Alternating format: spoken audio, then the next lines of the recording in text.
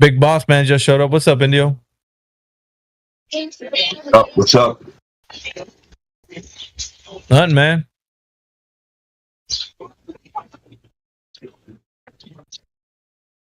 It's Captain Dan, or whatever his name was. Captain Dan? I have no idea. No, that guy last night. What was his name? Donald C. Oh, Donald C, bro. Like, where the hell is Donald C at? He reminds me of Captain Dan from Forrest Gump, man. Oh, you mean Lieutenant Dan? Lieutenant Dan. Lieutenant Dan. Lieutenant Dan, that's right. I got new legs. Magic legs. Sea legs. He's been trying for us to go to his platform, though. I tell you that much right now. He's got his clubhouse up, and he's always put his clubhouse. I'm like, I don't care. If people want to go to his clubhouse and go have fun over there or whatever, that's up to them. If there was even the slightest chance he would act normal, I'd go. But yeah. Also, I don't trust that little app. Right? That app it was created in May 2023. He probably owns it or made it. So Clubhouse? Are you talking about Clubhouse? Yeah. I don't know. Maybe is he the creator of that? I don't think he'd be on this side of it. Well, doesn't mean he's making money. You know what I mean? Yeah. Because it's old. It's brand new. Literally brand new.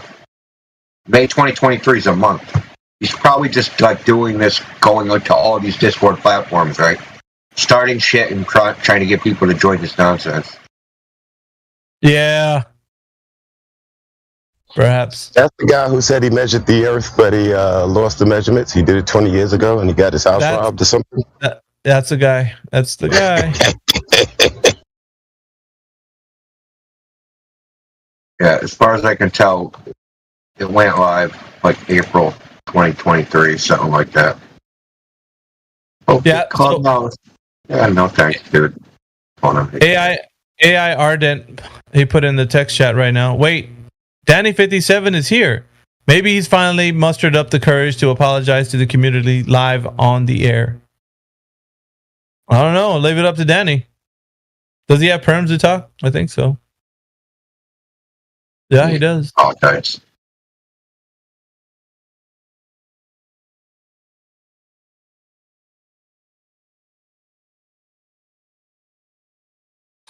The get ear problem. Danny!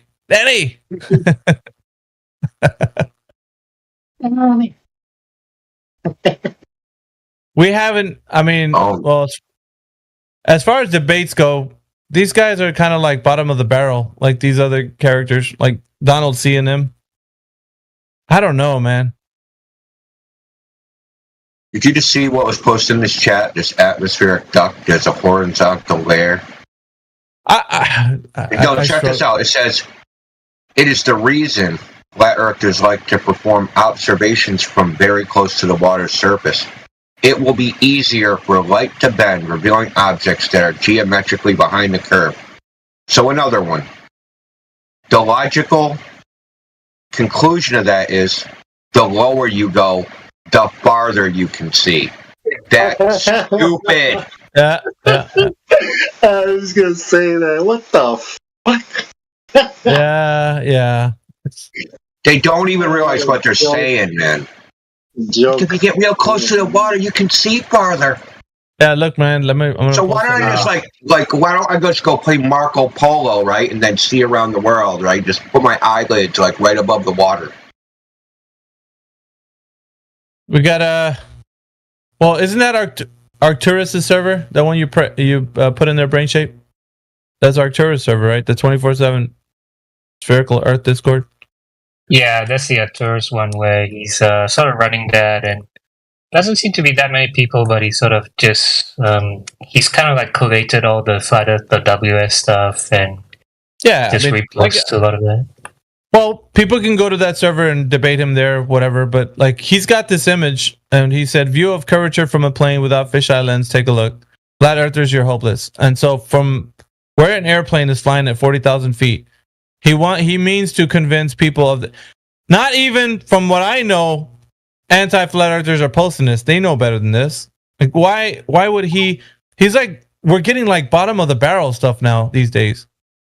Like the standard of the globe earth person, like they would even claim this guy's nuts. Like, cause they wouldn't say that's the case. Seeing curvature from 40,000 feet. Now, unless some people would agree with that, that's weird. They barely claimed it back in 2017. Yeah.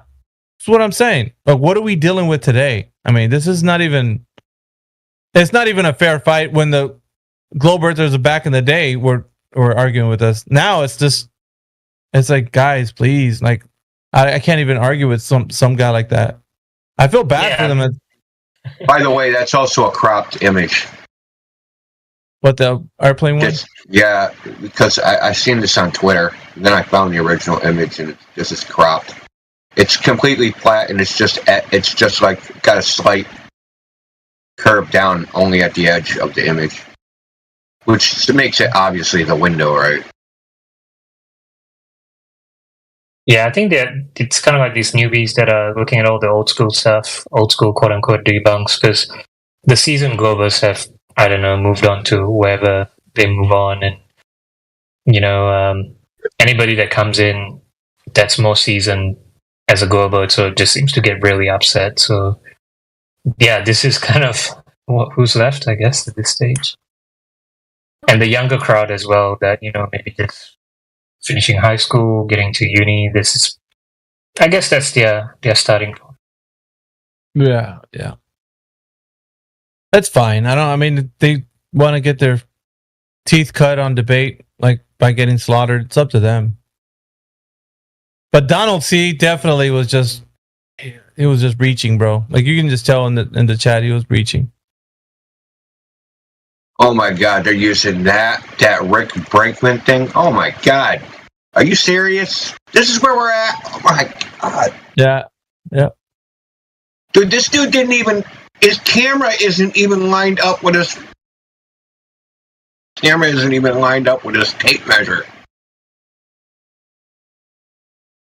So he took a picture of some mountains and like there's a tape measure oh, the mountains are lower than this tape measure. That means they're curving down.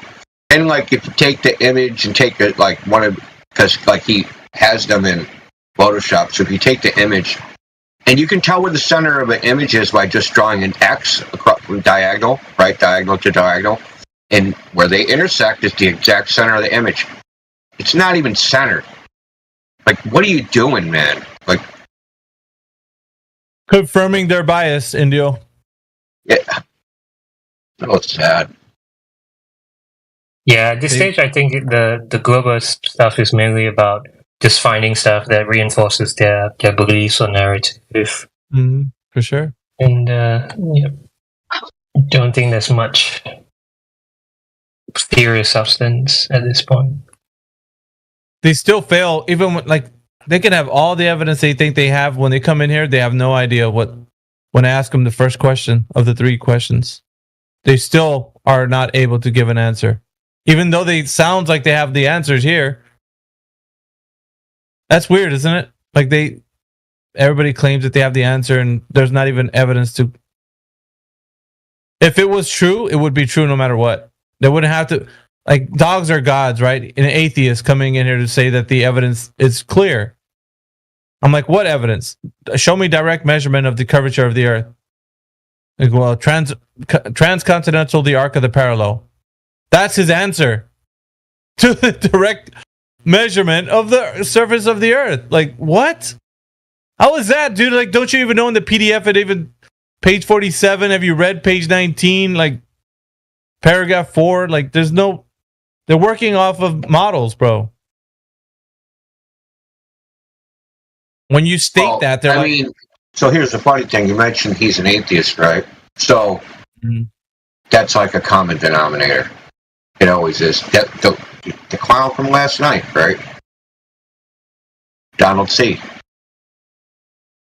Right? Convince me God is real. Yep, it is just weird, man. But you start finding it more, and then you wonder why the people who do believe in God would actually be alongside with these guys. I When was they know thinking that- the same thing. Yeah. That was like I was throwing you softball because I was thinking the same thing. I don't know, Danny. Like, you got to think When they about that, say man. you lie down with dogs and you get fleas, Yeah. You got to think about that. A lot of atheists would agree with you. That's scary.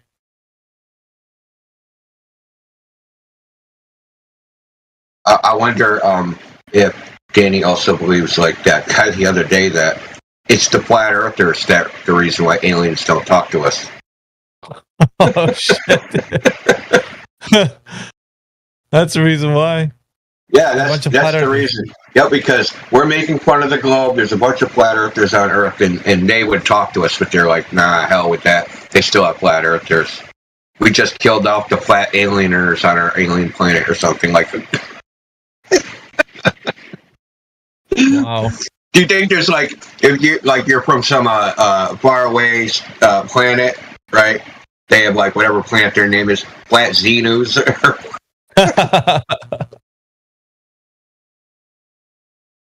Come on, man. Y'all are just out of control, man. Hey, but he came in here with such gusto, Indio. I think that was kind of I appreciated that, man. He was just like, let's go. Let's have the debate. I'm like, bro, you must be this tall to get on this ride, bro. Like, you're not ready for this shit at all.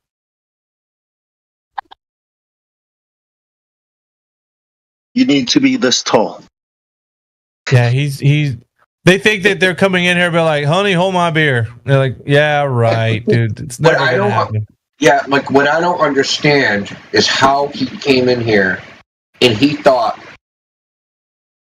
because he was obvious. I mean, come on, man.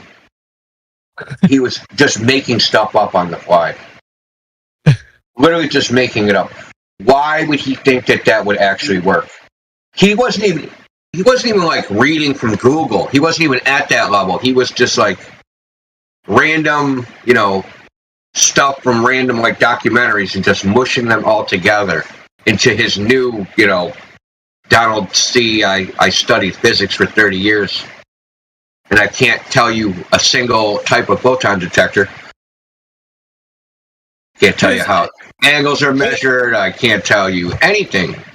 Somebody who supposedly has all the answers gets their house robbed 20 years ago and their information that they have gets taken away from them. I mean, this is the level that we're dealing with at this point. That's why. What do you mean? If I had the information, I'd present it to you. I don't have it anymore. My house got robbed. What don't you get about that? Like, he was harping on this point for a while.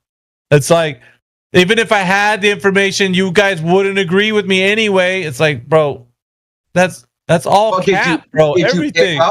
Did you pick up on like? Well, he said it. I was in Dallas, Fort Worth. The other person was in Oklahoma City. We measured the difference of this angle. And what is his name? Jim Waterworld or whatever his name is. He said, well, they're only 2 degrees apart. How is that possible? Right? You were off by 12 degrees from the globe model. Yeah. But even his evidence wasn't evidence. He was just making things up. Oh. Someone left the cake out in the rain. Indio asked the guy for a citation, and if I understand correctly, he presented a book. He presented an activity book for 5th and 9th graders. Yeah. The activity worksheets were only 4 pages. There were only 4 pages, and there is an activity worksheet from NASA for kids. According to him, the 30,000 people at NASA peer reviewed it. Yeah, according to him, 30,000 people at NASA peer reviewed it. So it's like that saying, most dentists agree or most doctors would agree. Like it's fallacious. I thought I was going to bust the gut. He said he had the numbers on the paper, and if he presented those numbers on the paper to you, you would just reject them, and it doesn't really matter. And all this other nonsense. These guys are incredible. I think they're batshit crazy, most of them. Yeah, you guys would be convinced that the Earth is a globe if I had my evidence with me. I don't have my evidence with me because it got stolen. But if I had it, oh boy, you'd be in trouble. You know the Earth is a globe. It's like, Okay, well, man. I can understand the first time, right? The first time they come in and they try that gambit, right? I'll just try and go in and bluff the flat earthers. He came back 4 times. he kept trying. That's the part I don't understand. That's like some sort of OCD mental illness or something. Well, I mean, I think to his knowledge, what he's really trying to do right now is garner more views for his platform, and he knows that this place here, we got a lot of people always on, so he's trying to utilize this platform to kind of then build his brand or whatever of what he wants. Yeah, but you know, it's like being a boxer, right? You don't promote your career by getting your ass kicked. Or you can, but then if you're like a glutton for punishment, you know. Yeah, people might see it like people might want to see the train wreck, right? Yeah, that's probably the only reason why they would want to see it. Amazing, man. That like he's got it. It's been a long time since we had someone that with gusto, low level, man. It just that low level of just. I mean, look how QE reacted, right? QE almost made him go crazy. It's that low level. He's like, "What is this?" Like, I don't know, man. That's a debate. No, he was like, "Shut it off." It's not a debate. I can't take anymore. Shut that off.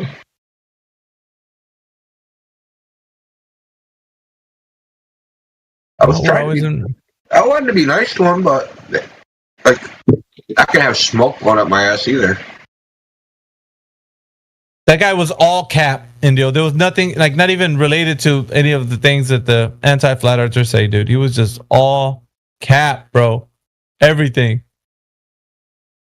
I know, like, if you think about it, just think about just me talking to him and just even Heretic. Think about one thing he said that was actually correct. Nothing. About his own model or flat earth or anything he did or when he did.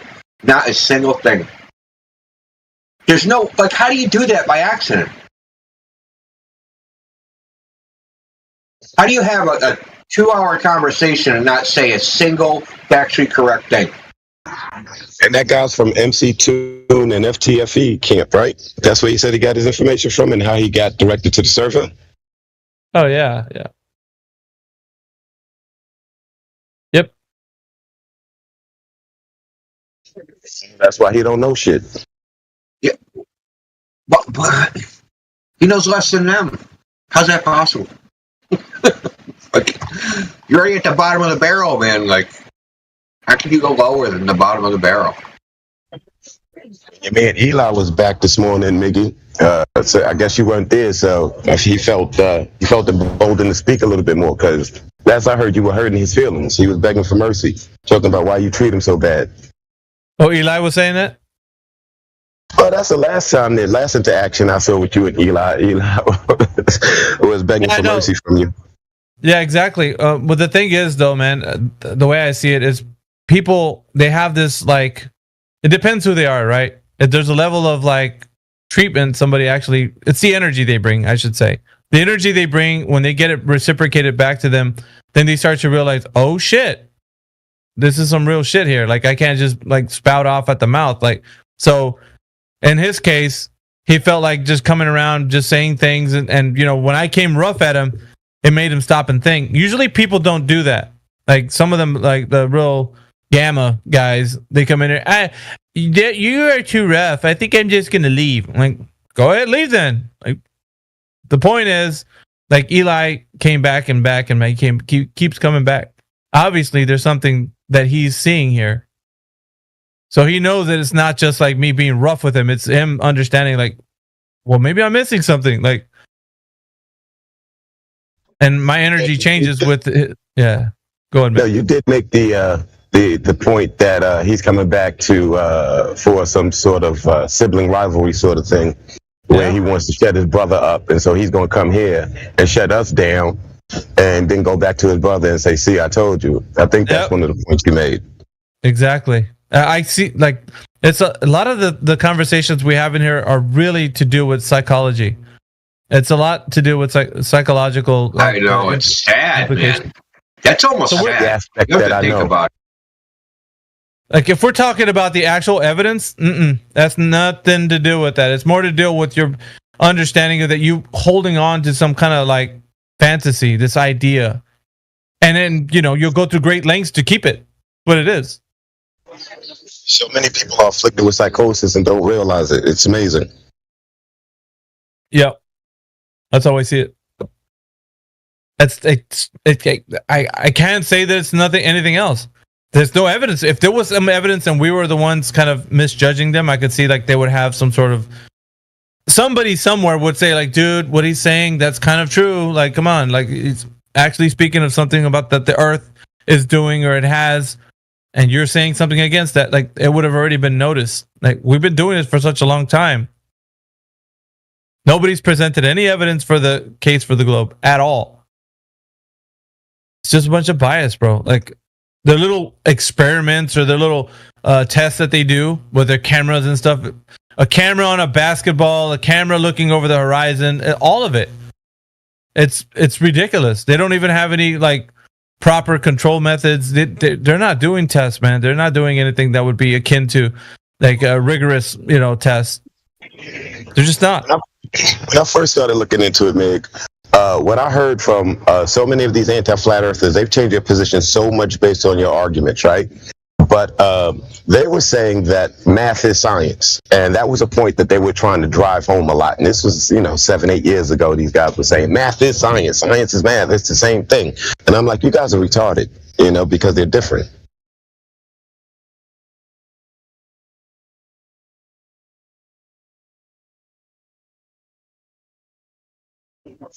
That's when I realized the level of degeneracy that we were dealing with, the level of ignorance that these people come in here with, thinking that, science is math. If that's your argument, what are we talking about, really?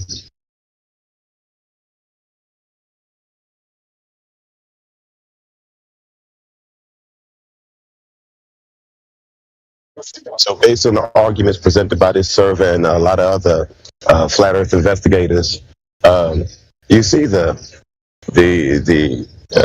things changing. You see meanings changing. You see positions changing from the opposition to try to combat the arguments that's being presented.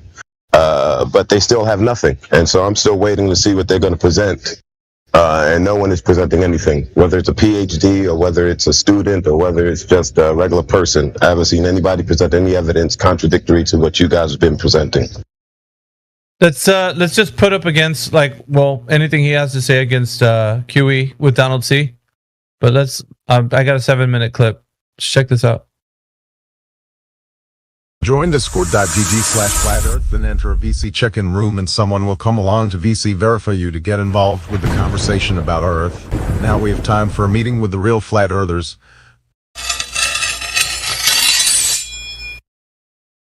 For just a moment. Donald, I'd like to introduce you to somebody that is a person that comes often here to this channel. His name is Quantum Eraser. So we're all going to step back. Everybody in this channel is you're going to have only the one-on-one. Talk to him about Flat Earth and see how that goes. I'm going to take a step back. I'm going to mute my microphone. No one else is going to interrupt. Thank you. Damn, I just walked in. What do you want me to do? What's the... You're on the clock, sir. Jesus. All right. You'll know what to do pretty quick. My name's Donald. It's nice to meet you. My name's Quantum Eraser. It actually isn't. It's John. John, nice to meet you. All right. So, have a great evening. Have a good one. All right. Subject matter is the Earth a globe? Donald, go ahead and present your information so that Quantum can actually hear where your stance is and your position, and then we can move forward from there. It's pretty simple. The only shaped object that can possibly possess a horizon is a curved object. You guys were playing it just a second ago. It's my favorite one. Is a curved object? You got proof of that? Yeah, it's called geometry. You guys were just playing it. It's called geometry. You got big problems with geometry with your globe there, friend. Not a single problem. Not a single problem. Let's talk about elevation angles. All right.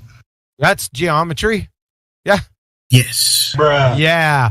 So with celestial navigation, not only with celestial navigation, a lot of people take elevation angles. We're going to couch it with celestial navigation. And in order to successfully navigate the Earth, and this has been going on for a couple hundred years, and the classes are still ongoing in the Navy and the Air Force with celestial navigation. We didn't do too much in the Army. We didn't need that nonsense.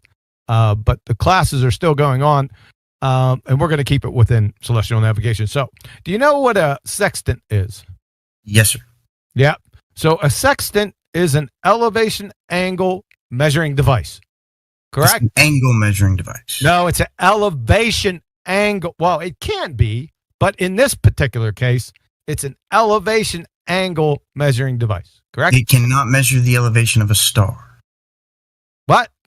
It cannot measure the elevation of a star. We're They not are measuring the millions. elevation of stars. Well, you're talking about celestial navigation. Yeah, we're not measuring elevation of the stars. We're trying to find our position.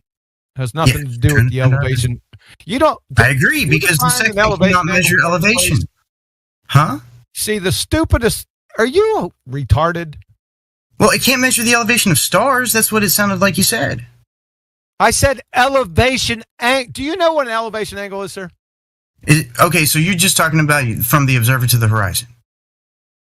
Oh my God.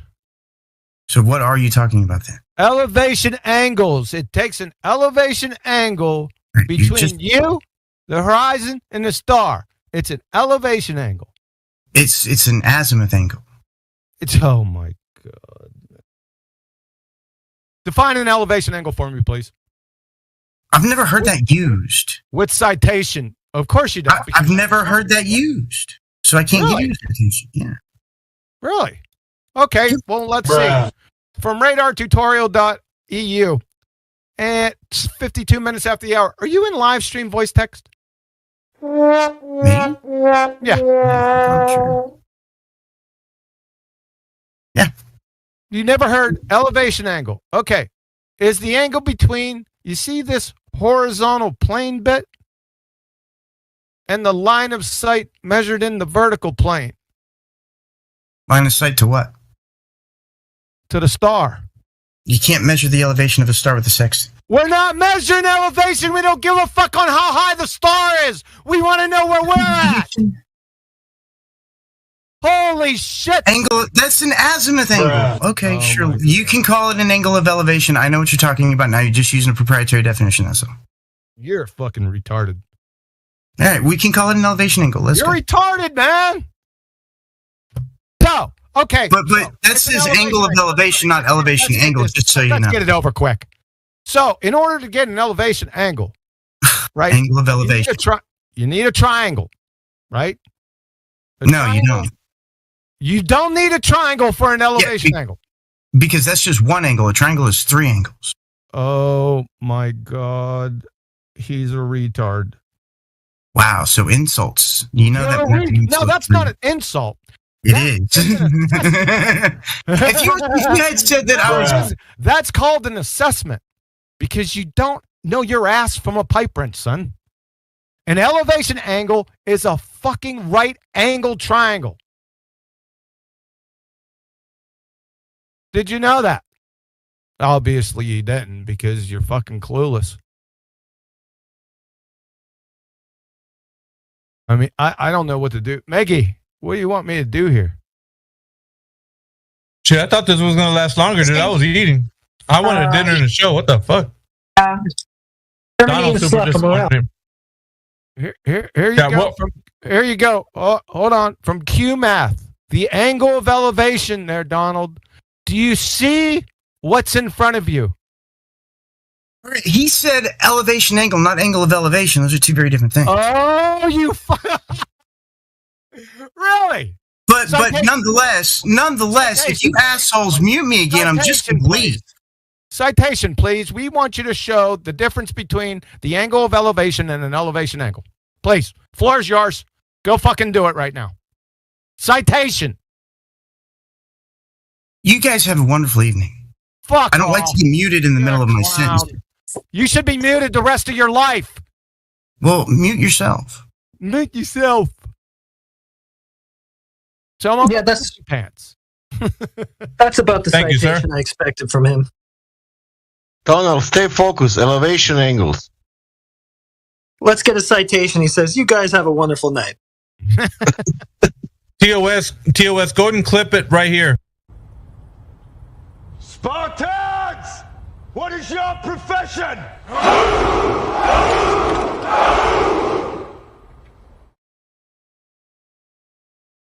Old friend, I brought more soldiers than you did. Damn right we did. Train wreck, man. Proprietary definition. What the hell is that? You like that? Yeah. You gotta sign an NDA, buddy.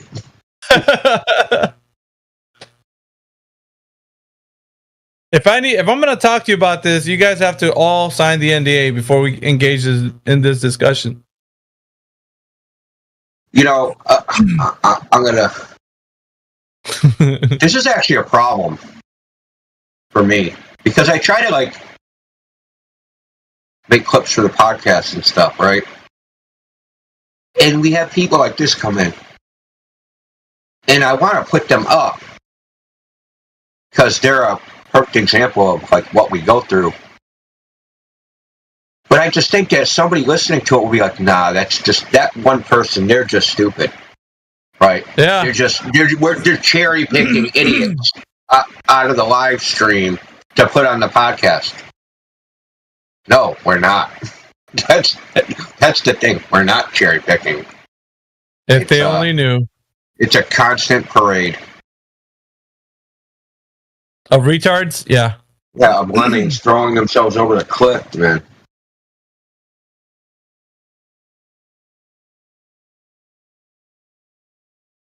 But that psychology thing you were talking about, I think that's you know, I've said this before, and it's something I've noticed like from the very beginning of all this whole flat earth thing, is that we're going to talk about like some scientific endeavor, like, you know, biology or whatever. No one's getting emotional over the inner workings of a cell and how a ribosome works, right? They're not like, you're a bunch of retards, you're denying science. Like that doesn't happen. There's no emotion involved. But, so they claim that the globe is science, right? This whole idea, concept globe, heliocentric model, Big Bang, evolution. It's all just a bunch of science, that it was determined by indifferent, unbiased, casual observers, like a bunch of Spocks, right? They're just running around. They have no emotion about the subject. The facts are the facts. But with this VC and our text chats and like thousands of episodes at this point has shown that it is intrinsically linked to some psychological state these people have. Has nothing to do with science at all. Yeah, I think Max is touching on that psychosis. Well, it's not a scientific inquiry. That's my point, right? Is that they're not actually approaching this from as an unbiased, you know, like you know how science is supposed to be, right? Just unbiased inquiry of the fact, right? They're not approaching it like that. I think that they know what science is. Well, yeah, you got that problem too. But even if they did, right, that's how they think of science in their head, right? Is that science is like, there's no bias. It's just unbiased, unvarnished determination of truth about the natural world, and that's all it is. That's what they think in their head. And when they say, you deny science, it's like, they're trying to project their bias onto us, right? That we have a bias that we don't like the globe, we like flat Earth, do it like we're just doing it for attention or whatever reason they've concocted in their head, and that somehow we can't actually look at the evidence on bias. It's actually them who have that problem, not us. Yeah, Baked Goods actually got us a clip of our interaction last night with New Doge, the other clown that was in here. Oh, that guy. Yeah, I'm gonna play it real quick. That had to be a troll, man. There's no way. Yeah, he's only 2 minutes long. Check it out.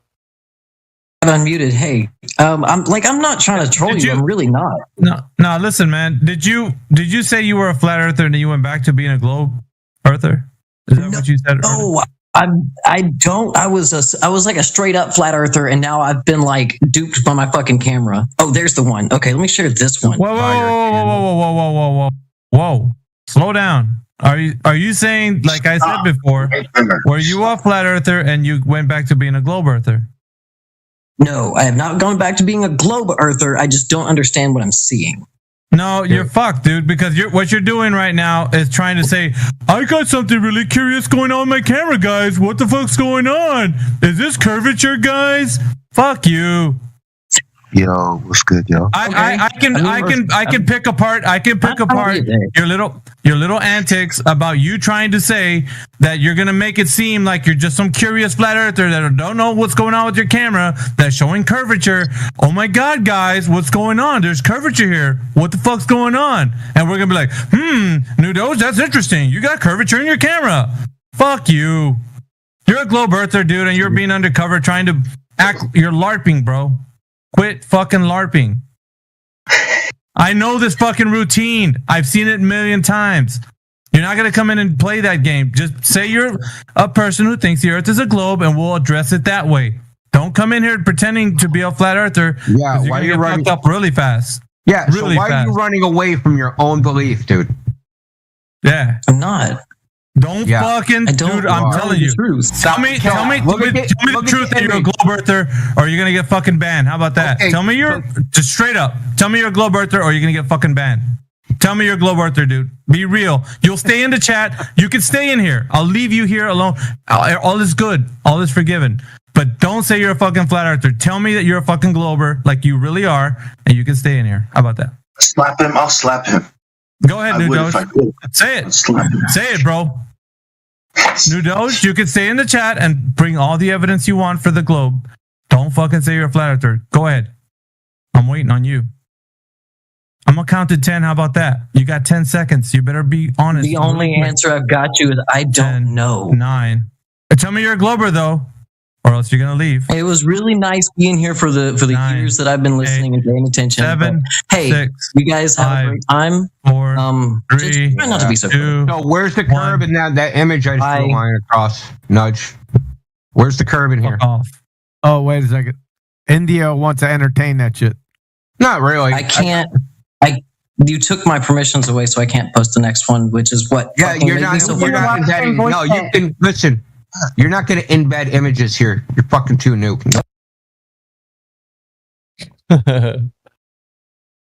I like it a lot. All I'm gonna do is try to foreign spam us, man. Dude, it's a heightened sense of these assholes coming in here trying to LARP, live action role play. That's what they do. They want to make it sound like they're flat earther. I'm just a curious flat earther. There's something going on with my camera, guys. What's wrong with this camera? And you're like, oh, what's going on? What you got, man? Well, check this picture out. I see curvature, man. What's going on? And it's like, my camera got me, man. My camera got me. Yeah. I remember when these guys come in and the shit that they present, right? So when he first came in, he said, I used to be a flat earther, but I got married and my wife made me go back to the globe. That was initially what the fuck he said. And then he started changing his story as, the questions started coming. That's how he started. When people come into this chat, I'm gonna tell you how it's like for me. I got a laser beam right on their forehead. Like, yeah, go ahead, keep going, keep talking. Yeah, I just want to hear you out. Okay, so I see you're genuine. Okay, laser beams are off. But if I don't hear you're genuine, I'm what you call it? I'm loading one in the chamber because you're about to get sniped. Like, I'm not gonna put up with your bullshit. Like, I already know your type. Like, that's the thing with me. They're already scoped. They're laser beamed on the middle of their forehead, like right between the eyes. Yo, in New York City, we keep one in the chamber. We don't have to load it. I'm just saying though, like with these characters though, they come in here LARPing. That's not gonna work. It's just not. If I'm here around, it's fucking not gonna work, dude. You're not gonna get away with it. was tricked by my camera. Yeah, you know, Indio, that's the bullshit that they play, so that everybody's like, oh, what camera were you using? What did you find? Like, and then I don't know, for some reason I was like, man, fuck a white knight. If somebody comes in and like, let him speak, I'm like, you're fucking muted too. Oh, fuck who you are. You gonna get in for this guy? I don't think so. I don't. Well, let's analyze what he's actually trying to do. So what he's actually trying to do is give the idea that he took a picture, and we're saying that, oh, the camera's tricking you, or that you're just hallucinating, or that we're denying reality, right? We're just denying the photograph of curvature that you took from sea level. Get a break, bro. Wait. Indian called him a tiny earther? A tiny earther, yeah. That's what he is, a tiny earther, man. We have a lot of tiny earthers running around. I saw a curve from a plane. I saw a curve from my porch. I saw a curve from Everest. Like, they'll just say anything because they don't know their own model and they don't know what it predicts. You know, it's weird, man. But on top of all of that, his fucking avatar was the flat Earth going across the moon. Like, that was, I'm a flat earther. Like, that was like, wow. If you could sell it having an avatar that shows like the flat Earth flying across the moon, like, yeah, you've sold it to somebody in here. You must be really good salesman, you know? Are you kidding me? Who is this Arcturus guy? Get him back here. Is he back here? No, I want him back here. Arcturus? Old dude just posted something that's over in his server. Well, he scurried out of here, man, after yesterday's kerfuffle with me. He should have. I went in hard on that guy. Do you want him back, Indio? I can get him back. Like, he's on the hook, bro. You got him on the hook, old dude? Fuck yeah, man. I forgot they're all on the hook. I'll be your friend forever if you get him in here, old dude. If he gets on the mic, dude, you should get like admin status because I couldn't get him to talk. Danger. No, dude. No. You're lucky you got me as a moji bugger. Fuck off. Yeah, man. Listen, dude. Yeah, like, rapid motion. If we get Arcturus in here, I don't know what I'll do. I don't know. I'll be happy. I just want to go a couple rounds with Arcturus, man. I want to stomp on the fucking head of this snake, dude, because he's the 24/7 Spherical Earth server owner. He's the chairman there. Yeah, I know. Yeah. Is that the same old one where, like, who's that dude whose name starts with an H? What's his name? The same thing, man. For like 4 years now. And they got a copy of like all our channels. I think so. Or like a mirror of all our channels, like all the channel names. Yeah, the first one, but I don't know about this server unless he's copied ours and just redesigned it. Like, yeah, because there was a 24/7. I don't think it was Spherical Earth server. I think they called it Globe Earth server. Globe Earth, yeah. It ended up a bit like Sheeple's server, and I thought, no, I'm not hanging. Oh, did it?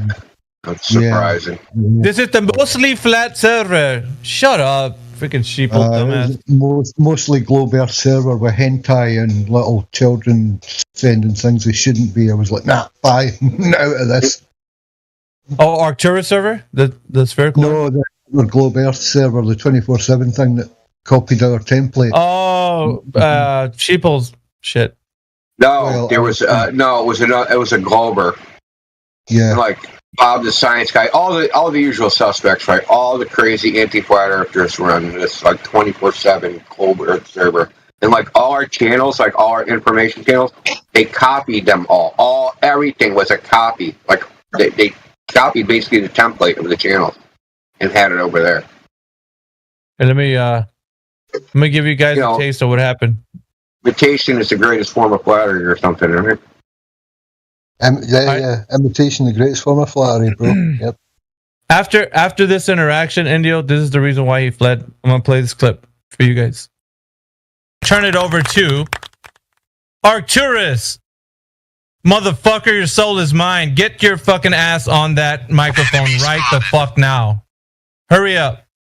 You're making fun of my people in your goddamn server. You're going to have to stand for it.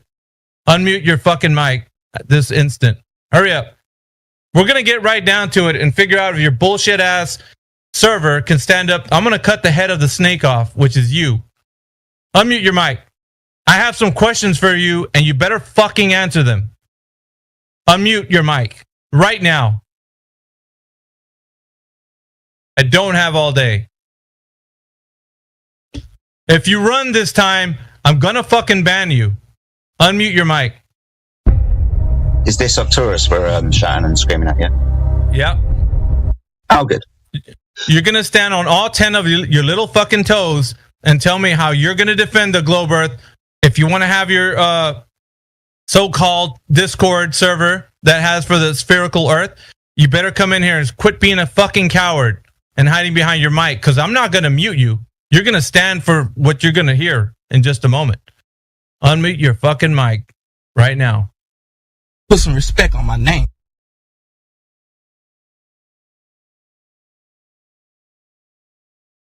Why are you running? Why are you running? Don't be scared now. Oh, you're going to hear what's coming to you. Unmute your fucking mic.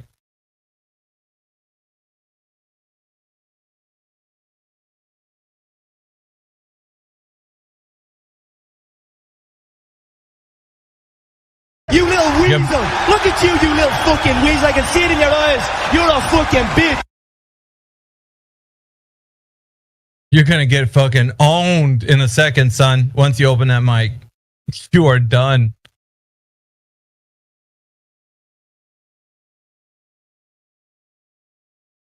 You're not going to be in here writing in people's DMs all your garbage about your fucking Discord server, and you're not going to unmute your mic. The only way you're going to stay in here in this server is if you unmute your mic right the fuck now. It's Groundhog Day, sorry. Hi, I'm allowing you some time. If you leave this chat, I don't give a shit. You're going to be banned one way or the other. The only way out right now is for you to unmute your fucking mic. Unmute that shit. It's whoop ass day. I mean, it's about surely somebody. Oh, good. Little. Why are you running? Why are you running? Motherfucker. They've been whining about. What's the background with this guy? He's got the Globe Earth server 24/7 or something, right? Oh, he's been in people's DMs, Jedi. Oh, jeez, really? Yeah. Yes. Oh, he's one of those. So he likes to talk in private spaces, but when given the opportunity on a public platform, he bucks up. Let me bring some context to this asshole, right? Because it doesn't do it justice for me screaming at his ass. So what I'm going to do is I'm going to tell you, Arcturus has his 24/7 spherical Earth server, Discord server, right? Which he likes to kind of put in here to everybody that, you know, if you want to join it or whatever. On that server, he's got dumbest flat earther of the day or some fucking bullshit. And he's got people, he's taking clips of what people say in here and puts it on there, on that server, as the dumbest flat person ever or some shit, you know? So he's making an example of all the people in here whom I call friends and making fun of them over there. So motherfucker's gonna stand for his shit right here and he's gonna answer the shit, right? So not only that, but he's also DMing people and spreading his misinformation about his shit in their DMs. So he's doing all of that, making fun of us, and then coming in here. He has the audacity to come on the voice call and not open up his fucking mic. Well, he sounds like public enemy number one at the moment, then. Oh, he was, but it looks like he bailed, according to the chat. No, that's fine. We'll keep an eye out for him, and we'll keep calling out. He thinks because he left the server that that's not going to end, bro. That's it. He left. Hello, Mayhem, mate. How you doing? That was really confusing. Second time I've come in and started arguing with myself. That was yesterday, though. So has anything been said since yesterday? Is that any more to the story? Is that guy turned up? What's going down, man? Yeah, he's been saying so. We're fishing for him. We're trying to kick the beehive, get him in here. Yeah, his soul belongs to me when he comes in here.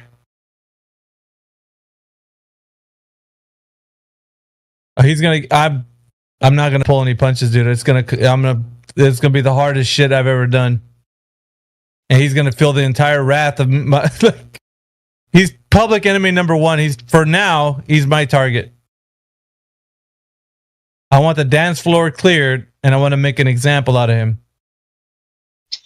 He's not gonna come in here spouting his horse shit to all the people I care about just because he's making his server well known, to everybody here. Fuck that.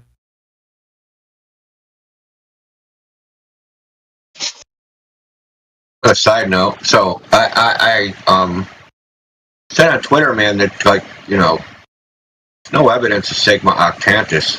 There's controversy whether that star actually exists. So this is what I got for evidence that it exists. A fucking diagram. Fucking cartoon. Oh. This is evidence a star that no one can take a photograph of exists. This. Huh. Straight off of Wikipedia. That's the level of nonsense we have to deal with. Oh, you don't think that exists in the real world? Well, let me draw it for you. Yeah, I'm going to draw a unicorn right now and prove it exists in the real world.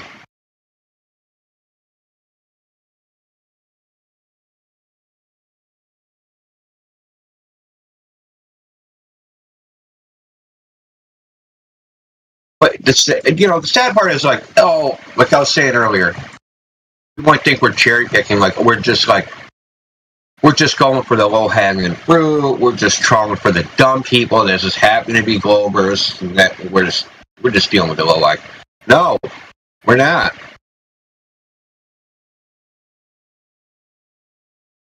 Yeah, see how the little clip. Yeah, ITAR. What is that? ITAR guy. Astrophysicist, he came in here. He's as dumb as the rest of them. Has a master's in astrophysics, according to him. Which I doubt, but he claimed it. Yo, Indio, now that's a great idea, though. Slow-mo moon buggy he's got a great idea in the YouTube live stream text chat. He's like, how long until P. Shay's rambling for hours on Donald's Discord? We should send P. Shay's like a... I know P. Shay is. Yeah, I'm saying he's like a weapon we can use against those PD. Yeah, I'll send PD on a mission. I'll dude, go and 24/7 spherical Earth and just don't stop respawning in there. Yeah, they said the horizon's flat, man. Go show me your curved horizon. Yeah, with your mountains. PD's a secret weapon, and so is P-Chay. We could send all the P's in there. I think Heretic is onto something with that Arcturus guy. I think. Yeah, that's what we've been talking about. Yeah, that's what we're mentioning, right? Yeah. It's one of those people from the modern day debate server called Inquisitor. No idea. Could be Inquisitor. Yeah. But look at what he's doing to the little snippet that's put under live stream voice text. You see what he put.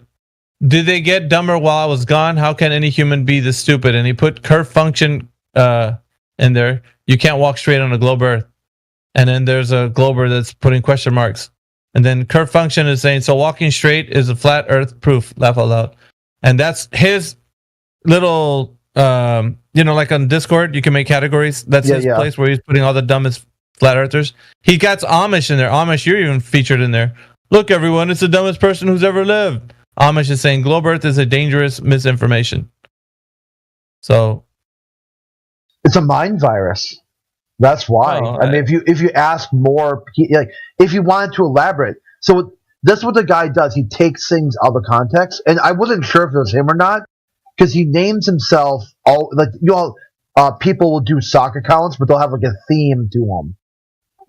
Some sort of shtick with they're all kind of like PD will just do paperclip, grass clippings, leaf, glass of water, just mundane items. Inquisitor does weird referenced Warhammer 40k stuff, like very small stuff. Okay, he was just in the lobby. Was he? Yeah, as Inquisitor. Yeah. Oh shit! Let me see. Dude, listen to what he said. Oh yeah. The large mass of the Earth changes space around it and pulls things toward it, thanks to its heavy weight. Okay? Oh, he's in that's right that's wrong. It not on the globe paradigm. Mass is not weight, right? The Earth does not pull because gravity's not a force, right? So like.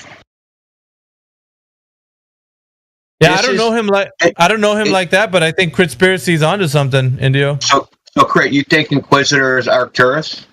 Yeah, because I think his shtick is that he does these really weird, small, like factions in Warhammer 40k that people really don't know about. So if you see one that's like, that sounds, like, huh? Yeah. That makes sense. Damn, Crit. Well, I think detective work, man. Heretic figured it out because Heretic said, "What do you think?" Because this guy uses almost like the same vernacular and arguments as Inquisitor does. I'm like, probably, because he's not talking. He won't open his mic. Yeah, he don't open his mic. That's the same account. Look at. Has anybody ever heard it? Has anybody ever heard Inquisitor? Crit? Yeah. He's Canadian. He's Canadian with like kind of like a weird. He tries to fake like a Boston accent, American box. He's so cringe, dude. This is like. Good luck.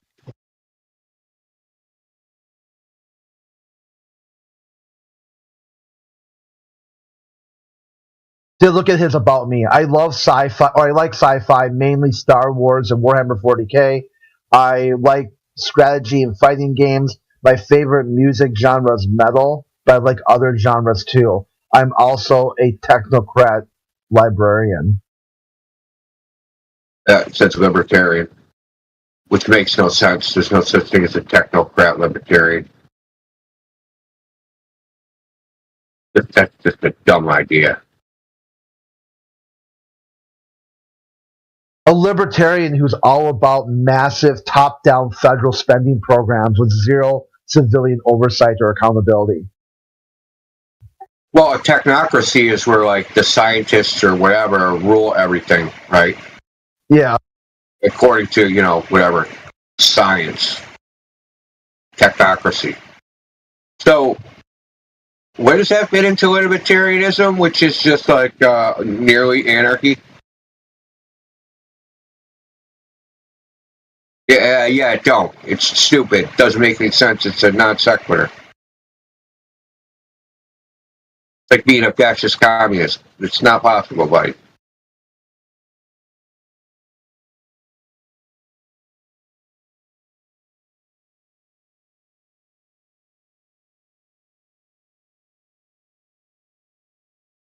See here, this Quasam name. I guess that's a type of Quake cannon that can be used by some sort of super heavy Imperial tank.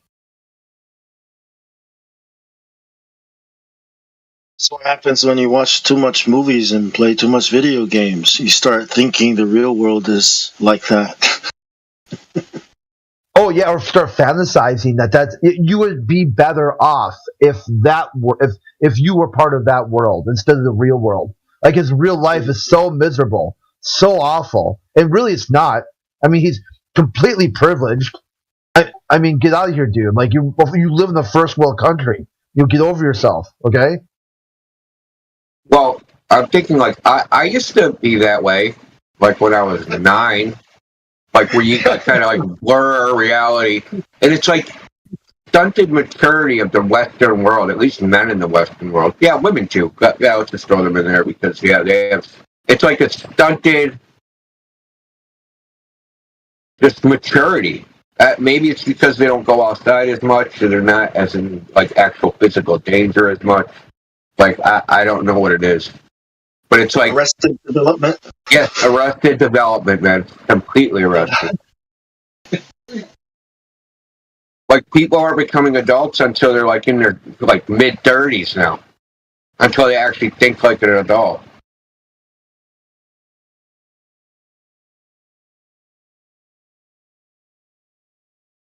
Fantasy, man. That was the plan all along. Look at the cosplay shit, right? It used to be like just only a bunch of freaks did that, right? Now it's like an industry of Arrested Development. Man, I see grown men, dude. Like, listen, you know, yeah, maybe if you're a great skateboarder or something. So there's a skate park near my house, a nice one, right? It's all concrete, whatever. Cost like $1.3 million or something. Anyway, I see like grown adults, like 30, 40-year-old men over there. Like, yo, man, you're riding around on a skateboard. You're a grown man. Shouldn't you be like bringing your kid over there on his skateboard? Like, why are you on the skateboard? Yeah, it's very freaking odd, man. Bunch of adult children running around. They used to call it midlife crisis. Now it's just normal. Now it's just crisis. Midlife crisis. You know, you start doing the things you should have done when you were younger, or, you know, I don't know. They're not even getting, no, they're never even getting out of it. They're never leaving. Infantilization of a nation. Right? That's what they're doing. Infantilization of a nation, man. A bunch of big babies. Kids don't want to leave home. They think parents are supposed to take care of them for their entire lives. They say stupid stuff like, I didn't ask to be here. It's crazy. Yeah, that's the one that got.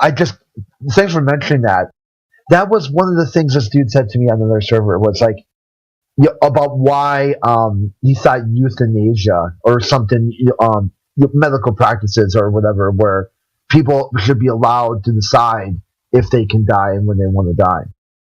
Because he didn't, like, it was his shtick. It's, I never asked to be here. What kind of stupidity is that, man?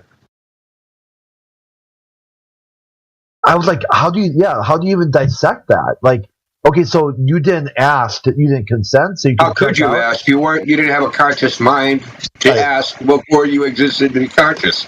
It's stupid. I don't think any of us did, right? Yeah, we weren't around to ask.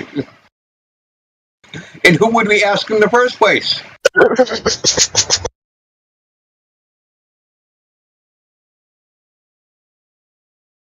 I didn't ask to be here. Yeah, so I got to freaking, carry you around like a baby? No, I don't think so. Infantilization nation is easy to pitch a story. It's easy to get them to believe things. Believe in Santa Claus, believe in our snow globe. As long as you keep them as children and treat them as children, because apparently that's the way they want to be treated, some way or another. It's easy to manipulate them. It's easy to keep them in the system. Well, I think it all hinges on the irreligiousness of Western secular society, that it's gone off the rails completely. I would agree. I don't think it's one thing. I think it's, a whole system that is being broken down, right? And trying to replace it with a completely new system. So, yeah, I definitely agree that, they've taken the divinity portion out of it. Well, it's like a hierarchy, right? Like, you gotta have, like, how do you have a life? How do you find meaning in your life, right?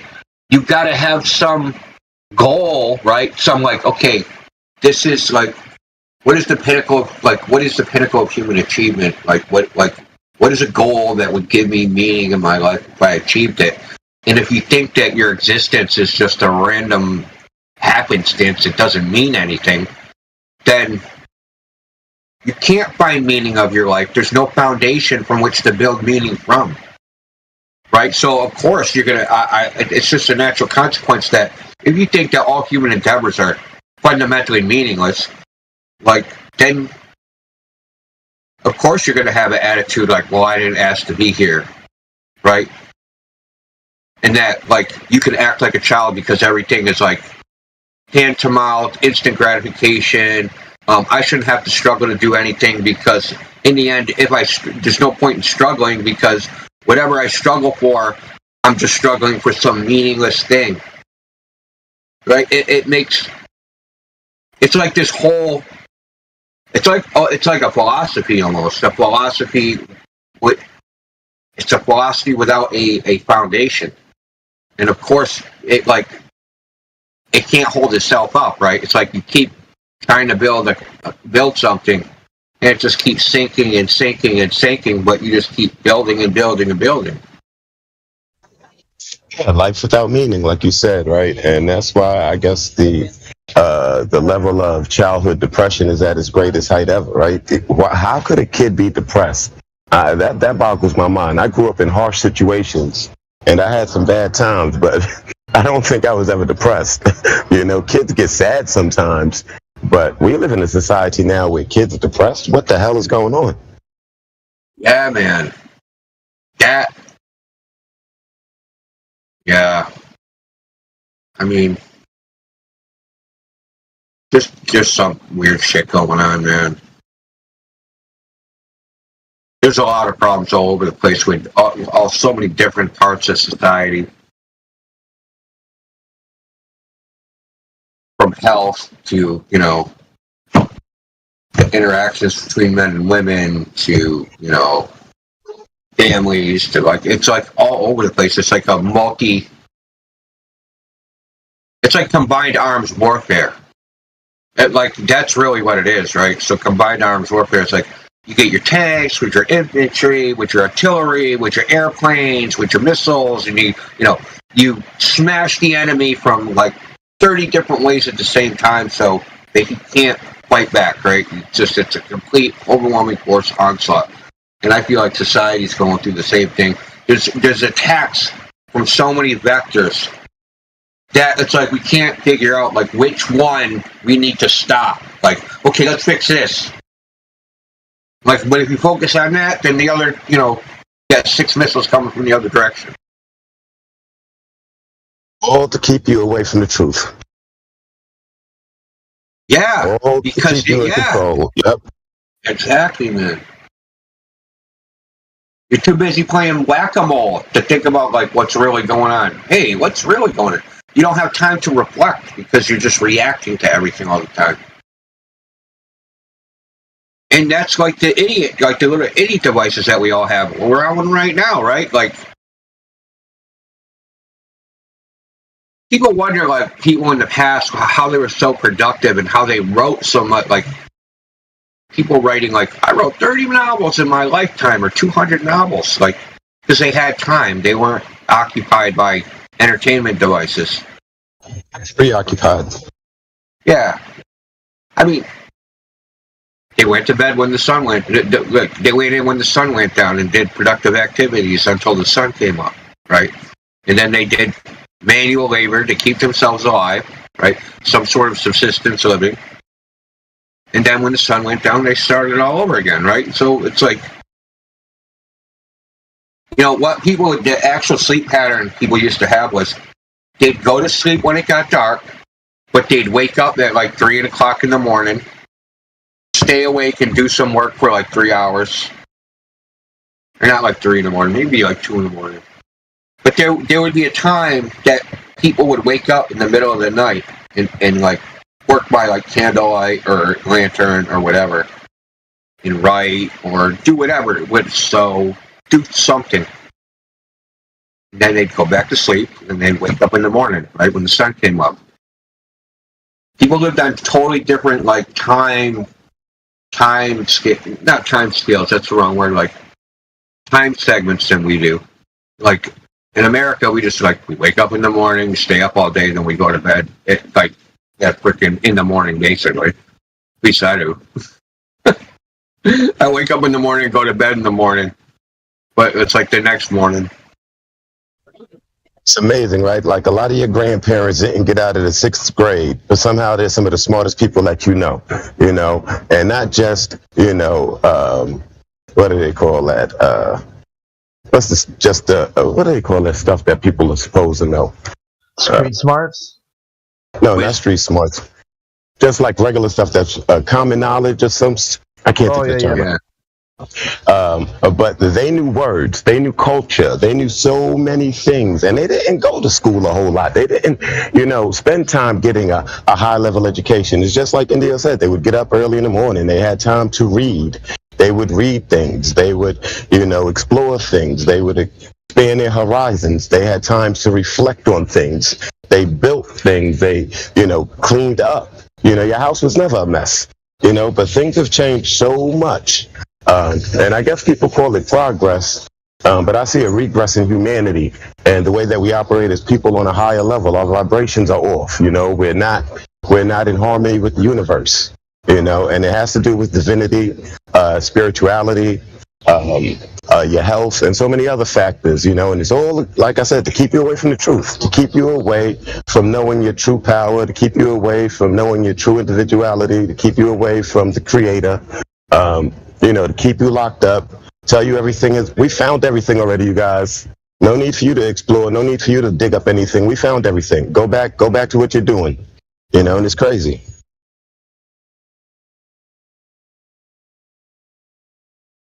And they do all of this just to keep you in control and keep you away from the truth.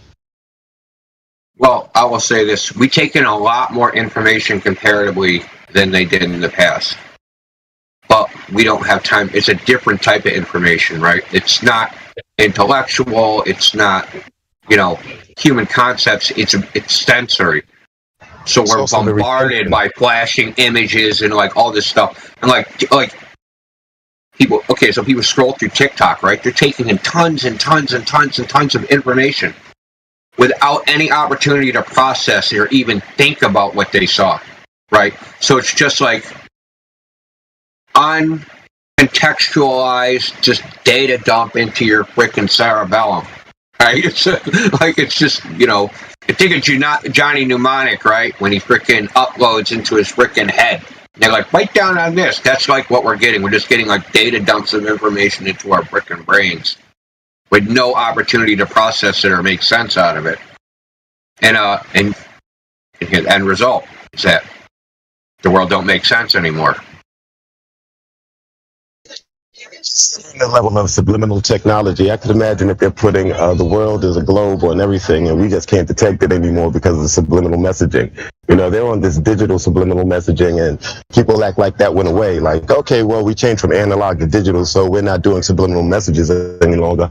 No, they're still using subliminal messages. It's just we can't pick it up because of technology now. So I would not be surprised if they're putting in subliminal messages and all of this shit that we're watching, telling us that the Earth is a globe. And, you have to have a strong mind to, to understand this sort of stuff and to break that down. So it is subliminal, I think. Like, even so, when they put a globe behind the news anchor's head, right, when he gives a broadcast, even though it's out in the open, it's sitting there, that is still subliminal messaging. Because the thing about subliminal messaging is how it interacts. So we see things that are, how do I put this? So things that are, we pick out things that are unusual, but the mundane things of life, we just go through the motions, right? It just like goes in and like we don't pay attention to it. And Andy was talking about this, is that when we do things that are outside of the patterns of normal life, we remember those more distinctly because they stick out. So, thing is, we've been so saturated with the globe idea, even if it's overt and out in the open, because so many people just think, oh yeah, Earth's a globe, everybody knows that. It's not even subliminal anymore if it's right in front of their face. They don't even notice it. It's just a part of the backdrop.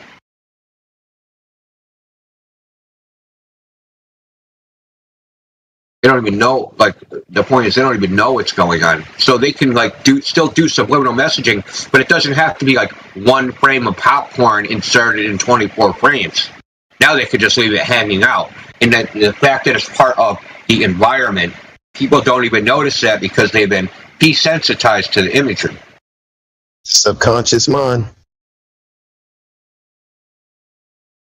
Yeah, like, if you walk around all day, right, and, like, say it happened today.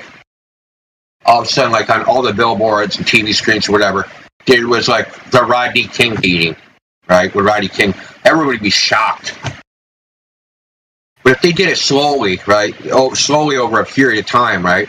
Where you would only see like a flash of it here and there, or there'd be like, first they would couch it and like contextualize it into making it seem like, oh, we're showing this to you in the normal course of events. It's no big deal. And then slowly you ramp that up over time so that you can show it constantly.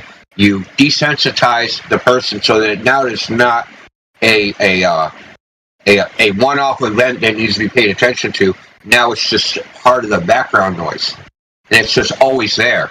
And they reversed it, right? So the only thing that you would notice is if it was missing, right? If it's not there. And kind of like they did with the alphabet agenda, and now it's everywhere. It's even that they're trying to get it in sports and everything. And it's kind of subconscious, and people kind of accept it as a normality now when it wasn't accepted as a normality, nor was it so widely adopted. But now it's in every television show, every movie. It's getting into sporting events, and they have regular things for it. So it's kind of like sort of like that, how it just creeps into normality. Yeah, exactly. And someone in YouTube in the live chat actually said this, is that it started with, kind of blew my mind, to be honest. Because I think it might be true. He said it started with people joking, making gay jokes. And joking about people being gay. That's how the desensitization started. Is because there was a point in time where even talking about homosexuality was like that wasn't like a polite conversation. Let's put it that way. You know what I mean? It was disgusting. It would be like openly talking about things that Jeffrey Epstein did, right? People would be revolted by the conversation. They wouldn't even want to be part of it. You couldn't joke about it. It wasn't like a joking thing. It was like something, it was an abomination. And slowly over time, the jokes happened, and the trans jokes, the gender bending jokes, like all of these, they went from comedy to now there's, there's people, it's everywhere, right? Now there's people sitting in the White House because they decided that they were going to take a non-normal stance on human sexuality. Now suddenly they're qualified to run large portions of the federal government. I don't know how that worked exactly. In my opinion, it's all part of the depopulation. It's all part of a larger agenda. All of these things are just aspects of the larger agenda. And, we're like investigators and puzzle peacemakers, and we're trying to put it all together. And the finding out that the secret of the flat Earth, that was like one of the biggest pieces. And it was like, wow, if they could lie to us about that, we really got to check out everything and start breaking it down. So, yeah, maybe it started as jokes. I wouldn't disagree, but like you said earlier, they probably came at you from a bunch of different angles like with everything. The 40s, like when I say started as jokes, like this has been a slow crawl, right? So it's like, you think like in the 1920s they were telling gay jokes, or the 30s, or the 40s? One of the first things I can remember is Bewitched, right? And I remember growing up in a culture where, in order to have any progress in business, you needed to be married. In order to get elected to vice president of some sort of office, you needed to have a spouse. They were not elected any bachelors or any single people, any single males, and women were not even, thought of in that light at this time. You had to be married, period. So there was always a thing against it, right? There was always this context, like, if you're not married with kids, then we really can't trust you. You know what I'm saying? It was that sort of thing. So it's not like this stuff hasn't been an issue. There's always been red light districts, but that's what this shit should be. It should not be a normality as part of the normal socialization and all of this other stuff that we do. Dude, you remember there was a time when remember when they were like running around videotaping Johns and like, oh yeah Yeah, Oklahoma. I remember the show Pimps Up, Hoes Down on HBO. Yeah. Yeah, like, think of how far we've come. Now we're going to have, like, OnlyFans hoes with, like, thousands of simps. Like, what the fuck? Man, this thing. Oh, man. It's like, do you know what your daughters are doing? Guys, come on, man. That's part of the marriage, right? So because it was the wives that didn't want the prostitutes, right? And that's understandable. What did you say? I just said they have no fathers. That's why they're doing that. Well, no, like they used to videotape. So there would be like red light districts, right? And cars would pull up with dudes trying to pick up hookers. So they started videotaping the red light districts. You mean like the bang bus? You mean like the bang bus and stuff like that? No, not like bang bus, bro. Real life. Oh, dude, this just ain't like one of your fetishes, man. This isn't like what you're searching for on Pornhub, man. This is like real life stuff. Listen, it was housewives videotaping, and then they would like figure out, like they get the license plate, and then they would out the people publicly to humiliate them that they are picking up prostitutes, right? And the idea was like the cops aren't stopping prostitution. We need to stop. We can't stop the women from doing it because they're desperate for money. We're going to try to stop the men, right? Because a lot of it's married men that are doing it, and we're going to destroy their reputation because that's how women operate, right? The social shaming. So that's what they would do. It's just very funny that how things, now that there's less wives in happy marriages, right? So now we got more single people, that all that has flipped. So women's interests have changed. That's kind of like what I'm trying to highlight, is that at one point, the majority of women's interests were to keep their husbands faithful in the marriage, and all that has changed, right? To now women's interests are strong, independent, you know, the whole shtick, right? I'm not even going to get into that part. And now the other women fight for the women to just like sleep around, have abortions, like do all this like sexually promiscuous things.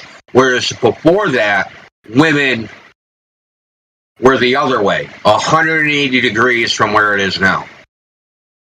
Agreed. And it was the women, it wasn't the men, it was the women that didn't like this stuff. I don't know what happened to that. There was this guy on YouTube, I can't remember what he named it. It's something, you know, the camera vigilante or something like that.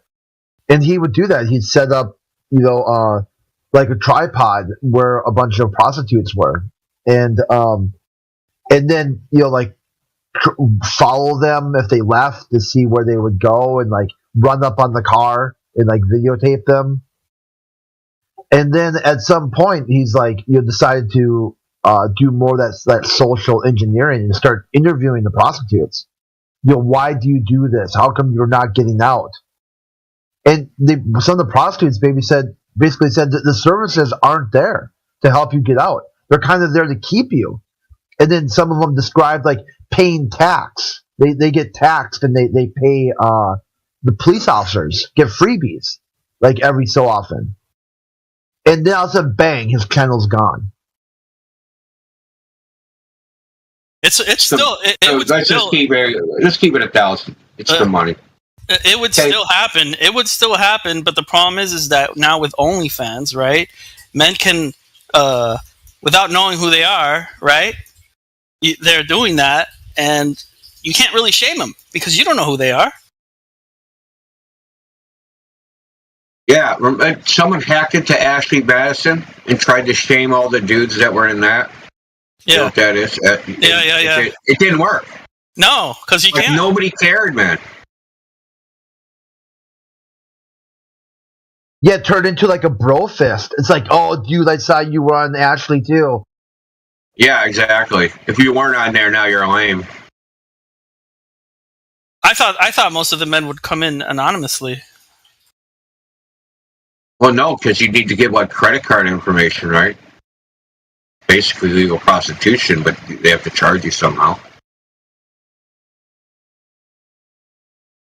That's like the whole thing with Elliot Spitzer, and where it became like I don't know, not shameful anymore. Like degeneracy on display for everyone to see was just like, yeah, whatever. Who cares what I do in the privacy of my own home? It goes because it's a smoke, dude. It goes back to Clinton, man. Clinton got away with that shit. And at the time, get away with it, right? Well, say that again. Sorry, I was talking. No, I was just saying that Spitzer and Weiner did not get away with their sort of. They paid the price for it. They lost their office, and and they can't run for office. And I think somebody even went to jail. I think Spitzer went to jail. No, Weiner went to jail because he was talking to underage girls too at the same time, with like another device, and he got caught up in a police sting. I don't know, Elliot Spitzer. I don't know if there's any trouble with that. Like, he was client number 9. Yeah. There was a David Letterman when like all his degeneracy came out. He just walked up on stage and I enjoy screwing women, and everyone, he's got a standing ovation.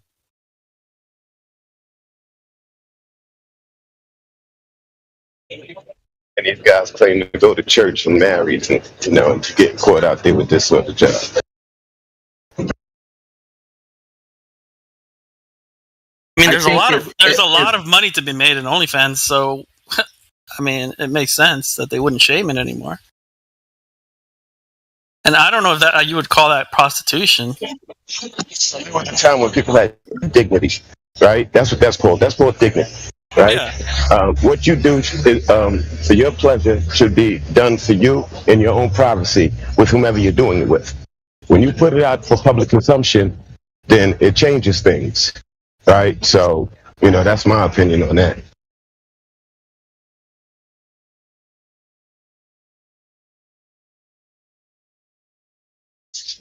We can just do anything for the bag now. It don't even fucking matter. Everybody, just get the bag.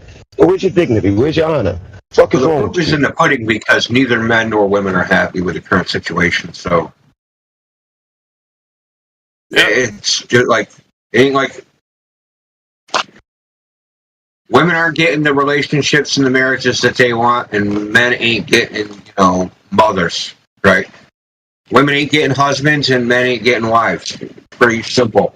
Yeah, and but here's the thing. And the people that do get married are like, just like, forget it, man. Your marriage is done. Like, it's almost, you can almost, the odds, I don't know what the odds are, but I bet the odds of making it to a 30-year point in your marriage is so fucking low. It's probably like 0.0005 or something. It's low. To get a 30-year marriage, when I was like a little kid, divorces were starting to accelerate, but there still was a significant number of people that were married their entire lives and had one sex partner their entire lives. I'm at 29 years with mine. Yeah, things have changed, right? So you're not getting married. So that means that when you get old, ain't nobody going to be there to take care of you. That's what that means. That means that you're going to have to continually date, right? That's what that means, right? And your kids, right? We were just talking about that. You'll still be taking care of your kids. It's crazy. I think women lose big time. I mean, men can push it back, right? But I don't know, man. Like, I only see this going one way. Because I see plenty of my neighbor was like 50 years old when he had his first child, right? And so it's like, and his wife is like 35. So I'm like, I don't know, man. Well, okay, so I was thinking about this, is that men will date down and men will pretty much date or mate with pretty much anything that's available. Exactly. But, here's the caveat. They're not willing to lose all their shit to anything. You know what I mean? To take that risk. So you have a pool of women. Where am I going to place my bet on, like, losing all my shit to? Well, you better be a pretty high quality goddamn woman if I'm going to risk that. Like, that's different than, like, oh, I'm going to just sleep with her. But to marry her, that's a whole nother thing, because now I'm risking a lot more than just, you know, like, catching Lanier disease or possibly getting them pregnant, right? Now you're, like, risking pay her for her lifestyle and for her new boyfriend to live in your house and bang your wife, you know, like the risk is enormously greater from marriage for a guy. Yeah, if you get married in America, for sure. Yeah, so like men would still commit to relationships, but they're not going to commit to marriage in the current state of affairs of divorce laws.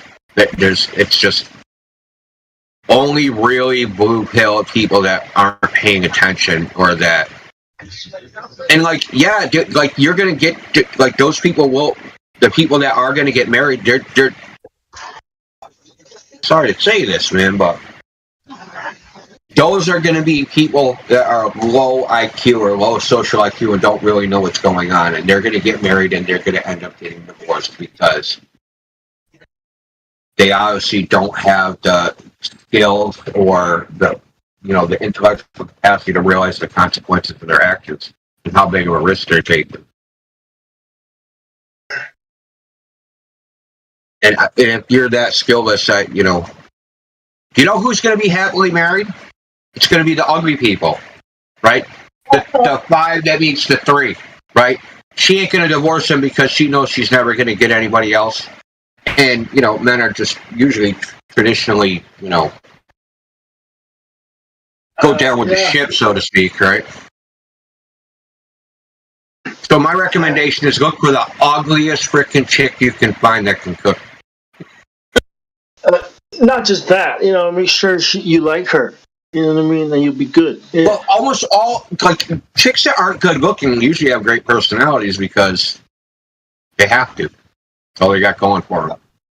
Yep. It's like that song, if you want to be happy for the rest of your life, don't make a pretty woman your wife. I would just like to say that I heavily disagree with you, Indio, because I think when it comes to like really ugly chicks, it can go one of 2 ways. Like they're either really, really nice people or they're really bitter because they've got a looking best friend. I didn't say bad or ugly. I just said ugly. Because when they're bitter when they're bad ugly. Yeah, but that goes both ways. You can have a pretty chick that's bitter, and you can have a pretty chick that's nice. So I don't know. Yeah, that's man. People who are pretty, right? Yeah, they're usually really shallow. I'm not saying all of them are, but I realize when I was younger, when I get older, like that when I get old, I'm not going to be as pretty as I was when I was younger. So I just didn't care about pretty. You know what I mean? Like, I don't know. That's just me. But yeah, people think that there's not going to be issues in long-term relationships, right? There's going to be issues if you have a long-term relationship, right? And so marriage is about being able to compromise and take the bumps and bruises, right? This is why you married for life, and it was done under the eyes of the Lord and all of these other things, right? And I understand the legal contract part because that's the part that gets played out so much these days because nobody commits any longer, right? Everybody thinks it's all going to be roses and champagne for the rest of their life, and it's not. Right? And so when you do get divorced or you do decide to leave that relationship, the next relationship doesn't get much better than the one that you had. You just decide to deal with some new bullshit. That's all it is. And people can't seem to get that. And so when you get to be 60 and something goes wrong with you, who's taking care of you? See, and that's the whole good thing about going through the bumps and the bruises. That's the whole thing about knowing the person that you're with already. You don't have to get to know another person.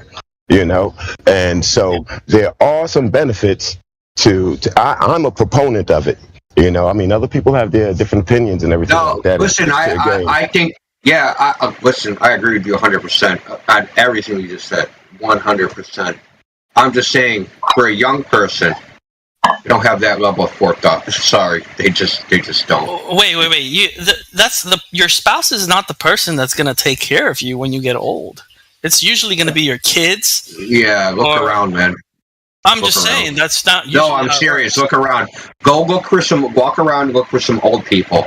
And who's dragging grandma up the street, or who's dragging grandpa up the street? It ain't their kids. They're dragging each other. They that went off to have successful lives, live in Hawaii, and only going to come back when you can no longer move. No, this is like this is like Americans, dude. Hispanics aren't like that. Like we take care of our elderly. Like, you're Hispanic, then yeah. You got no problem. Yeah, I wouldn't disagree that you guys have different cultural values. You got 32 people living in one. Yeah, Americans just throw their fucking elderly parents in fucking nursing homes. That's all they do. See it all the time. Yeah, we're like that too. We're when you get married, the question is: so are we taking care of my parents or your parents? You know what I mean? It's all been decided. You know, exactly. And yeah, America that's what they got us doing, putting them in nursing homes. It's a business here, but the rest of the cultures that hold on to the familiar values keep holding on to it because they're going to affect you with nursing homes as well. I would never put my mom and my father in a nursing home. That's fucking crazy to me. Like, yeah. Just like I would never put my kids in the system, you know? Like, why would you put your parents? Exactly. You know, they raised your, you know, when you were a helpless little baby crying and you to the world, man.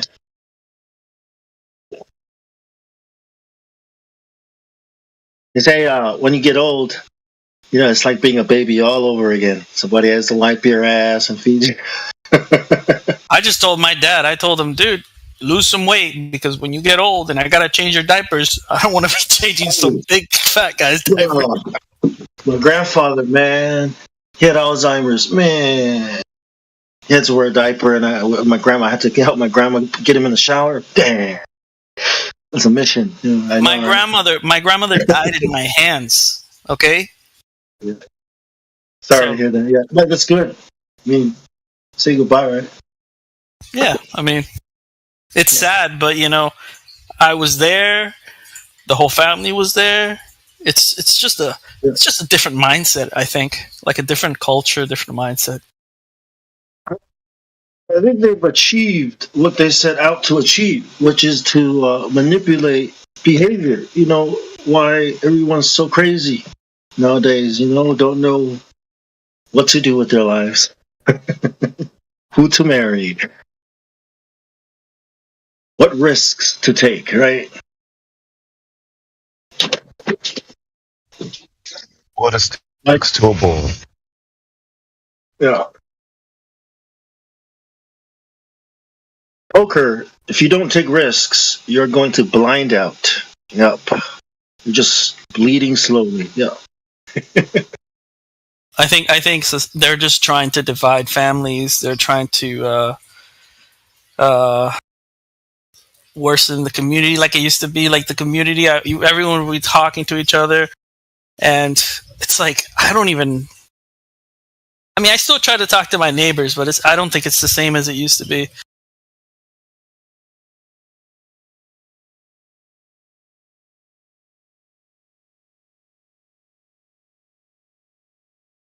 Yep. There's definitely a huge divide with the family and the community, for sure. You can't build anything. You can't build a good legacy without your family. You can't build wealth without your family. And as long as they don't tell people these things, people are going to continue to think, oh, well, it's okay to separate. You know, this is what they pitch over here on this side, right? To go off and, you know, but because of conditions that they've created, you know, people are staying home longer, and the family unit is different.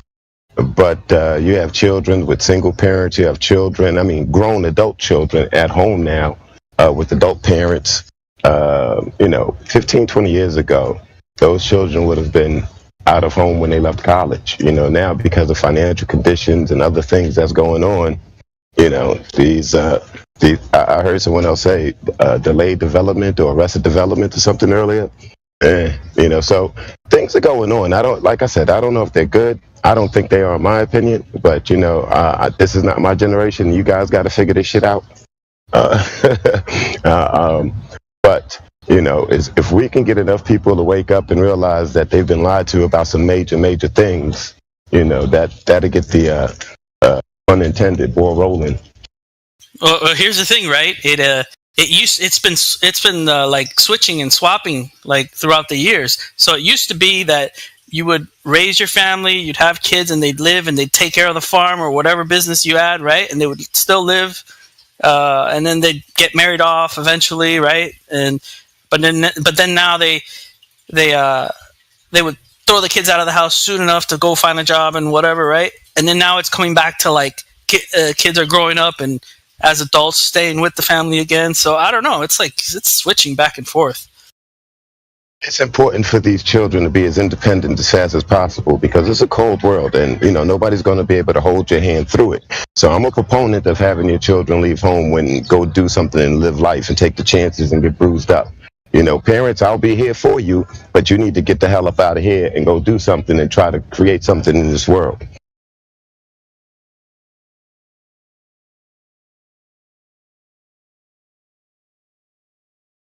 I mean, rich people don't really do it that way. I disagree. I disagree with the idea that, you know, you got to leave as soon as you finish high school. I feel like that's a poor man's mindset. I'm sorry to say it. I disagree. I think it's brainwashing. You know, I think it's separating the family. You know, it's the system, it's the economy, it's the working. You know, it's the slave factory. You know, like you put them to school and then you leave home and go work and good luck. You know, in my culture, we stay together forever. I know, right? Like uncle's house is next to your house, which is next to grandpa's house, next to auntie's house, and it just keeps getting bigger and bigger. You know, that's my culture.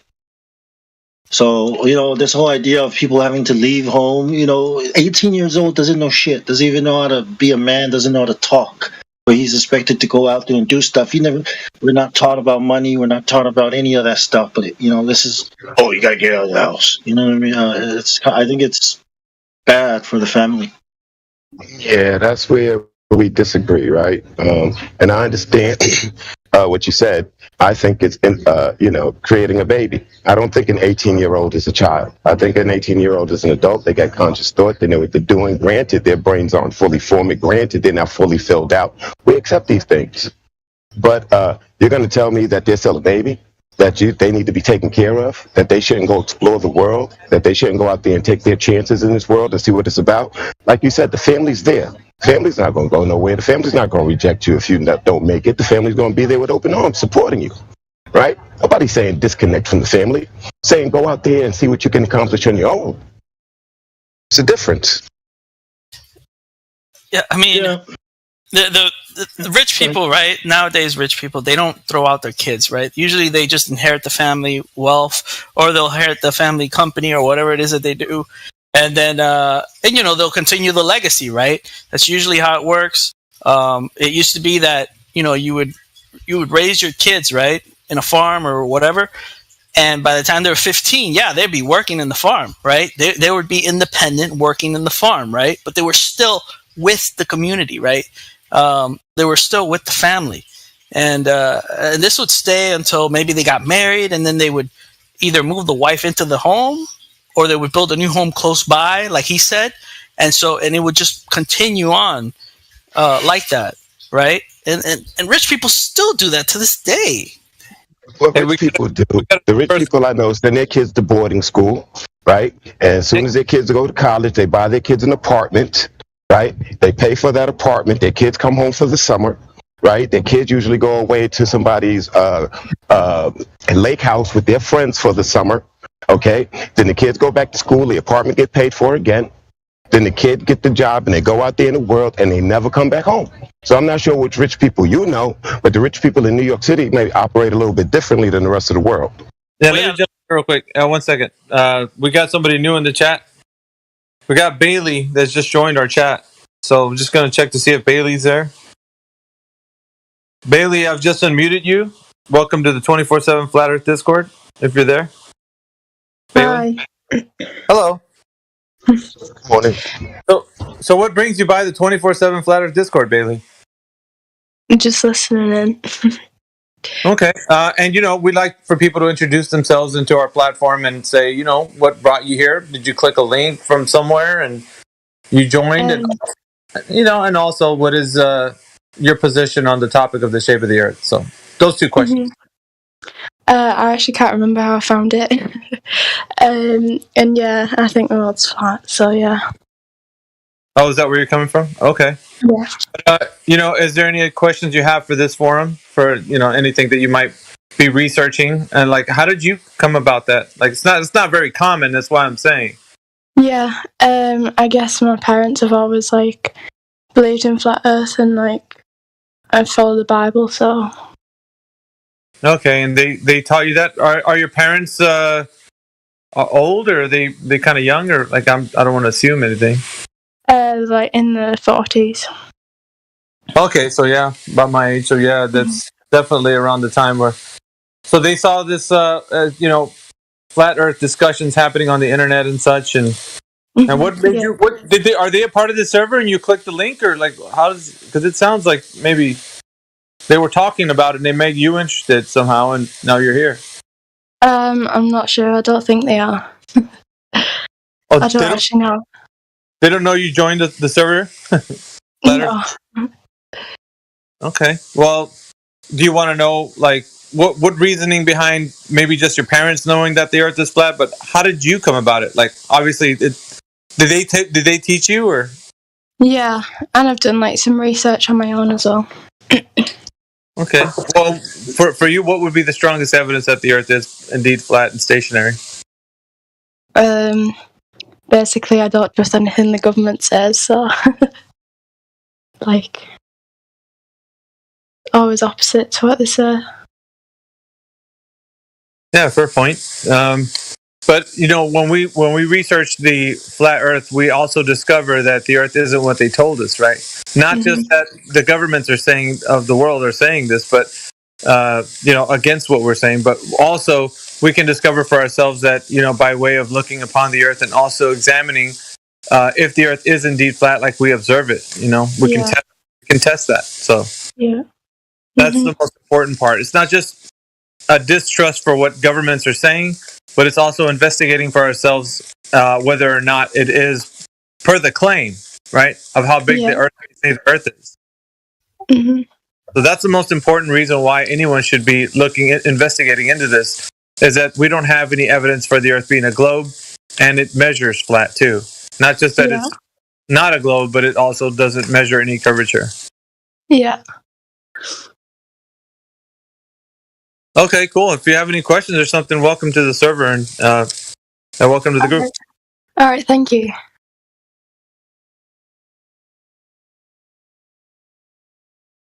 She sounds very similar to that other chick that was here the other day. I forget her name, though. It was Okayer.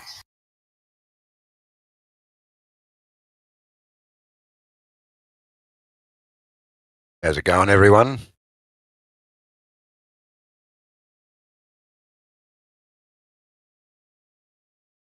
Very good, man. How you keeping? And good afternoon, good morning, or good evening to everybody else. Hope everyone's well.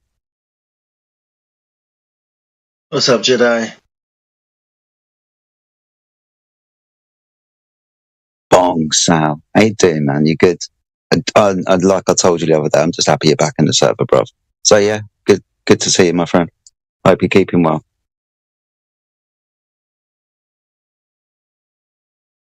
Same, bro. Yeah. See, Mayhem's in the house. Max is in the house. Lots of people this afternoon, or this morning, or this evening, whatever I said. Sister, I got something for it. What's that? Okay, no, so news story of today. A couple months ago, they talked about Japanese testing different types of wood to see which wood would work in space. So now, today, they said sustainable satellites made of wood could be the answer to space junk. And then I post this like GIF of Obi-Wan Kenobi being, that's not how this works. And then on this other server, they said, the one guy said, I think it would just fall apart. And the guy said it probably would. like WOULD.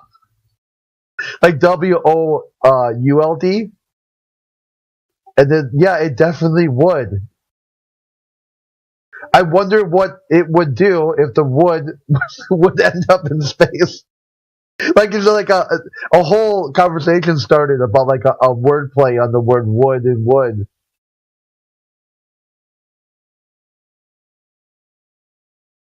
What type of wood would you use for space wood, which is junk? How much wood would a woodchuck chuck if a woodchuck could chuck wood? In space, yeah. In space. Yeah. And would it work as a satellite after he chucked the wood, if he would it? I'd probably have to come up with some kind of space Viagra for that type of male issue in space. Because they're going to want to repopulate eventually, and they're not going to be able to do that if man isn't going to be able to stand an erection. So, space Viagra next. Do you guys happen to know that there is a planetary society led by Bill Nye who was taking it over from Carl Sagan? Do you guys know this? No, that's epic too.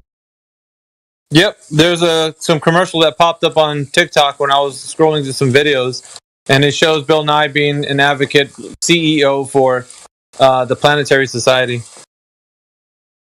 I don't know what that is. Can you explain further, Mayhem? Yeah, the Planetary Society. That's for people everywhere on the Earth that want to be a part of this. It's not the way he was exclaiming it in the commercial that it popped up on my feed. I was like, no kidding. It's about people who are. It's just not for experts, people in the field of like space and such. But for everyone. So, like, let's say you think that the Earth is a globe, and you really like all the idea of like galaxies and planets and stuff, and you join this club, and it's like basically like if you were to join like a fucking Hogwarts like society or something, it's all about the lore. So yeah, Bill Nye is like the CEO of this company, the Planetary Society, and they're recruiting members too, so anybody can join. They give you like little membership cards and everything to be proud of. It's crazy.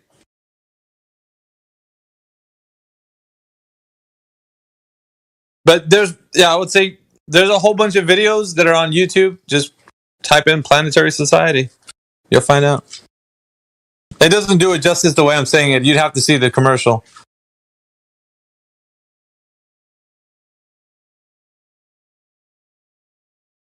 It's like joining the Mickey Mouse Club. I don't have TikTok. I've never actually seen TikTok. I'm way behind the times. Well, it's everywhere. So just go to YouTube. The video itself is on every media platform. So you can just go to your favorite media platform and type in Planetary Society and find the commercial there. Yeah, cool. I'll have a look. Have you ever actually been into one of those planetariums? I think that's what they called, where you sit there in the dome over the top and everything moves around you. Yeah, man, I've been in one of those long time ago, but yeah.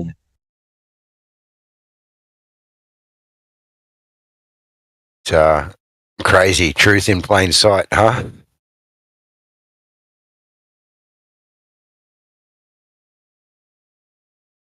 Well, yeah, the nice flat floor that everybody is sitting on and everybody is looking up and seeing the night sky kind of resembles everybody being on the earth, standing on the floor and looking up and seeing the night sky.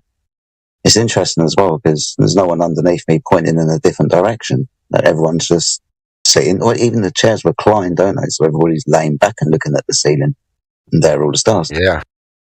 Yep.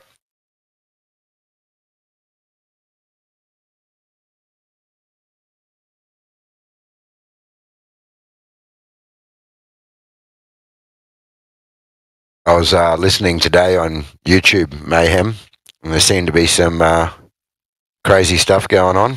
I don't know if it was all live or some of it was all replayed, but had old mate in here this morning that was having a bit of a debate with QE, yeah? That was Donald C. and QE from yesterday, yep. Yep. Yeah, I wasn't sure whether it was recorded or not because I was on YouTube. I was sort of cutting in and out working. Yeah, he came in like 3 times, and we had interactions with him differently. The first interaction was Indio, the second one was Heretic, and the third one was QE. But he's a right zealot, proper zealot, as they might say in the UK. I found the video. Yeah, you could play it if you want. Well, you know what? Does anybody have bot? Tell you what, put on the live stream voice text, and I'll play it for everyone. How about that? It's on there right now. I just posted it. Oh, you just posted it? Okay. Well, actually, who's in here that can mess with the bot and play it on the bot? Anyone? I'm not at my workstation right now, is why. I was making a little brekkie. I'll play it in a little bit. I'm just about to make a midnight snack.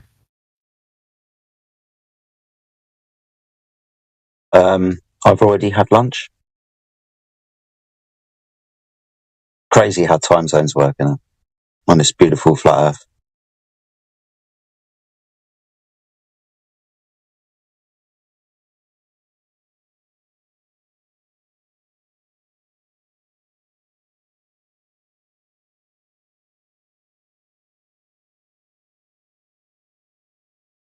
Oh, Bill Nye's about to get a lot richer.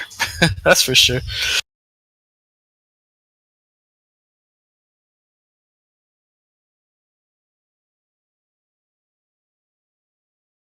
See, I don't know if I could just go out there and talk shit and pretend to be someone that I'm not and carry on like this just for money. I couldn't do it.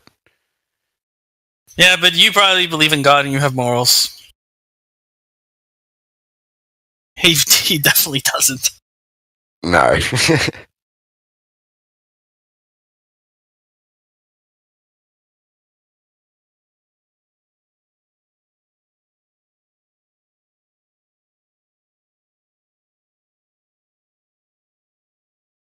He even reminds me of like a snake. Got like this long, lengthy body. Like it's just, he just looks like a snake. He doesn't look real healthy.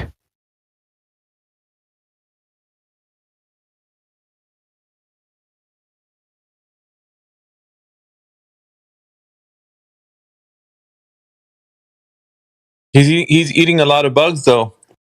They want you to eat bugs.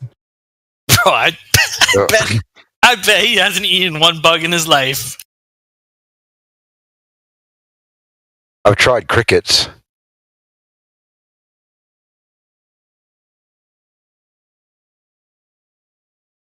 I swallowed a mealworm once that was in a tequila bottle. No, when we were on holidays, my son found a bag of crickets, and we'd never seen anything like that, so he bought them, and he made me eat one. But then I didn't realise at that stage that this is what they were pulling on us and that we're going to be eating them full time. I mean, technically, you can survive on eating bugs. Like people do that in the jungle. Yeah, but I'd rather eat steak. 100%. I think the fact is that the problem is that not that you're eating bugs, that they want to force you to fucking eat bugs. Which is crazy to me.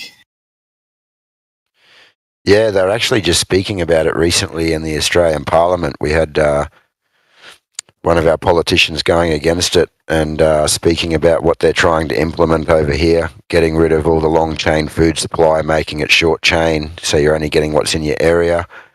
It was basically no meat at all and everything all bug-based. And he was whinging and saying that we're going to feed all our good food to the bugs and then we're going to eat the bugs instead of eating the good food. Is that what they ate in the movie Snowpiercer? Don't know. Never seen it. I thought, weren't they eating themselves? I don't remember. I know what movie you're talking about. That's only when they got some meat. It's like bugs don't really exist in the snow. Or am I thinking about a different movie? They had the whole ecosystem set up on the train in different train cars, and they kept the people in the back that were, the poor people in the back of the train. Right, I remember now. Okay, yeah, you're right. Okay, I remember now what movie you're talking about. I'm gonna have to go watch it. It was all right. Yeah, it's just a dystopic movie. They made a television series out of it. I believe Chris Evans is in it, but it's not a blockbuster or anything like that. It was just an interesting movie. That's funny because the wealthy people weren't eating bugs. I'll tell you that. They were not. They had farm systems and, with vegetation and livestock. Yeah, that's what I'm saying. Bill Nye is telling you to eat bugs, but he's probably not fucking eating bugs. I'll tell you that.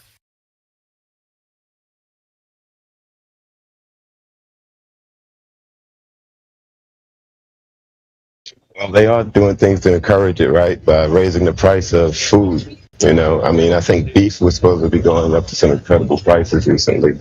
And there's always some sort of bird flu going on. Which is bullshit.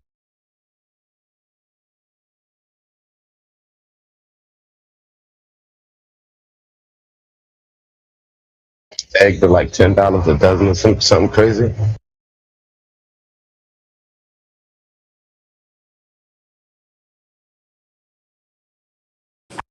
At Walmart, you can get 60 eggs for $7.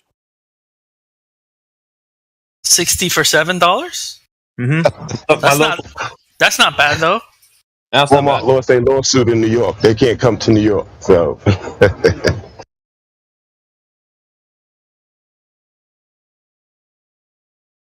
I remember when they were pushing out that the swine flu. Supposedly, it was like a pig virus, and with birds too. I think.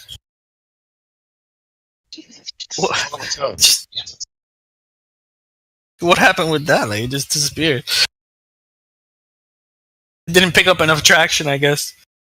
Yeah, so.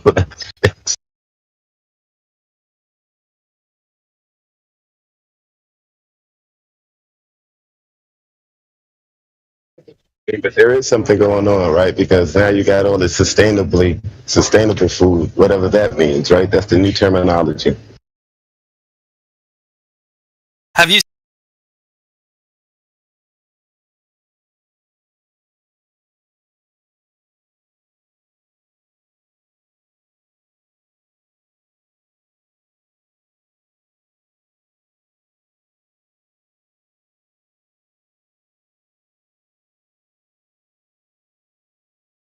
Way to where he transcends from the earth and enters into float land. What makes you think you'd be able to see him with a telescope?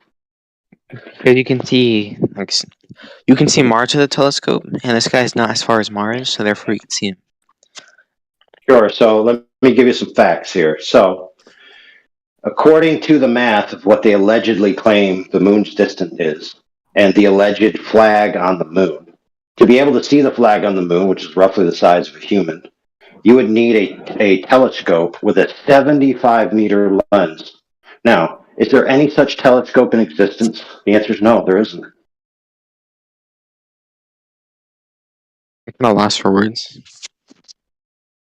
Yeah, so you can't just look out into space with a telescope and just see people out there necessarily, dude. So your whole story's falling apart, bro. Well, why do you think so much people claim the Earth is a globe? Well, because the majority of people have been told it is, and they just believe it based on authority because their parents told them, TV told them, and their school told them. Majority of people have never actually really reflected on it, right? Majority of people just go about their daily business. They just believe the general status quo about certain things. They get intrigued by certain topics, and they might find niche ideas about certain topics that are against mainstream topics. But generally, most people believe the general status quo about the nature of the world because they were taught it. What value does the government get out of lying to us about the Earth being flat? It's actually the opposite. So according to game theory, there's no reason for a power system to ever tell you the truth. So the question is not why would they tell you something that's untrue. The question is why would they ever tell you the truth? Right, but if they could just say, the Earth is flat, okay, move on. But no, they decided to create this whole craft of a lie, according to you. Well, there's a very famous guy who came out about a decade ago. His name was Matthew Boylan. He was a graphic artist that worked for NASA. And one day he went to a party, and a guy showed him this weird graphic on a napkin. And the guy was like, dude, what's that? And he was like, that's the Earth, bro. And what it was generally a quote-unquote flat layout to the Earth. And so at that point in time, Matthew realized, he had an epiphany in his mind. He said, you know what? I've been working for NASA drawing pictures of all these worlds. I've never seen any of them. I have no idea what they should be looking like. It's just completely fabrication and imagination. So he then went on a quote-unquote comedy tour, and he would make jokes about NASA. He would make jokes about how people believe it. He would draw his paintings on a T-shirt, and he would ask people, is this the Earth or is this a painting? And nobody could really answer. Because he was being such an elite artist, he's able to create photorealistic graphics with paint. So one of the things he said in his comedy tour, well, let's say that this entire establishment was based on the idea that the Earth is a globe. And then finally, we can make it out far enough away to turn around and look and see that we were wrong. Do you think the power establishment would just come out and just tell everyone, oh, we fucked up? Oh, no. You're right, they wouldn't. That would be like the Catholic Church. That would be like the Catholic Church tomorrow coming out and saying, hey, you guys, remember where we said we're the one true church and you can't be saved unless you're part of our church? Oh, we just made that up. Inshallah. There's no reason to believe any of these power structures would just turn around and tell everyone that they're not the power structure they've been claiming to be for the past 100, 200, 300 years, for goodness sakes.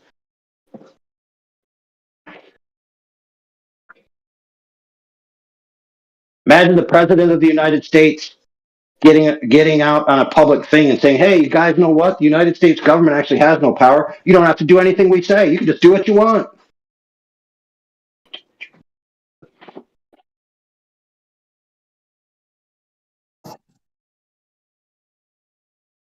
All right, next question. Let's hit him with the next question. Come on, Scattergun. We need more gun. Or more ammo. He ran for the hill. Run through the hill. Run for your...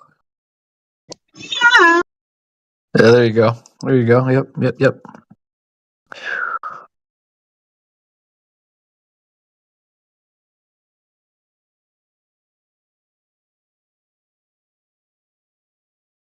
Yeah, so he forgot the actual question. Was if the Earth is flat, is it flat or not? That's the actual question. The actual question isn't if the Earth is flat, how come nobody falls off the edge? If the Earth is flat, how come Kamala Harris looks like a horse? Those questions are irrelevant. The Kamala question's pretty interesting, though. Yeah.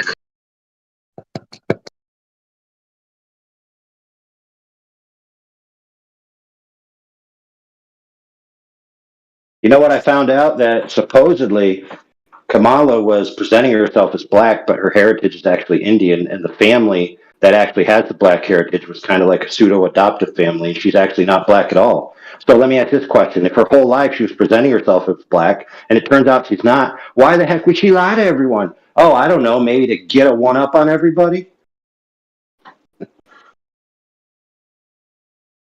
So, now that we've established that, the real question is the Earth flat or not? Hopefully, somebody will ask that question.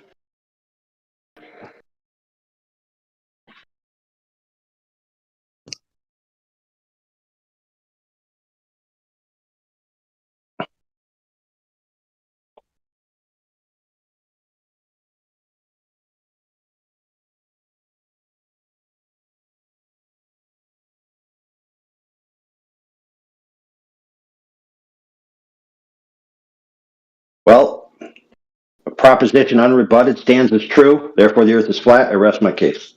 All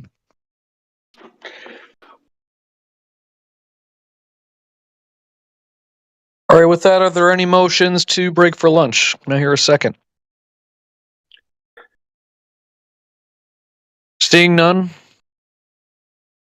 all in favor of saying GG to this argument, say aye. All opposed? Sustained. Yeah, I'm going to get me some food right now, suckers. Right, yep. You deserved it. You got that dub. You just took that dub hard.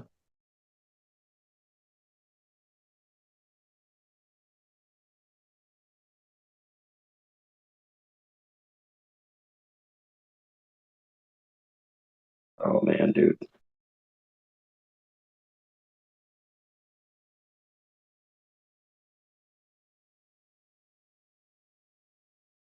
What's been going on today? What I missed?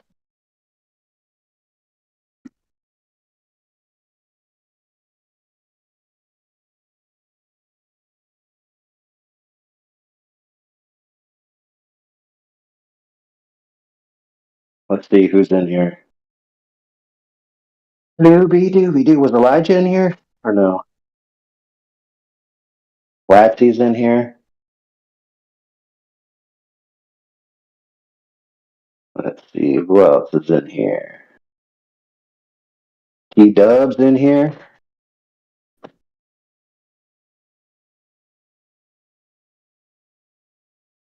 I ran out of daylight. I let someone else borrow my work light, so I had to quit working. Oh crap, he said he ran out of daylight, therefore the Earth's a globe. Oh crap, oh no.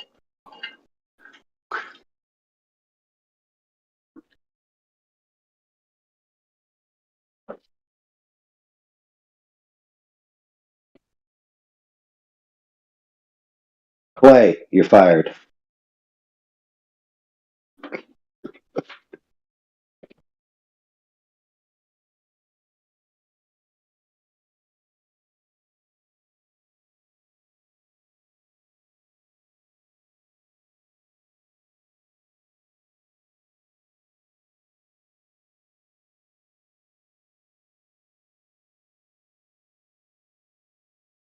So, any new arguments today? Anything new at all?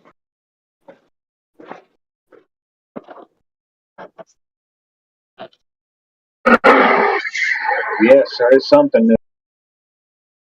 Ooh, what is it? Did you not see Nathan Oakley's show today with 10th Man?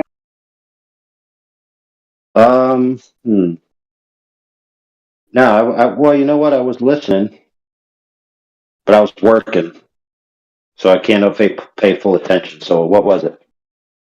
It was a device that the National Forest uses to locate fires off in the distance. Yeah, but didn't he do that yesterday, or was it today? I could have sworn he did that yesterday. It might have been yesterday. Yeah, that was yesterday. Osborne Firefinder. Yeah, I guess it was yesterday. My mistake. No problem. Just one more thing for the flat Earth. Yo, what's happening with it? It's flat. That's what, sucker. Oh, it's not flat, bro. It's round as my left ball. As round as my left ball. As my left ball Awesome sack. stuff, man. Motherfuckers. Got anything else? West Side, baby. West Side for the dub. Is this the personification of brain rot? I Pretty am. much. I'm the most high IQ in this motherfucker. You sound like Sure brain about rot. that? Hey, what? Okay, what's your IQ, homie? My IQ is 195. Oh, cool. Well, my IQ is measured in colors, so I win. In what? Yeah. Real What'd you smart say? people's actual smart people's IQ is measured in colors, not numbers. So you Colors, lose. so you're racist. No, dude. Wow.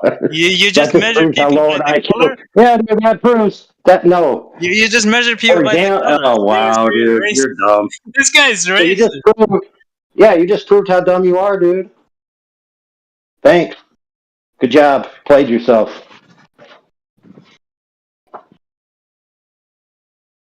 You know, for example, when you're a child, they have colors that represent grades. So they'll put a sticker that has a color on it, right? For an 80, 85, a 90, 95, 100, right? So they're measuring the grades in colors. So if you get an 85, you get a blue sticker. If you get 100, you get a green sticker. Goodness sakes, dude, how dumb can you be?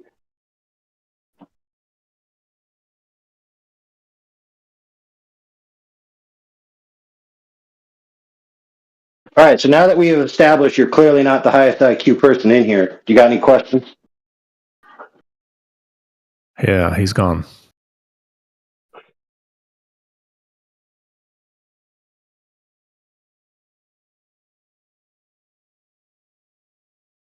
Keep going.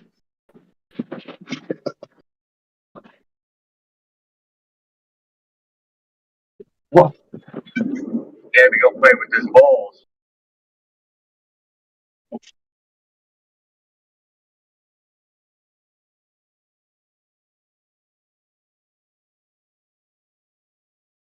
Holy moly, dude.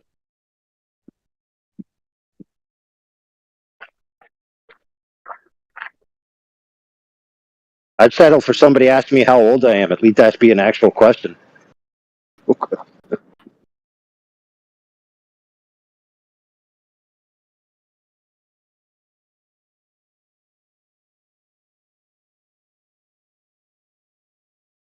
Are you over 40?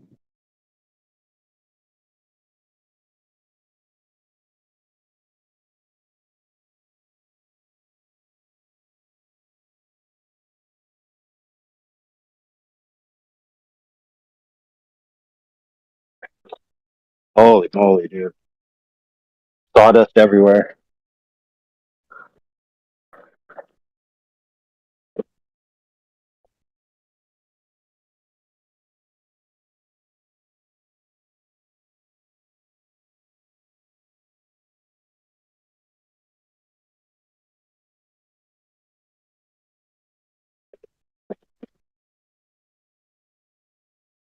Did Flatsy leave? Flatsy, what's up?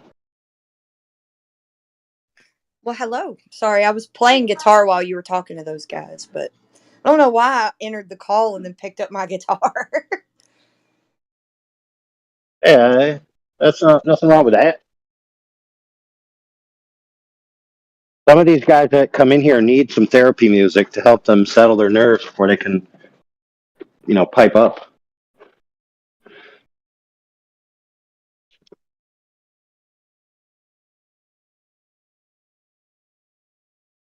Everybody could use a little bit of therapy and music.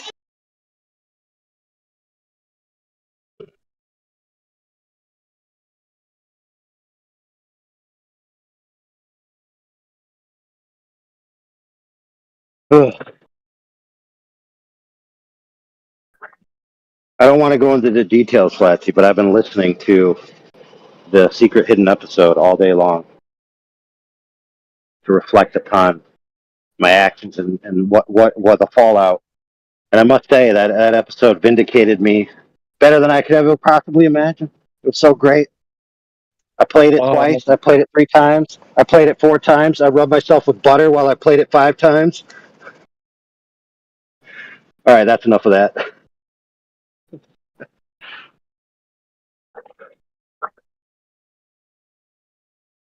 Oh, what's up? I got my son kind of tailing me right now, so forgive me.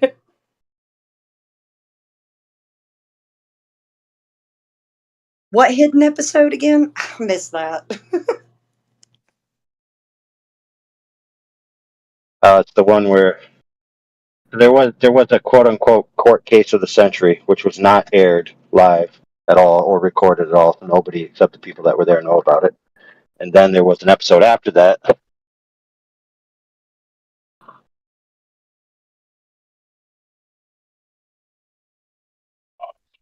Oh, so you're basking in the Yeah, heck yeah, brother. that cleared you of all charges.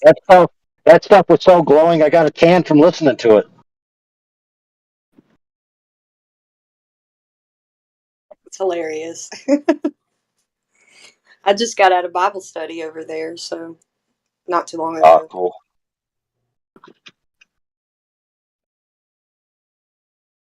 I would join some stuff like that, but when I'm toward the end of work, if I'm listening to things or trying to talk and working, it just doesn't work. Doesn't pan out. I know how that is. I have to kind of put myself in. I go to my room.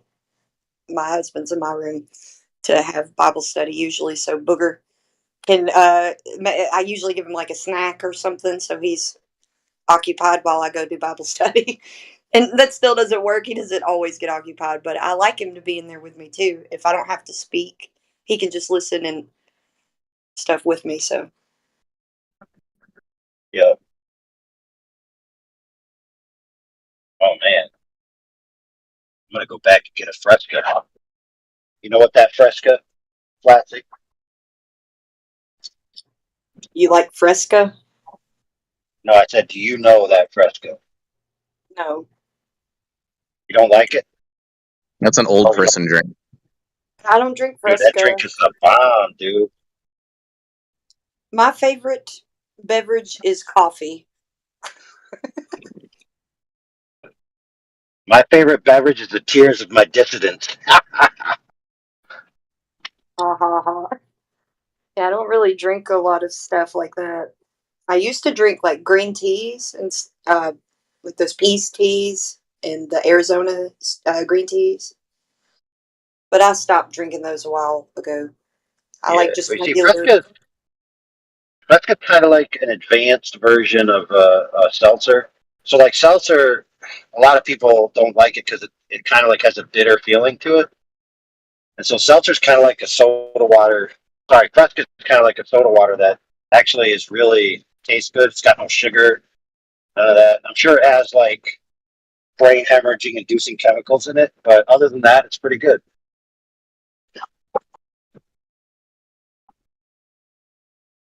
Fresca's like Sprite with no flavor.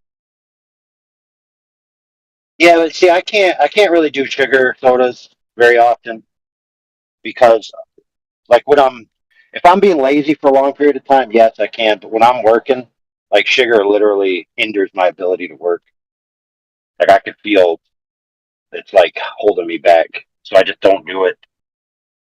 Yep, I boycotted all that stuff. I just drink smoothies now.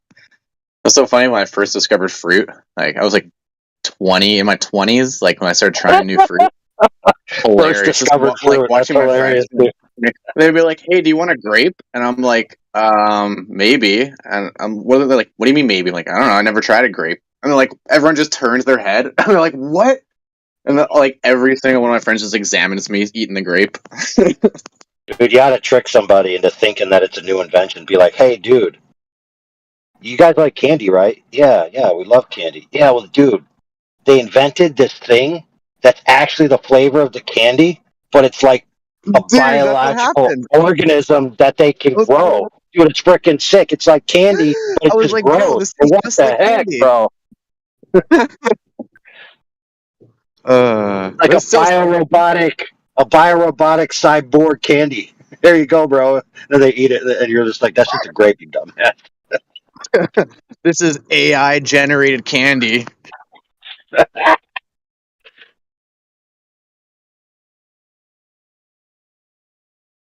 Yeah, I learned them, but now I don't eat candy. I haven't touched candy in like 5 years, probably. Yeah. So, thank goodness. Not too Gotta get late. those numbers up, bro. Yeah. No, congratulations for real. Like that's everyone should stop. Yep. I'm missing my spleen. So it's your spleen like filters your blood, and also it's part of your immune system. So I noticed when I would get sick, I would get sick for like a month at a time or 2 months. So as soon as I started eating healthy, it was like night and day. Yeah. So did you always have that, or did it get taken out sometime when you were older? Sorry, could you say that again? So like you missing your spleen from birth, or do you have it taken out? Dang, you keep on breaking up. Sorry. I'm sorry. It's all good. I was just wondering if so like some people have problems with their organs from birth, and then some people have something happen to them later in life. Oh, yeah. No, I had a BMX accident. I was at the skate park and I fell and had internal bleeding. And did you know in Canada is the only place in the world where they remove your spleen. Everywhere else, they just split stitch your spleen up and they send you back. But nope, they just jacked me up. All right. So the way I'm going to choose to remember this event is that you did a trick, crashed, got impaled with your handlebar, and then tried the trick again, landed it, and then called the ambulance. That's the way I'm going to remember it. Kind of close. It was actually like I'm a pretty good BMXer. It was a really big fluke. It was my front tire just slid out on the quarter pipe. The quarter was not slippery, dusty, and I just went right into the wall. And like I've done like 360s, I've done like 540s, I've done like crazy airs, but just to be riding on a quarter pipe and slip, that's so embarrassing. And then on top of that, to lose your spleen, like it felt like I was winded, and then the winded feeling didn't go away after like 10 minutes. I'm like, okay, let's go to the hospital. And as soon as I got to the hospital, I started puking blood, and they're like, okay, let's go into the emergency room. And not funny fact, but a fact, they messed up the first surgery. So I got done the first surgery. They're sitting me on the recovery thing, and I'm waking up, and all of a sudden my stomach just starts filling with blood. It's like getting bigger. I'm like, what the heck? And like, yeah, apparently the nurse, she moved me when she wasn't supposed to, and it opened the stitches that they just put in. So then they had to put me out again. Bro, but before you said not funny fact, but funny fact, I was already. I know, but it's fucking hilarious. That's why I said it's funny, not funny, because it's I know. But yeah, so round 2, another surgery, put the stitches in, and then they had to double anesthesia me. So I'm double the anesthesia, and I was nauseous for like a week straight. But anyways, that's my story. Let's get back to Flat Earth.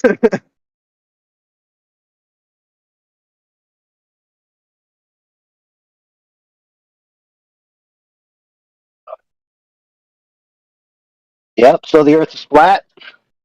Deal with it. All right. I rest my case. Glovers, Cope, and Seas. I second that. Sorry, go ahead. I third that.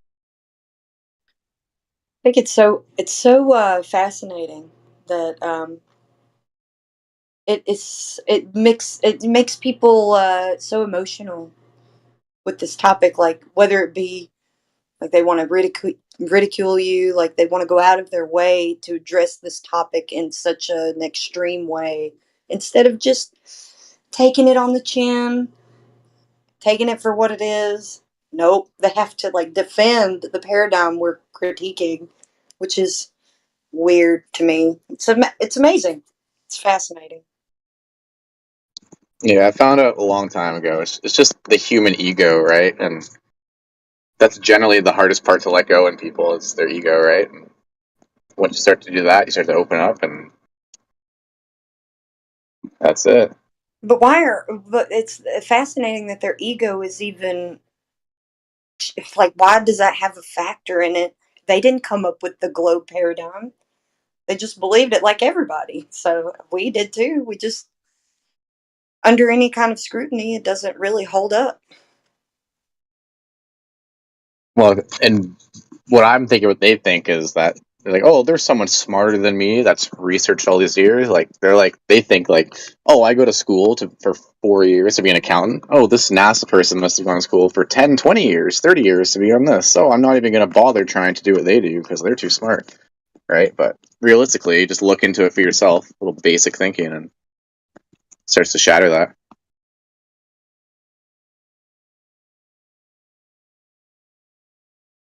I think a lot of people are locked in to the worldview that, oh, this, if one domino falls, like the rest fall, and people can't see that, right? People won't accept that.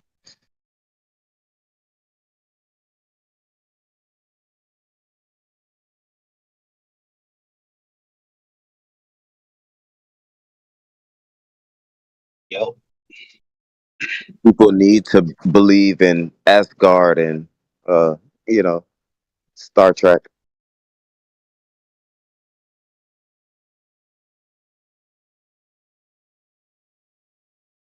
Most are emotionally attached to the propaganda pumped at them since birth.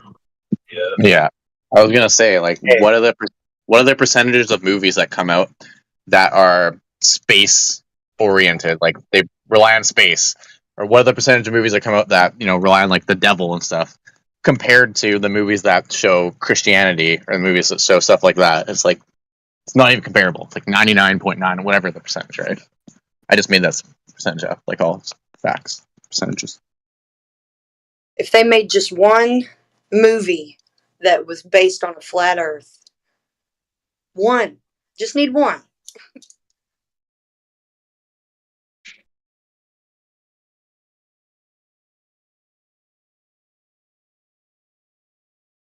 And when they are gonna put that movie out, it'll just be a parody, right? It'll just be making fun of us.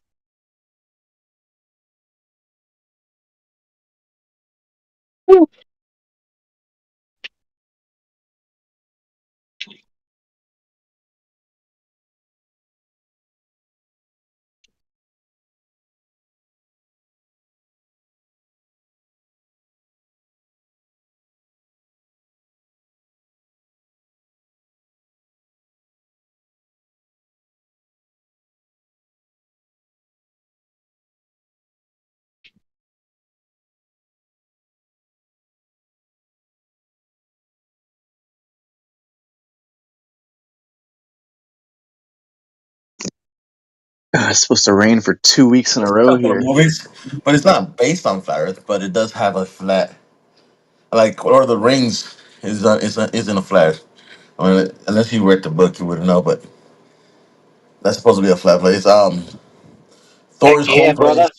place. Thor home's place is Asgardia. Asgardia is flat.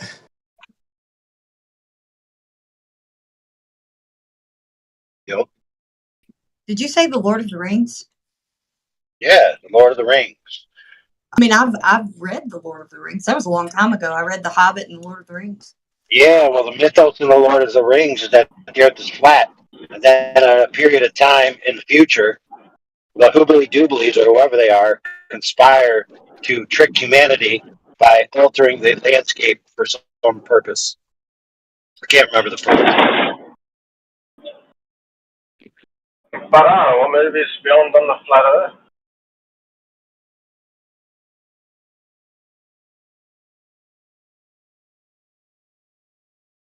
Yeah, but I could be talking out my ass because this is what I got from somebody who read the book. I didn't read it myself to find out this, but supposedly in the mythos of the Lord of the Rings, they didn't just trick the humans into thinking it was a globe. They kind of like altered the structure of the Earth, whatever, like the superpower, magical beings, or whatever the heck.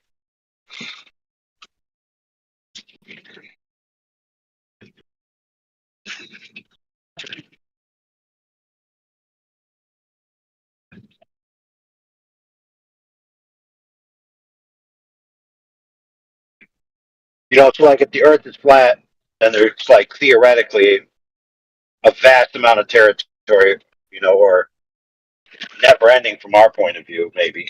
But if you wrap it all up into a globe, then it's limited. Like you can't go anywhere else. Just you can only go on the surface, and that's it.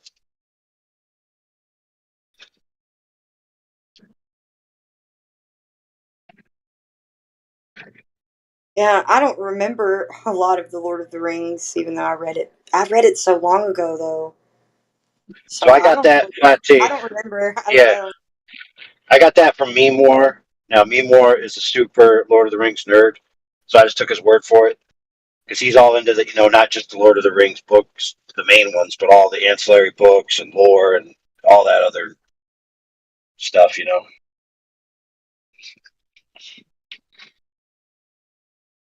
So a fanboy. And one that But not in a desperate, sweaty, sleeps with his Gandalf poster and kisses it at night. Not like that. No, but would be willing to entertain little fan fiction off the cuff stories about it here and there, or some sort of branch off of it that they'll entertain that because they're such a big fan. Not I don't know, worship. Let's talk about flat Earth. What are you talking about? Well, that's where we were. We got us in one movie that would preface the setting of a flat Earth. You don't really see that. Nobody's ever done that, or that I know of. So I have a question. So I love you guys, by the way. Heretic, nice to see you again. A lot of you guys. Do you guys so if let's say someone proves it themselves, right? If someone else does not prove it, or they do you take their consideration, and is that a structure? What's it? What do you mean it? Wait, say that again. What's it? You said it. Yeah. What's it? Yeah, it like let's say the globe thing.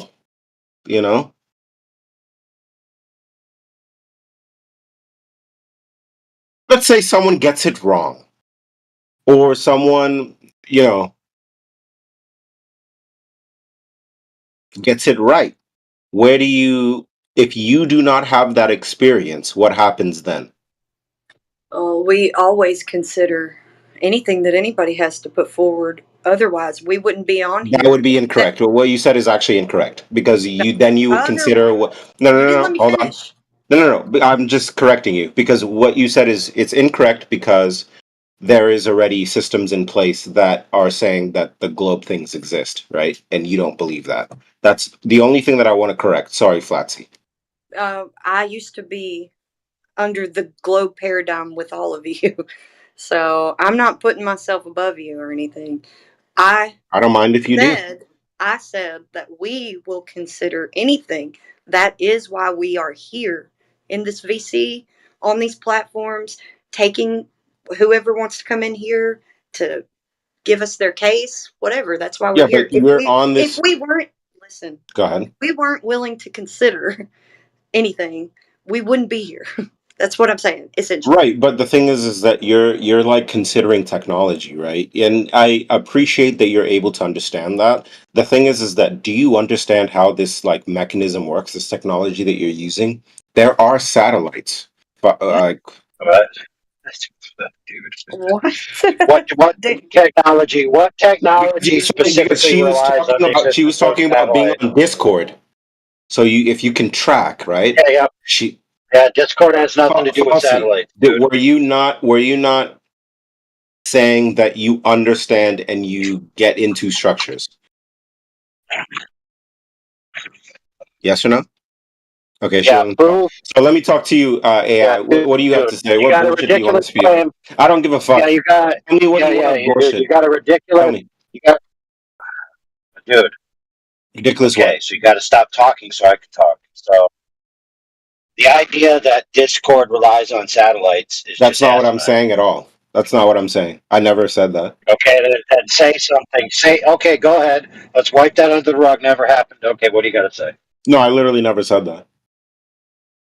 She was talking about Yeah, how I we're said, able let's to wipe use it under the technology. rug.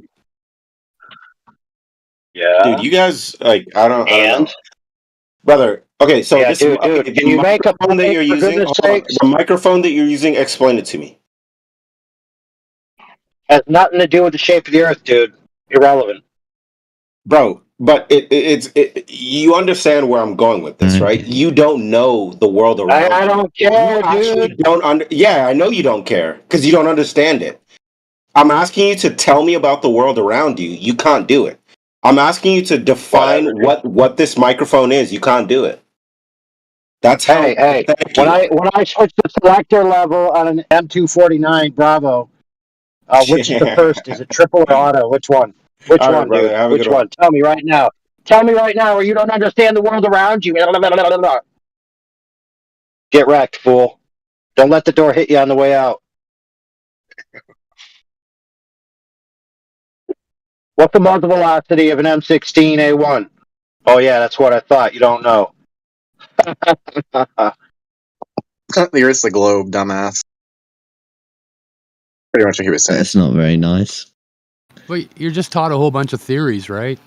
Like that's what you're trying to prove, and that's what you're trying to make everybody believe. I was paraphrasing the other guy. My bad.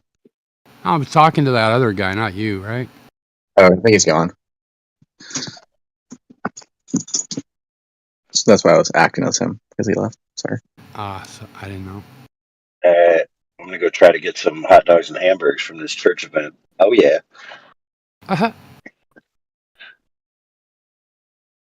You know, I'm watching Ink Master, and the thumbnail, they tattooed a golden hot dog. So kind of funny. Dude, I'm not against tattoos, but I'm an artist and I'm too particular. So it would have to be the absolute perfect icon. Otherwise, it can never be on me. So I haven't found such a thing yet. Same brother, the exact same way. I got a couple tattoo artists I'm interested in, but it's there forever, man. It's there forever. Like, I'm still young. I'll have to teach I'll have to teach myself how to tattoo and tattoo myself. That's how I have to do it. Yeah, I don't have any tattoos either. And I don't meet a lot of people that have no tattoos, you know? Same. I'm into artistic tattoos more than I am into any other type of tattoo. So, like for example, I would like to see a tattoo. Let's say on your back, if somebody was interested in a tattoo like this. Let's say it's a tree. So what you have is you have a tree that's an underlying base, which is essentially the tree with no leaves.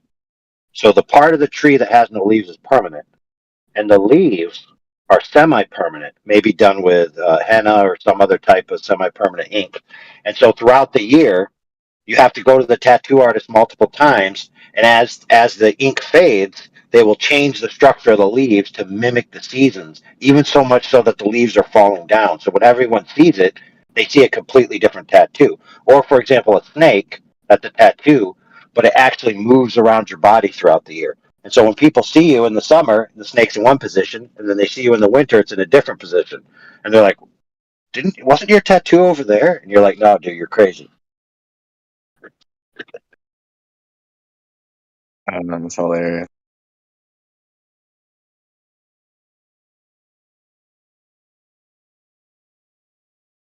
Never heard that one.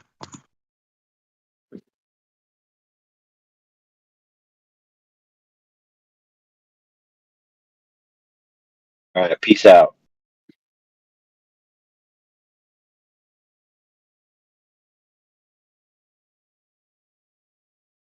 He didn't even let us say bye to him. He just, as soon as he said out, he left. Just flicked his hair and left the room. That's a funny visual.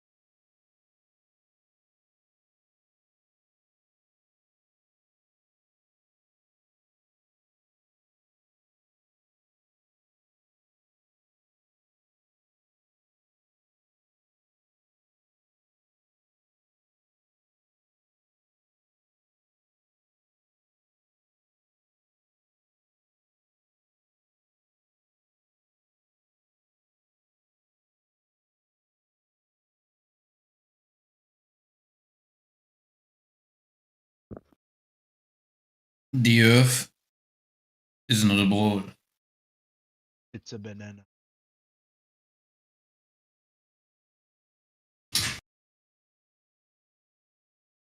How do you know? How do you know? That's not a ball? No, how do you know it's not a banana? Never said it's a banana. Well, I did. So how do you know? How do you know? I never said it's a banana. But I did. So how do you know? So Kurt said it's a banana. A monkey. We come from monkey. Monkey, banana. Ergo, it must be banana. But I can't even be mad at this. You cannot be mad at truth. Exactly. Your monkey, banana, ball loving. Banana is sustainer of life. Therefore, ball, not true. Banana, true. Uh-huh.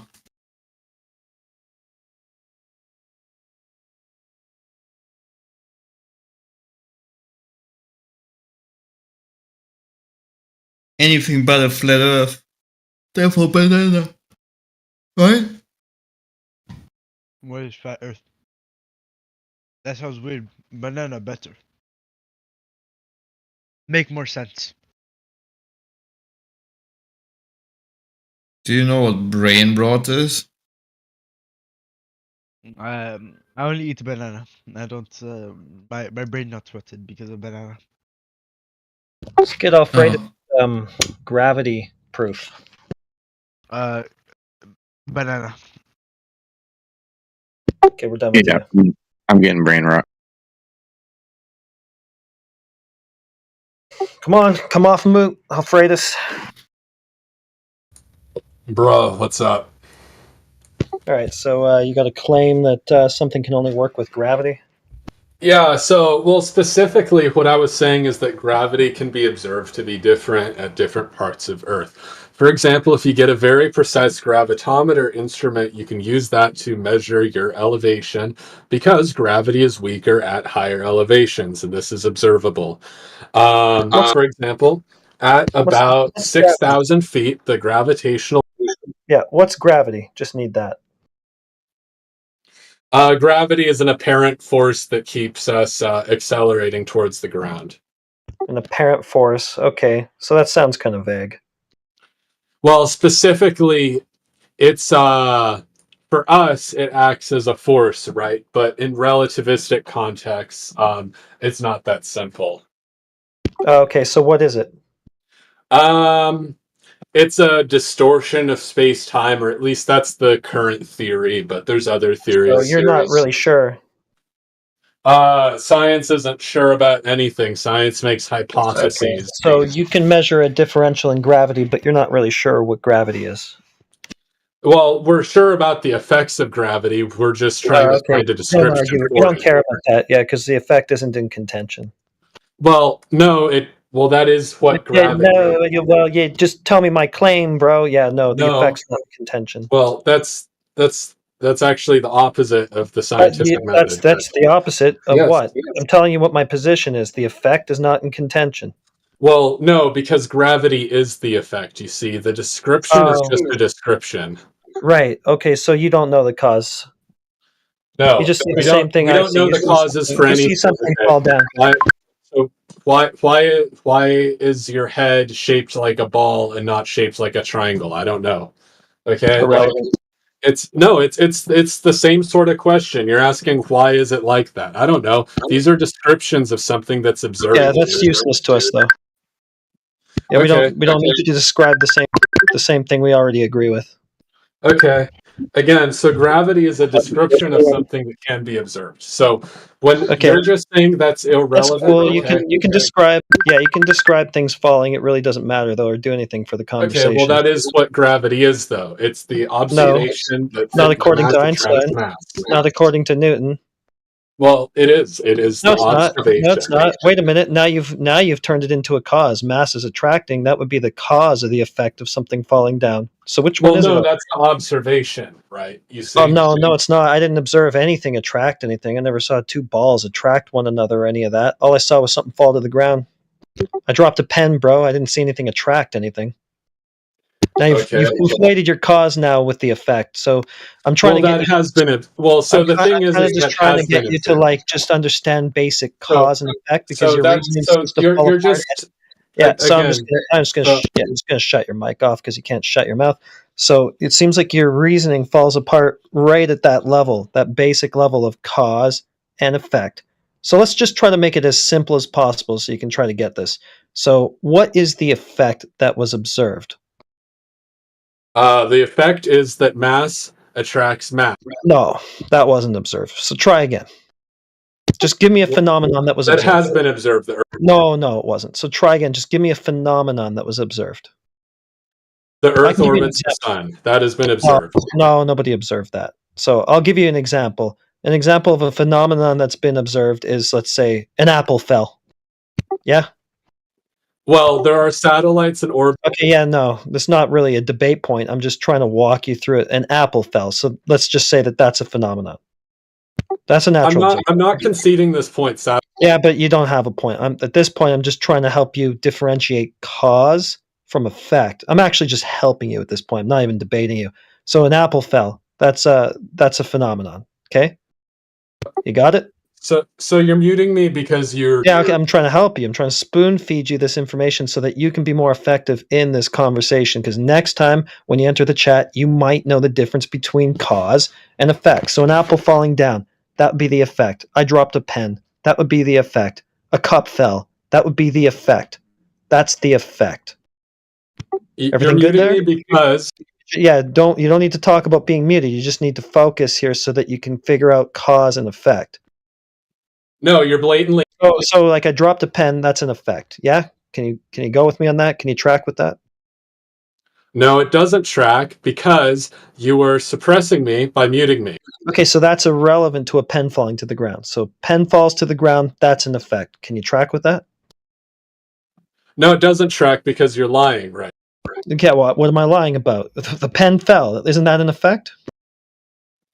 No, but satellites in orbit is also So an a pen observed phenomenon. yeah, well, forget about your fantasy satellites for now. We just need to go to the base level of cause and effect, because if you don't even understand the difference between an effect and then something that might have caused the effect, then you're definitely not going to have much success trying to go into the advanced part of the conversation where you start talking about magical satellites and fairy tale vacuums that don't exist and like all that kind of stuff. So let's just try to bring it right down to the base level, okay?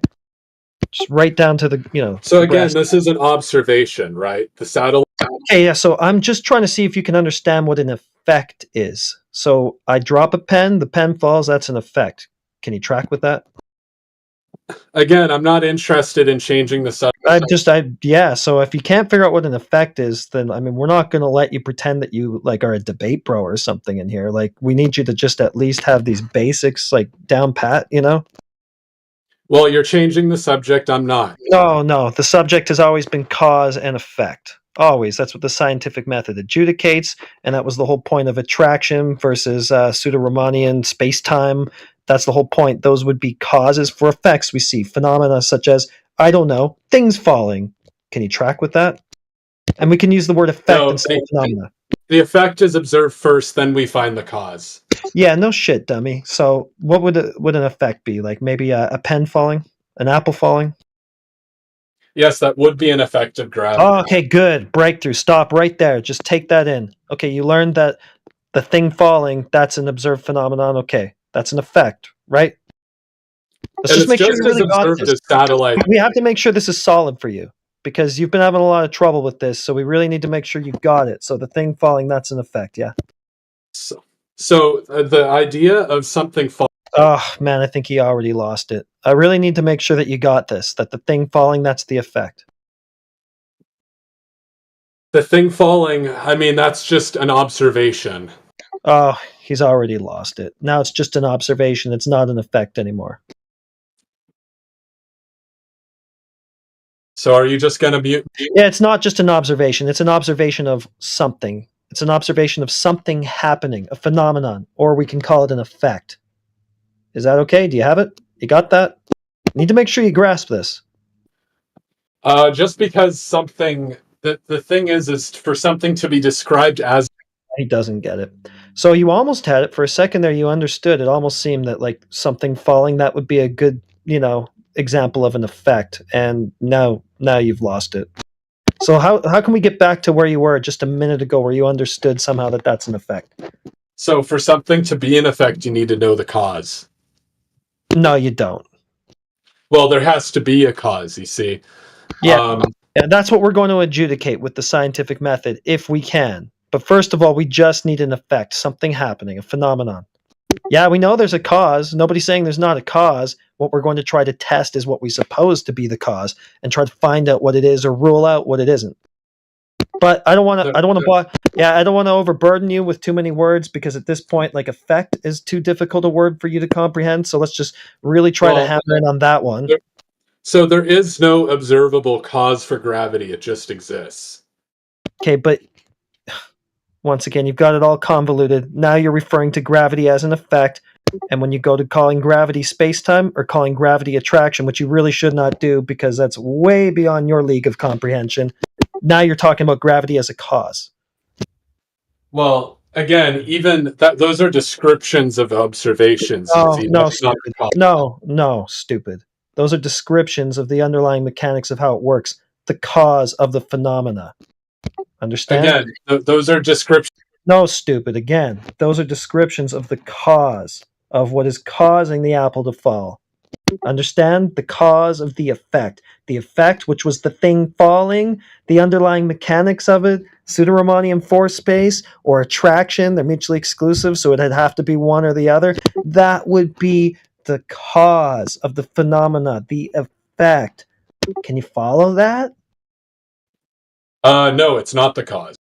Okay. Well, you said it yourself. You're probably right that it's not the cause, but you're right for the wrong reasons. You just don't know what a cause is. No, I understand. So, Alfred, you are so stupid that you don't even know what a cause is, and you're attempting to debate science. I understand what a cause is. No, you don't. You've demonstrated over and over in this conversation you do not understand what a cause or an effect are at all. I kind of thought that was the problem, because like you kept jumping around calling gravity the effect, the thing falling, then it's space-time, then it's attraction. It's all these different things. It's all convoluted, and you can't figure out what it is. It's because you've got it all conflated, all cluster-fucked together. You can't differentiate one claim from the other, or what a cause is supposed to be of an effect, or nothing. Well, yeah, just take that in. Don't try to argue. You're out of your league. Just try to take that in. I'm trying to help you. We don't know what causes fundamental forces.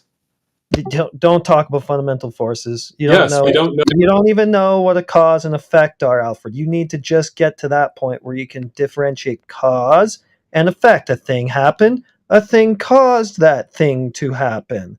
Okay, I'm not even debating what caused the thing to fall with you at this point. I'm just trying to get you to this basic point of understanding where you can discern a cause from its effect.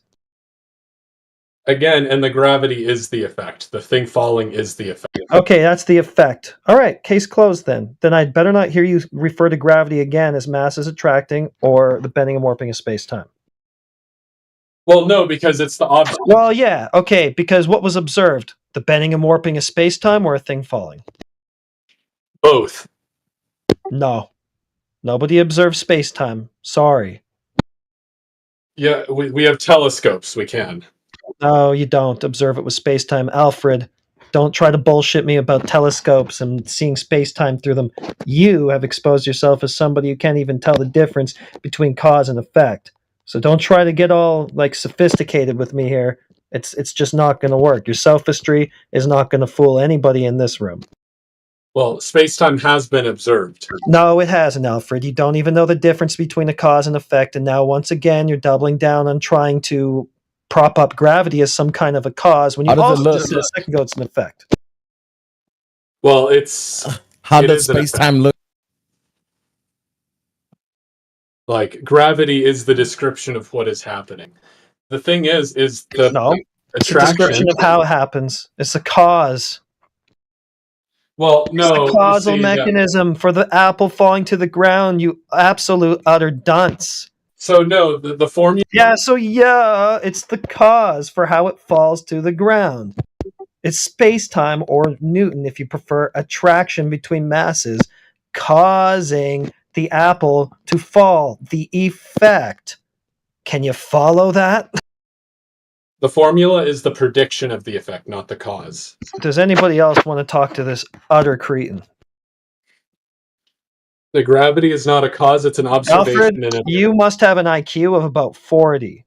Okay, I'm not even debating. I'm just trying to get you to discern cause from effect. Like, I mean, I think a potato would score a higher IQ than you. Well, you're meeting me because I'm proving you wrong. Well, what did you do? No, it's because I'm trying to keep you on track. I'm not even going to bite on that and ask you what you proved wrong. That's just retarded. What we're trying to do is get you to discern cause from effect, like I've said 1,000 times. So the thing falling, that'll be the effect. You got that? There is no cause for gravity. Okay, you said it yourself. It's There not is an no effect. known. Okay, is gravity an effect? Correct, it is an effect. Okay, how can it be an effect without a cause? You said earlier that that can't be. It's an observed effect which can be predicted. Without a cause. We don't know the cause, and it's Without a probably cause. Oh, unknowable. we don't know, or it doesn't have a cause? It's probably unknowable. Oh, so it's unknowable, or it doesn't exist? No, it's an observed effect. We just don't know the true thing you said that it's an causes effect, it. but you said it doesn't have a cause, so how can it be an effect? Because we don't. We don't this know is- how subatomic. This is the particles- problem. This is the problem, Einstein, is that you do not know what cause and effect are. Literally, that is how dumb you are. So for example, a thing falling, that's an observation. A satellite in orbit. It's an that's observation of what? observation. An observation of Space-time what? bending. Listen, I can observe something not happening. I can observe a table just sitting there. Okay, so it's an observation of what? An observation of what is happening. Reality. So an effect. A phenomenon. I mean, sure. I think a phenomenon, but All right, next. Now, what causes that? like, again, there's no real answer to that. It just happens. There's no real answer. Okay, so nothing causes it. It's an effect without a cause. Well, it's just probably unknowable, as I said. Okay, so stop saying it's mass is attracting. Stop saying Yes. it's space-time. Mass attracting mass is an observation, and gravity. No, it's not. It's not observed. Okay, it is. It is a cause supposition for an effect that's observed. How do you not get this? So the Earth has been observed orbiting the sun, so that is a Okay, I'm bored of the cause effect thing. You're obviously never going to get it. So tell me how that was observed. telescopes. Yeah, the Earth was observed to be moving around the sun with a telescope. Which one? All of them. Name one. The Every telescope Hubble on Earth. Space Telescope. There you go. Really? Okay, post the observation from the Hubble Space Telescope of the Earth orbiting the sun. Okay, so the Hubble. Okay. Are you serious? Yeah, I'm serious. Okay. I actually want the. Well, there's a telescope. It doesn't look like Flat Earth Ranger used it to see the Earth moving around the sun. I don't know how you would do that. Have to get outside the reference frame of the orbiting body. Yeah, you definitely only view the celestial bodies rotating from east to west every time.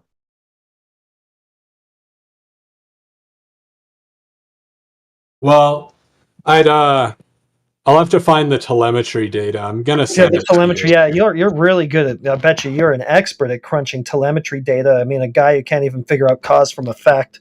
Well, no, it's that you don't know what the cause is, and neither do I. You don't even have an observed phenomenon. Well, it is an observation. Gravity is an observation. Yeah, no, it's just a baseless claim. Well, it's not, because we know that Well, it is because you It's haven't not an tested it. observation; it's a claim. So it's an observation because It's Of not. what? So okay, we'll tell that to Neil Armstrong because he saw What are it you with his own avoiding? eyes. So he's He saw- appealing to an astronaut, astronaut. Yeah, so he saw the Earth round and spherical with his own eyes. That's not what you said. Now gonna you've changed your claim. You said that it's observed that the sun is orbited by the Earth. Yes, and it is. Okay, where's that observation?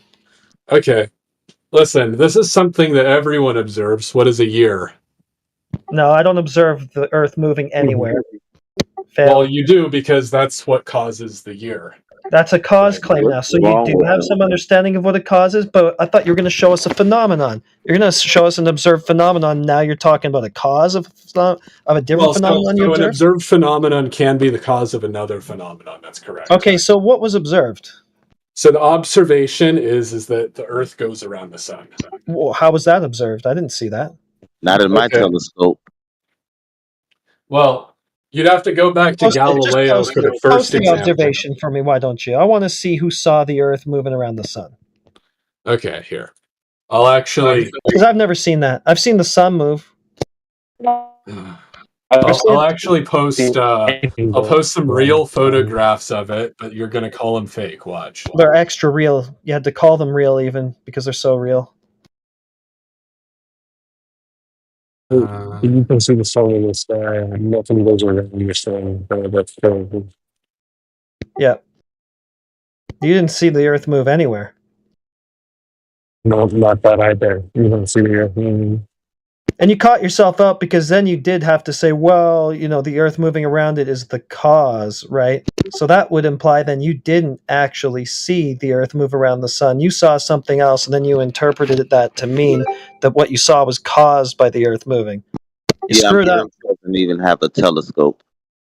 So, for example, there's satellites in interplanetary space that can take pictures of Earth, like the one I just posted, and they can clearly see that Earth is moving around the sun. Okay, so nothing's moving in that cartoon. And Well, now you're it's claiming a that you can have photograph.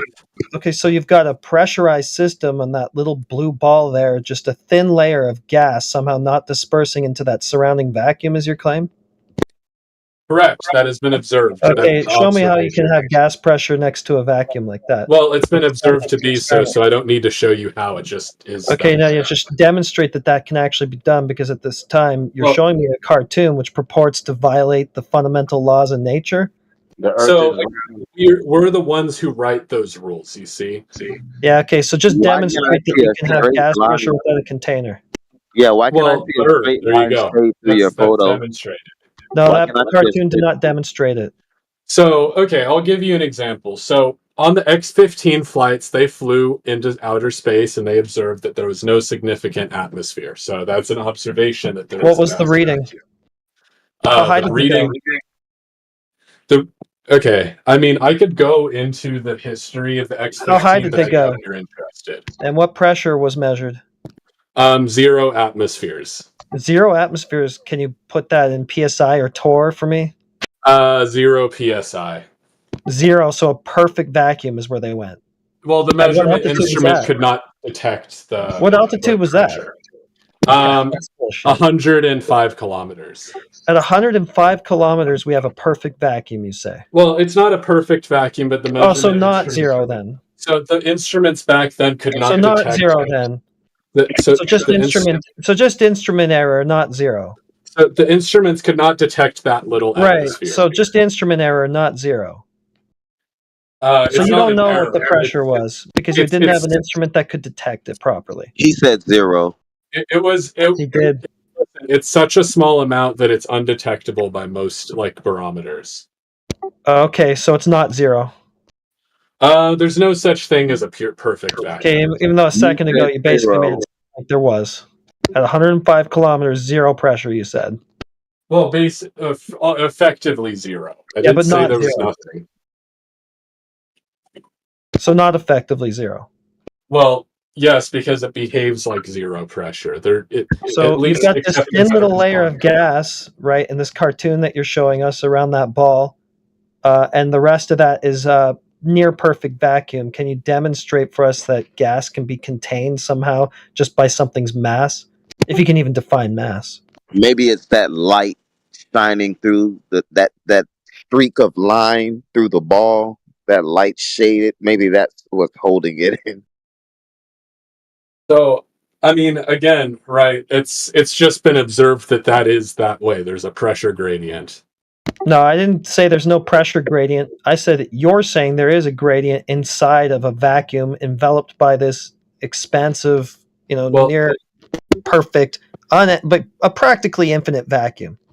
The gradient never stops. It just keeps on going out and out further into space. Oh, who measured that? Various satellites in low Earth orbit. Okay, post a measurement.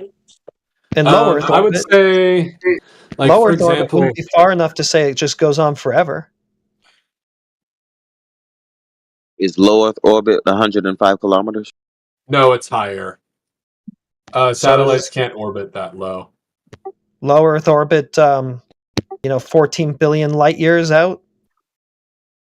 I mean, there's going to be so little that it's almost unmeasurable, but Yeah, there would be something. to what altitude did you try to measure this? Did I try to measure this? I don't know. I've never been that high. Okay, you have no clue then. You're just making shit up.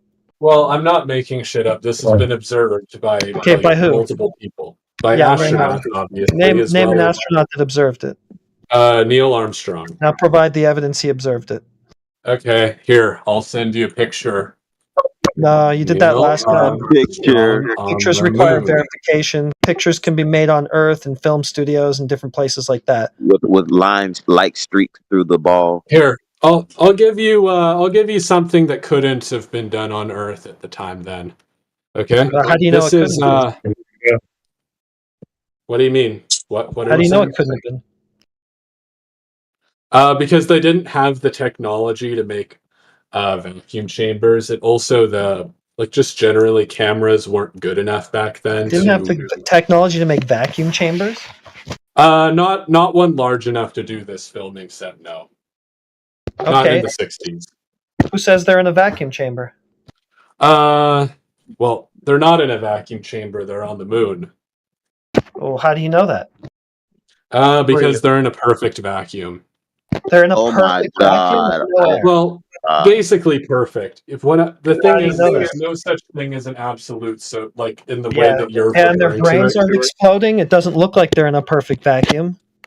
Well, here, look at the video I posted. So the hammer and the feather, they fall at the same speed, but they both fall very slowly. This is exactly what you would expect if they were. Oh, so maybe they slowed down the video. Well, why would the feather fall at the same speed? Because it's in a vacuum chamber. Well, again, the technology to make a vacuum chamber large enough to do a film like this would have been basically impossible at the time. Okay, so it's film tricks. Well, no, never did that experiment in because high they school? actually were on the moon, and that's what all the evidence do you points know that? towards. Wait, you never did the experiment in Because high all the school? evidence Everyone points does towards that them experiment being in high on the moon. school. You're just Everyone being does that skeptical for the sake of being skeptical at this point. I showed you evidence. What's your evidence that it's You're just not the being case? gullible for just being gullible. Okay, Yo, what's your everyone evidence that does this the isn't the case? gravitational acceleration experiment in high school. You literally did it in your first year of high school, didn't you? Hmm? In physics? Did you take physics in high school? Yeah. They do it. Yeah. Like they you have probably that completed this experiment in physics class. You got these two vacuum-filled chambers with different objects in them. One has a high surface area. One has a very low one, like a little metal ball or something. They have different masses. One is heavier than the other.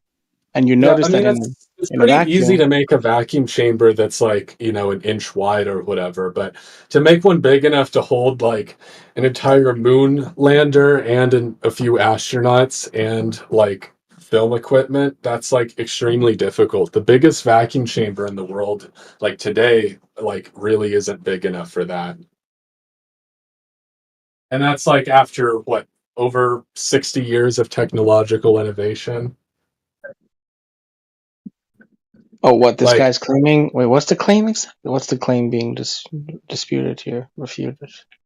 Like I can actually show you. Astronauts and space travel. Yeah, like the biggest vacuum chamber in the world, it like I'll show you, it actually isn't big enough to have like faked that. And that's today. So That was not what? built in the So 60s. what? So So what? so they couldn't have faked the hammer feather thing. They Yeah, didn't have vacuum chambers big enough Was back that then, was that the especially in bottom line? the 60s Was and that the 70s. bottom line of the discussion? Is that how the Why do conversation people started? think that Well, moon the hammer landing? feather experiment, it would have only fell at the same speed in a vacuum, and they fell at the same speed and quite slowly at that.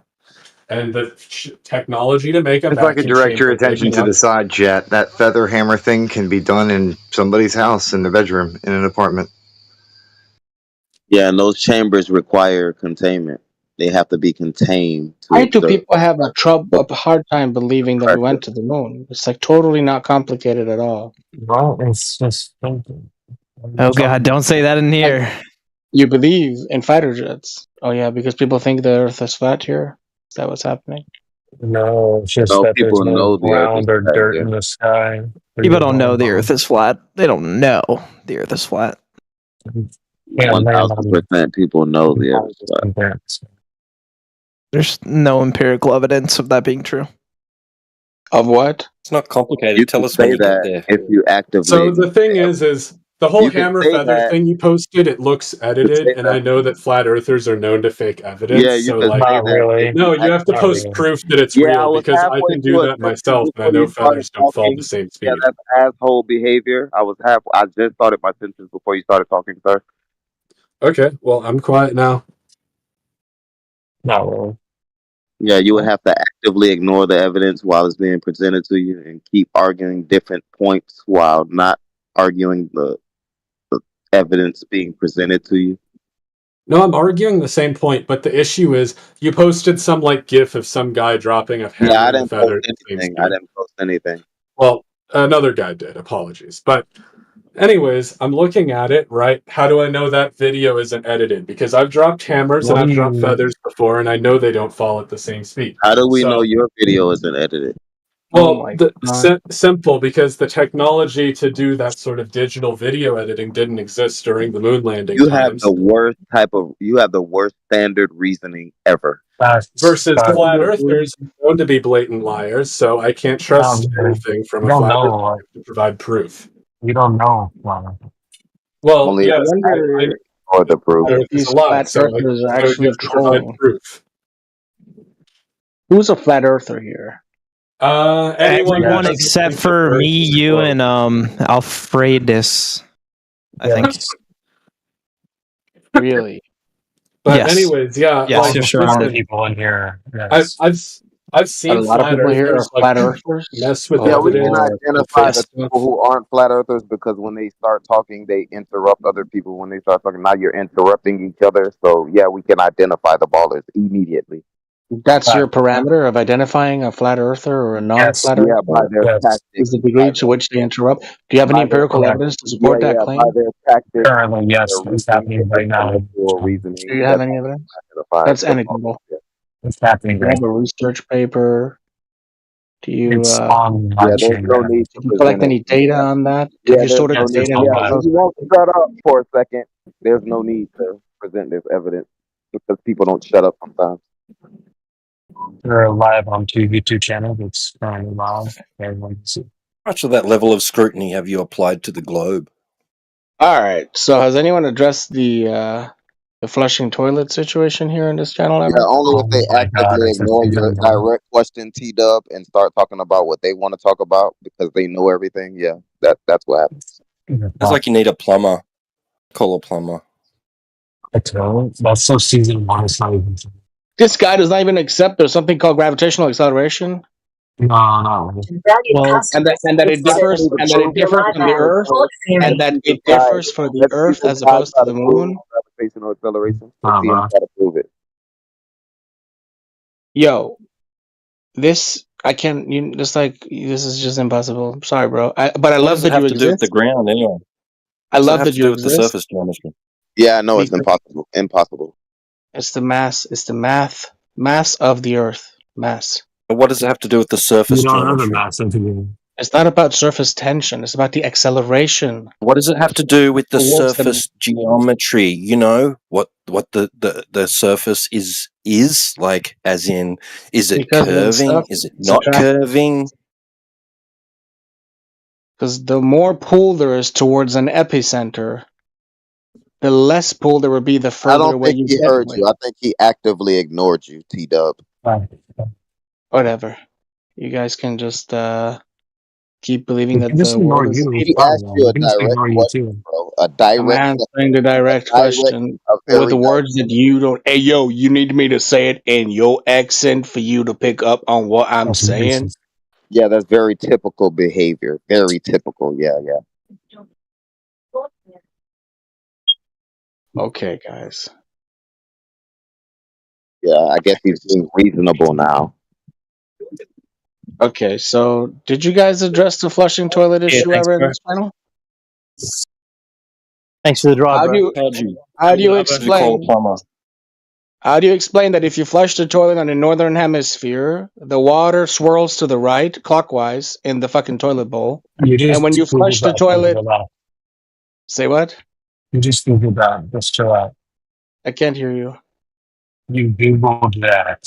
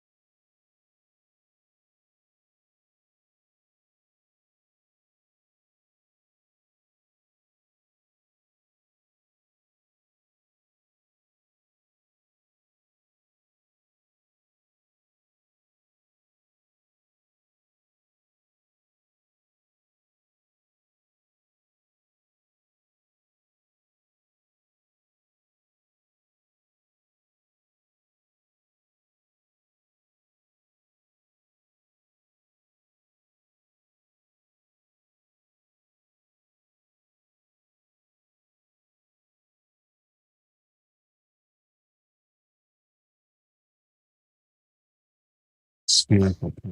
I cannot understand what you're saying. You're too fucking accented, my friend. So we That's don't like believe in like Neptune or Saturn or Mars No, or no, no, anything no, like that. no. It's just that's not that's the wrong idea.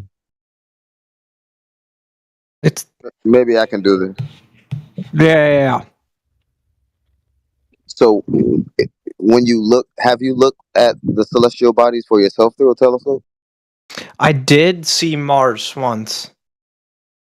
Okay, and how would you describe what you saw?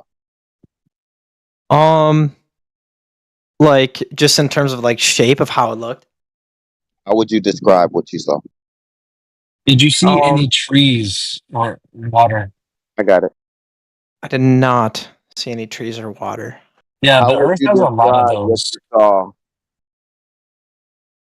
I don't know how to like really describe what I saw.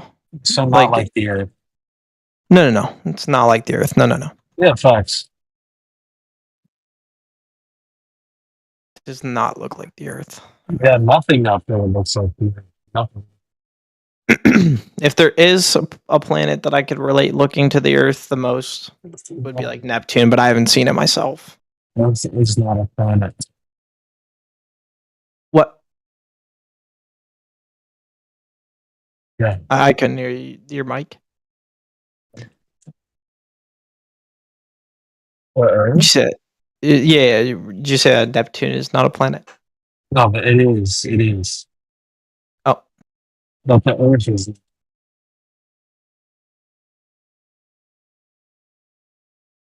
That I still couldn't really understand what you said.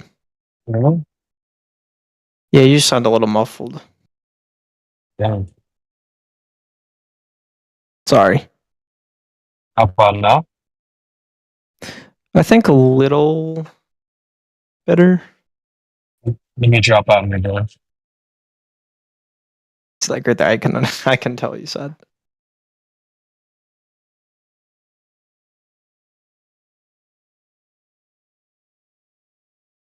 Come on, CB, go Super Saiyan.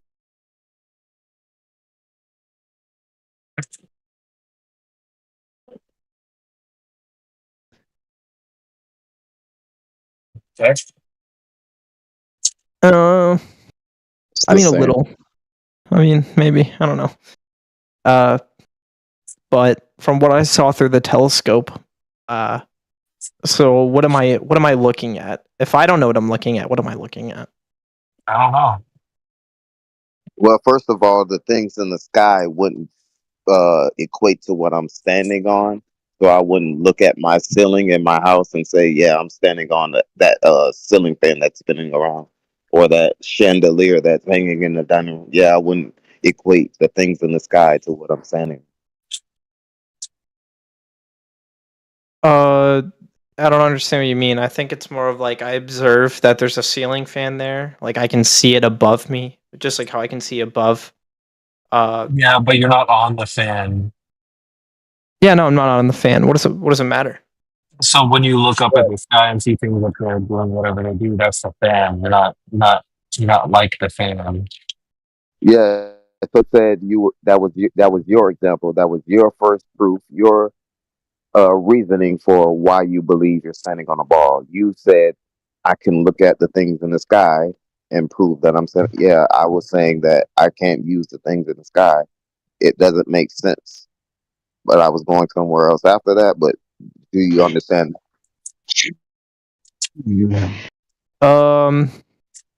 Not necessarily. So re-explain really quick, like what you're trying to say. You're looking up and you're seeing things in the sky, but you're comparing yourself to those things. But you don't typically really do that in your day-to-day life. You look up and see the grocery store lights or whatever in the ceiling. You don't really compare your experience on the ground to what you see up in the. Well, I feel like that's something completely different because No, it's the same.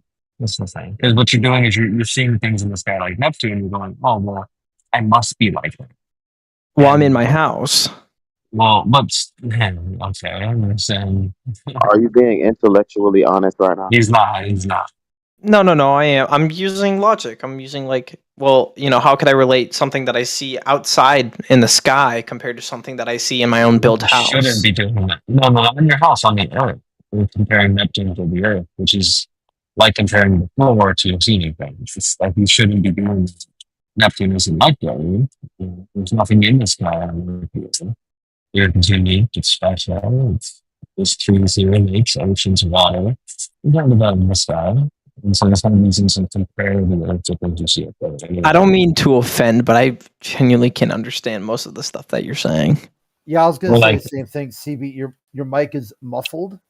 Is it So yeah, it's like you're I'm not sure how to fix it, where like it's like like a sock or something. Like you're, Yeah, it's like I don't know how to really do it. Okay. It sounds like you're trying to talk through a cup and you need to tighten the string. Yeah, are you like using a external microphone or something like built into like a laptop or something? It's AirPods Pro, bro. Yeah, that's the issue. Did you drop them in water? No, they're brand new. They're just trash. It's fucking Apple, dude. Fuck them. Buds and earpods and that. Yeah, like they Fucking bastards. agree. I've found they don't agree with Discord as Yeah, my quality goes. And whenever I hop in this channel, so like I can agree that I physically on hand have nothing to prove that the Earth is round. That is something I'll concede, and I can't physically prove myself that the Earth is round. Not Do with you at something least at hand. understand? You at least understand how trying to equate the things in the sky don't equate to the things on the ground. You can't say, "Oh, that thing I see in the sky is what I'm standing on." Also, Well, I mean, well, my mindset is that, these planets in our solar system are spherical. So I can relate Earth to that of, Mars because it's spherical right? in my So brain. that's why when you brought up the telescopes, I asked you, "Have you seen it for yourself?" And when you ask someone like me who's seen all of the lights in the sky, or the wondering, we'll just call them planets, they don't look spherical at all. They seem to be shimmering. So if you've seen them for yourself, you wouldn't logically say that they're spherical or even equate the thing in the sky to what I'm saying, to what you're standing on, right? Well, from my ground view through that telescope, it will, I guess you could say, appear flat, like in the way that I'm looking at it. But I don't really, with that light, I don't understand what it would be. Well, in a telescope, the only ones that appear to be like flat circles or complete circles would be the sun and the moon. All of the stars seem to be shimmering and shapeless. They shapeshift. So I would not say that any star in the sky or planet, as you like to call them, are spherical because they shimmer and move. Well, do you know why I don't they know say if- that? Do you know why people in the globe model say they shimmer? Oh, why? Why? Because every Okay. instance of going through the atmosphere is a new location. So it's vibrating through its different, it appears to be moving or vibrating throughout different locations as it hits a new incident of its like kind of like refraction, or I don't know like if I really the understand that. Okay, so like you see, like Wait, off what's in the vibrating? well, that's what one of the things. Its movement is vibrating. That's why it looks like it's twinkling. Its movement is vibrating, therefore it appears to be twinkling, Yeah. like shimmering. Yeah. Like So say if you were Movement of holding the a flashlight, telescope? like think about this: you're holding a flashlight away from somebody, and you're slightly shaking the flashlight. What will it look like the light's doing? It would, well, on the edges of the light, it would appear to be moving. So if I'm holding a flashlight and I'm shining it on someone's back, and my hands are a little shaky, you know, the light source is gonna look like, you know, it's moving a little bit because my hands are not perfectly still. Yeah, so when you think about looking down the street and someone has like a small flashlight and they're kind of shaking it. So you're saying a light source that's moving is giving an object in the sky that shimmering effect. No, as it moves through the atmosphere, every different layer causes it to like slightly bend its angle, and that becomes a new incidence of light. But the old incidence is still traveling through at the same time. Right. So what does that have to do with it vibrating? I'm That's why confused it on. appears like it's vibrating. Well, it's just twinkling, right? Or twinkling. Yeah.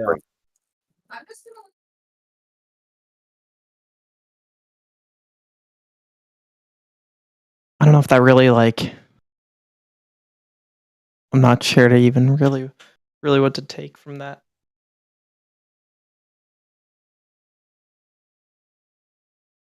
Yeah, what you can take from it is that observations of the sky will never help you find out what the ground is. Well, what if I use the ground for what the ground is? By looking away from the ground and looking up and saying, hey, look at that twinkle star, look at that moon, look at that black hole, look at that wandering star, look at that over there, look at everything else in all of creation. Well, luckily, there's people up in space who are also looking down, so we do know, But, right? yeah, but the surface of the earth as your only proof of what the surface of the earth is. And once again, appealing to the people actively lying to you is not a good enough answer, sir.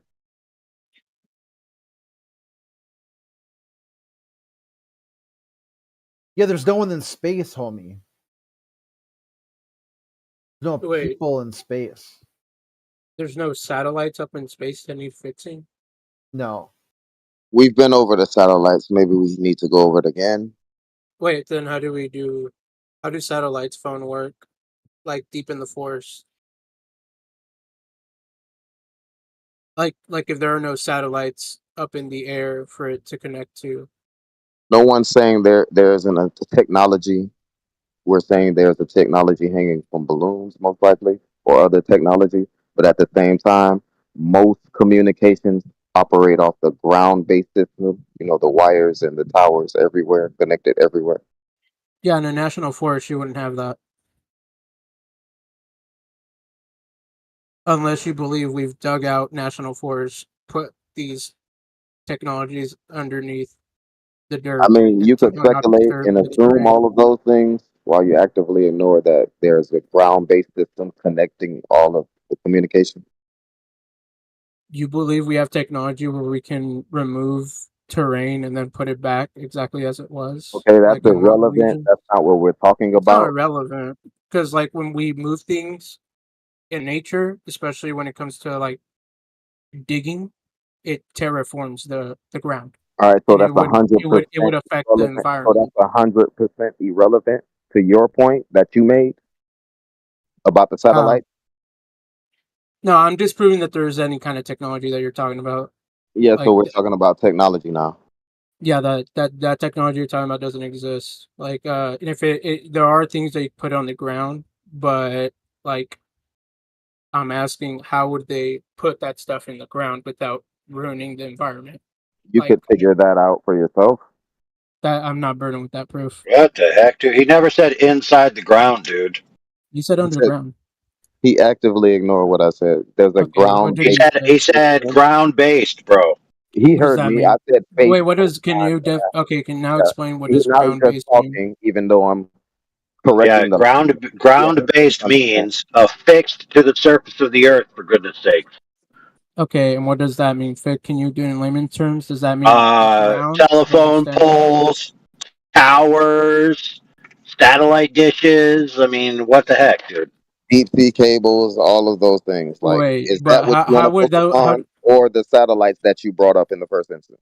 Okay, wait. Do you guys believe these signaling towers or whatever don't have? They have like a crazy span of how much they can like emit and receive.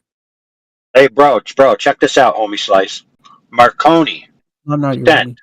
a signal 10,000 miles and received it.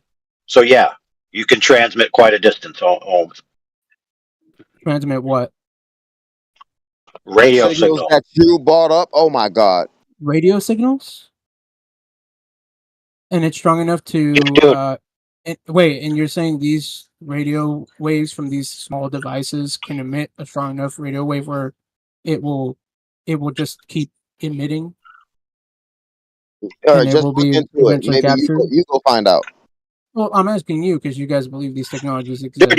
you can get ham radio Okay. signals intercontinentally, for goodness sakes. And you believe these are all the tech? Like, how much power do you think that's needed though to Oh generate my such a God. Like, what is he asking? Is he suffering right now? Okay, are Is he you suffering? gonna interrupt me like you bitched about like 3 seconds ago? Hey, Yeah, let me answer you this know what question. you're talking Okay, about right you're now. gonna go It's a ahead. very simple question. Here's a very simple question. Which do you think is capable of producing more power? A ground-based antenna connected to the electrical infrastructure, or a piddly Annie solar-based thing floating in the sky? Which one's going to have more wattage, sucker? If it's right over my head compared to it being on the other side of the earth, which one's gonna have a better signal? What? Or are you Who said it genuinely has to be on the other side of the earth, Okay, dude? wait. Are okay? How do satellites Wait. No, how do this makes no satellites sense. work? Do you think this is why How I'm do asking they you guys work? these questions? Okay, this is why I'm asking you these questions. Do you guys believe all signal towers are built equally? Like, do you think Oh my they're God. all Such able a to? non sequitur Why do you guys question. say "Oh Like, my god" instead of actually saying something? Okay, like you sound kind of weird. cool So, beans. like, I mean, it's a simple question. Do you guys believe all signal towers emit the same amount of frequency? Of course not, dude. Okay, and why is that? Because some have more power than others. For goodness sakes, dude. Okay, there you go. So now I'm asking, how big of a fucking tower and how much power would you have to use to send a signal from like the other side of the world to the other, like from China to the U.S. or I even don't know. from the United States, Why don't you look even up from like. Marconi?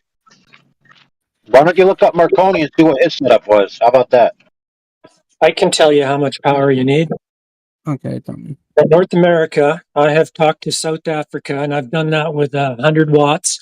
And I've also talked to China, but that took a little bit more power. I used 1,000 watts. And South Africa is probably about the furthest distance from. Okay, and how big was Oh, that battery? wow. Like, wait, Plum. How big was that battery you're using? He wants to delve into different topics and not talk about the No, satellites I'm that he is asking questions, bro. You can have your other Well, questions when I'm done. certain no, he's actually right though. Certain ultra low Oh my god. frequency radio waves are able to go through terrain features and like are generally unobstructed. Like you can actually communicate across the world without satellites, just not in very high bit rate. That's not true. You can absolutely talk across the world with minimal amount of power. Like I say, 100 watts, and I could talk to South Africa, which is a pretty long way from my house. That's a pretty long haul. But talking to Australia, I can talk to Australia with about 10 watts of power. But as I said, that's with a very low bit rate. Like if you want a high bit rate, you have to use a higher frequency, and No, that that's with means voice. that it It's will with be voice. obstructed. With voice, talking, like just like we are here, but with the microphone that's connected to a radio, and the signal goes over the radio, and I hear Yeah. you like hearing me, and we talk. It's not low bit rate; it's in real time. Yeah, I mean, for an analog radio, you don't need a very high bit rate. But if you try to try using like an analog radio like that to transmit like a file like 1 megabyte in size, and it'll take Who hours. said anything about transmitting a file? Talking about Like talking literally, on a radio like and literally. sending a radio signal from here across the world with minimal amount of power. Some people Yeah, actually, like I said, it's called QRP, meaning low power. It's that's a ham radio code for that, where they use low power, and some people have fancy antennas and they're able to talk across the world with 1 watt, and they love doing it. It's just what they do. Like I Yeah. said, if you make the frequency large enough, it'll go through any obstruction. You know nothing about what you're talking about here. There's no bit rate on this. It's in real time. It's a voice. You're using about a 3 kilohertz bandwidth, which is all that you need so that you can actually talk to somebody in real time. We're not talking about sending files or anything, although you can do that, but that's completely different. I'm talking about just talking, using your voice.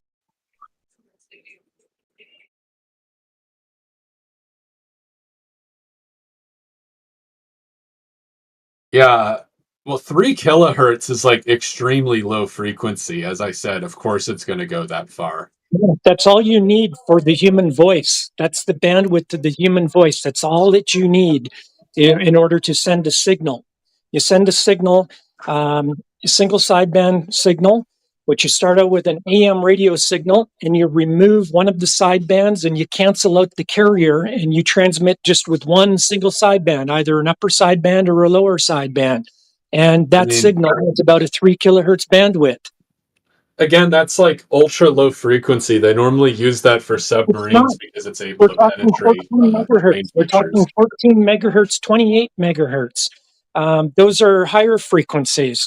28 megahertz is open right now. There's lots of signals on the band, so you can have a look around and see what you can find. 14 megahertz is usually active every day to talk around the world.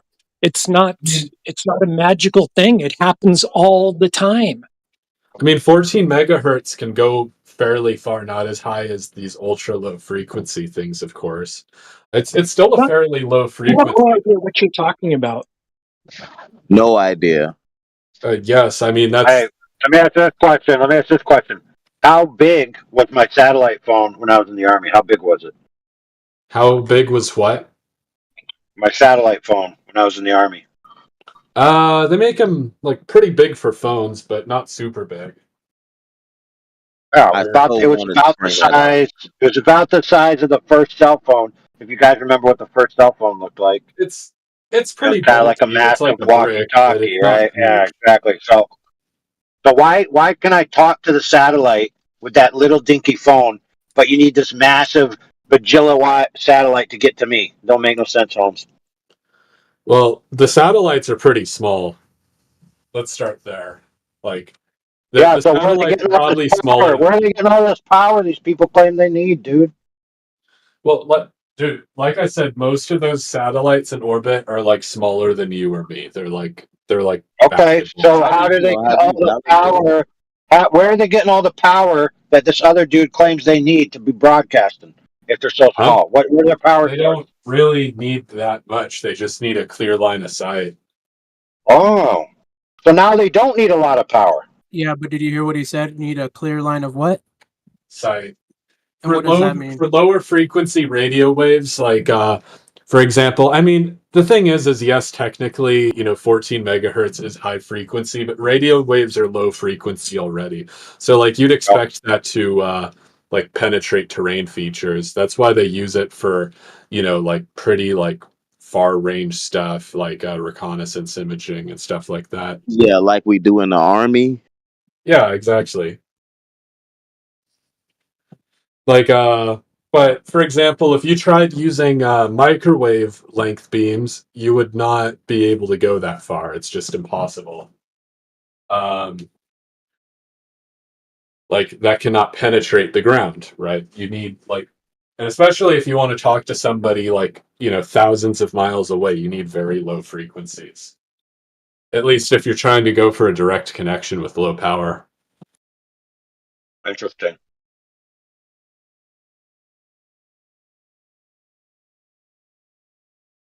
So the actual counterclaim that's on the table for most people who try to defeat the Marconi shot is that, or any of these other long distance shot, is that it's actually zigzagging into the atmosphere, hitting a reflective layer of atmosphere, then bouncing back down and doing this zigzag pattern to make it around the quote unquote alleged curve of the Earth.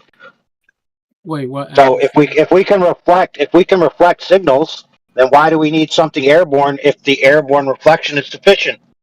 The airborne reflection doesn't go that far, but with ultra low like wavelength radio waves, they just go through the ground. There's no obstruction. That's why they use them for submarine communication, because they're able to penetrate very far into the ground.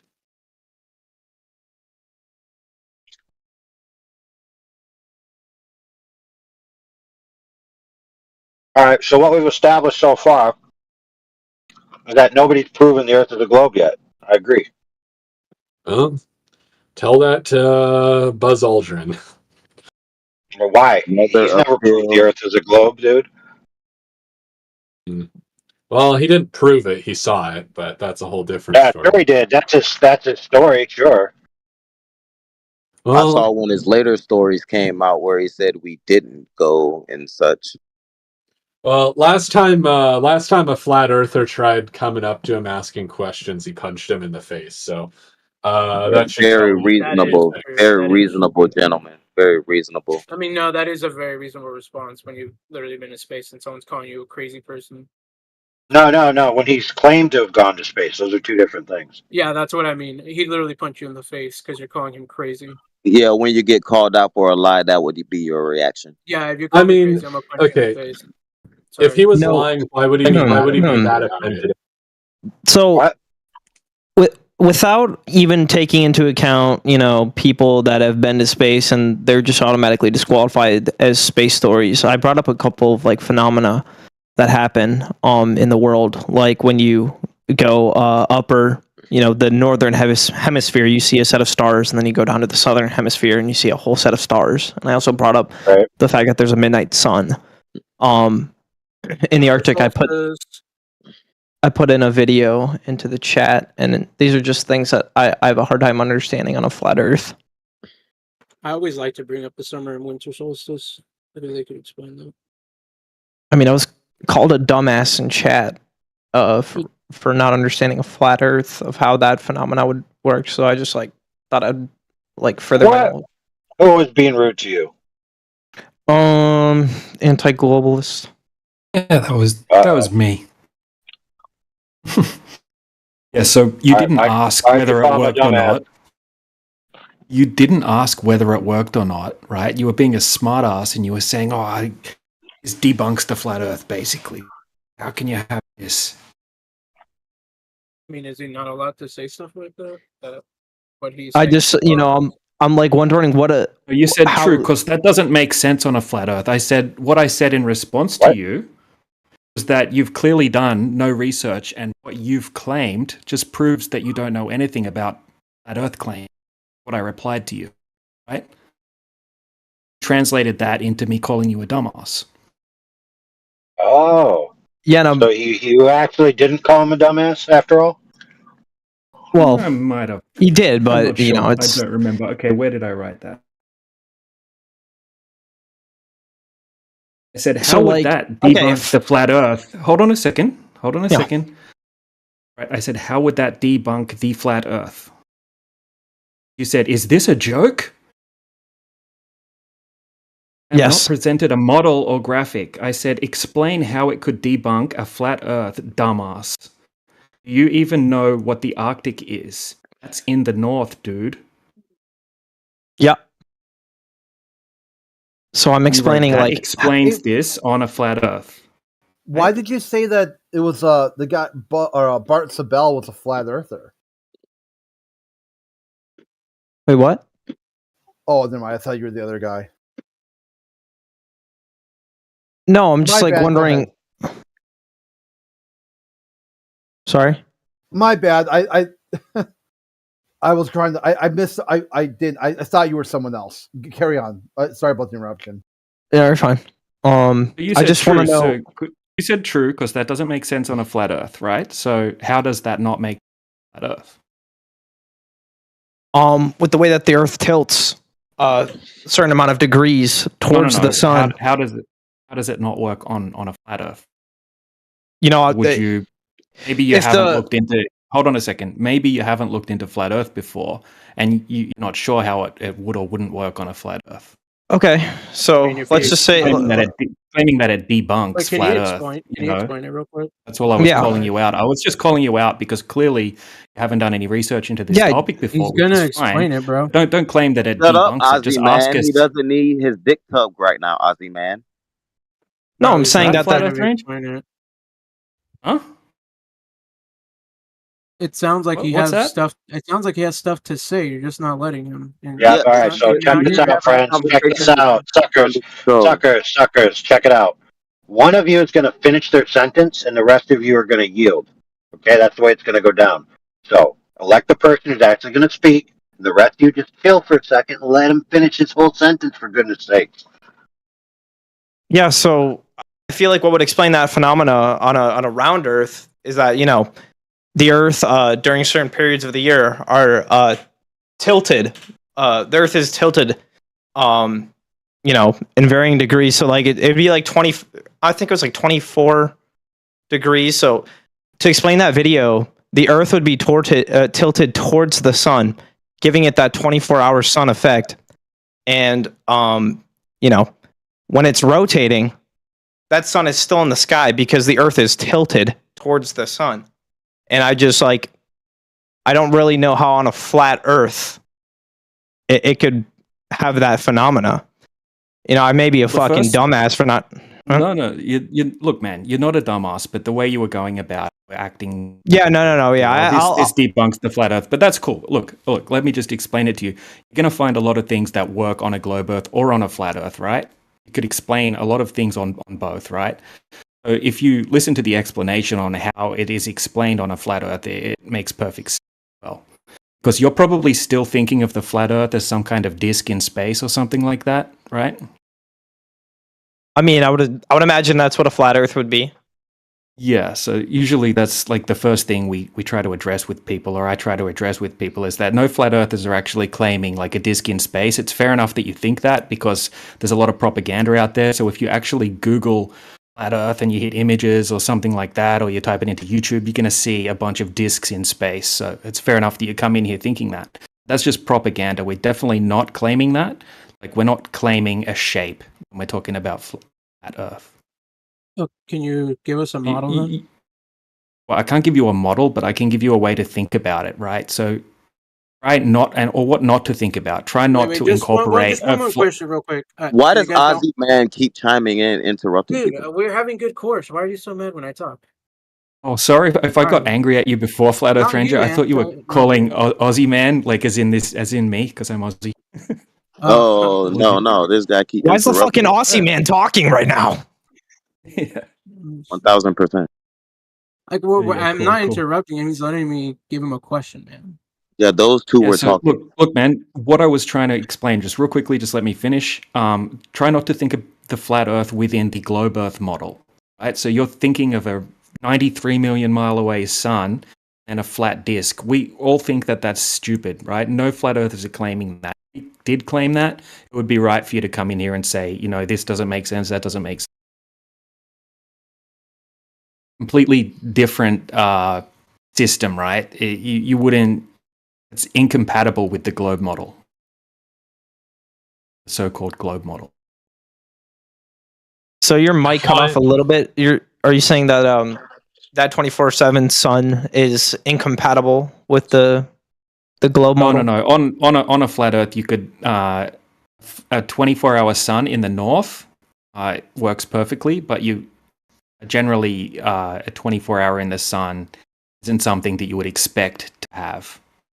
We don't know. We try not to make definitive claims about the objects in the sky, because we try to stick to things that we can actually validate here on Earth, like being able to go out and test for curvature and things like that, right? We can speculate about the lights in the sky, but at the end of the day, we all see the same thing when we look into the sky. You've been fed a story. We're all fed a story about what they are, right? But being able to actually validate that is a whole different story. Even from the ground view, would it not be fair to speculate that there must be some sort of globe that we're on to see that occurring in front of my eyes? No, because what we're seeing in the sky is cycles, right? We see lights in the sky moving around us in cycles. We see all the stars circling east to west and basically doing circles around the North Star, right? Polaris, and they reset pretty much back into the same positions each year. The planets, which used to be called wandering stars, they do the same thing. They move in their own cycles, right, to the stars. And the sun and the moon also do the same thing in their own cycles. So it's kind of like the sky is somewhat like a clock in a way. But it actually makes more sense on a flat Earth because of these cycles, whereas on a globe Earth, you're actually flying through the universe at all these different speeds and vectors, never to return to the same place. We always see the same stars in the sky. They're always going back into the position, all verifiable history. For the people actually with telescopes that observe the celestial bodies.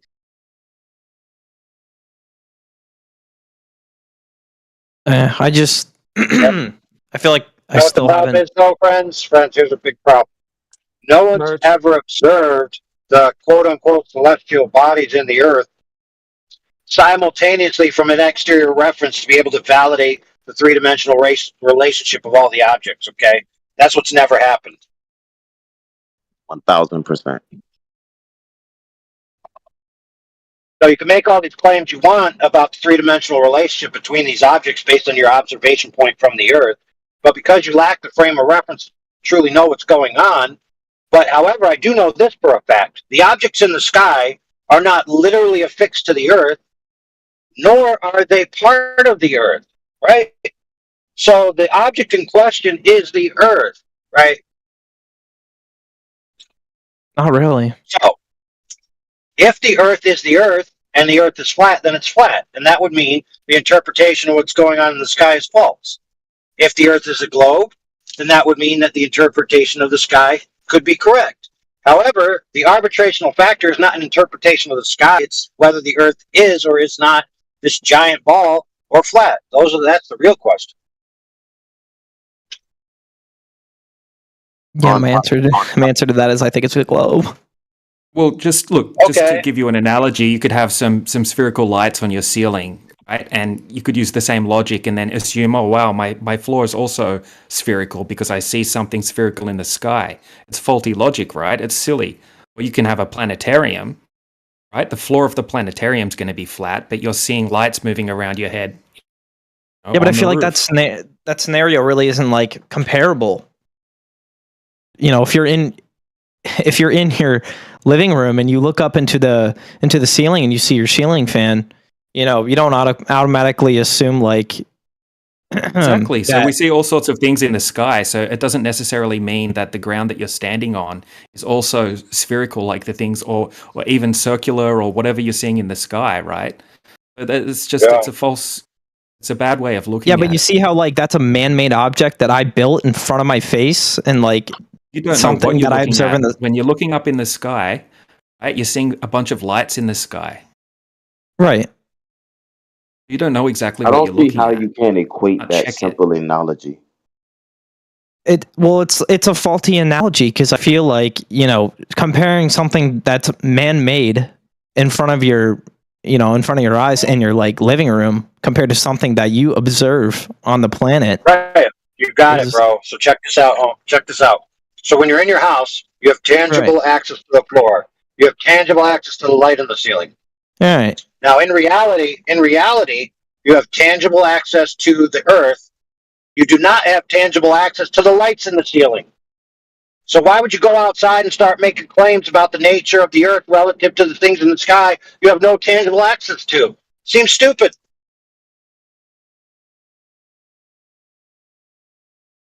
That's like the fourth iteration.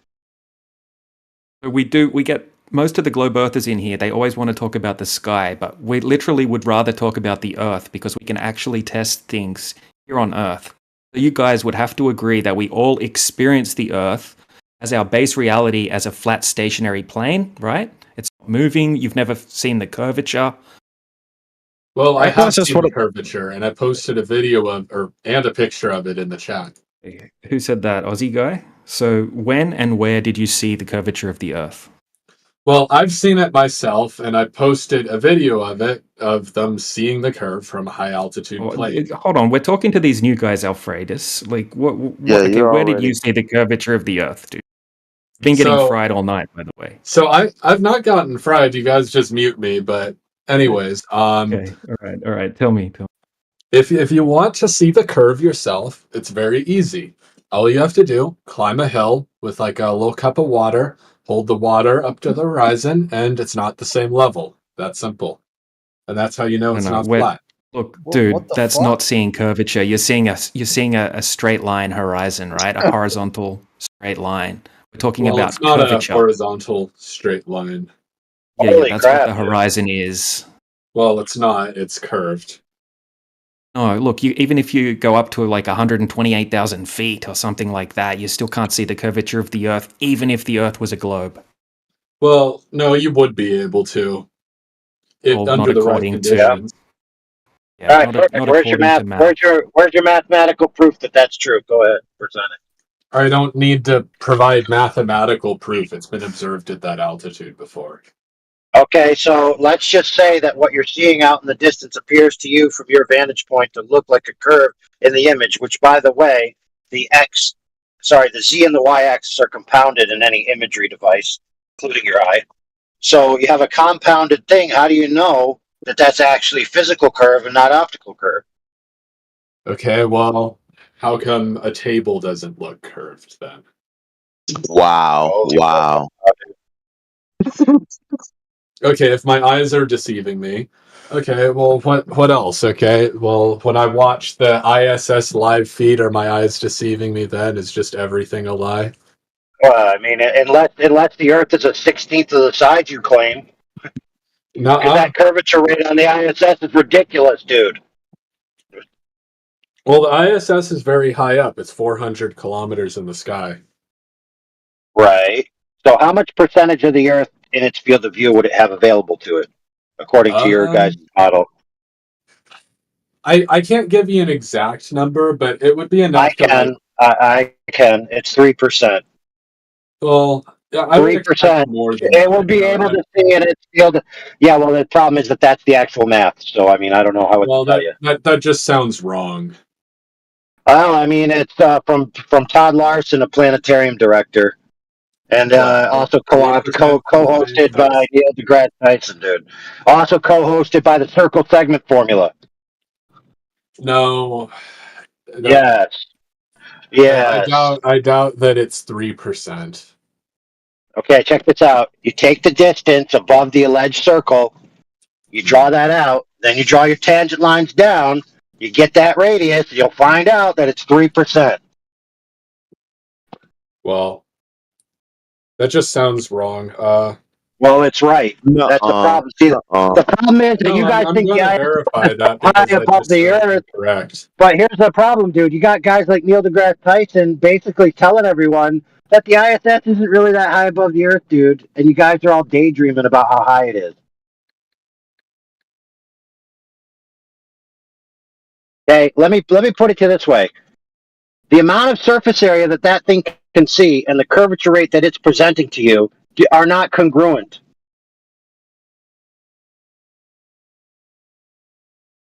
Now, interestingly enough, the same thing occurred with the Red Bull jump, if you guys remember Red Bull jump. And by the way, a lot of people were claiming, look, it's the curve of the Earth, to which Neil deGrasse Tyson took umbrage with because he said, look, guys, this is clearly a fisheye lens because you're not high enough above the Earth to see any curve. And then this would be planet frickin' New Mexico. You'd have an Earth like 1/24th of the size you're claiming if you think this is the curve of the Earth. It's clearly a camera effect. Goodness sake. So how do you know whether it's a camera effect or not? Because fisheye lens don't work like that. Even if the Earth was truly level, like truly flat, a fisheye lens wouldn't add that much curvature to the footage. It wouldn't make it look like a globe. Are you kidding me, dude? Dude, this is painful, dude. No, you go right now and you watch. You go watch. You go. I don't know why you have to say I'm painful. I'm just giving you like my information about fisheye lenses. Dude, Fisheye lenses can literally make a skateboarder look like they're skating on Planet Skateboard Park, for goodness sakes. Yeah, the thing is the Clipcord or the image that Clipcord posted. Yeah, that's definitely distorted. You would not like the Earth would not look that curved from the height of the ISS. Also, I looked it up. Your 3% figure was actually pretty close. I'm surprised. I thought it would be more, or I thought We it don't was make more. baseless claims. Right. So, Alfred, I just wanted to mention something while we're on this. Okay, so you have completely contradicting footage from the Chinese space station footage. Personally, I think they both look ridiculously fake, but if you want to claim that they're both real and not being faked, have a look at the main cameras from the Chinese space station, right? The horizon is basically flat from all angles within the frame, right? There's one camera they have on there that's an extreme fisheye. So these other guys, Gorilla Amp, you can have a look at the difference between the main camera, which shows a perfectly flat horizon, the other camera that shows even more distortion onto the alleged globe than the ISS footage. But you can't have both. You can't have NASA showing you this particular amount of alleged curvature and then the alleged Chinese space station showing you a flat horizon at the same time. Would have to admit that either one of them's fake. Hold on a second, almost done. Would have to admit that either one of them's fake, right? Because there isn't a lens that can flatten out a curved line from all angles within the frame. That's not what fisheye lenses do. They do the opposite of that, right? So I posted the video in the chat. Have a look at it. Backs up exactly what I just claimed. So you know you're gonna have to. You can't have both. Well, the simple answer is that in the Chinese footage, it's not flat. Does it look anything like what you're seeing from the NASA footage? They are approximately the same height, allegedly. So they're within like 30 kilometers of each other. Oh yeah, even then you still see curvature, even at 46 seconds through the Chinese footage. Do you see the problem? It's going from flat from the main cameras, within all angles of the frame, to extreme curvature. You can't have both. Yeah. So at that altitude, what curvature rate are you supposed to see, and how are you going to tell the difference between which is an accurate representation of the physical nature of the curve versus the optical nature of the curve? How are you going to determine the two? Yeah, that's a good question. That's a good question, and frankly, neither of us have the information of the camera lenses or really of that specific altitude in those footages to really explain how it's giving those like distorted looks to them. I don't know if either of us really have that information or really what millimeter that they're using. It doesn't really matter because I literally used to sell lenses for a living and collect vintage lenses. I know a decent amount about lenses, but you don't even need to know a lot about lenses to know that you can't have both, right? You can't have a curved Earth that from all angles within the frame shows pretty much a perfect horizon line. So have a look at the screenshot from the Chinese footage that I just posted in the side chat. I drew a perfectly straight line across the horizon. You can see no deviation. You can see that horizon is at the top of the frame. You can do the same thing when the horizon line is at the bottom of the frame or the center of the frame.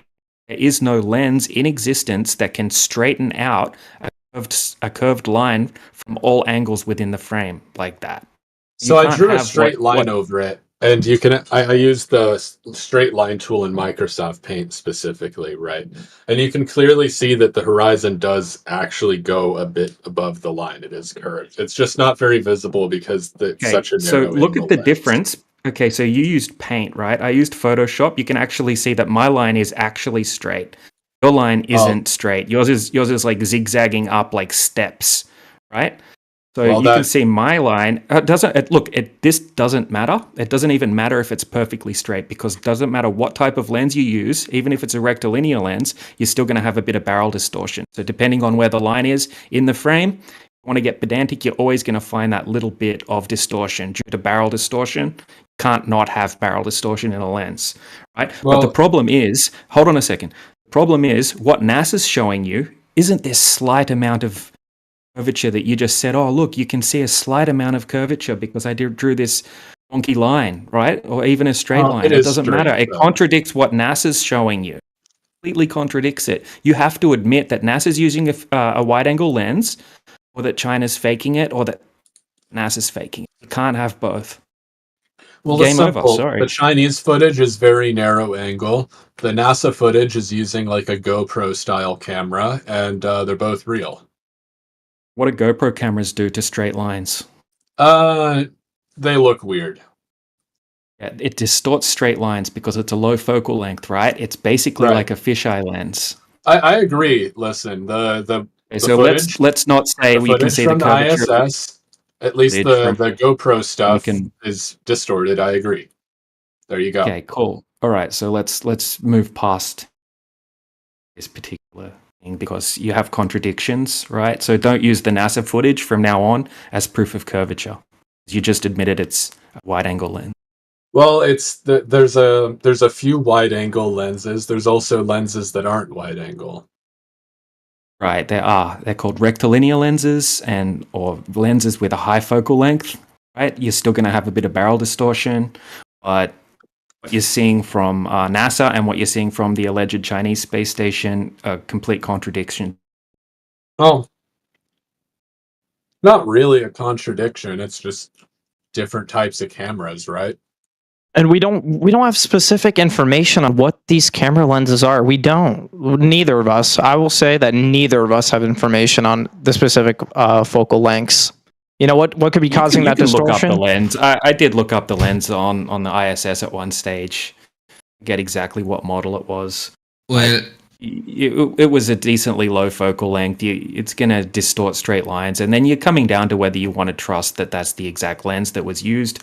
But it doesn't really matter because you've got completely contradicting footage from the Chinese space station.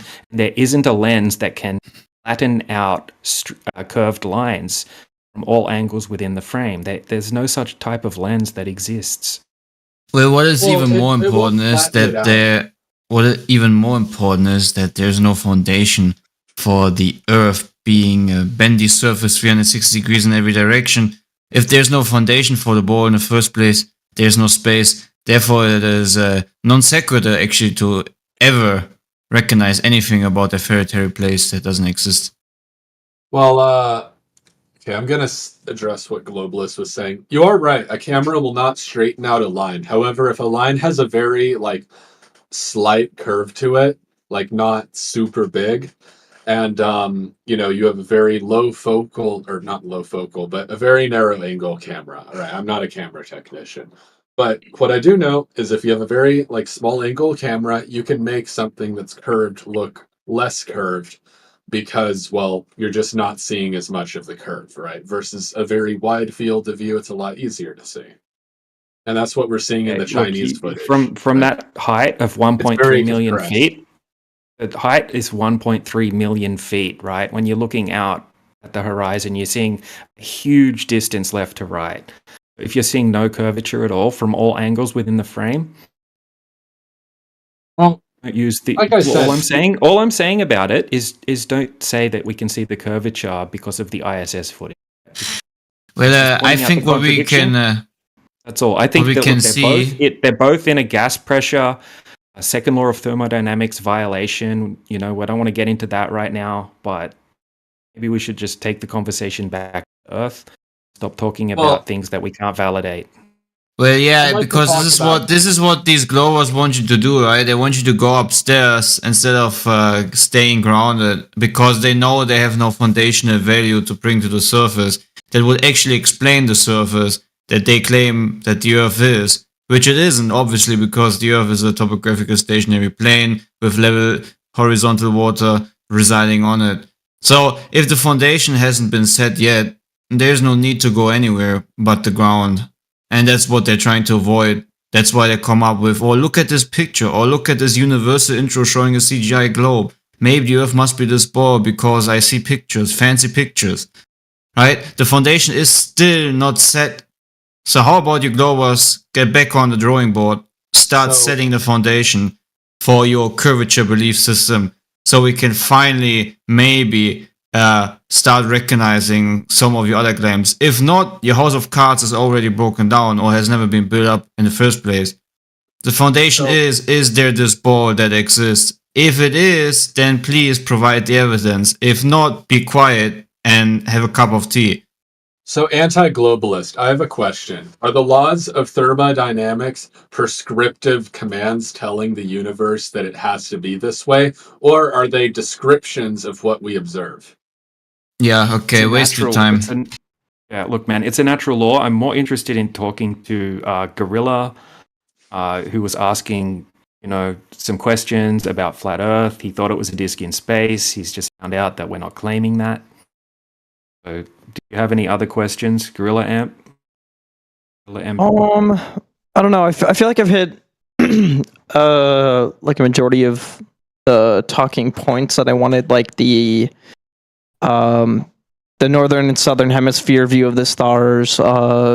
Obviously, video footage is something we, really can't like come up to a.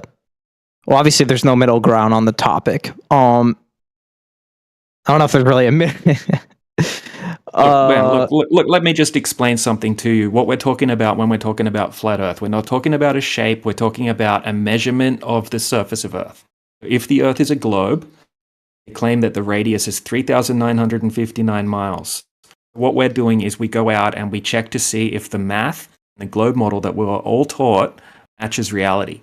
When we go out and take observations over large bodies of water, which is the place you would go to, as for this curvature rate that they say, right? We can't find any. I'll give you just a really quick example so you can get it in your head. So if you just say you have a 10-mile lake, right? If the Earth is a globe, the size they say it is, there should be 66 foot of drop over that 10 miles, right? But what we can do is we can go to that lake, we can set up a camera 1 foot off the surface of the water on one side of the lake, and we can zoom in and see the shoreline basically on the other side of the lake. So if the Earth was a globe, shoreline on the other side of the lake should be hidden behind the curvature of the Earth, 66 foot, which is a huge amount if you think about it.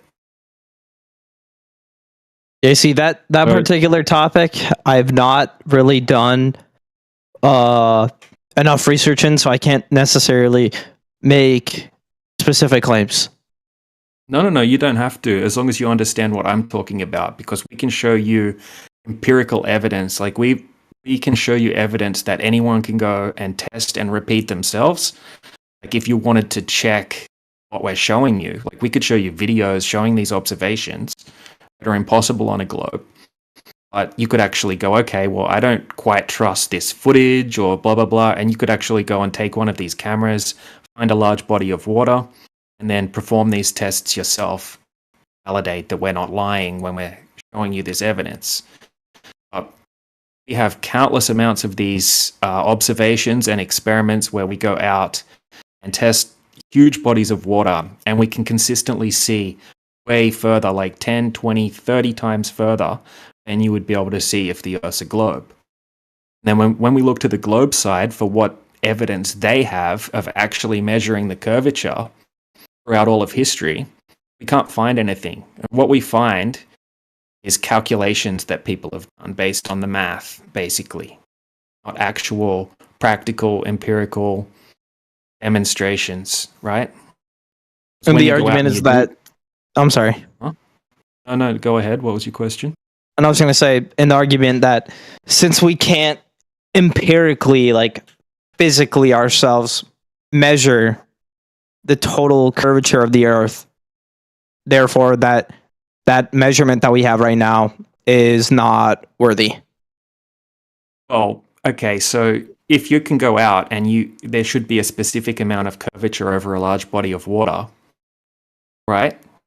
It's like a necessary requirement for the Earth to be a globe, right? Because it's curvature that has to be there.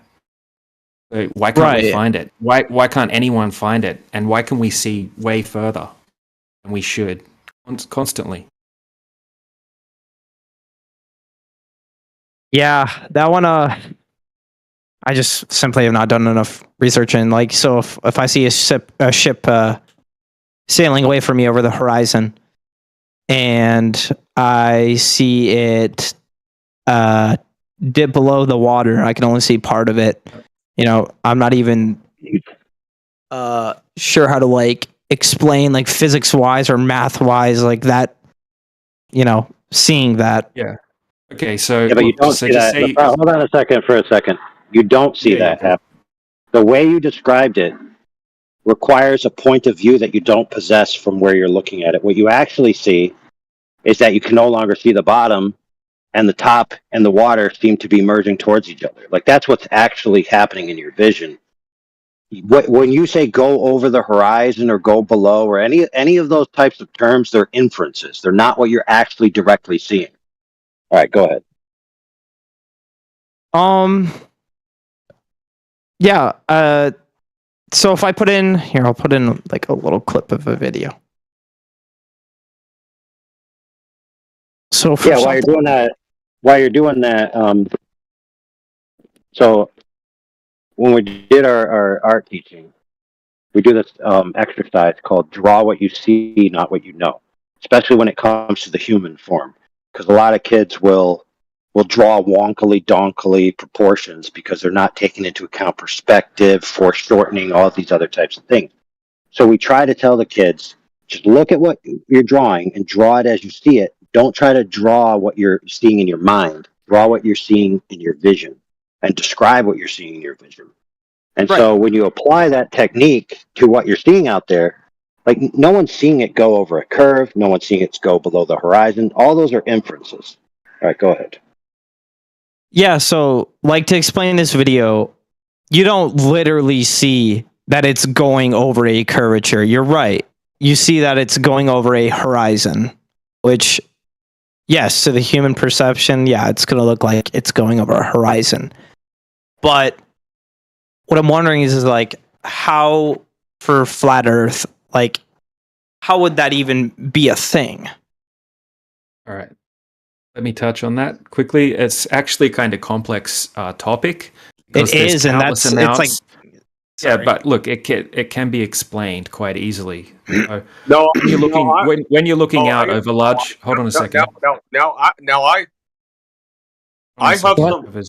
Whoever's interrupting. Are you good? What are you doing? Anyways.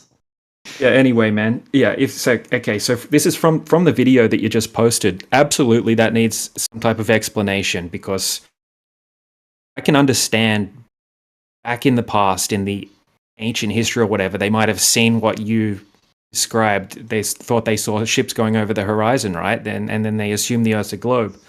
But now we have a lot more knowledge, and we have amazing technology in regards to zoom cameras. We have like super zoom cameras that are available for anyone to buy, like the Nikon P1000, blah, blah, blah.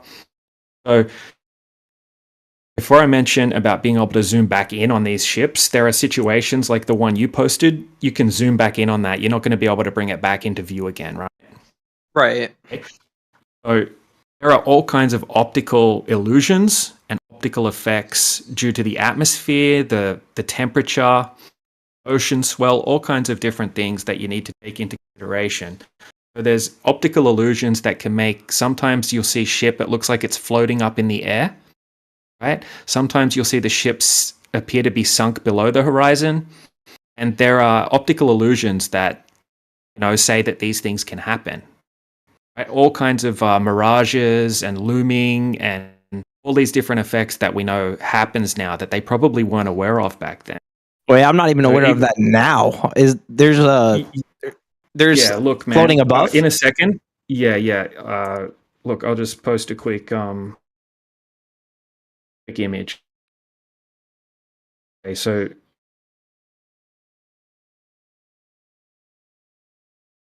with me, we paste a screenshot.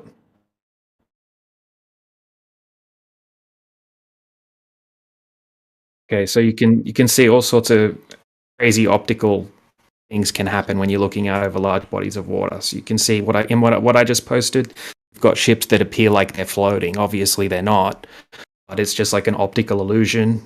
Right? If you change the contrast, you can actually see another horizon line behind the ship, and that horizon that you can see is just a false horizon due to an optical illusion. And then you've got the opposite effect in what you posted. But if you have a look in that footage that you posted, just above that last image I posted a picture of that ship that you can see. And then when he pans the camera over to the right, you can see all sorts of crazy stuff going on in the sky. Like you can see in that second image that I posted there to the right of the ship, and he zooms over to the right, it looks like there's all these like meadows like floating in the sky, and there's all sorts of crazy stuff going on in that.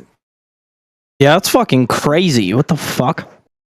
Yeah, exactly. So there's a lot of crazy shit going on, and it's not like there are all these known optical illusions and effects and stuff like that, but it's not always just one or the other. Like sometimes it's like a combination of like 5 different effects taking place at the same time. So it's real hard to nail down exactly what's going on in these. Yeah, it looks. I'm doing like a little bit of research, so it looks like it has to do with like the temperature of the air that is giving it that sort of like that either floating effect or like kind of more grounded. Yeah. So look, there's this other effect here. It's called sinking refraction. I'll just read it out quickly. It's a refraction effect in which an object normally visible on the geographical horizon apparently sinks beneath it. It occurs when air density decreases with height at a lower temperature rate than normal, and blah, blah, blah. It goes into more detail. So yeah, you can have all kinds of crazy things. It doesn't prove a flat Earth or a globe Earth, but using things like that to say, oh, the Earth's definitely a globe because we're seeing this particular effect taking place, it's not good evidence for a globe.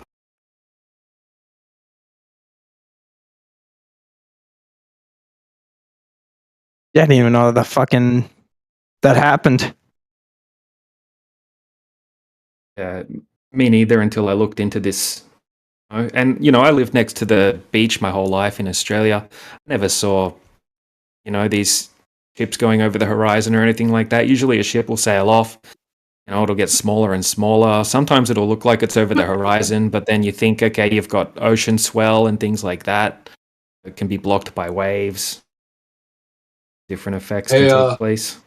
I posted something in the side chat. It's a recreation of the most complicated orbital mission ever. Like the amount of math it took is insane. This is just in a simulator, mind you, but this is recreating like an actual historical mission. Why would anybody? Yeah, look, we can talk about this space again some other time, but we're talking about the Earth at the moment. Yeah, I mean, no, but it requires the Earth to be round. Why would anybody put this much effort into calculating such complicated trajectories if it was all fake? I don't know, man. Yeah. I'm not talking about that right now. So. How about $1 billion? How about that? There you go. I rest my case. Yeah. So let me put this out there. I just want to put this out there. Yep. Yeah, I just want to put this out there as food for thought. All right. Just pay attention, listen, go into your happy place where you're open to new ideas. A man will kill another man for 10 grand. Imagine what he'd do for hundreds of millions of dollars. I rest my case. Point, man. And Gorilla MP, you got to remember NASA's getting like $80 million a day or something like that. Huge amount. Allegedly. Yeah, I don't know if like the amount of funding automatically disqualifies its like reliability or credibility. Yeah, but yes. So the opposite is actually what was argued, right? Why would somebody do something like this, right?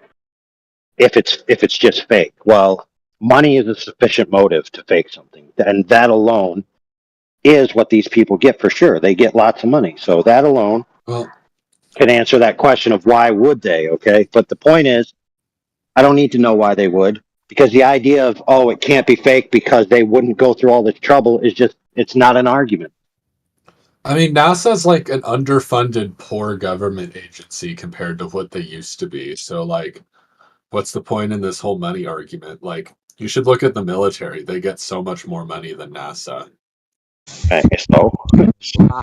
NASA don't protect my life. Yeah, Well, Yeah, NASA exactly. doesn't get that much money compared to other Okay, governments. let me ask you this. What's the biggest budget item? What's the biggest budget items in the United States budget? Number one is like welfare and social security, basically Yeah. things that are considered like essential spending. And then there's discretional spending, which is like much less, and that covers everything else, like the military, schools, firefighters, Awesome. as well as NASA. Yeah, I'm glad you recognize that, because many people think that the military is actually like 50% or some ridiculous amount of the budget. No, it's not. It's not a ridiculous amount. It's more than other countries, but that's because we do the military work for our allies. It's not an unreasonable amount, all things considered. Yeah. Well, let me ask this. Do you remember the name? So there's this doctrine, I can't remember the name of it, where in theory we're supposed to have an army equivalent to the next Seven Nations army. I can't remember if it's the Monroe. Is it the Monroe Doctrine? I can't remember what it's called. Sorry, what are you saying? I didn't really catch that. I was looking at something else. So there was this concept. It was kind of like a military doctrine where the United States goal was to always maintain a military that was as large as the next Seven Nations combined, or as powerful.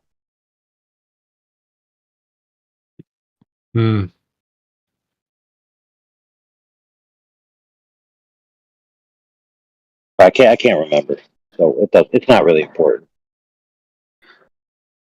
If we get into the topic of NASA, a question that I commonly ask myself is like, so like what would be like the true end goal of NASA to be funded this heavily and to convey all this information that would really be looked at as false? Like, what's the end goal of all of it?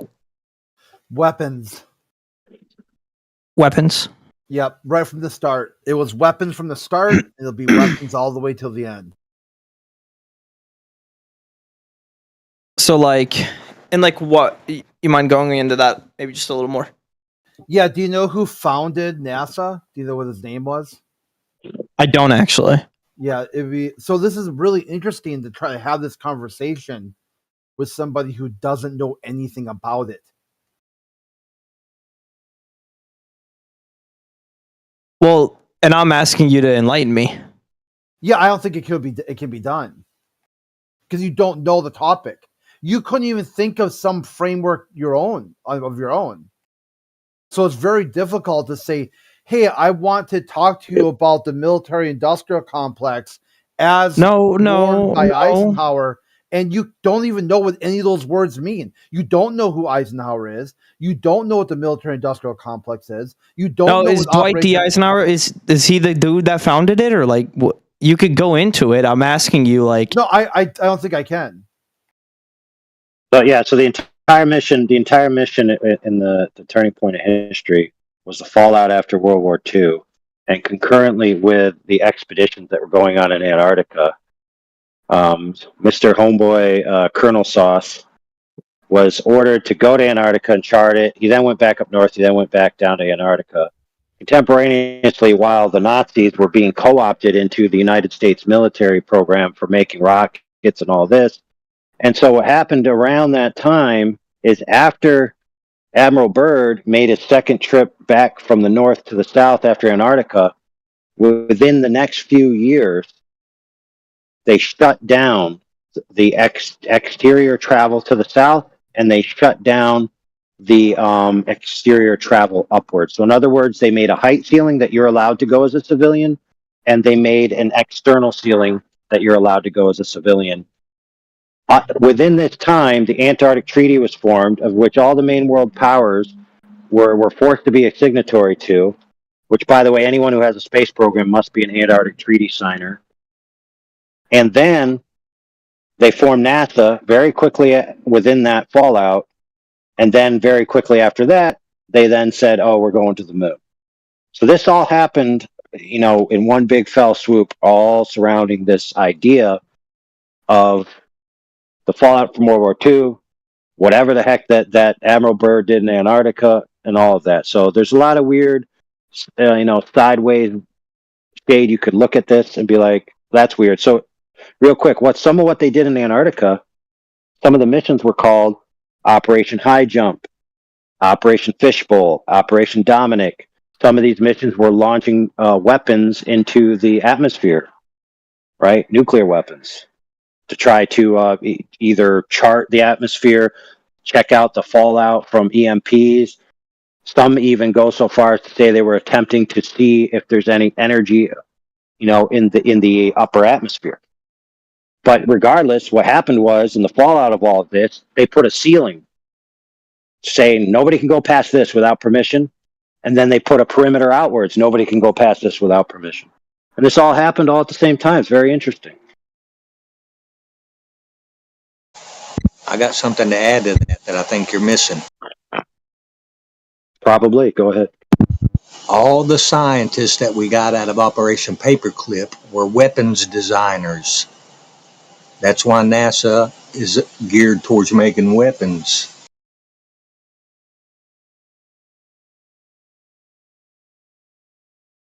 Yeah. So, like, for example, Werner von Braun, who's very pivotal in the lead up to the moon missions and the rocket technology.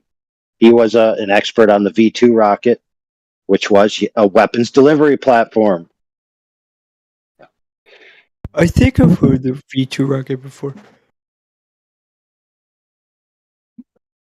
But okay, I see why you'd say that.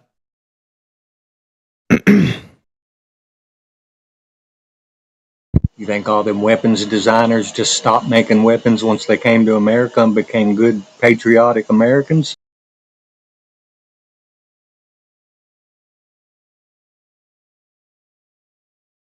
So you could watch live pictures from Narnia?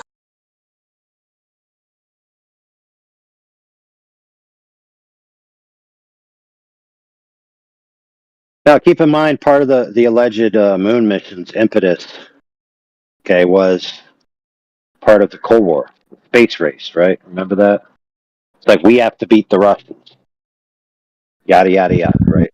So let me ask this question. If you're a superpower in a Cold War with another superpower, and you have to accomplish something before them, and it's basically a must-do, because, homeboy President Skinny Boy decided to go on public TV and say, we're going to go to the moon.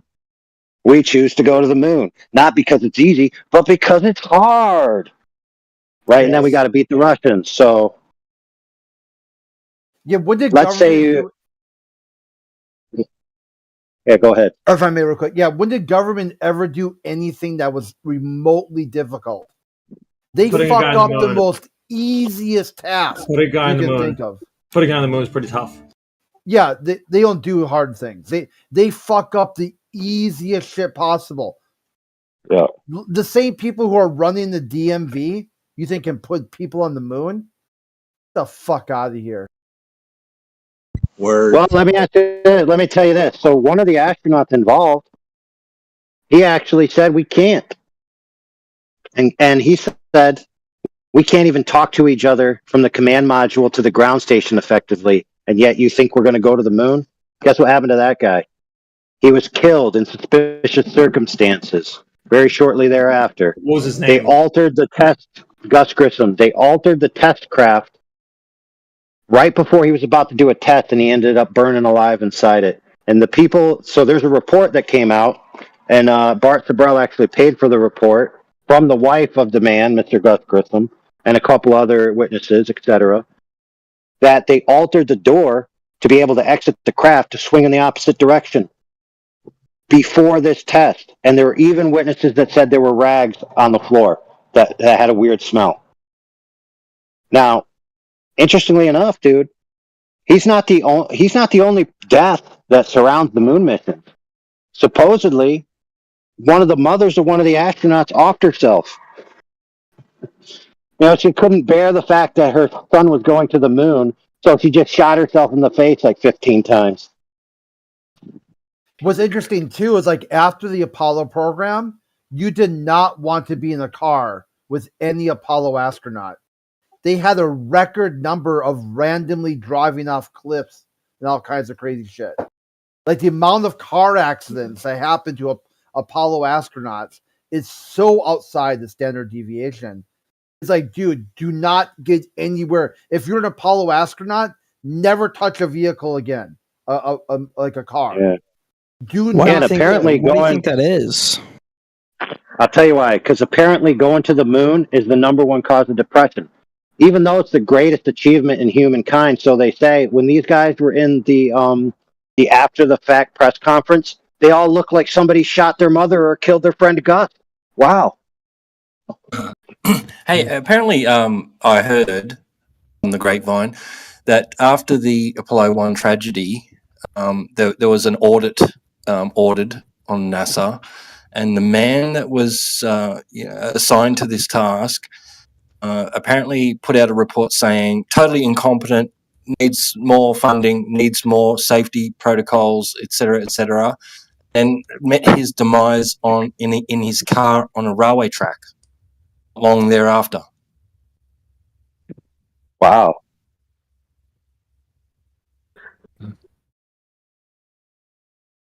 I mean, even if that is the case, what does that have to do with the Earth being flat? It has to do with the question he asked about, hey, it can't be flat because NASA would have to be in on it. I'm like, reading yeah. I'm reading about this Gus Grissom guy. It says here, when he was saying how are we going to get to the moon, like he died like right after that. So if like they were trying to kill, did they know he was going to say that before they were going to kill him? He hung a lemon on the module. I'll post a link to the thing. Give me a second. 'Cause it's not like he said it and then they conspired to kill him. Because like, no, he was sort of expressing frustrations about like the mission because getting to the moon is difficult. Give me a second. There.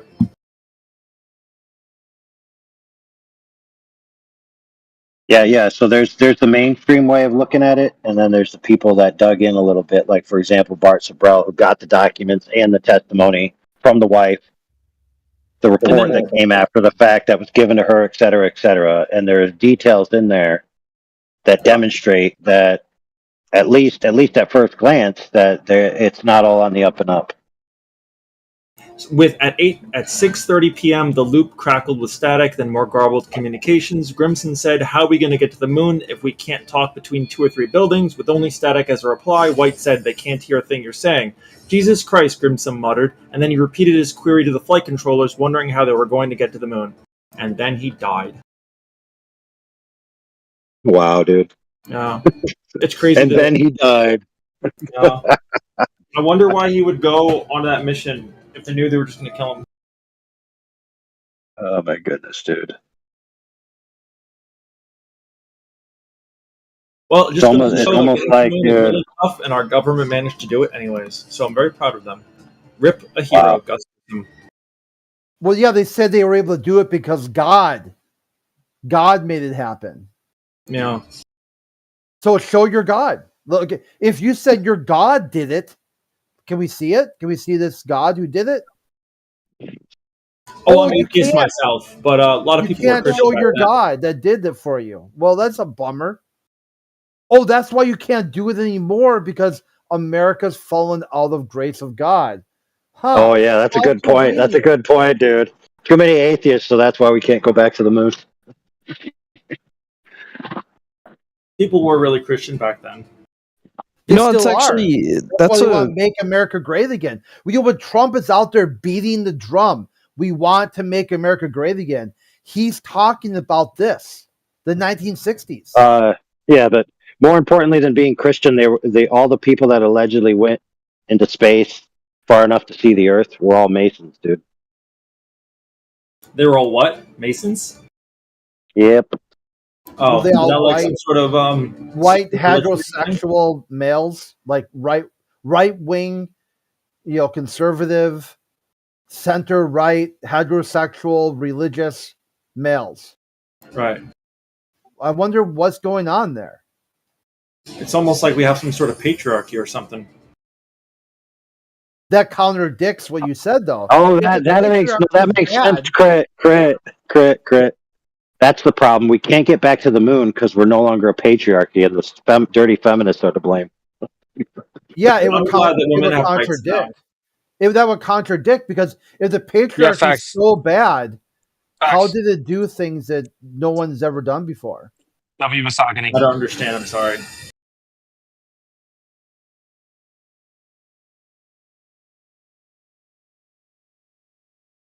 Yeah, which one is it? The patriarchy is a systematic of authority, like system of Systemic, abuse, systemic system of abuse that keeps people down and lifts people up who shouldn't be there, ill-gotten gains, Yeah.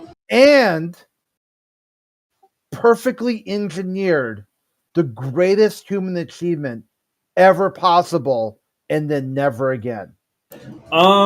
I think both those things are true. Yeah. How's it true? Where's the contradiction? Yeah, because if the patriarchy is so bad that nothing good can come of it, I don't think any feminist has said that men have never done anything good. I don't think feminism's saying men bad. I don't think that's what feminism says.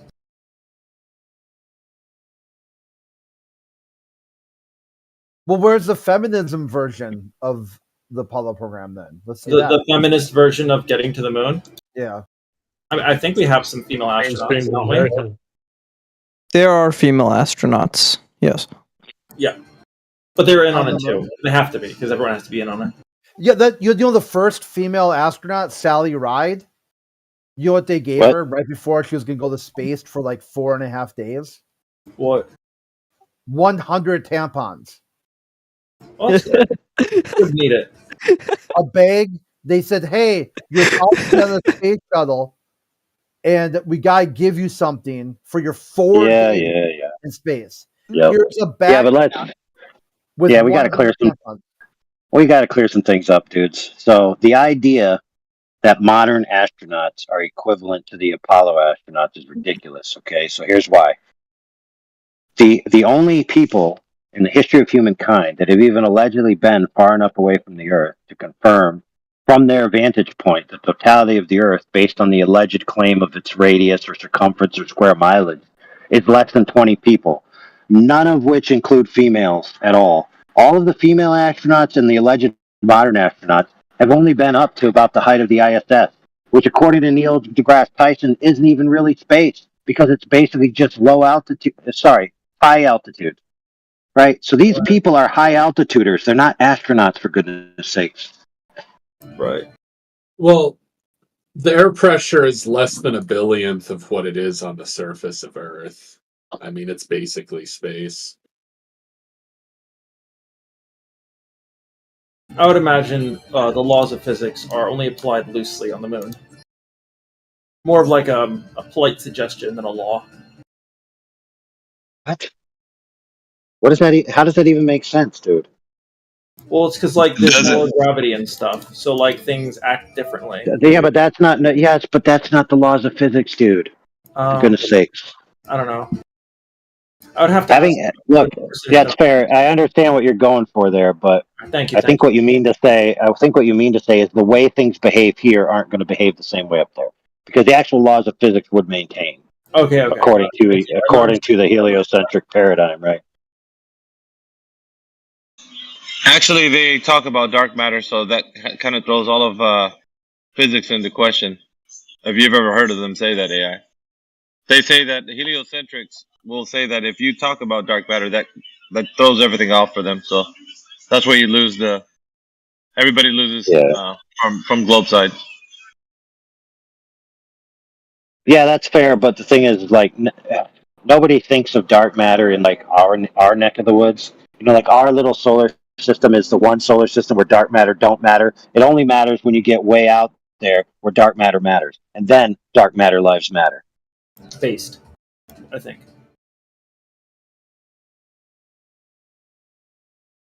And AI, remember, of all those guys who went into high Earth orbit, none of them could remember if they saw any stars. Yeah, and they couldn't remember whether the universe was expanding faster than the speed of light, which would mean the light from the expanding faster than the speed of light would never reach you to be able for you to make any claims about it. Yeah, I remember that part.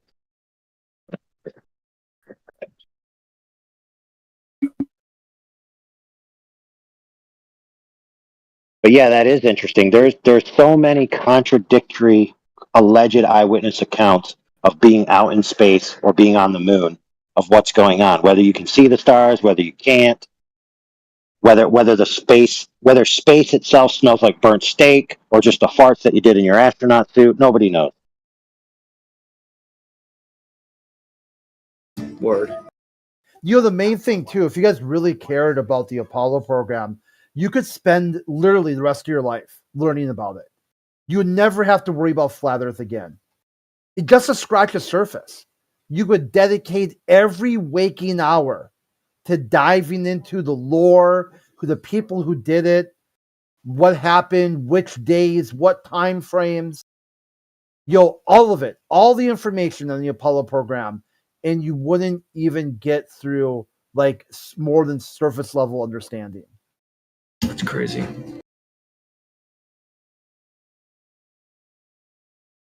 I mean, just try it out. See how long it takes you just to remember the names of the astronauts who supposedly did it. Just that. That's how long will it take you? And then come back when you can name all of them, and then do it alphabetical. You'll do it by date landed, do it by mission, do it by branch of military service.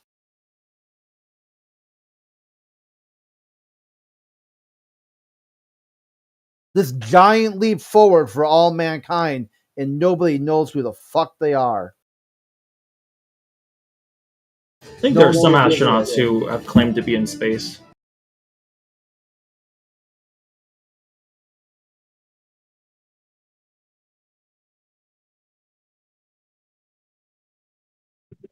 At least a couple. Yeah, that's fair. But the only astronauts that matter are the cislunar space ones.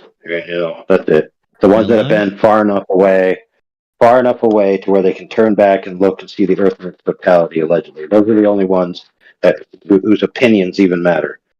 Right.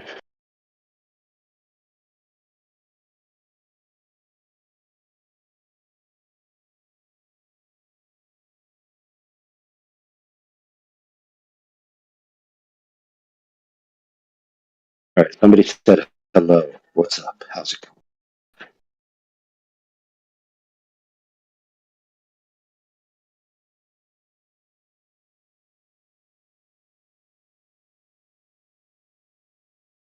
It's funny to look at the Wikipedia page as they slowly up. I should have been taking screenshots of it. It'd been pretty funny because as you watch the Artemis program, the estimated date 2018, 2019, 2020, 2022, 2023. Just keep rolling the dates up and up and up. It's like, huh.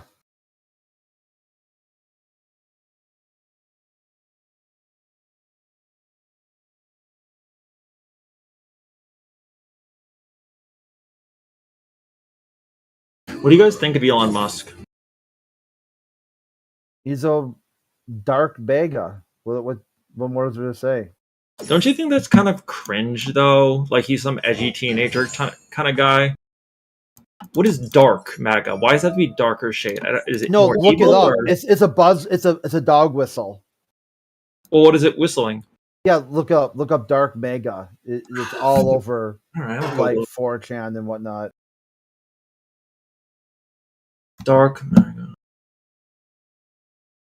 Don't say it out loud, okay? Just when you read it.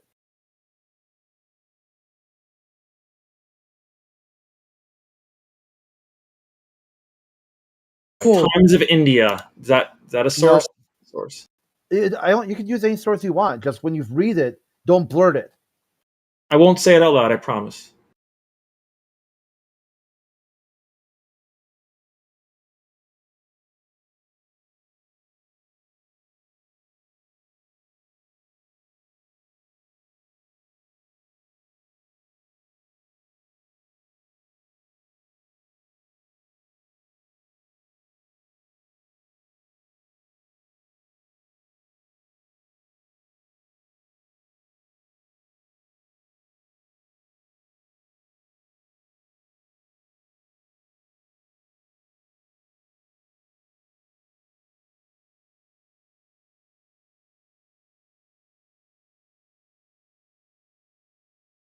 Okay, I think I get it now.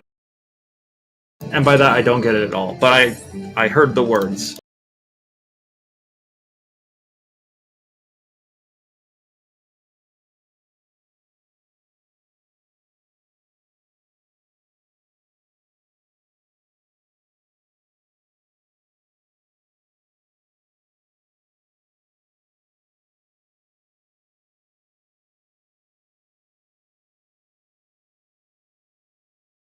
So would you wear a dark mega hat? No, I don't think I would. No. Would you walk through, like, say, a black neighborhood with a dark mega hat on? I think I could get away with it because the dark MAGA hat is so dark colored. There's no color contrast. You almost can't make out the words. So in that sense, I think I'd be safe. Yeah, but say if someone noticed you doing it. No, I'd probably die.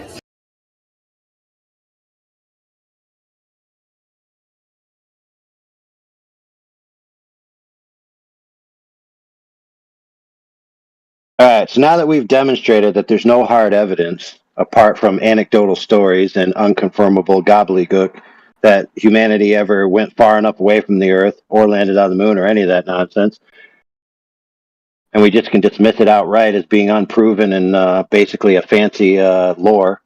Right. Let's get on to the shape of the Earth. Okay. So, globe, right? Well, what's a globe? That's deep. That's a fucking deep question. Fuck. Is a globe flat and stationary with no demonstrable surface curvature? Then yeah, I'd agree.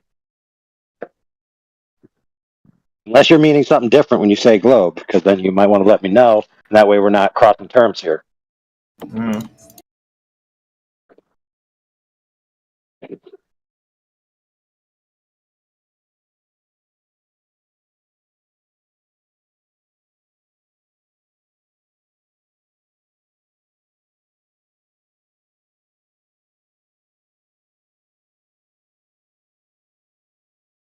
Globe is like a 3D circle, right? When it's like 3 dimensions and stuff. I think that's what it means. Well, a globe is actually just a spheroidal or ball-like shaped object. That's what globe means. So by the definition of a globe, loosely, categorically, just like what it is generally, an orange could be considered a globe. Yeah. Yeah, that makes sense.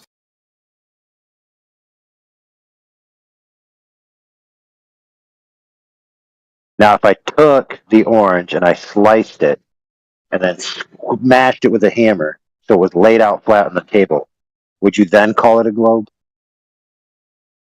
No. No, I don't think I would.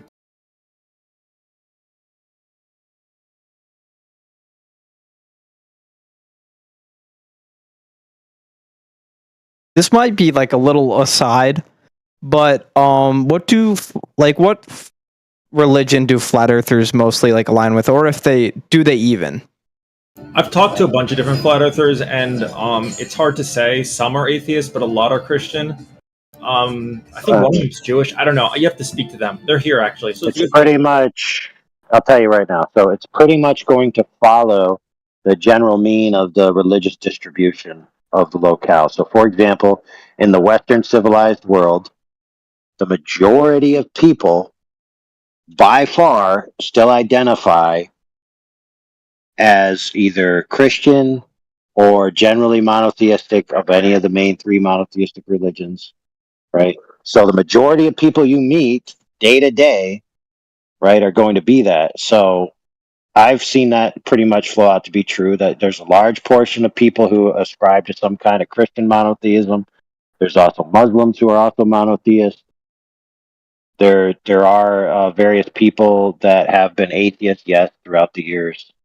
So it's pretty much, in my opinion, it just basically seems to me, and keep in mind I'm in the United States, like the most of the people that I encounter, even on these servers, are generally the majority of them, I would say, Christian. pretty much follow the regular distribution. So, like, about 30% might be Christian paradigm, and you got another 20 or 30 or some kind of other monotheistic, and then the remaining 30 are going to be general theist, spiritualist, and then like a 10% down to 5 or less will be some kind of complete agnostic or atheist. Yep. Yeah, just a general question. That's all. Yeah. I've had some people yell at me for being atheist in this room, but I don't think it's a flat Earth thing. I think it's just like some Christians are dumbasses thing. Well, I mean, I see. if you take an atheist position, okay, that I'm an atheist means I don't believe in the proposition or believe in any affirmative sense that God exists or that I can know it, right? Or I just lack a belief in it. Versus atheists that show up and be like, God does not exist. Like, those are two different categories, right? Yeah, I agree. It's pretty cringe when some atheists say that that God can't exist or they know that God doesn't exist. That's always dumb. Hey, how you doing? Horrible. What's up with you? Wait, what was that to me? I turn my camera on, bro. No Why? cameras. I just want to show you all my games.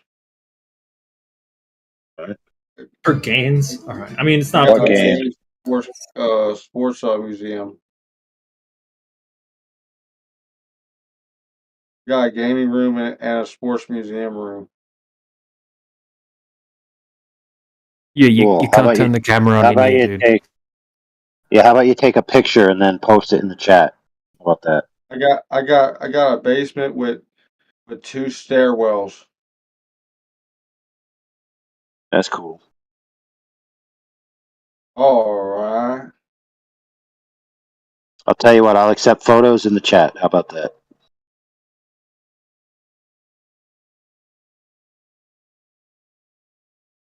And then later on, if you build up trust in this room, then maybe we'll allow you for a brief moment to show us via cam.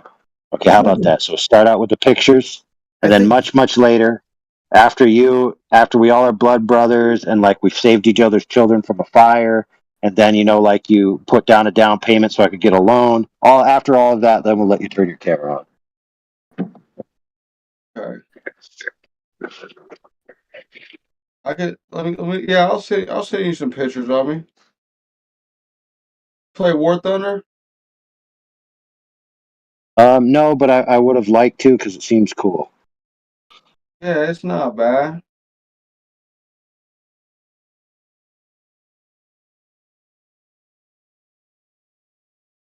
So what's that round you're holding in that picture there? Is that a depleted uranium discarding Sabo or what? 120 millimeter? That's the one what it would look like, but that's just a training one. The actual one would be completely black. That's the one you train with. In real life it would be that. If that was active combat, it would be that. Cool. This is me right here. So I was on a Bradley, but we had tankers and Bradleys, so in my unit anyway. So a lot of cross pollination.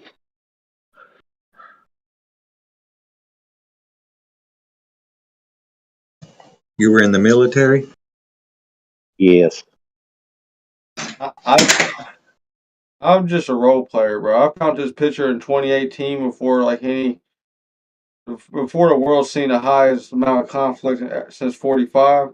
It was like 2016, 2017. I had this picture ever since 2020. Is it true that there's no atheists in foxholes? I don't even think this is my military. This could be U.S. Army Europe, or it could be a German or Polish soldier, Lithuanian, Estonian, Romanian, etc. It's not a Romanian.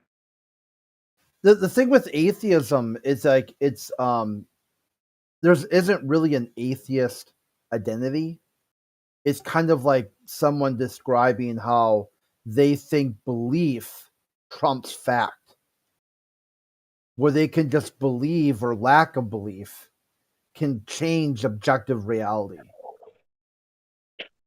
So it's really about like when they tell like your belief is not required. Like we hold these truths to be self-evident that all men are created equal, endowed by their creator. So the atheist would say, "Are you part of that we?" And they'd have to say yes and no. Yes, they are part of the we because they're part of society, but no, they don't believe it. Well, it doesn't really matter if you believe it or if you don't believe it. You will comply. You will follow God-given human rights.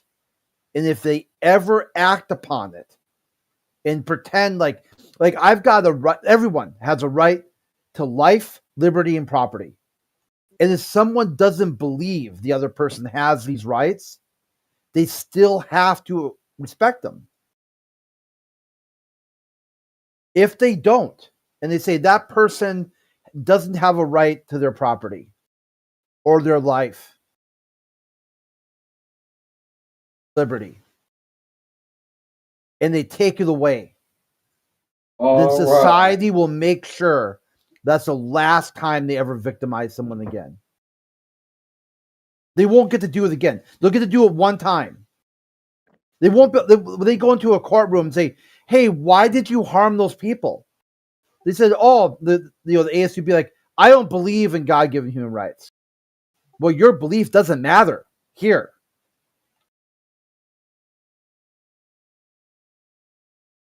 They have those rights, and those rights are endowed by a creator and protected by law. But if you ain't got phones or something, and you're in a rural area, you run into Texas Chainsaw Massacre and shit. What? All right. So like all that rights and shit, bro. It is what it is. It's only if you got like if you got your like I don't know like CNN with you. All right. So, Big Smoke Gotti. The Earth is flat. Okay, that's just the way it is. What do you have to say about it? I mean, like I said, I play War Thunder. I got near Earth curvature on radar, and for about 230 miles, it is pretty flat. I mean, I send the signal straight out and comes straight back. Oh, 230 miles, dude.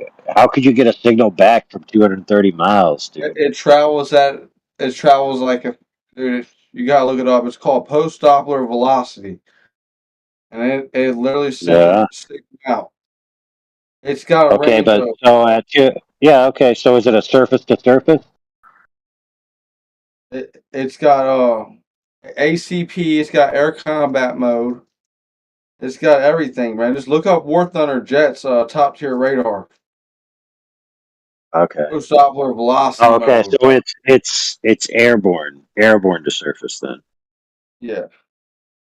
Okay, that's Post different. Doppler is like the one that the weather uses to check the weather. And then post Doppler velocity is how you can see if he shot a missile at you. You'll see him traveling, and then you'll see another radar indication showing like his missile leaving his plane. Yeah. Okay. So where in all of that is any Earth curvature? 230 miles, and right around 230 miles is where it's starting to curve to where my signal's not coming back to anything low on the water line.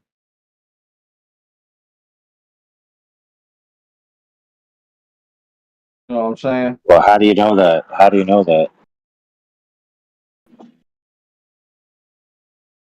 What do you mean? It's science. Really? So what science tells you that at 230 miles I can't get a signal back because the Earth is curved? Because if you take a pinball in your hand and you rub a piece of paper on it, eventually you're going to see a spot where you can't see back, right? What?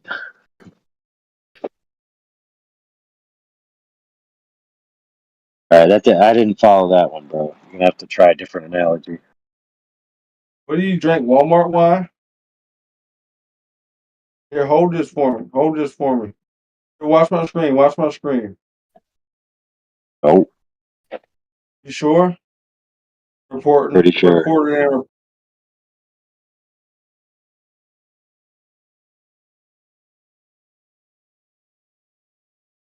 Yeah, I didn't want to hold your nuts while you rub a paper on them. Oof. Did we dodge a bullet?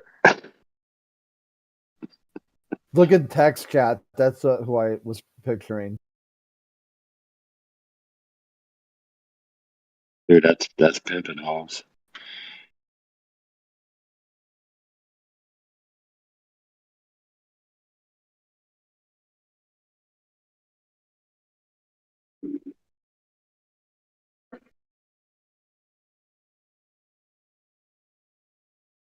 All right, bro. I gotta take a break, eat some food, eat some ice cream,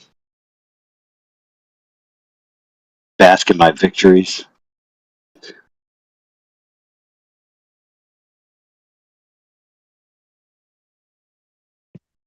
Don't get brain freeze. You know what? I don't think I've ever gotten brain freeze from ice cream at home. I can't remember ever getting that. All right, bro. Eat ice cream nonstop until you can't, and then tell me.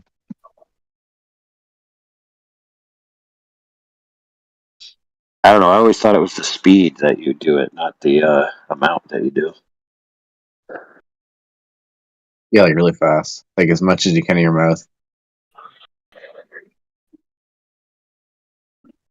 Oh, wait a minute. I see what's wrong here. You're one of those rich people that have a fully working freezer.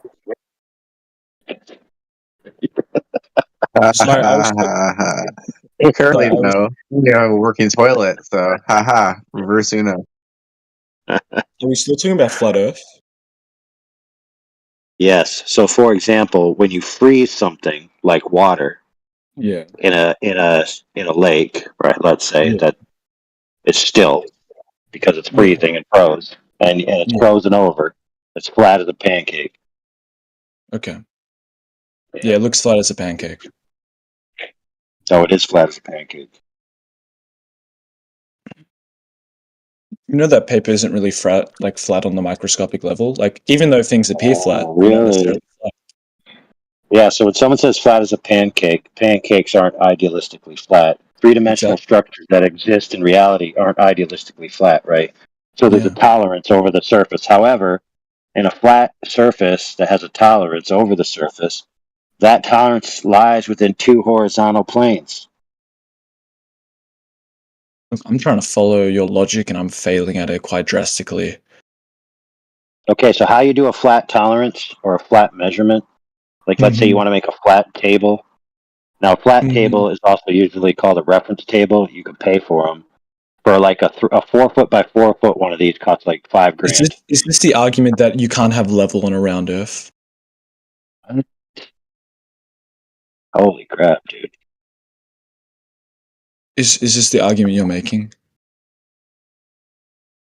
Dude. Are you capable of keeping up, or are you going into the future to divine where it's going to end up? Which one? I'm trying to go into the future because I don't really want to listen to you for 5 minutes, to be honest. Okay, well then you could just go on mute, and then you can listen to whoever else want to talk. How about that? I mean, that's fair enough, but I just want to see where you're going with the conversation. I'm not trying to be insulting or anything, to be honest. Yeah, so it's irrelevant what you mentioned. What I'm talking about is how you determine flatness over a distance is by a tolerance within two parallel horizontal planes. Now, that's the established convention in which you maintain flatness on any structure that exists, right? So, for example, if you want to make a reference table that you're going to machine parts on or any of these types of things, that's how it's done, right? Right. Okay, So if you have a body of water, okay, go ahead. Yep, go ahead. No, go on. I'm still listening. I'm listening. Yeah, so if you have a body of water, right, that's allegedly on the surface of the Earth, and if the Earth is allegedly curving in the manner in which they claim, which is a ball of a radius of 39, 59 miles, and that's going to give the surface curvature a certain amount. Obviously, terrain features of land aren't going to follow that curvature exactly, but the equipotential surface of water, which is amorphous and liquid and able to seek a lowest equilibrium, would and must exhibit the surface curvature of the alleged ball that it's allegedly on. So you get a sufficient sample size of water, let's say 25 miles, and then you determine whether or not that surface is curved in the manner which they say. So you use a sufficient methodology. Let's use laser transit, which is a method that's used to determine that type of stuff. You set it up on one end of the water, 25 miles away. You set up a target. So you have your laser, and you have a target. It's going to tell you the differential of whether or not you're hitting the target or not, if it's up or lower, you know. So for example, if you're leveling something or building something, you'll set up a laser, it'll hit, and you'll be high or low. That'll tell you whether you need to take some dirt away or add some dirt before you lay your foundation. So you use this method, you shoot it over 25 miles. You set up the laser about 2 meters off the ground. You set up the target about 2 meters off the ground. That's roughly 6 feet, 2 meters, 6 feet, pretty much similar. For those who don't, convert it easily. And then you shoot the laser target, demonstrating that the variance between the water surface and the target is 6 feet, plus or minus the milladivergence of the laser, which we can add in a couple of feet there. Let's just be liberal and say 3 feet. So now we have a 9 feet swing.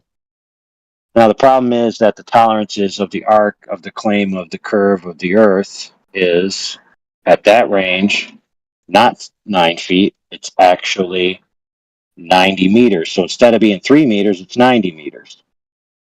Are we talking about over water or over land? Water. Water? Okay. Well, I just want to point out something that I think flat earth. Are you a flat earther? Yeah. Or do you not have a model? Sorry? Yeah, there's flat on me. The Earth's flat. So we live in a dome. Is that the model you adhere to? No. See, watch this. The Earth's flat, so we live in a dome. That's non sequitur. What's the model you adhere to? Can I have a picture of the model? Yeah. This flat Earth. Can I have a picture of it? Yeah. The Earth's No flat. such thing, So brother. you go. You don't need a model, and you don't have one for the thing. Right, I'll send you one. It works pretty well. And I just want to point something out. That's fair. That's fair. The laser experiments, if you look at them closely, they're actually the flat earthers. It's really funny, actually. They set up the lasers really close to the water. Talking to himself now, guys. He's talking to himself now. You're saying I'm talking to myself. I'm going to raise a valid point about why the laser experiment doesn't necessarily Not really, work. because you just brought up a point about a model. Because you preached a laser experiment to people who don't understand the way that light attracts the beam divergence. It's disingenuous, and what you are doing is wrong. Now, hold on, let him make his point. All right, chill for a second, Holmes. So you said two things. Pick one and say that one. So atmospheric reflection, right? The atmosphere literally bends light downwards, especially close to Earth's surface, where temperature and pressure gradients exist. For example, if I'm shining a laser light, even though it's coherent and monochromatic, it's still light. It's going to adhere to those laws. So essentially, consequently, the laser beam may appear to travel in a straight line over a curved surface, but in reality, it's an illusion of flatness. That's one of 3 reasons I can give you. There's plenty more. Okay. Hold on, that you brought up. This has nothing to do with any model that you just tried to lay upon. Yeah. So the model. Yes, friends. The model's non sequitur. We've already put that on the shelf. We're not addressing any model. Okay, what we're talking about now is his idea that the laser is essentially following the curve of the Earth, so that if it's sent at 6 feet on one side, it's going to arrive at 6 feet on the other side. So that's the claim.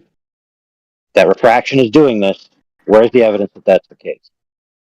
Atmospheric refraction. It's a very known phenomenon, and you guys set up the lasers very close to water where it's more prominent. So I challenge you to set up the laser at a high point, because when you do that, you will 100% see the curvature of the Earth. Or just, I don't know, put a boat over to the shore, and then you can clearly see that, and that's not necessarily and you're talking about water hills now, and those don't exist. So, next. So you're saying the drop over distance we see when we put a ship out to sea is just an illusion? Yeah, water doesn't do that. Yeah, it doesn't do that. No, it doesn't. Yeah, It doesn't create facts. Yeah, hills. facts. But the curvature Yeah, of the Earth facts. does necessarily. That would be It a creates hill the of illusion of a water. flat horizon, and we can see the ship sinking. That's why there's bottom-up disappearance. I've seen it Ships myself. I've seen don't. it through a Ships are telescope. designed not to sink, sir. That's the whole point of a ship. Okay, now you're It's just designed not mocking to me. sink. You're resulting to insults. Facts. Yeah, facts. Because you're talking about hills of water, dude, and those don't I'm not. exist. I'm not. You just talked about curvature of water. What do you want to The call it? A curvature of hill? water doesn't necessarily Sorry, hills sorry. of What is water. your preferred pronoun? Hills of Sorry, water my bad. refers to in terms of the flat Earth. Okay, what is your preferred pronoun for the curvature of the water? Go ahead. If it's not a hill, since you don't like that, what do you want us to call it? It's the curvature of the Earth, which Okay, causes so the water to water curve in a doesn't do sense. that. Yeah, water doesn't do that. Thank you. Anyway, before I go, so the actual standard refraction model applied to the Lake Edsel test, barring any actual facts of the location, only moves the laser by 5 feet. So you still end up with hundreds of feet unaccounted for. So this idea that refraction magically saves it is just not Oh substantiated. no, it does. It does because you guys set up really close to the ground, and when you set up really high from the ground, with the refraction won't have as much of an effect, and when the heat isn't emanating as highly necessarily, you will see there is that drop over distance. So I challenge you to find a flat Earth video that does that. And I just want to point out the Earth's curvature does. Yes, water does curve with the Earth's curvature, and that's due to gravity. And we can see that, as I said, with the drop over distance of things going over the horizon. Yeah, well, hey, can I ask you a question? I live a mile from the ocean and I've never seen that. And I've actually watched ships go 30 miles out to sea. So I don't really know what you're talking about. You don't know what I've seen it myself. Well, I've seen something completely different. I've seen when I looked through a telescope. Sorry? Where were you? Where was I? I was in Australia. You didn't do it. Stop lying, dude. No, I did do it. Someone listen. Whenever you guys say, Yeah, I gotta try to find the photos for you guys. You guys, when you did it, you guys can never actually say the place. Where were you? What beach was it? Peninsula Beach in Melbourne. Okay, what kind of ship was it? It was the Spirit of Tasmania. It goes to Tasmania from Melbourne. Okay, yeah, but this doesn't tell me the kind of ship. I don't know the kind of ship. I don't know the model number. You knew the frickin' Spirit of Tasmania. It must be like what? A car carrier? A fucking ferry? It's a cruise ship. It's a cruise ship. I mean, any ship with Spirit in the name is a cruise ship usually. Yeah. It's a cargo ship. I literally saw it. It goes if you look at a map of Melbourne, it goes straight on through the. It's called like What? You got any evidence of it? You just take a picture. Yeah, I did. It's on my phone. Here, can you post it in the chat? I want to see half a ship. So I got pictures too of a ship 30 miles away from 15 feet above sea level. So the horizon from 15 feet above sea level is supposed to start at 6 miles away. And at 30 miles away, it should be 420 feet under the horizon. So there's no ships on the Earth that are 420 feet high. And also, I just want to point out, okay, let's say you're right in this. Show me the drop over distance though does not exist over land. Flat land, where we cannot take into fact the idea of refraction. Show me that, because I've never seen that before. I've never seen flat earthers demonstrate the drop over distance not working in terms of land. Because there's a lot of flat land in the Midwest, so you can show that to me. I've never seen that before. Yeah, we got a 30-mile laser shot, Great Salt Lake. Okay. Yeah, but I want to see where the laser's at. Show me the photo. I'm more than happy to see it. Hold on a second. Which one do you want first? The ship or the freaking laser? I mean, lasers produce light from each point within the beam, so like if you point it upwards, of course you're gonna see it from 30 miles. Yeah, but they see the laser, dude. They see the what's called the centroid of the beam. Okay. Well, you need a photo voltage meter to measure that it's actually the center of the beam, not a shitty camera. Well, you can tell it's the center of the beam, and this is how they actually do it in science and in scientific research, because of the brightness, right? Because And regardless, if you're on the side, it's not as bright, and it's a bright white if you're in the middle, because the beam follows a Gaussian. There's a Gaussian distribution. Yeah, so you guys make these objections when they're not actually. There's no relevance. what objection did I make? No, the other guy. It's called FUD, right? It's called fear, uncertainty, and doubt. Just throwing shit against the wall, hoping something sticks. Well, So- it's not just that. I've never seen verification for the altitude of flat earthers' measurements. Like, and It's sea even level. then, like I've never seen proof that they don't fudge with the numbers. Like, I just assume that flat earthers lie about How would you everything. prove they didn't fudge with the numbers? Like you Well, want they'd have to prove that. cameraman, filming the cameraman. Yeah, Like I how many mean, cameramans do we need? well, you need proper verification and the scientific method. Okay, scientific method doesn't apply to measuring shit. Not fucking Well, geometry. That is the most retarded shit I've ever heard. It always fucking applies to measuring Okay, so are shit. carpenter scientists? No, but if you're going to make scientific No. claims, you need the scientific method. Okay, yeah, and the scientific method involves a hypothesis, independent variables, Yeah. cause and effect relationship. What's that Yeah. got to do with the shape of something? Not a fucking thing. No, Well, but what if you're- he's saying is you don't- Sorry, you go. Well, yeah, if you're making a predicted measurement and then the actual measurement, then you need the scientific method. Okay, so what would your independent variables be if I'm measuring the Earth? Yeah. That's right. Okay, shut up, dude. Just shut up, dude. You're One being second. quiet. No. So, I had this written down somewhere. So Okay, I put in the chat over the Salt Lake, right? So the Great Salt Lake, they did it. So the independent variable. Oh my god! I'm giving you the scientific method. Do you want to hear it? Go ahead. Well, I was The talking independent- like why No, does but you your put them down. You're like, yeah, that's what I thought, and I have it here. So the independent variable is the distance from the observer to the object. This is the variable you control by measuring distances to objects at progressively greater distances from the observation point. The dependent variable, the amount of object obscured by the horizon.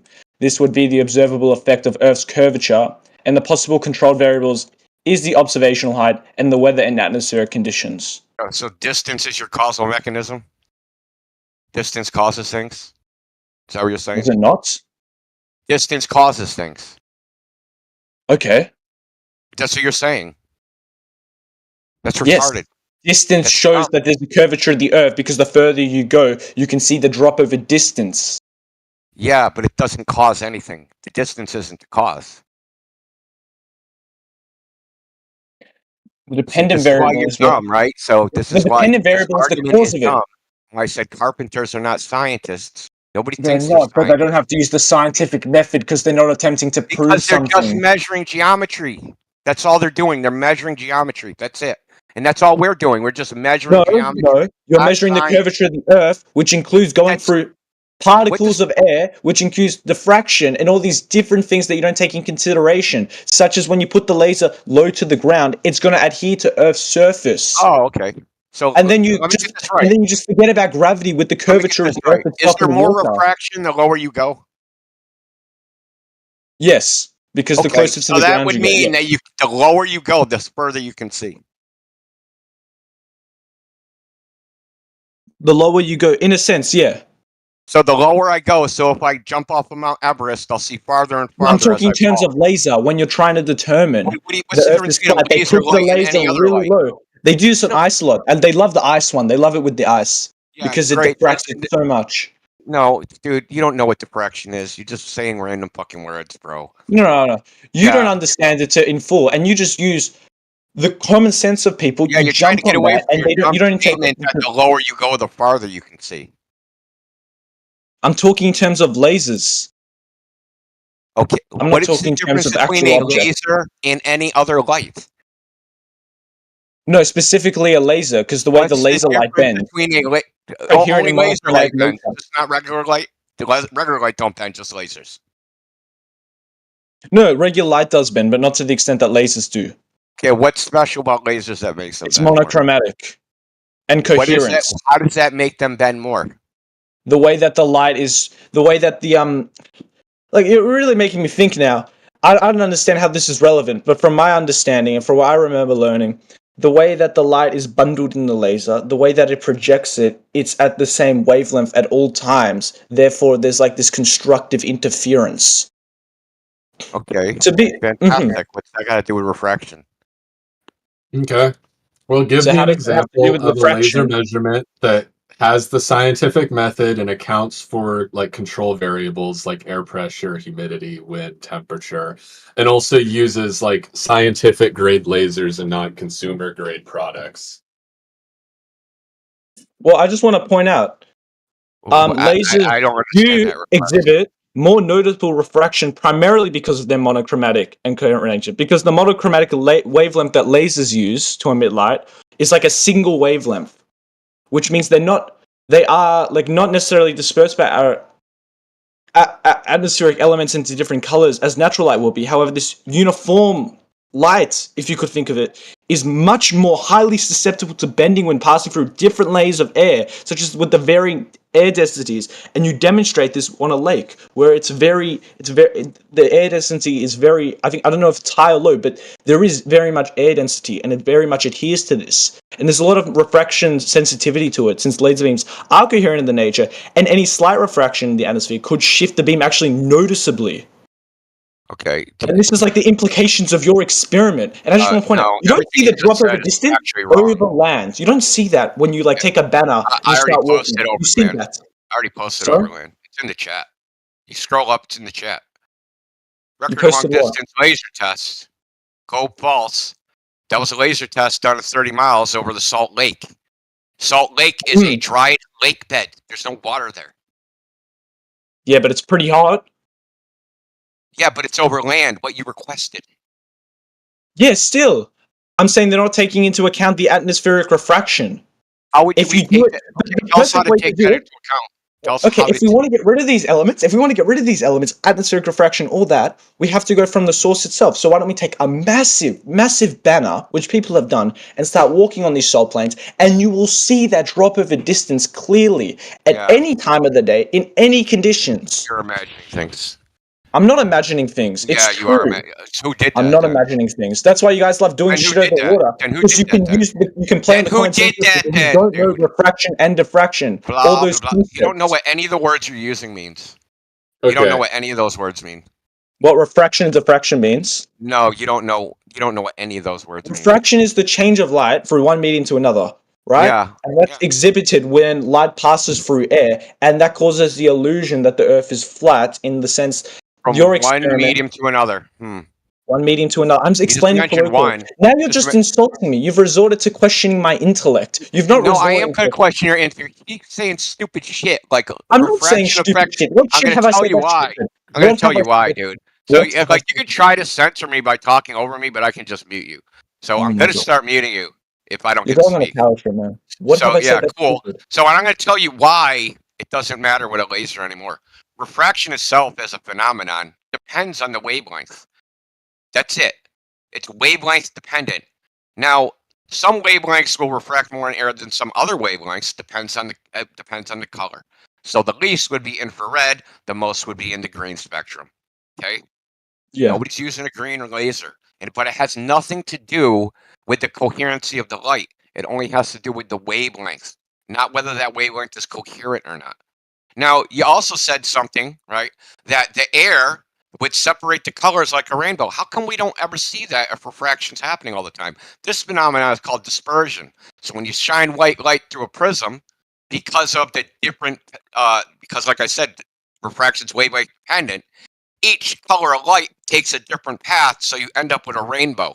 Okay? So if refraction was happening all the time, why don't we see a rainbow? Why don't we see blue on top and red on the bottom of some object in the distance? Oh, you do all the time, but it's not as prominent. No, we don't see it. No, it's not as prominent as you would expect it to be. It Well, has I to mean- happen at a very specific angle for it to happen. The incident It angle has to be very nothing to do with specific the for it to angle make it because happen. the paths are It does. separated. Newton showed that.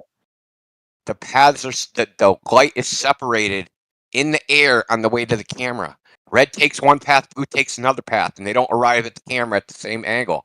So you would see, and we actually see this in astronomical bodies, right? So we actually see this. They actually make a telescope corrector for this. I'm saying when you use lasers in general, not specific one type, they are susceptible to this refraction and diffraction, which makes the illusion that it adheres to Earth's surface, which makes it seem flat because of its monochromatic and chromatic nature, which makes it refraction Look, the sensitive. coherence of the electromagnetic radiation has no effect on whether it refracts or not. It only depends on the wavelength. I mean, I could go into ridiculous detail about how refraction works and about how it depends on electric permittivity and magnetic permeability of the material, and how that material polarizes as the electromagnetic wave passes through the material, and how that change from one material to another, how that polarization in the applied electric field and resulting electric field changes the phase of the wave and how it turns. I could go into fucking ridiculous detail. You don't know what you're talking about. Period. I took a high school science class and I learned the definition.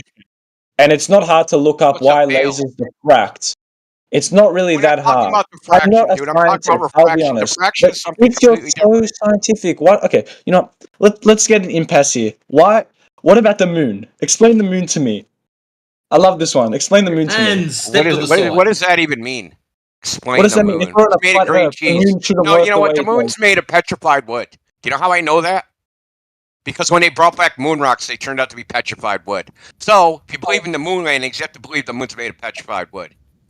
Well, the rocks are made of rock, actually. No, the rocks are made of petrified wood. Well, I guess petrified wood is technically rock. Well, no, they have the rocks at NASA in their lab, and they're clearly made of moon materials and not petrified wood. No. The Apollo astronauts gave lunar rock to the Netherlands, and they tried to get it insured, and it turned out it was petrified wood. Okay. And what's your source for that? Because I've seen NBC the moon News. rocks. I've seen them. Okay, and what's your evidence that they didn't just like either have a misunderstanding or give a fake moon rock? Okay, and not because the real moon ambassador rock? of Netherlands protested and was pissed. So the Earth is flat. Okay, According so to that. how does that? Even if that is the case, how does that not It is prove the that they case. just gave a fake moon rock to the guy? Because it wasn't a moon rock, it was petrified wood, because they had it analyzed and tested.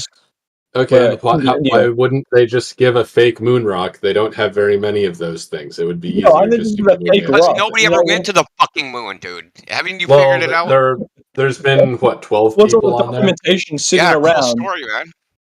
All right. What about like But all I the want to get into the thousands of fucking moon pages landing. of The moon is documentation? irrelevant. We're talking about drop over distance and curvature. The thing No, you no, say because- is easy to figure I already admitted, let's come to an impasse on this because we're just going to go back and forth for the rest of time. I'm not as knowledgeable on it. I have a high school knowledge on diffraction and refraction, right? On all of this. And I see it, and when you research up, it says that monochromatic light is susceptible to refraction. It's Whoever sensitive told to you this that, laser. whoever told you that is wrong. Okay. I guess the University of West Virginia is wrong, unfortunately. I'll send you the article. And you can debate with them. Post the link, dude. Post the link to the University of West Virginia that says coherent light, which is a laser, is more susceptible to refraction than incoherent light. What's that? Oh no, sorry, no, that was another tab. It's the Oxford. What's it called? The Oxford Academy. Whatever, just post it in the chat. Let me send you. Don't send it to me. Post it in the chat. I sent it in the side chat. Okay. Yeah, you're gonna love this one. Holy shit! So beautiful, these equations. In this paper, we consider this formula of tropospheric refraction correction for the satellite laser ranging technique. Oh, it doesn't say anything. Here we are. Here's another one. Doesn't Here's say another one. anything about refraction affecting lasers more The or less. atmospheric effects have a significant impact on support laser systems. So it's showing how lasers diffract in the atmosphere. It Okay. says here in the modeling aerospace LiDAR applications. Yeah. Yeah, and it gives you details why this happens. Yeah, but it isn't unique to laser light. That's the point. It has nothing to do. A laser isn't special. It's not a special fucking magical light, dude. It is. It's chromatic and monochromatic. Yeah, Oh my God. and it's in phase and it's coherent. So what? It doesn't affect how it changes through, travels through a medium. Well, this It says doesn't does, have and it any talks bearing about at it. all. It literally does, and it talks about it, and you can read up about this. Yeah, tell me which part. Why don't you copy paste the part which says that instead of just your elephant hurling fallacy? Where does it say that coherent and monochromatic Yeah, light? and it affects lasers more than other light. Wait, let me find it. Yeah, it should be funny. Pretty simple. I just Googled it and it says coherent light is not inherently more susceptible to refraction than incoherent light. Both types of light will bend at the same angle when entering a different medium with the same refractive index. It goes on and on. Yeah, I know. This isn't even like I can't even believe I'm having this conversation. Quite honestly, I know. I get Whoever it. told you that is fucking misinformed, Yeah, no, let me find it. and that's being generous as opposed to just lying. No, I'm talking about how they're special in the sense that I agree with you, but I think all light diffracts the same in a sense, right? Hey, diffraction But is a we different see that phenomenon most than prominently refraction. with laser lights because of its nature, you know? Because Now of its find straight, something to back it coherent up. nature. That's what I'm saying. Now I'm find saying it's something. special in its nature, which allows us to see its diffraction more. Yeah, cool. That's a claim. Now back it up. You're talking about refraction, and I think you just answered your own question. Yeah, crossing a different medium.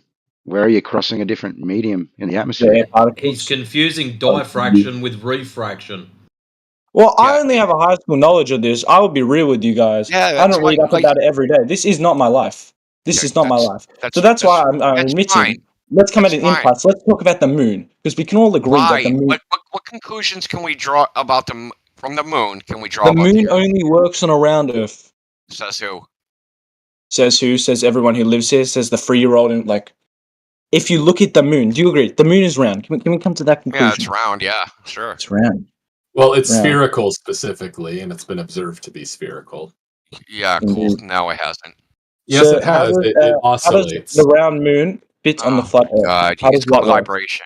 You guys, it's like you just fucking got to here or something. Wait, how does the round moon work on the flat Earth? Has nothing to do with the Earth. Doesn't dictate what the Earth is. There's no reason it should.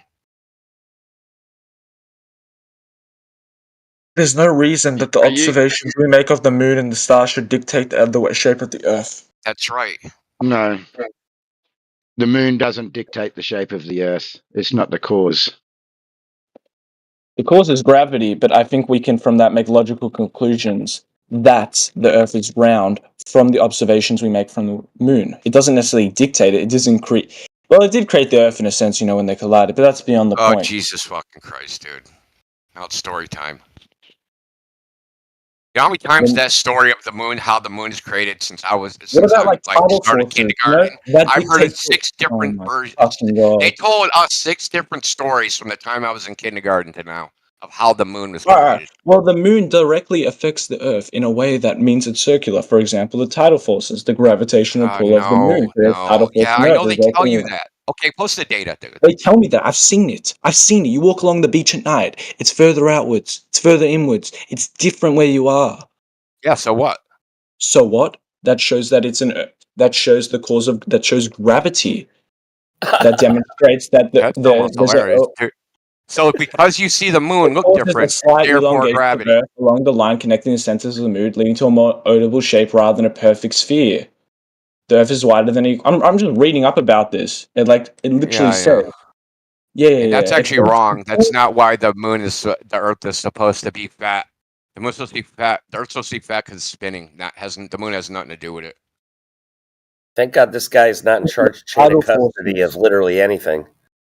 He wouldn't understand the concept of chain of I custody. don't understand the concept. I don't read up about this every day, but I don't know. If you look here, tidal forces, Wikipedia. Yeah. So the tidal theory of the moon is crap because say you have the country of England. So we know all the claims, right? But then we look at what the actual evidence shows, right? If you actually look out there and look at the data, the actual data. You know that the majority of the Earth, the waters of the Earth, experience no tides at all. None whatsoever. Have you seen the average tides of the matrix Earth when just you walk posted that. outside at night So compared you to in see the morning? look in the chat. You see the blue part of that map? Those are places with no tides. Let me search about this. they're called tidal nodes, right? So there's no tides. And then if we get really specific, like let's take a specific place. So if the moon is pulling the water towards the moon, right? Then you should expect that the water would be highest high tide when the moon is at like right over your head, right? On the what they call the local meridian. So at zenith over your head, that should be high tide. And then if you're on an island like England, it should be high tide across the whole island. That's not how it works. Tidal times aren't based upon the position of the moon.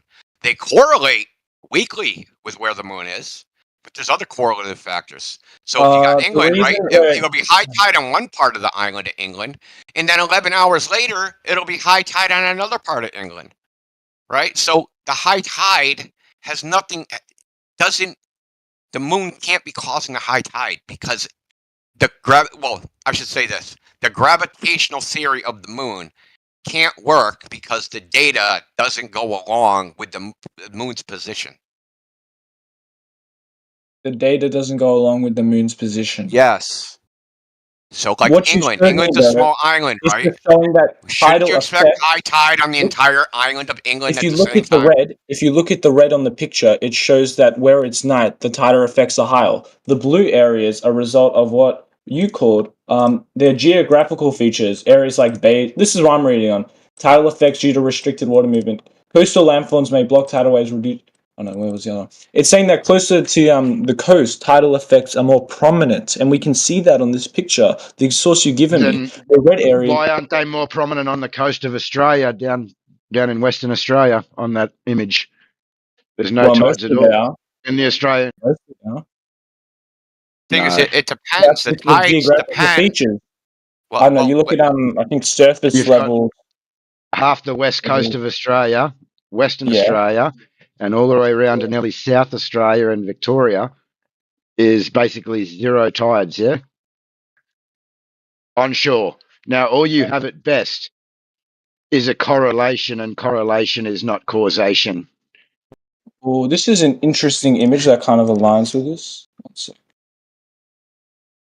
So in reality, we know that tides most strongly correlate with the local undersea features. So some places have 2 tides a day, some places have 3 tides a day, some places have 4 tides a day. Tahiti has tides at the same time every fucking day, right? So what your surrounding underwater terrain is, that determines when your tides are. It's not the fucking moon, it's not the sun. They talk about all this crap, right? So a couple years, actually last year, right, in Venice, all the water left Venice because they had a quote-unquote unpredicted low tide that they didn't know was going to happen. And about 7 years ago, they had an unpredicted high tide that nobody knew was going to happen. The truth is, I'm not an expert on tides. I'm going to do my research I know, on it. but listen, all we're trying to tell you is we all know the story. We know the story you were told. We were told the same story. We decided we were going to hey, we're going to check this shit out and see if the story jives with what's happening in the real world, because most people take it at face value. He told me this in school. It must be happening out there in the real world, right? But then when you go actually look, what's the data to support the claim? There's nothing. And we've talked to PhDs in physics and astrophysics and cosmologists, and they'll come in and want to know what they'll do. They'll do the same thing you do. I'm not an expert in this. This isn't my field. There's got to be somebody else out there that did this research. I'll have to defer to them. And we go find that person, and they'd have to defer to somebody else. And it's this endless chain of never finding the people with the actual knowledge of these claims. I was just going to point that out, Indio. Have you noticed this, Indio? This guy is always, everything you talk about, oh, well, I'm not an expert at this, but this is what Google tells me. It's what Google tells me, yeah. But it's wrong every time. Have you ever gotten anything right yet? 2 + 2 is 4. Well, the problem is that you are very confident, Kanye East, yeah? You come in, you say, this is what it is, this is the causation, you're very confident, and then once you start discussing the subject, and we get to a point where you clearly seem to be incorrect, then you say, hey, I don't know anything about this subject. I've only just looked at this subject, yeah? So Well, you've maybe raised you should points to me that I don't know how to respond to. I've admitted to that. maybe you should be a little bit more honest to what I've fallen into. from the beginning of the conversation instead of coming in and making claims so confidently. But He's a to young me- buck. You know, they got piss and vinegar. But to me, it's saying that the tides are actually predictable and vary based on relative positions of the Earth, Moon, and Sun. This predictability aligns with the gravitational dynamics of a spherical moon.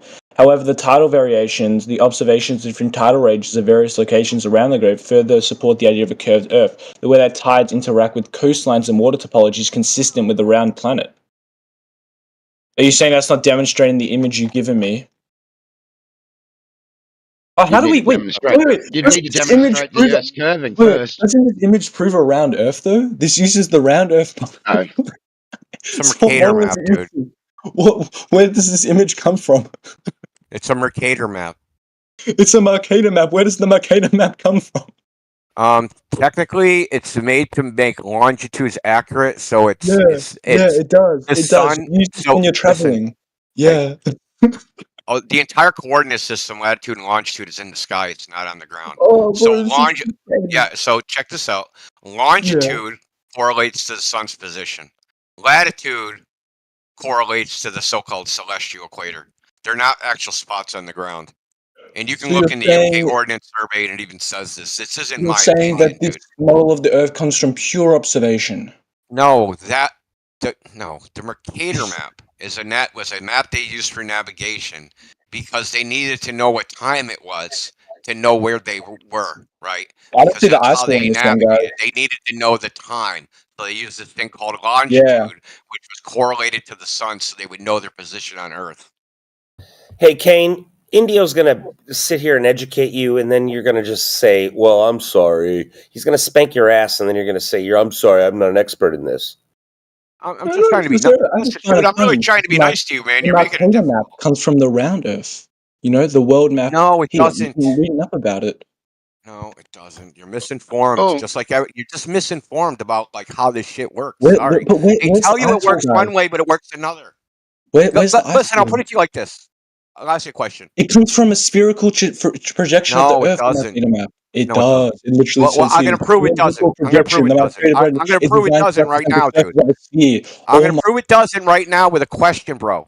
I'm gonna ask you one question. Just answer it.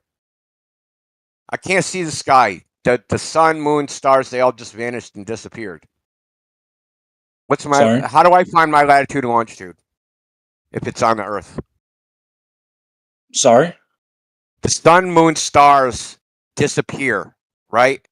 So that the sky is just completely black. I can't see anything. How do I find my latitude and longitude on the Earth? Let me think about it. Oh, you're gonna be thinking long and hard, man. I guess you could use technology like GPS devices. Well, how are they gonna find where they are? Using satellites. Yeah, but how does the satellite know where it is? By sending radio signals and receiving back, and the Yeah, timing but of how does the satellite know where its latitude and longitude is? How did it, How does this from reference points on the Earth and the time it takes to get Yeah, for but the where did radio we get signal? those, dude? Where did we get those reference points? Yeah, where did we get the latitude and longitude from to have a reference point in the first Oh, place? originally. Hmm? Oh, Go we ahead. got from the sun and the moon. We got those points. Yeah. Duh. That Duh. means the But what's entire your opinion? coordinate I'm gonna system re- is not I'm based gonna- upon the Earth, it's based upon the sky. Because It's without the based upon the sky, round you can't Earth, even yes. define. No, it's not, dude. I just proved it's not because with the round. It's from the round He's Earth. The spiraling, Mercator bro. projection is the round Earth. Okay, no, it's not. Read it. Spiraling, Read bro. it. Same thing spiraling, you are you're positing to me. spurging. The same arguments you're positing is from He's round spurging, Earth. bro. You're spurging, man. This is fucking hilarious. Listen, it is hilarious because you just told me that you can't even find latitude and longitude using just the Earth. So how can it be on the Earth if you I can't thought it use came the from Earth to gravity, find to it? be honest. Like from magnetism. Oh, Jesus Christ. Okay, so magnetism. I can find my latitude and longitude with magnetism. That's what you're saying? I don't know. Let's read up about that. Oh, Jesus Christ. I'm not here to listen have a to you. look. Like, go study or something, man. It's fucking fun. Anybody else want to talk to him, man? Because it's... Anyone else feel I'll ask him a generous, man? question. Yeah, I'll ask him a question. Buddy, when was the Mercator map invented? I muted him. Hold on, let me unmute him. Hey, don't spurg now, dude. I gotta unmute you. When was the Mercator map invented? Google it. 1659. I don't see an ice wall on it though. Hey, cool. Did Where's they the ice have freaking? Did they have GPS? Did they have satellites? No, they used the stars. They Did used they the even stars. no shit. Exactly like what Neo said. Yeah, I don't disagree with that, but it reflects onto a round Earth, the Mercator projection. Oh my god. Yeah. You still don't even get it. And how can we can't just use the round Earth alone if it's the round Earth? Because it's the shortest path with the Mercator projection. That doesn't even remotely answer my question. That's why we use it. Throwing shit at the wall. God. He doesn't understand. He's not even listening. He doesn't I'm even not shot, but that Are one you didn't asking stick. why we use the Mercator projection?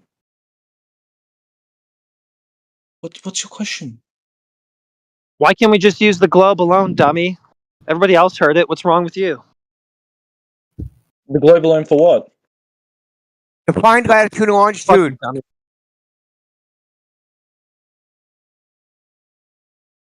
Because we need reference points, like in war when they're trying to find positions, we need the reference globe. points. Like we're going to use the globe as our reference point. We want to find latitude and longitude. How do we do it?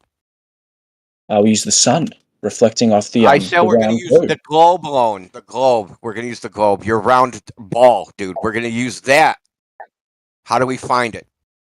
How do we find what? Sorry, Latitude and longitude. Jesus Christ! Did you just ask me again? How do we find what? Gee.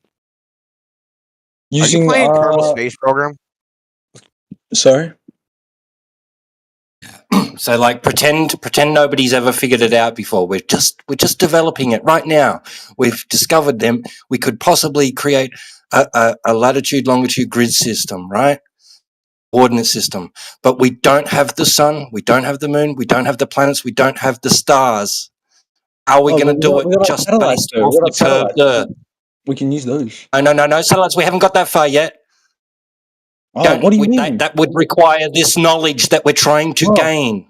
So we'll use like the way that the stars and the sun is relative to the distance of our Earth. We don't have all that. Remember, no sun, no stars, no moon. Oh, then we can't do it. We can't do it. If there's no reference point, you can't measure anything. The same way I can't measure. But how can you measure anything? How can you measure anything without Guess one what? single reference Guess what you're point? going to need? Guess what you're retardation. going to need to reference when you're using those celestial bodies? Guess what you're going to need to reference in order to create that coordinate system? Plain Earth. Oh my fucking god! If you want to see the way that if you want to get a reference of where you are on Earth, you look at the way that the sun moves and shit. Yeah. Measuring When the sun angles. moves and shit, bro. This is sad. He doesn't get it. He's It's just so got a sad mental that block. literally the only thing between his ears is round Earth. He can't think of anything else. He's got This is balls on the sad. brain. What do you mean? We observe things differently from different places on Earth. For example, if I am in England while the Earth. Wow, profound. Yeah, profound. Exactly. It shows that we Yeah, are you living made around such Earth. a If we wonderful observe things point. differently. We observe things differently, and that aligns with the round Earth. If For we went example, into the a moon. giant, if we We went see into a different giant, faces of the moon. let me ask you. Let me ask you a question. So if we painted stars and the moon and everything on the ceiling of a giant department store, if I was on different ends of the department store, would I see different things over my head? Yeah, if it's round. If it's round. It's always balls on the brain. If the moon's round, when you look at it from behind, you gotta get that one. That was perfect.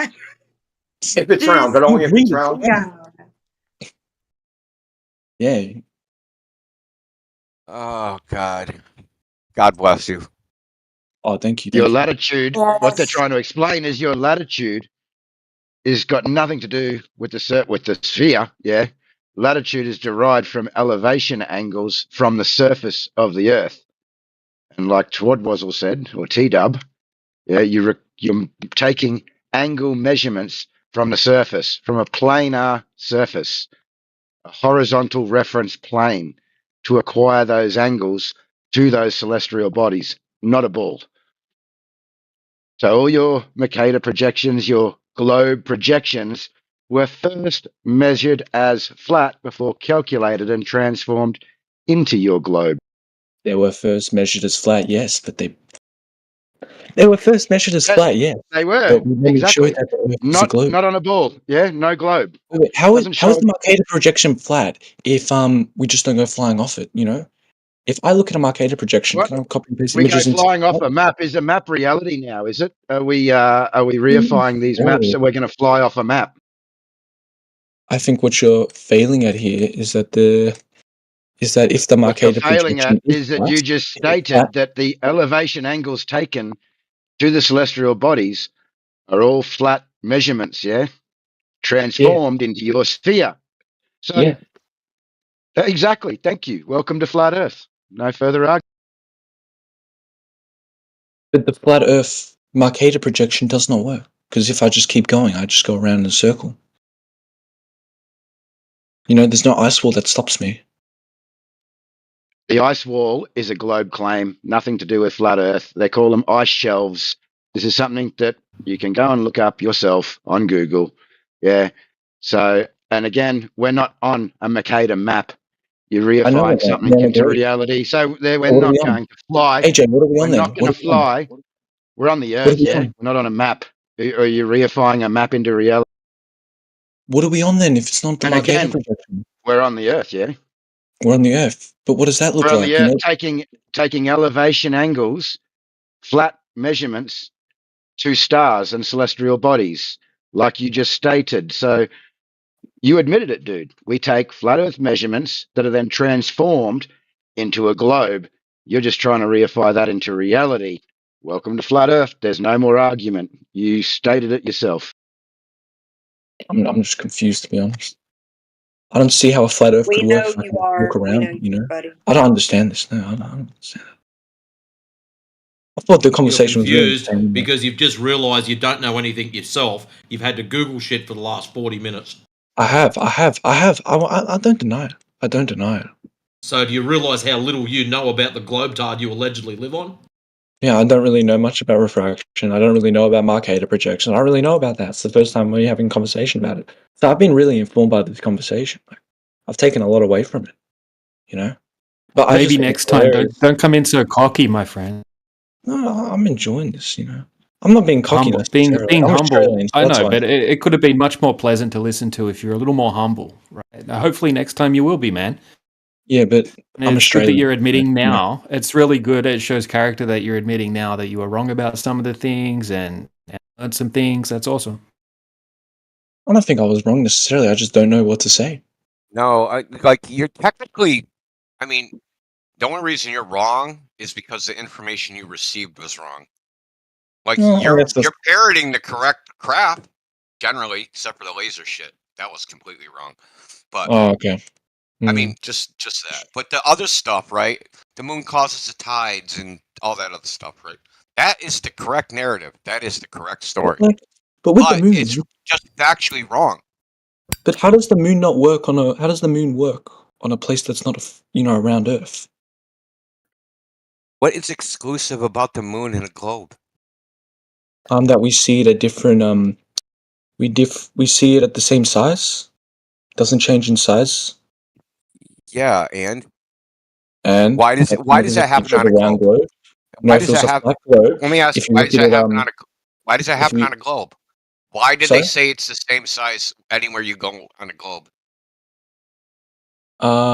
Because if you do like Pythagorean theorem, and you look at like the hypotenuse angle that you look at it from, it's very, very, very similar to anywhere you go on Earth. Because I think the difference. Oh, it's like looking at the difference. It's like 0.0007%.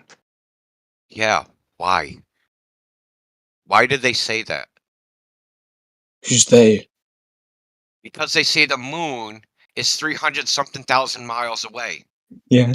So you're different. The distance, even if you travel 3,000 miles on Earth, the difference in distance between that location and the other location is so small you can't tell the difference because the moon is so far away. Yeah. How is that not possible on a flat Earth? Like, So what you're are we saying locked that into one the place? so where's the moon on the flat Earth? What do you mean? What did you say? What is the moon? Because isn't it like if it's on a flat Earth, we can't see it in the same way we do here. You keep saying that, and I keep asking you to like substantiate Oh, like, that. or what about like the changing phases of the moon? What about that one? What about them? What about when I they mean, don't? if we look on a flat Earth, What we're coming about to when they 12. don't line up? They don't line up. What do you mean? Yeah, so you got the Terminator line, right? Of the moon with light on one side, shadow on the other, in the globe model. And the sun is supposed to be illuminating the light side. Mhm. Well, that Terminator line has to be at a 90-degree angle to the direction of the sun. It's perpendicular to the direction of the sun. Well, it's observed that sometimes this is not the case. Actually, a lot of times it's not the case. You know what they say? What do they say? Oh, that's an optical illusion. Even though it's recorded, photographed, everyone the knows phases about of it. the moon are an optical illusion.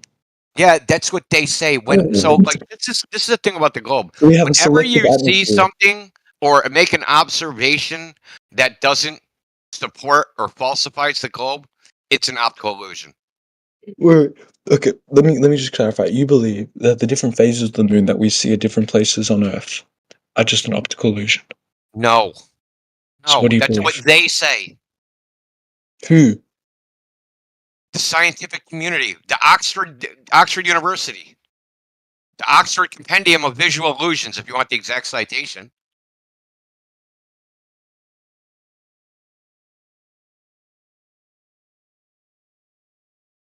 I don't really know what to say. So this is the thing. Anytime anybody, right? So the moon, I'm sure you've seen it. The moon looks super large on the horizon, right? They say that is an optical illusion. Anything that doesn't support the globe, it's an optical moon illusion. doesn't change. The moon doesn't We see change things like time. negative parallax of the stars, optical illusion. We see the sun not set when it's supposed to. We see the sun flat and we see the sun shrink. All those are optical illusions. We see too far. We see the Chicago skyline mirage, optical illusion. Oh, the Earth looks flat, or optical illusion. The entire globe shit is an optical illusion.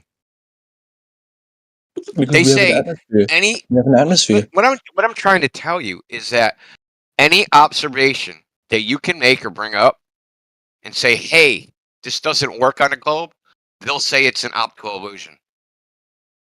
Oh, that's fine. All right, I'll be back, guys. Does that sound reasonable? Okay. You know what, India? I'm gonna become You're not knowledgeable. coming back. No, don't worry. I'm gonna become knowledgeable on this. I'm gonna prove you wrong. I'm gonna become like. God damn. I'm gonna come back and prove you guys wrong. Got a high hill to climb, Make but the good luck money to you. If you want to prove us wrong, just Hold go on. out and measure some curvature. Just send it. You can pack us up, send us home. We'd much appreciate that. I might actually. I have a telescope here. You know, I might. I've seen it before, but I might do it again. Here's an idea. Instead of pointing your telescope up at random things that aren't the ground, point it to the horizon. See how far you can see. Yeah, I'll do it over a flat land, so the that- drop over yeah. distance is noticeable. Yeah, go back to that beach, right? Yeah. And No, go I like won't do it over water. go like I'll do 5 it over days. flat land. We got a lot of that in Australia. Well, whatever, dude. The next time you go to the beach, bring your little telescope or a camera and go on a website. It's called marinetraffic.com, and then you can get the distances of boats, right? You can know where you are, you can know where the boat is, and it'll give you the boat coordinates. Then you can see if you can see it. See if it matches what the globe predicts. And actual test the globe rigorously instead of just going, it looks like this, looks like that. It's not actually a rigorous test. Okay. The horizon where they say it's supposed See you to be. guys. See you guys. It was fun talking. The point is that, test gone. That's really the best way. Oh, he took off? All right. He gone. Yeah. So he's either going to become a flat earther or an anti-flat earther. He sounds like a step above a troll. Or he might not do any of the things he just said. I've got this image of dogs are gods patting him on the back. You done well, little fella. You done well. I thought that it was Dogs Are Gods went in a time machine and came back as a 14-year-old and joined the chat. And this is what started him off. It's hilarious. How long is the string? It doesn't matter.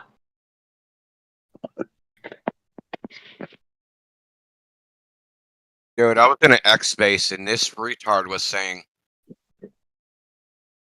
I think it was Miggy. Who the hell asked him?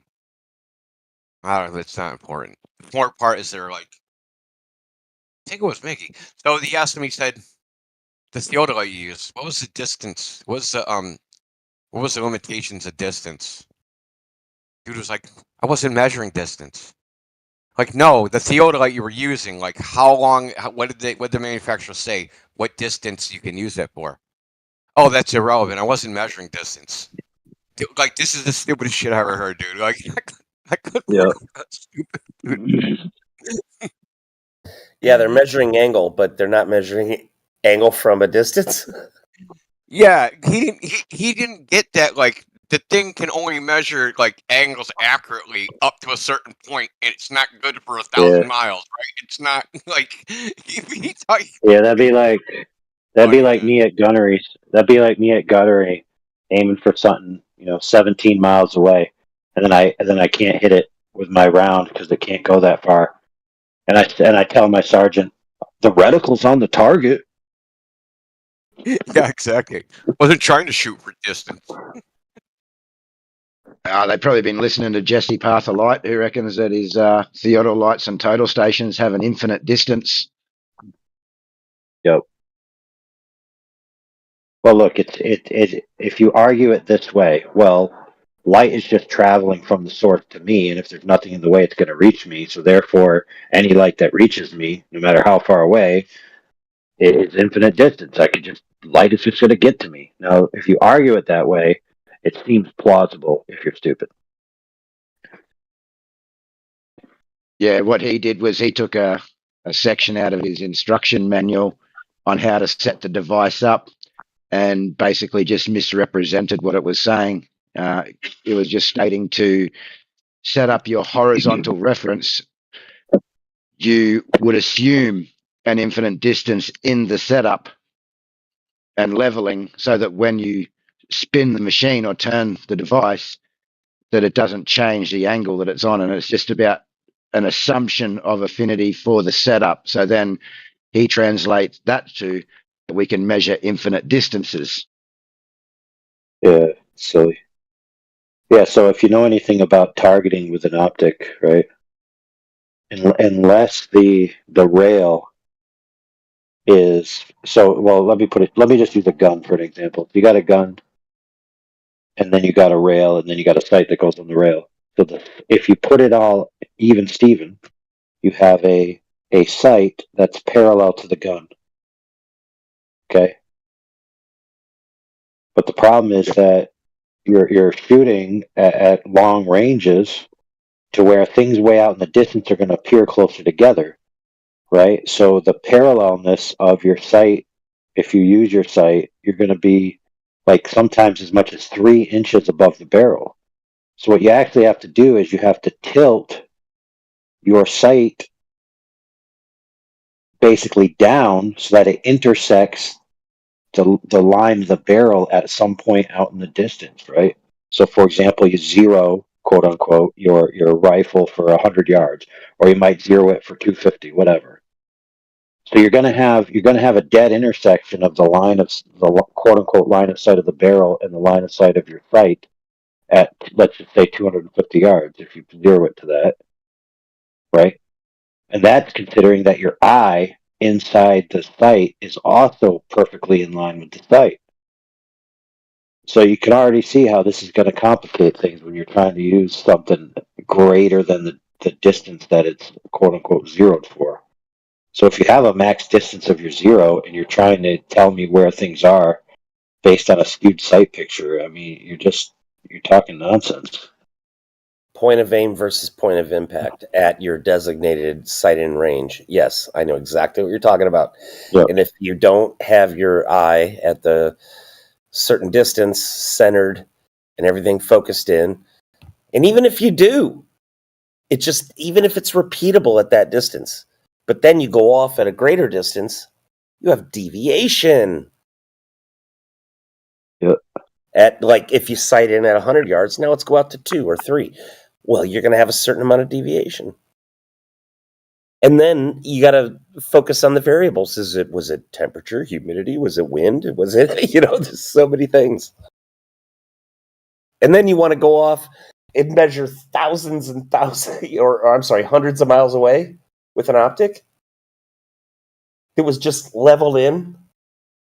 Yeah. Not just any optic. An optic you bought off of eBay that was used. Refurbished. Or was it? No, he refurbished it. Yeah, broken. He refurbished it. Dude, I even said that to him. I said, you bought a bunch of broken theodolites, man, and you want me to take you seriously. Like, sorry, I can't.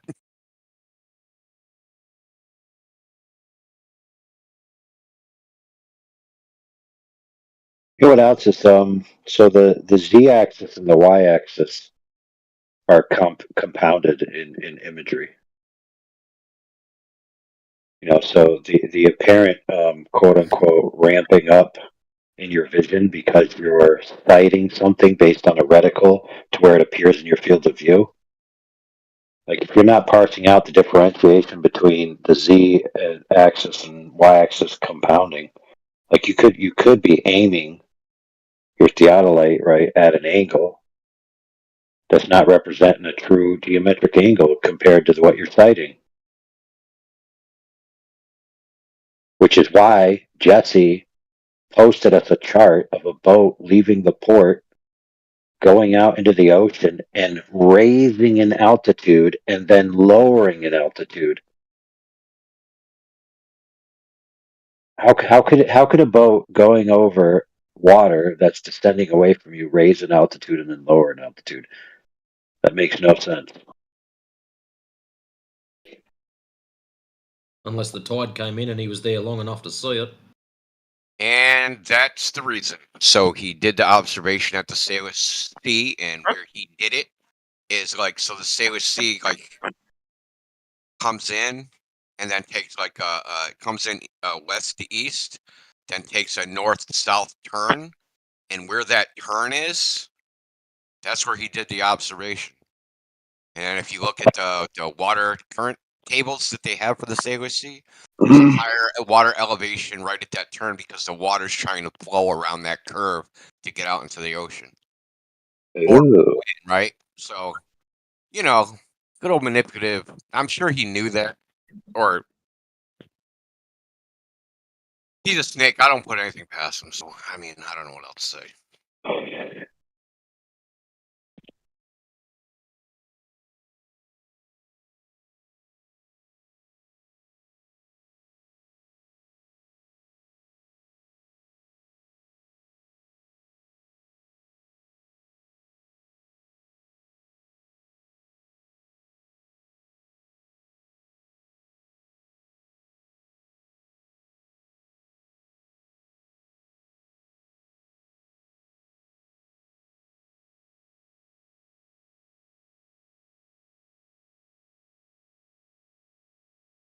What else is new?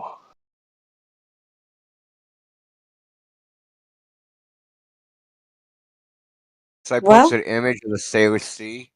So right where that like little turn, that northward where it comes in and then turns to go to the north, he did it there where those two directions meet. He was on the southern shore, right there.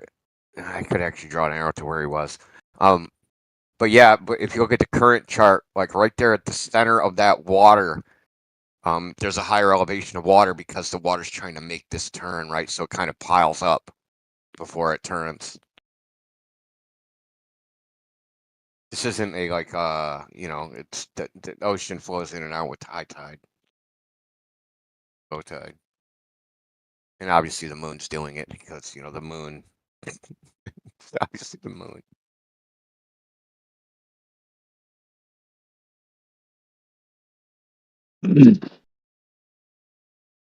But what's up? I mean, I got in an argument with someone who basically they had shamelessly had an AI answer me or refute me, and then I refuted the AI, and then apparently the AI must not be able to refute me back because he never answered. He just started insulting me. So I mean, how shameless do you have? How like that's like you're just like saying, I can't even think as a human being. I'm gonna Yeah. ask ChatGPT to talk to you. It wasn't even ChatGPT; it was some other freaking AI program. But just still, I don't know if it's just me, but I'm in the chat and the most recent photos aren't loading for me. I even bounced out and came back.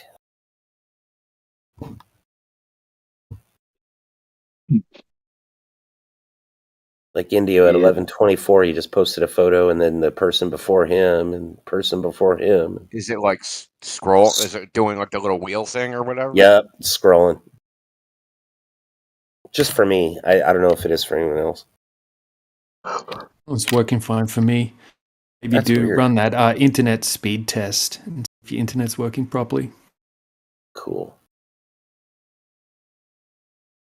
Sorry to interrupt.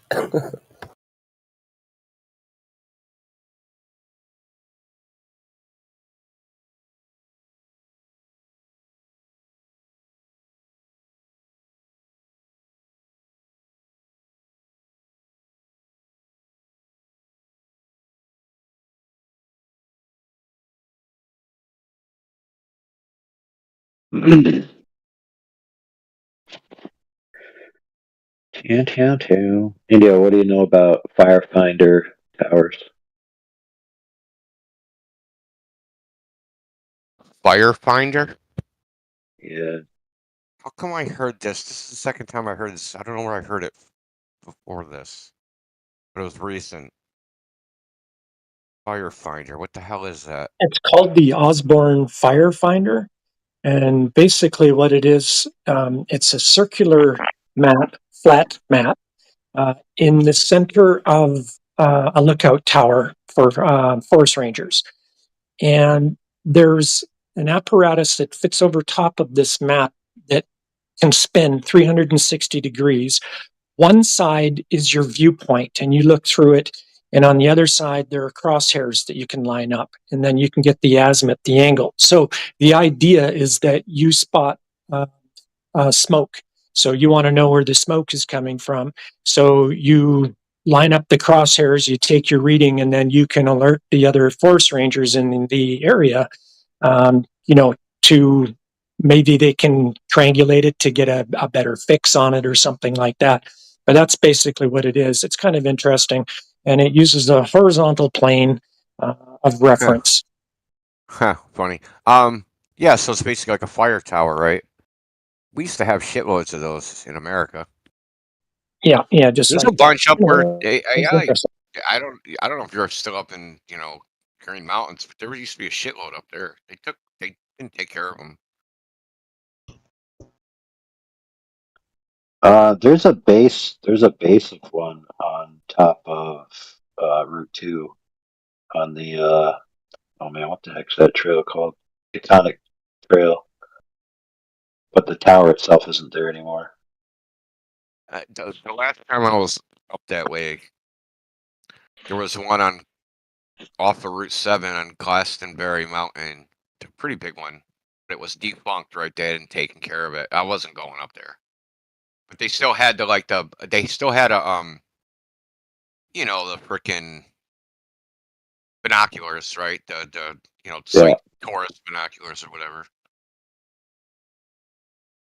There's one out near Greenfield that they still have where you can go up and look out of. Like it's more of a tourist thing now. Yeah, but that is Like interesting. that. Yeah. So like this area from here over through Greenfield area, where it's bordering into Vermont. There's like the 100-mile view. So you get up on the one mountain and you can see 100 miles to the other mountain. Which one? And then there's like the whole valley. On Route 9 or something? Yeah, it's Hogback Mountain. Oh yeah, that's right, dude. I haven't been up there in so long. They just said it's so nice up there. Fuck, man.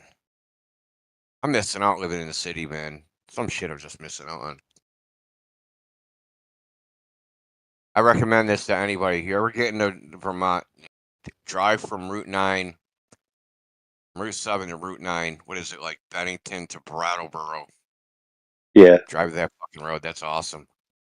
It's just Yeah, an that's where awesome you. ride, bro. Yeah, that's where you get Hogback Mountain, and you can get out and see the 100-mile view. Dude, that's just like one of the most beautiful freaking rides, dude, as far as like just I don't know. It's just great. I was thinking, so the other mountain that's on the south side, that's the end of the 100-mile view. It would be cool to get like two people with some P90s or something, and just look back at each other. 100 miles, dude. Like maybe we could get like a super freaking bright beacon up to the top. Oh, a heliotrope, right? That's what they call them, right? That where you take the sun and you can use the sun as the flash. Helio something or other. I think it's a heliotrope. So you guys are getting up in the mountain and touching the tips. Brokeback Mountain. No, I'm just kidding. Oh no, dude, no, and then I kind of party, man. No, a heliotrope is a flower. Brokeback Globers. No, that's in Antarctica. That's where they're camping at. No, dude, bro, you got to see this. So it's called a heliotropium. Rhymes with copium. It's a genus of flowering plants. I heard Hogback Mountain. I had to try to make a joke somewhere. No, dude, Hogback Mountain is what rednecks do on the weekend when their girls are out of town. Ooh-wee. Like a pig.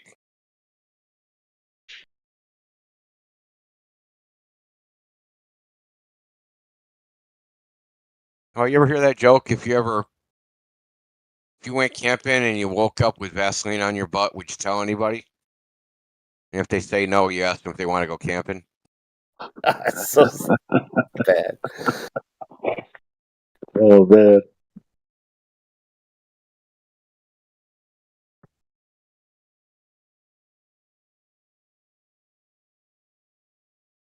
I usually ask them if they want to go turkey shooting.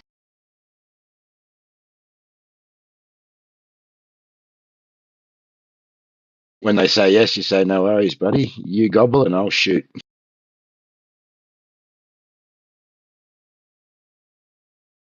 You know how sometimes QE comes in, and then when he's got a Glober on the ropes, he asks him if he ever used to blow bubbles as a kid, and he plays that stupid joke.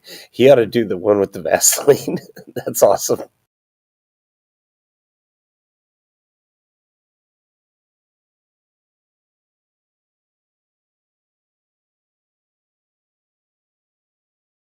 Yeah, dude, I was right. It's a heliotrope, dude. I'm not going senile. I thought I was going freaking senile for a second.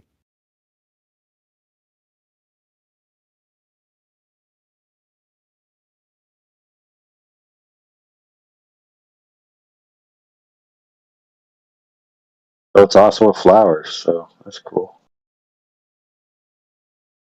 Heliotropium. What does it do? I mean, it sounds psychedelic.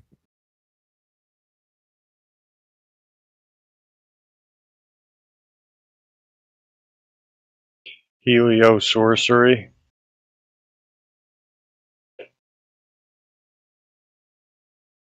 So if it's a mirror reflecting sunlight, then that has to be point to point. Yeah. Yeah. If you look at the wiki article, it says the longest distance that they used was often used as survey targets at ranges over 100 miles in California. In 1879, a heliotrope on Mount St. Helena was surveyed by B.A. Colonna of the United States Coast Guard and Geodetic Survey from Mount Shasta, a distance of 192 miles. Shenanigans. That's a little too far for 8 inches of distance squared per mile. Yeah, it almost reminds me of people flashing mirrors at each other across great distances and recording it. Yeah, like at the Salton Sea and shit, man, where they used like 3 different mirrors and made a big triangle.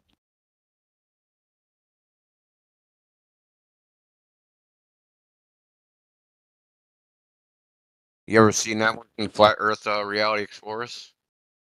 Mirror Flash? Actually, badass, dude. One of my favorite ones. I mean, I got a lot of favorite ones. I shouldn't even you'd be using the word favorite at this point.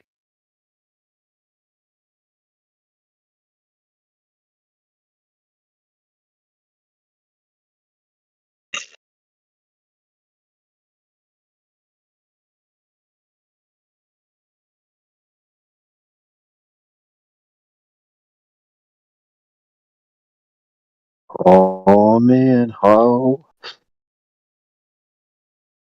heck yeah, bro. Well, since you guys are quite clever, I was thinking about this because today's wild and crazy. What would be your best argument to a parent, or maybe if you were also a parent but like separated, and your child wanted to have like a nose piercing or something, or it's tattoo, but they're 10 years old? As a parent, how would you argue for that? For that, or would you argue for it or against it, and how would you do it? Against it and say no because I said so.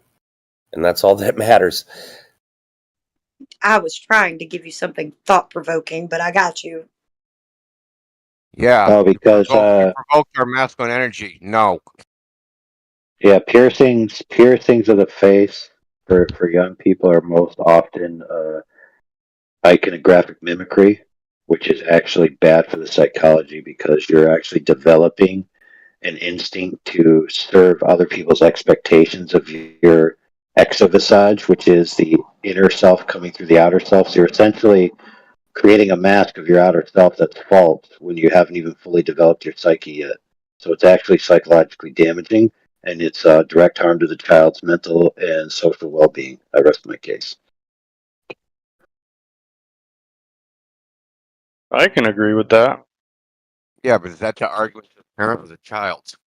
The child can understand that. Well, the child won't understand, but how would you? Besides, okay, go ahead, Indio. You got something to I add? mean, Go like, ahead. no, I just want to know, who's the target audience? Is it the parent or the child? The opposite parent. The opposite parent.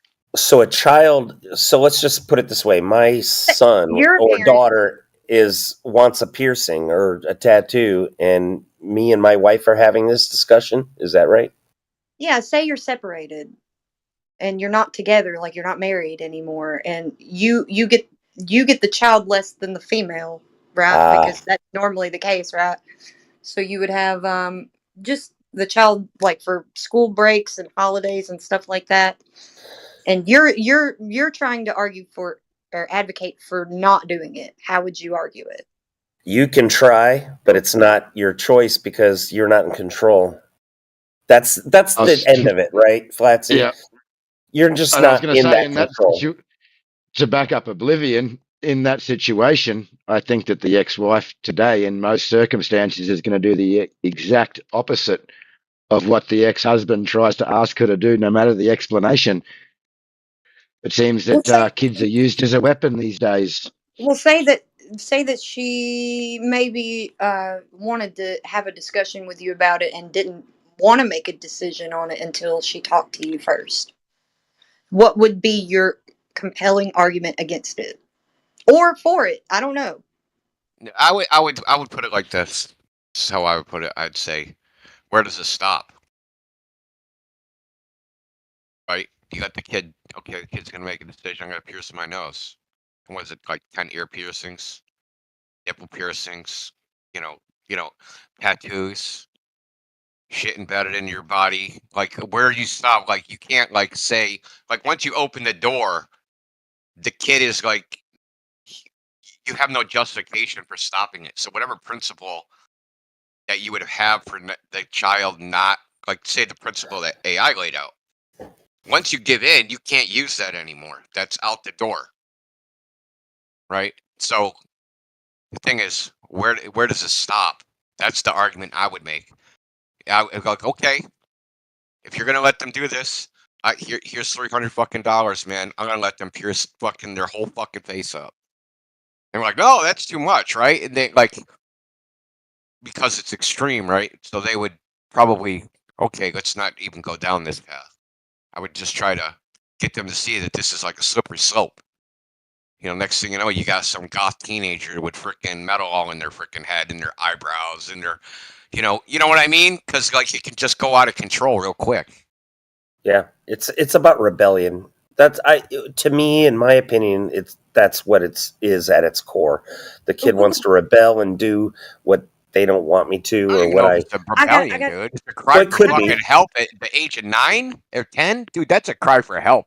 Yeah, that kid's crying for help, man. It's looking for attention. I got it. I've got something to add to it, just to maybe layer one more layer, and this is it. Say the ex-wife or the opposite parent that has the child most of the time is with a man that his children are a little older than her, but they all got their noses pierced at 10 years old, and she or he would want to do it because the siblings have it. I'd be having the discussion. Wait a minute. I'd be having the discussion. Wait a minute. Are they all the same biological parents? No. Not in that situation. That would be And the stepfather example? coming in with their own children. No. She said the Stepfather would stepfather have children, would yeah. have his own children that had their noses Yeah. pierced. So the kid in question, so here's something that a lot of women don't like to hear, but a child actually belongs to the father, if not completely, then if as equally as to the mother. So the mother doesn't have like I own the child. So if the father says the child shouldn't get pierced, then that should be respected. I mean, it's really that simple. Well, I wouldn't even be talking to the other parent at that stage. I'd be sitting down and talking to my child and having a very deep and in-depth discussion about why they want to have this done, what the ramifications are, etc. Because at the end of the day, There's absolutely no good reason that a child can express to dramatically change their phenotypical expression. And 99 times out of 100, it's always something to do with the exterior culture giving them an impetus that they need to adapt in this way. And that's actually bad for the psyche. There's nothing good about it at all. I mean, there's no argument that can be made that it's good in any way, shape, or form. Yeah, that's where I'd talk to the child and let the child make the decision that they don't want it, and that we're not dealing with the other parent. That'd be my tactic. Now, let me ask you this, Flatty. So, the mother has a 10-year-old that wants to get the piercing. She lives with some dude, and that dude has children that have piercings. Do those children live with them all? Not all the time. See, I'm actually not coming up So, with a like, crazy because scenario. I'm This thinking is of this for real. dynamic, right? That those children come over and they end up stealing attention that the other one wants, and the other one has associated that attention with their behavior, right? Piercings, whatever, the way they dress. It could be anything. The way they externally present themselves. So now the kid's trying to mimic that, to try and get the same type of attention. And they did, like, it's not like they consciously do this, and like children don't plot and plan, right? It's very like impulsive. I would say the kid needs new friends. I would like get involved in the kid's life, like drastic, like do a deep dive into what is this kid actually doing that would motivate them. Why do they even want to do this? Because like AI said, they're doing it for an external reason if they lived in a forest, right, all by themselves, they wouldn't be like, let's pierce my fucking face, right? That wouldn't even be a consideration. They're only doing it for some external social reason. Is there any kind of law towards piercing certain parts of your body at You gotta that be age? 18. You gotta be 18. Yeah. Okay. That's what I thought. Unless you have parental permission. There Yeah, might so even be a minimum for that, right? Like 16 or 14 or something. 16 or no, something. no, No, no. So you can get your 4-year-old pierced. babies are getting pierced. For fuck's I'm, sake, dude. That's I'm, child I'm abuse. See, here's the thing. This is what I'm saying, that it's not protecting your child. And not only that, besides, well, I'm definitely thinking about the child's psyche, definitely, because that's a big part of it. But I think even deeper. Say it's a girl and she gets that done. She's a 10-year-old and she's around some creep who sees that as their parents don't have a strong authority in that child's life. That child must be vulnerable to or susceptible to things like that. And they could take advantage of that child in a way that I don't want to say out loud. I'll And tell you, that yeah, would dude, be it's a a signal, dude. It's a green signal light. that this child's damaged goods. Well, I mean, any person. When I see a woman with tons of piercing, I think fucking trauma. That's the first thing I think. Me too. So, Flatsy, let me get this correct. Is the child not in your primary care? No, right, exactly. Then No. you do not have the control. So then you have to appeal to their emotion and you have to try to appeal to them, and you're on the weakest end. That's just the reality. You're on the weakest end, and you're not in control. Because if that other family lets them do it, then that's all there is to it. Right? And I don't really even have a say. This is my real life. I made it sound like a rando situation just so I could provoke you guys to discuss it with me and not have a bias. So it's actually not random. It's real. This is real life, dude. And I Yeah. can't believe I don't have any say because I'm a stepmother. I don't have any kind of say. Yeah, I get it. I totally understand, and I feel for you. I'd hate this 10-year-old little kid coming over with a nose piercing or an eyebrow. That's just wrong. It's just wrong, man. Doesn't that mean that the child is your husband's child from a different mother? Yes. And so he has the authority to tell the mother that his kid's not getting a piercing because he doesn't want his kid to have an external feedback validation loop that damages his psyche during strategic developmental stages, right? There's actually literature to back this up in psychology. You could Will actually you demonstrate DM that something? true. Will you DM something to me? Not now. You can do it later. I would love for something that because you seem. I'll go look myself, but if you have something, please share.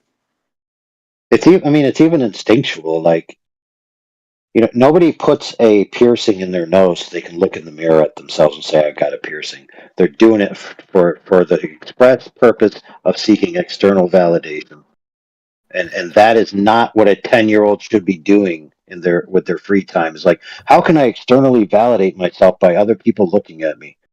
That's just bad for your health. This is why the very first thing I said was, no, because I said so. End of story.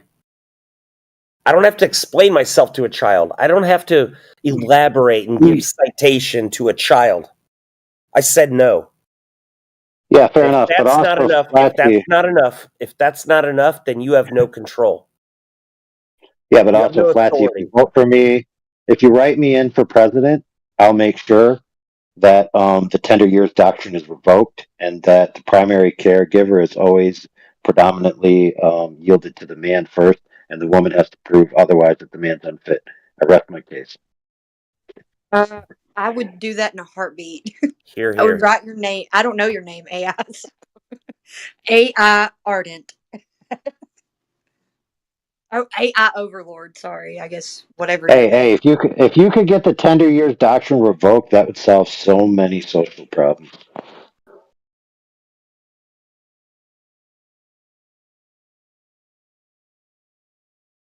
That's why I said I feel for you, Flatsy. I totally understand where you're at.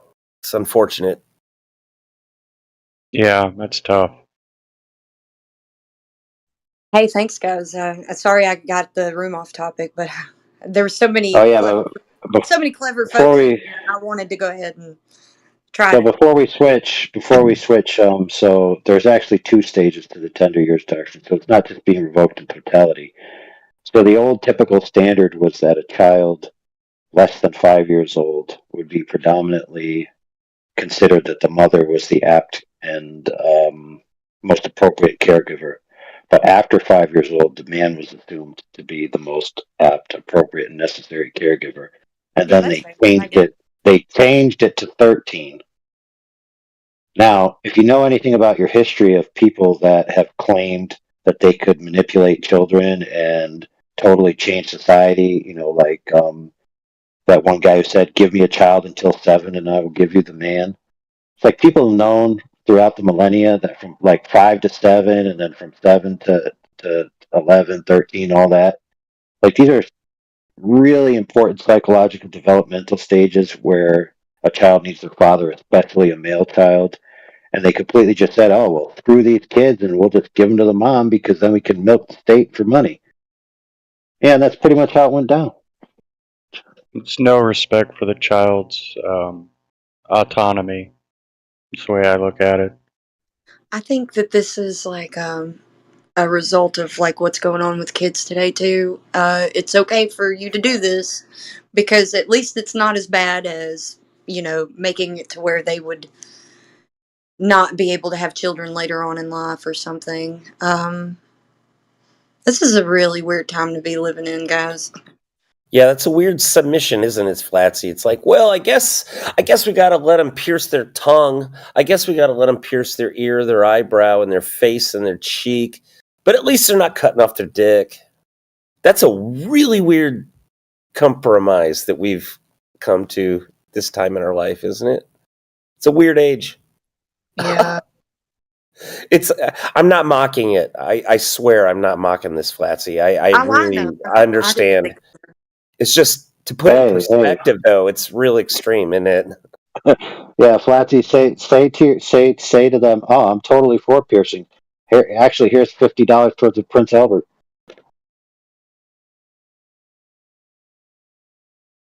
I didn't hear that last thing because you were Yeah, muffled. you don't want to. Say I'm totally for the 10-year-old getting pierced. In fact, here's $50 towards the Prince Albert. What's a Prince Albert? Oh God. It's a loop. It's a loop through the tip, lady. This is just such an uncomfortable conversation. Yeah, it sucks. It.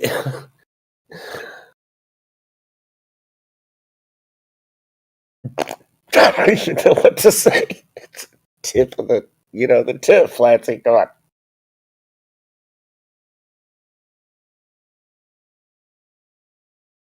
Yeah, I just don't know, man. It's such a weird time to be living. Let's see what Sanjay has to say about it.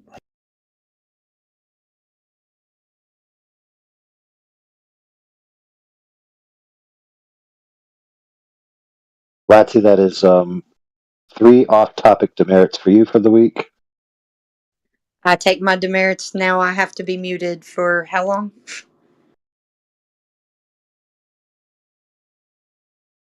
I don't know. We never actually had the powwow about how many demerits equals a mute yet. So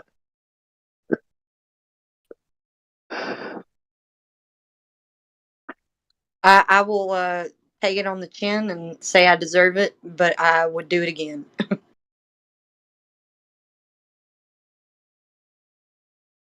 Oh, and thank you guys. Like I said earlier, thank you.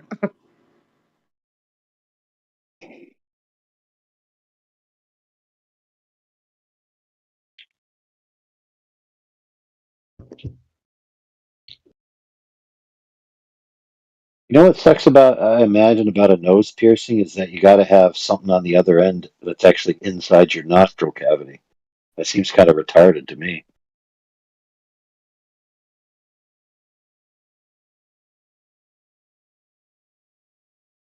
So what do you got to take the end out and then pick your boogers out of it with a toothpick?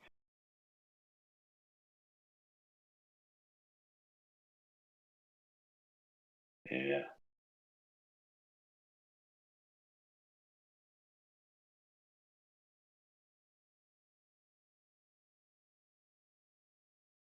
I had a girlfriend once, and I could not get over her damn eyebrow piercing. I just couldn't get past it, and she was such a clown that I just couldn't deal with it. I had to break up with her. It was ridiculous.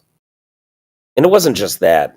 It was just anyway, long story short, I just couldn't get past it. She wouldn't remove it either. So that she drew a line. And I just couldn't get past it. I got lucky. My girlfriend's a flat earther. Well, I've been married for over 20-some years, so that chick's way in the past. Bro, Oblivion's marriage is longer than my own life. Yeah. I was born in 1977. Okay. Yeah, brother. Yes, it's actually possible to marry someone and stay with them for decades. It's possible. It actually is. I've been with my husband 7 or 8 years, 7 years, and we've been married for 4. I'm 34 years old. My mom and dad's been married for 34 years. Holy schmeezus beezus.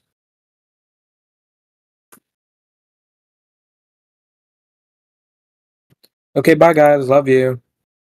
Right. So speaking of marriages and kids, it's called the horizontal mambo. Why? Because the Earth is horizontal. What does horizontal mean?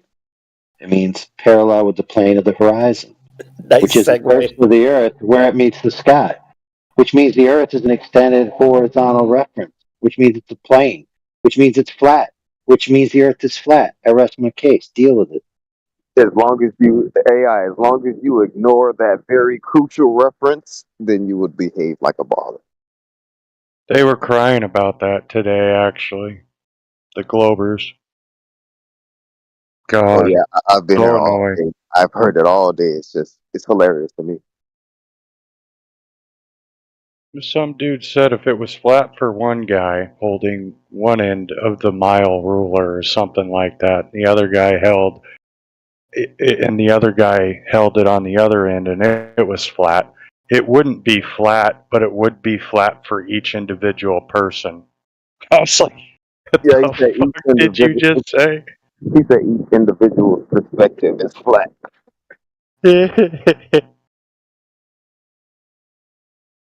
How many flats make a circle? How many flats make a globe? Unreal.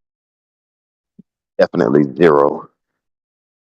Complete nonsense. Well, a circle is flat. This is true.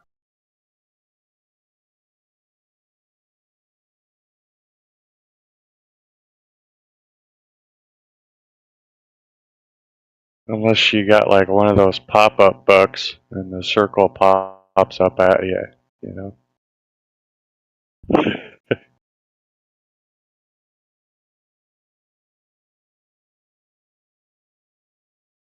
Yep.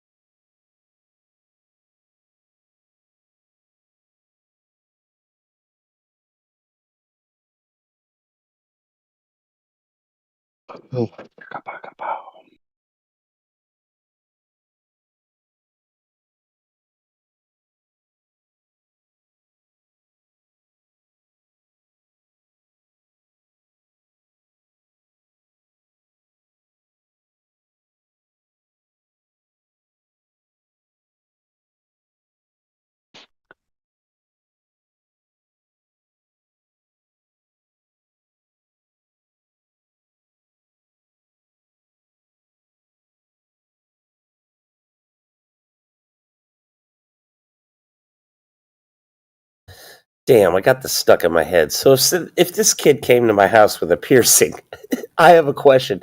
Do I either A, mock the nonsense, or just say nothing? If you say nothing, are you complicit? You're complicit. You have to be. I mean, oh, holy shit. What do you do? Oh, well. I'm sorry. I brought it back.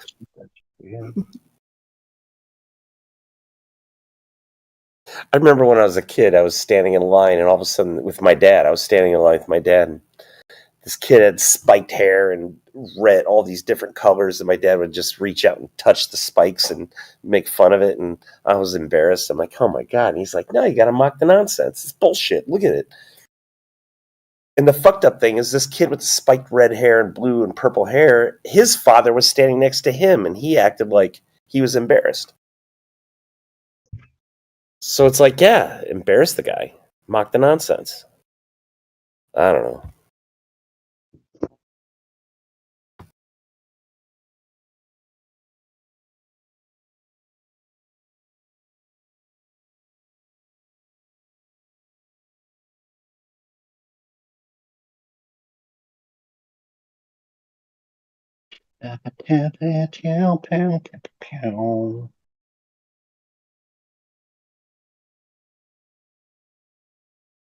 I have Right, already provided proof that the world is a globe. Space travel confirms that space exists. This guy in side chat, he's funny.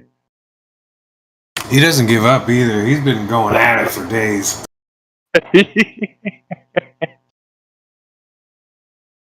Oh, what is their deal, man? He won't break, bro. He won't break.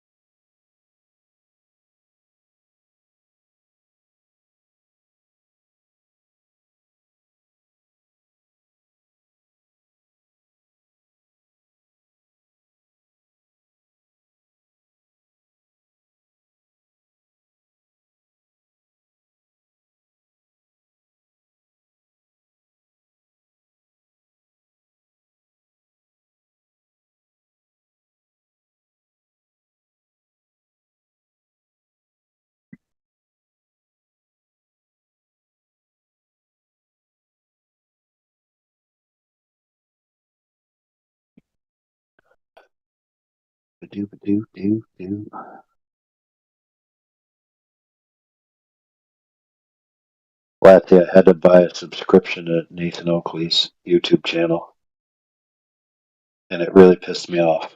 Let me tell you why. Because YouTube doesn't run when your screen is off, but if you have premium, it'll run while your screen is off. But if you're listening to a members only YouTube video, it will turn off when your screen is off. But if you're listening to a regular YouTube video on the same channel that's available to the public, it will still run when your screen is off. So if all you want to do is listen to the audio and have your screen off, which makes the perfect sense, because why would you have your screen on when you're just listening to the audio? You can't do it if you're paying for a member's video. How retarded is that? I'm experiencing that same thing. I noticed that. Yeah, it's so weird. It's like, if you pay for YouTube Premium, all the videos should play if you want them to, if you have the screen off. It's like, it makes zero sense. Why they choose some videos to play and some not. It's retarded. Yeah, that is weird. But yeah, at least Nathan got another subscription though. You know. I ran into a similar problem a while back where I'm in bad signal area, and I had YouTube Premium, and one of the main reasons I get YouTube Premium is so I can listen to audio with my screen off, right? Because I don't want to watch the video. I'm working, whatever. So in the bad signal area, what I would do is before I go there, I download some videos to watch, listen to, quote unquote. But what would happen is when you're in the bad signal, they'd be called offline videos, right? And when you boot up the offline video, it won't allow you to turn your screen off while it's playing. So then your battery dies on your phone. Unless, of course, you have a plug with you, which I don't always have. So it's like, dude, what the heck? I'm paying you like $14 a month, you jerk. Just to save battery. I agree. I like list. That's why I like Discord so much because I can enter a call and just listen, and turn my screen off. Well, Yeah, because or you Sanjay just could. listened. Yeah.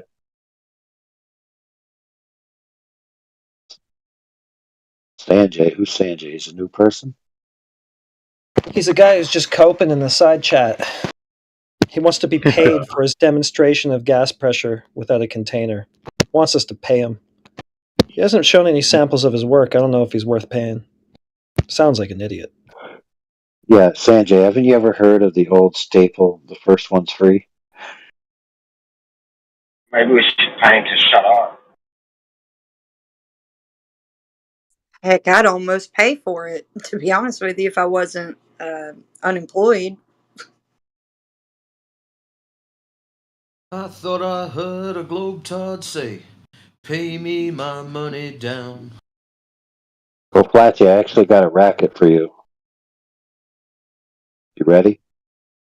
So it's going to take an initial investment, but after that, you can reap the money. So what you're going to do, Flatty, is when Jaron goes to Antarctica and tries to sell his body cam footage for $50, you're going to buy one copy, and then you're going to sell numerous other copies half off. Totally rip him off. No, dude, I'm going to buy his body cam footage, and then I'm going to publish it for free. Yeah, I'm not gonna buy that at all. I would appreciate it for somebody to do that and then just publish it for free. But he'll probably have some sort of fail Dude, safe what's in he there. going to do? How's he going to do that? Think about it. How's it possible? If he's going to send you a video on a thumb drive, which is disconnected from any way for him to curate it or control it, I mean, unless he's got next level cryptographic, some kind of weird spider reverse VPN booby trap, which he doesn't. How's he going to stop it? He can't even sue anybody if they publish it. You know why? Because I could just publish it on an anonymous account and he would have no clue who it is. And YouTube is sure as heck not going to tell him who it is because they wouldn't even know who it was.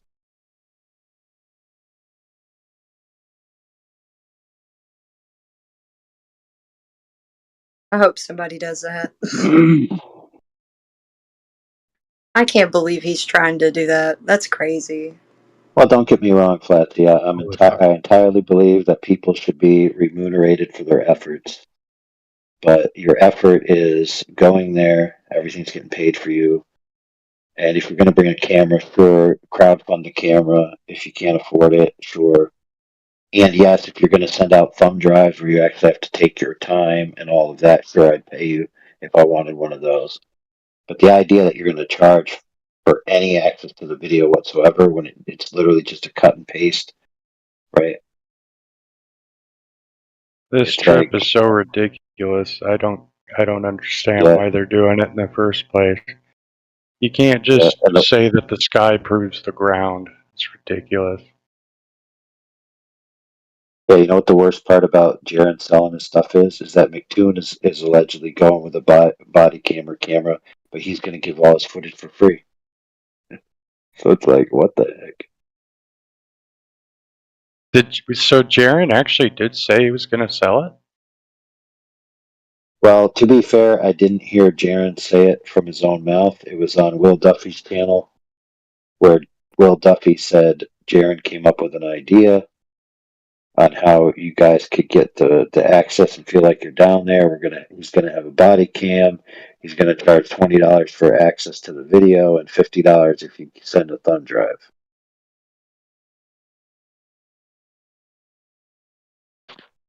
That's ridiculous.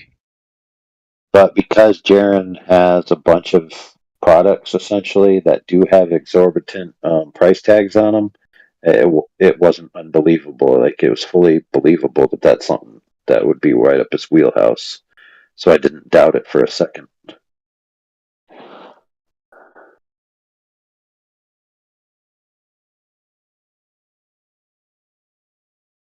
I saw a rich couple. They went down there for the summer vacation around on one of those cruise ships, and they did all their timestamps too. But they weren't trying to prove the 24-hour sun. They were just filming their vacation. But you got to see the sun in Antarctica at midnight. So what?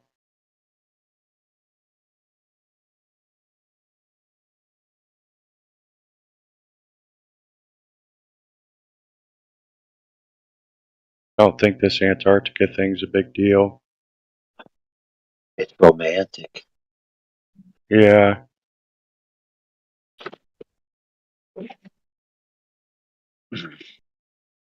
Look, this whole entire thing is just for Will Duffy to be alone in a frozen wasteland with Lisbeth, so he can be like, I think we need body heat.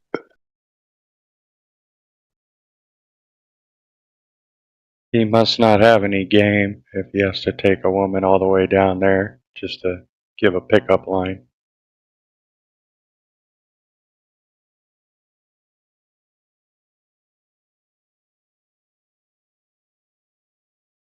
The joke's on him though. Because the one he's gonna have to body heat with is gonna be Plainer Walk.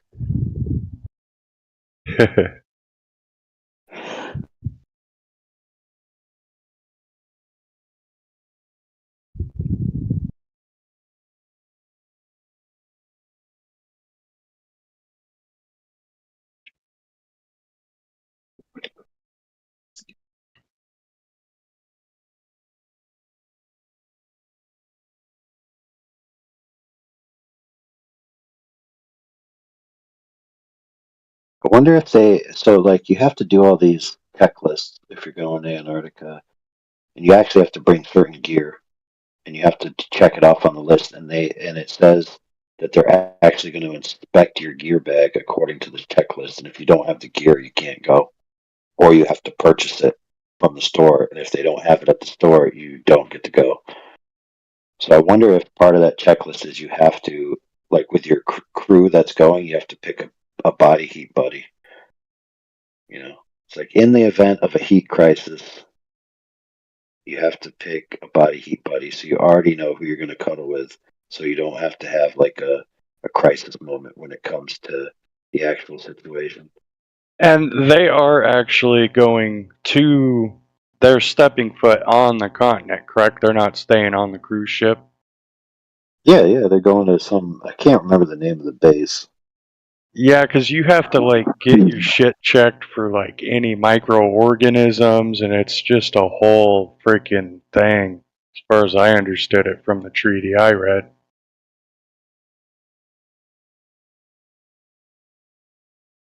Man, dude, if you have to be checked for microorganismic pathogens, how's McToon going to get on there?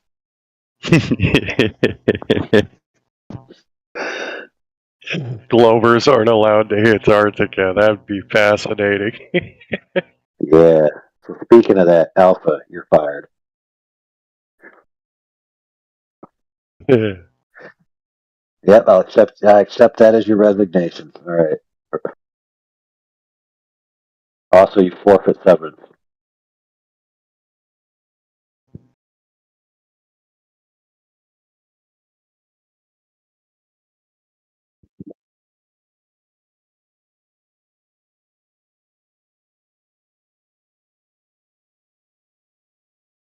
Like Jeranism's video the other day said that he was talking about if the sun doesn't circle 24 hours a day, then the world's not flat.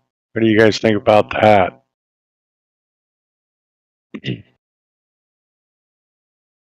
I'll have to post the video here in side chat.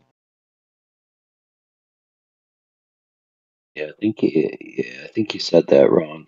Your double negatives are wrong or something. I don't know. Didn't make sense.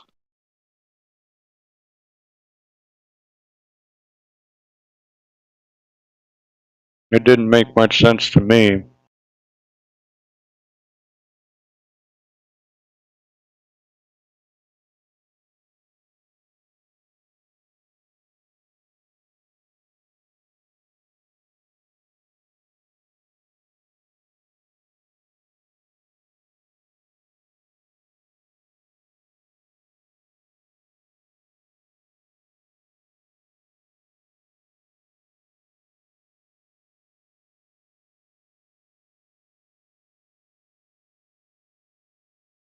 by the way, just so you guys know, I'm in the running for Still of the Year.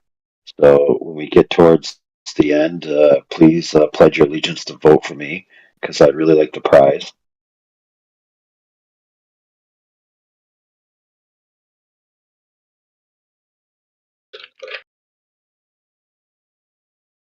Now, the prize, if you guys don't know, is a double capacity Keurig. That's right. 2 cups simultaneously. Holy crap.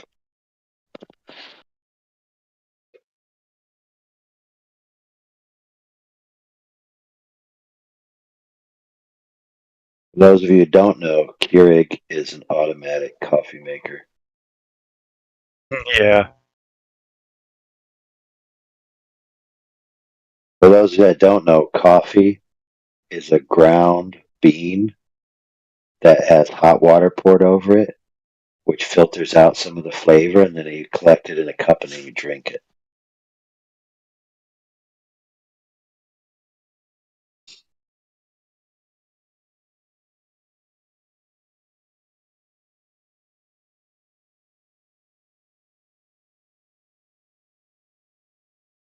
God, where the hell is that video?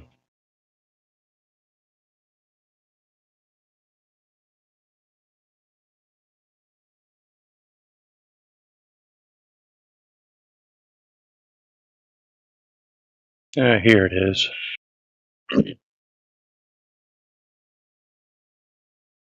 Post it in side chat.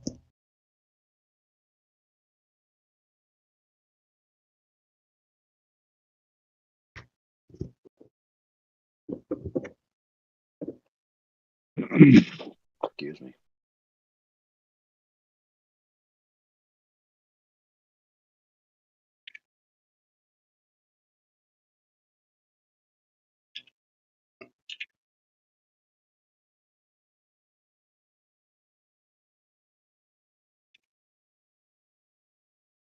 Ding dong ding.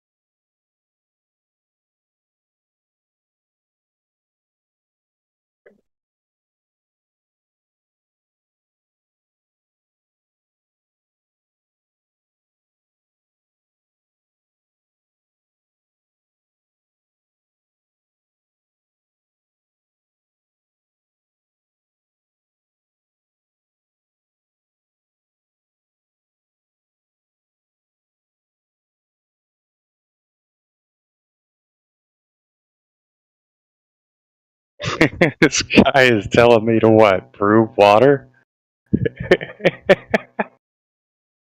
Freaking Glovers, man.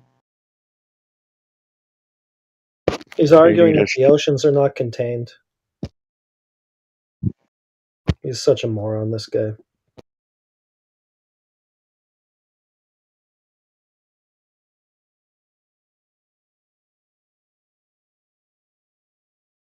Wasn't he here the other day too, spouting off his mouth?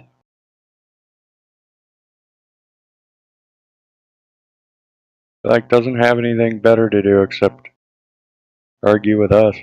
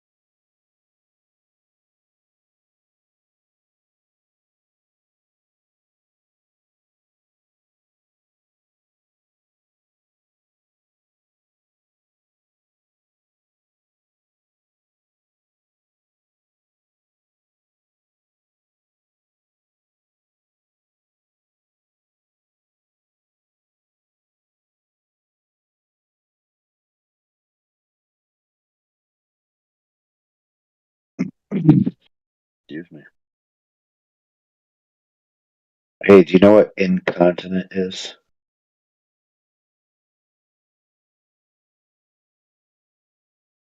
In the middle of Australia? That's in continent? No. Sorry. No, incontinent is when you can't hold your water, so you pee yourself all the time. So that would mean continent means you can hold your water. And since the Earth has continent, it means it's holding the water, which means it's containing the water. I rest my case.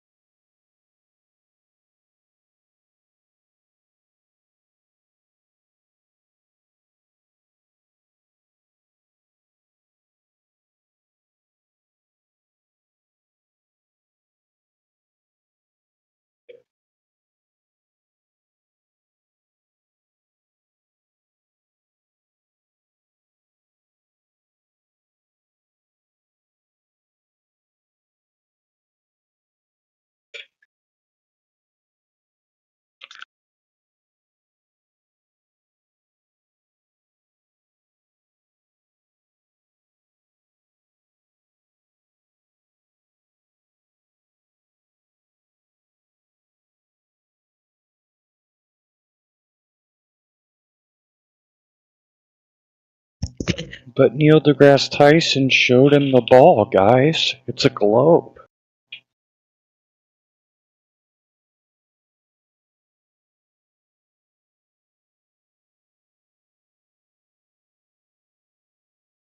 I think we should have arrested Neil deGrasse Tyson for lying when he said the Earth was a pear.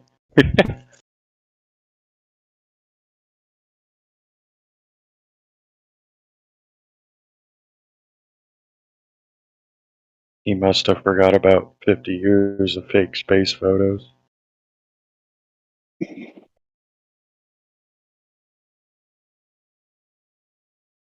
Yeah, but technically, schmechnically, the amount of paroidicity wouldn't even be able to be displayed in a single pixel.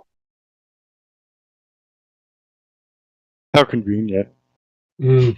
I know. So Isn't you it want to be amazing? in VC? Yeah, say your stupid shit on the mic. Otherwise, it's worthless Okay. to us. So very simple. The ocean has been observed to not be a container. This is because it is not completely surrounded by shore. All continents are surrounded by the ocean. The ocean is not surrounded by land. This means that the ocean is not a container. So the ocean floor isn't. Well, I'm an idiot, dude. So the And ocean the floor ocean isn't a floor solid is the surface. floor of the ocean. It's underneath. It's not So it's containing a it. solid surface, right? It's below the ocean. Yes, it's a Okay, so solid just show me surface which below. direction on the ocean I can travel straight in. I'll just take a straight line and end up somewhere where there's never a shoreline. Okay, so all we have to do is we go like a little bit below, right? Hear me out. Below south. Now try again. So my question was, I'm just going to go in a straight line somewhere on the ocean. I want to end up somewhere where there's never going to be a shoreline. Just going to go straight. Never want to reach a shoreline. Where do I go? All right, so we go a little bit below South America, right? And then we just go along the latitude line, doop, doop, doop, doop, doop, circle, circle, circle. You're going to just go around in a circle? Yeah, that's right. It's not a straight line. You can go in a circle around every continent. That means that the ocean is Yeah. not contained. You idiot. Yeah, I can circumnavigate my house too. I can go in a circle around it. Does that mean there's no house? Okay, so if one of the walls of your house was missing, The house does that must not mean- exist because I avoided it every time. Circumnavigated it every So single time. I have a question. If a pond has a river coming out of it, is it a container? Yes or no? Well, that Well, would no, be it's one not point where it's containing, uncontained. right? Right, because there's water coming out of it, so it's not fully contained. Well, the ocean isn't fully It's going to contained. flow That- into another. Yeah, all the flows waters into eventually itself, meet that's at the right. ocean. It flows into itself. That's right. No, it didn't Ocean- flow into itself. Stop making shit up. It Well, it came does. out of The a pond ocean- into the ocean. It didn't flow into itself. So So stop there- misconstruing shit. So there is no sea level. So different oceans. There's even no though they're sea level. connected- So the Yes. term sea level has magically been vanished because of you. You're an Well, idiot. There is no consistent sea level. That is You're correct. a total idiot, dude. No, the It doesn't ocean. matter. Wait. You're trying to prove that you can have an uncontained body of water. Your claim is that oceans are just uncontained, giant, massive bodies of water. Prove it. It's just a Well, huge body of look at a water map. resting on a Every- solid surface. so- It's got a solid surface, a map. solid ocean floor, and it's not surrounded by any solid surface at all to contain It's- that water. What the It's fuck are surrounded on oceanic some basins, sides, not though? all. It's surrounded. What on- an idiot! so Show me the provide side where it's. Yeah, okay, that's great. It's not surrounded everywhere. There's somewhere where it's just an open. It's just open. Yeah, show me where that is. Okay, I'll post a little map in the side chat. No. In reality, don't give me your cartoon again. I don't need your depictions and cartoons. Show me in reality where that happens, where the ocean is just uncontained. It's just somehow uncontained. There's no wall containing the water. It's next to a void or whatever the fuck you're imagining. Show me that. Well, again, you have to provide proof that there is a container. Okay, you don't have it. All right, got No, it. because every map shows that there isn't. Yeah, you don't have it. That's how a body of water forms, dude. How can you be this dumb? Well, a body of water can form without a container because we see the ocean. That's moronic. They're called oceanic basins. Those are containers. Okay, that's completely surrounded not a by solid container, that's the material. That's the same thing. It's the floor of the It's just- container, it's you just dumb the cunt. lower elevation area. It's not a container. Wow. It is And containing also, there's water. no such thing as a consistent sea level. The sea on the That's different it's a sides. red herring from the point that you brought So- up. That no, it's just no. This is free, This is an open let me body of finish. water, uncontained. No, No, fuck so you. the sea. You go sit down with somebody at lunch, right, and say, "Oh, we're gonna pour your water in that cup. It's a container," and you're like, "No, it's just at a lower elevation than the water." You would never say that. Well, it's not surrounded, right? That's the God, difference. dude. You would never talk to somebody like that in real life. They would think you're nuts. No. I do talk like this in person. You tell people that your freaking water glass is not a container, and it's just Well- at a low. The bottom of it's just at a lower elevation. Well, than the top of ocean water. is not the water cup. You see, so for So for the water isn't. So the water isn't in a basin. So for a water body to not need a container, it needs to take up the So the majority water of is the not in a surface basin, area he of said. the object. And so he just asked you if the water's not in a basin. So the water is in what are called oceanic basins. However, they're not contained. It's just to describe the relative lower elevation. Additionally, sea level is not consistent like your water worldwide. cup. Well, let me finish. So sea level is not consistent worldwide. The Pacific Ocean and the Atlantic It's not even Ocean what we're are at talking two Yeah, about different how do right you even levels. now. know that? How do you even know what you're saying? Because when they first built the Panama Canal, they tried connecting it directly, but it just turned into a big river because the oceans are at two different levels. Yeah, how do you know that? Because there's historical documentation and pictures of it. Really? There was pictures of a Yes, river flowing yes. from the Pacific to the Atlantic. This is actually something that happened. The first time they tried building the Yeah, Panama just Canal, it repeating failed. it that you believe it doesn't really tell me anything. Okay. No, it really it happened. They told me it happened, so it must have because I believe it. They said it happened. That's your argument. Okay. Well, I mean, anyways. I was serious. Like, how do you know this? I heard the story too, but I don't know if it's true. Well, I mean, you can go to Panama with some like very precise surveyor equipment, and you can measure it yourself. Then, if you don't Yeah, I'll believe try the it. surveyors, because it's about 8 inches higher in the Pacific Ocean. You wouldn't need any surveyors. You'd see a fucking flowing water. Any moron could be able to observe it. Okay, but like it's miles apart, so yeah. Miles apart and only 8 inches difference. That'd only be 1 mile, wouldn't it? I mean, that's in terms of like distance from the center of the Earth. If you're on yeah. a ball tard, that would only be 1 mile, wouldn't it? Well, no, because elevation is measured as distance from the center of the Earth, or So it's not curving. more it's, like it's, median sea level. But again, sea level So it's isn't not always curving. consistent. Well, it is because we're measuring from the center. But of you the said it's sphere. only 8 inches over the full length of the Panama Canal. So the canal is only 1 mile. Which is it? The canal's 1 mile or it's 8 inches across the lot? Pick one. Well, the Either way, there's no elevation curvature. You're buried. elevation is calculated from the center of the sphere. So you've got to prove the sphere. Off you go then. Well, it has been proven. Not by you, because you're not doing a good job in here. Well, have you provided any evidence that the ocean is a container? Provide a singular map that Oceanic shows. basin is, you dumb Okay, cunt. provide a map The that ocean is shows the that thing the being ocean is contained. contained. No, So hang on a provide minute. evidence. Provide It's a just map. the physics of water, you stupid fool. If you have a Okay, body provide- of water like that, it's got to be in some sort of a container. It's called a Provide- basin. That's a prescriptive claim, not a descriptive claim. Okay, show me how you can get a collection of water like that without any sort of containment. Okay, simple. You puddle. There you go. Voila. It's in a fucking. Oh, No, my not if God. you It's in a drop pothole it. or something. Yeah, he's an idiot. No. He's Yes, a moron. you're It's an in a, idiot. it's in a divot or a fucking pothole or something like that. I mean, God, you are The dumb. funny thing I'm is, gonna let he you keep doesn't running your believe mouth. though. anything he's saying. Like, Well, he I would most never certainly talk do. to normal people like this. He would never say, "Puddle isn't in a container." Well, I It's mean, just some I'm sure none free-floating of you shit. would claim flat Earth to any normal Yes, it's people. just a free floating body of water, is what you want to tell us. Yes, Not it Space is. some kind may of be the container. So, final front. anyways, my desk is Intelligence flat. and If I Yes, spill a so you little just said water, yes. You just said yes. So the edge of that body of water, it's just going to be what, next to air? well, no, there is no edge. It just goes around in a circle forever. It's infinite. Well, Oh, it goes around in a circle forever. And then, yeah. Well, you just start and out at where you the left perimeter off. of that circle, there's no shoreline anywhere or anything. No, you just you go back and you're back where you started eventually. Yeah. Yeah, and it's spinning over 1,000 miles per hour. Right. Yeah, that's correct. It is only at the equator, though. No, it's not. Show us a measurement of that. I mean, that's fairly simple. I mean, all we have to Go ahead, do is then. measure.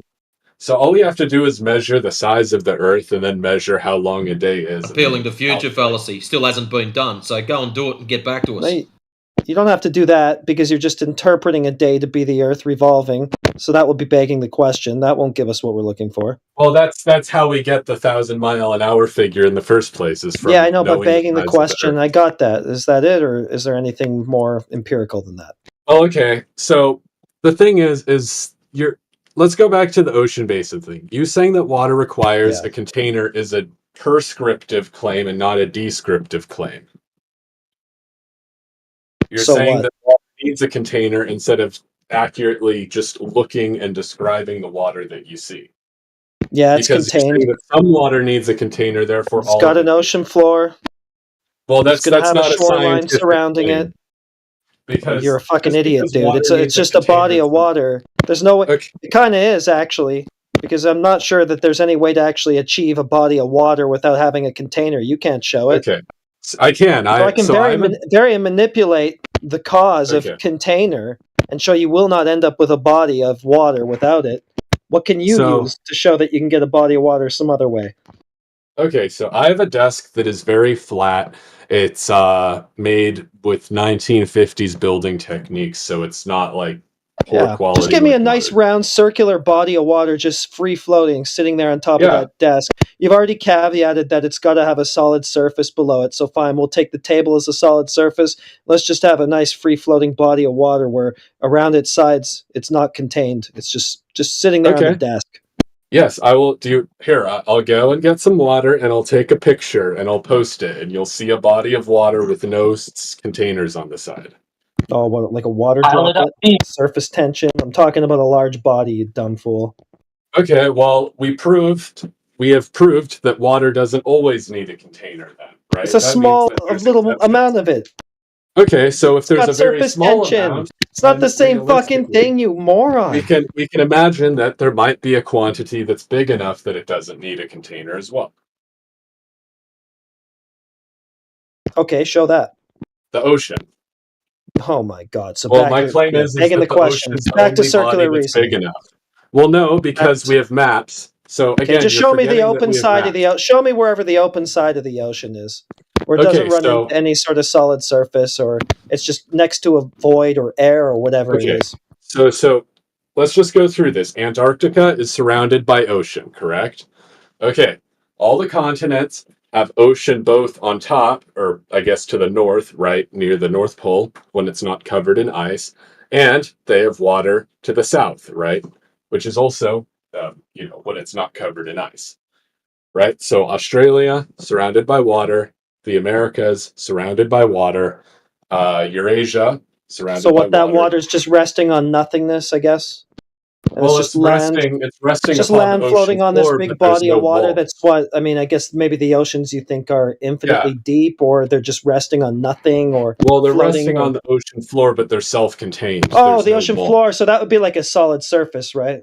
Well, there's a solid surface for sure. So yeah, it's going to but be we all- like a we all agree. continuous sort of solid surface, right? That the water gathered in, right?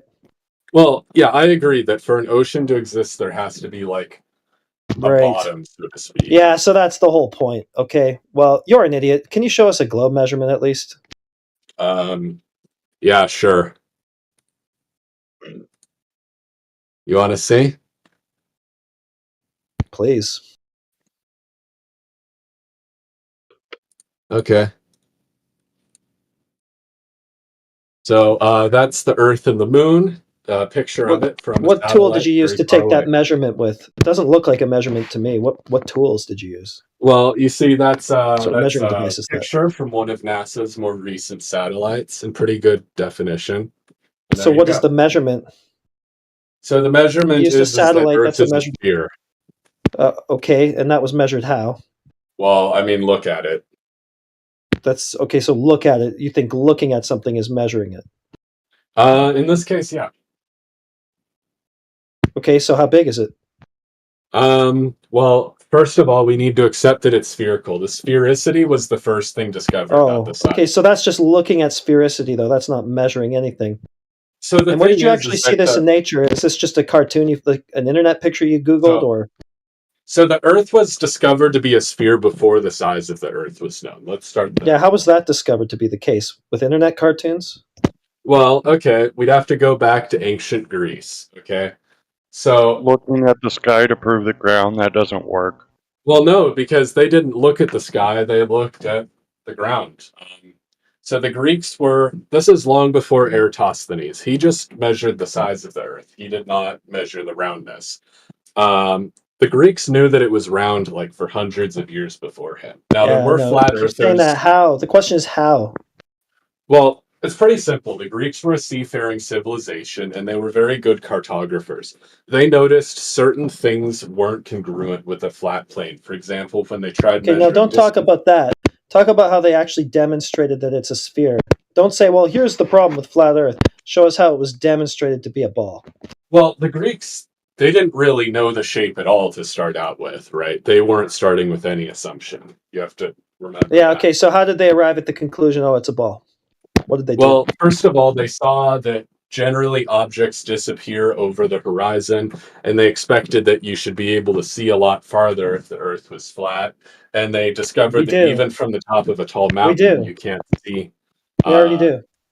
You can't see like certain objects, which you would be able to see. We already do trigonometry. see a lot further than you said we just should. Yep. Yeah, but again, like according to the Greeks, were good at trigonometry. There's certain So what? limits on how far you would Okay, be yeah, able to what- see on yeah, flat Earth. so and those reset are- then. Just make. Okay, stop. They had to leave their basement to find out. The Greeks were good at trigonometry. The first trig tables were made by Rheticus in the 1500s. What the fuck are you talking about? Okay. Yeah, okay. How did they do trig without degrees? Okay, because they used other like less precise measurements. That's why. Okay, Greeks only subdivided circles into 12. How did they do trig? Okay. Yeah, okay. So You're not making basically, shit up. you know the Pythagorean theorem? Yeah, I'm aware of that. Yeah, so that's what they used. They just assumed They that do it was a trig. 90-degree angle. They do trig. Yeah, like they Assumed. had very basic trigonometry, just not that. Yeah. The only thing they knew about was Pythagorean triples. That's it. And Yeah, Dolphin, and you can- Dolphintine, something else. They didn't know any trig. But again, they saw things disappear below the horizon, and that was all the evidence they needed. Yeah, which is dumb. And even in Homer's Iliad, which he wrote it down in the 8th century, but it dates back to the 13th century BC, even it talks about ships disappearing below the horizon. Yeah, but that's cool, but the horizon's not physical. Well, that's not what the Greeks believed, over 3,000 years ago. Yeah, they were stupid. And ancient flat earthers And you say believed- Greeks, it was only some Greeks. Well, there were flat So at the earthers in same- ancient Greece, but But not there was very other many. Greeks that thought the earth was flat at the same time as the Greeks that thought the earth was a ball. Well, there weren't very many after the 6th century BC. That's not true. It is true. No, they it were a isn't. minority. No, it isn't. No, you're just making shit up. The Chinese were Okay. flat earthers into the 20th century. Well, that sounds impossible, but go on. Sounds impossible? Okay, provide like a well-known Greek historical figure from after the Tails. 6th century. Oh, you mean one AD that's or not a BC? Freemason? BC. AD or BC. So 300 After- BC, Thales. Like a well-known one, not You know Thales' someone theorem? nobody's heard of. You know Thales' theorem? Who? Thales of Miletus? First person ever predicted How do you spell it? Thales. I've heard the name. I'm not super familiar with them. Okay. He calculated the height of the pyramids using the shadow length. So he lived in the same city at the same time as Eratosthenes, and he's the first person to ever predict an eclipse, known to have predicted eclipse to the day. He was a flat earther. Oh, I'm sure there were. The thing is there were flat earthers even after the 6th century. I'm sure. It's just it wasn't. How long did that take you to contradict yourself? Jesus. No. Even before I said that it just wasn't a very big thing after the 6th How do century. you know? Did they take a survey? You got proof for that claim, Mr. Alfredo? Not a shred of evidence. No, because You're most just making texts shit up. most texts before that time period have like blatant flat Earth elements. Dude, Most there's texts- literally, we have evidence, primary sources of what Thales thought and how he thought the Earth was flat. We have zero primary sources of Eratosthenes and that the Earth was a ball. We don't even have secondary sources. Well, the thing is, So, there's actually no evidence that they thought the Earth was a ball. That the evidence is actually the other way around. well, I mean, I can provide like the Greek historians, but that would be a very long thing. No, Here. you're gonna provide right people that are gonna quote somebody, that are gonna say, "Yeah, I read the shit." But as far as like primary documentation, you're not gonna be able to find it because it doesn't exist. What we have for primary sources so shows that they were flat earthers.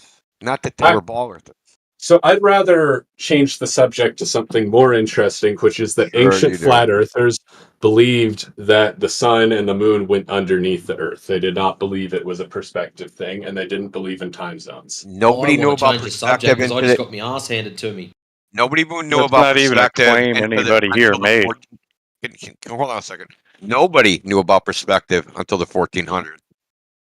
Leonardo da Vinci is the first person that wrote anything about perspective, and he learned it from his teacher, his mentor, right? But Yeah, I his just want to mentor point is the that out. person that invented it. But he had a problem with he had like he didn't become as famous as Leonardo because Leonardo did other things, right? So if you read the notebooks of Leonardo, he's got a whole chapter on the eye and optics stuff. Called it the Pyramid of the Eye. It's the first recorded document on perspective.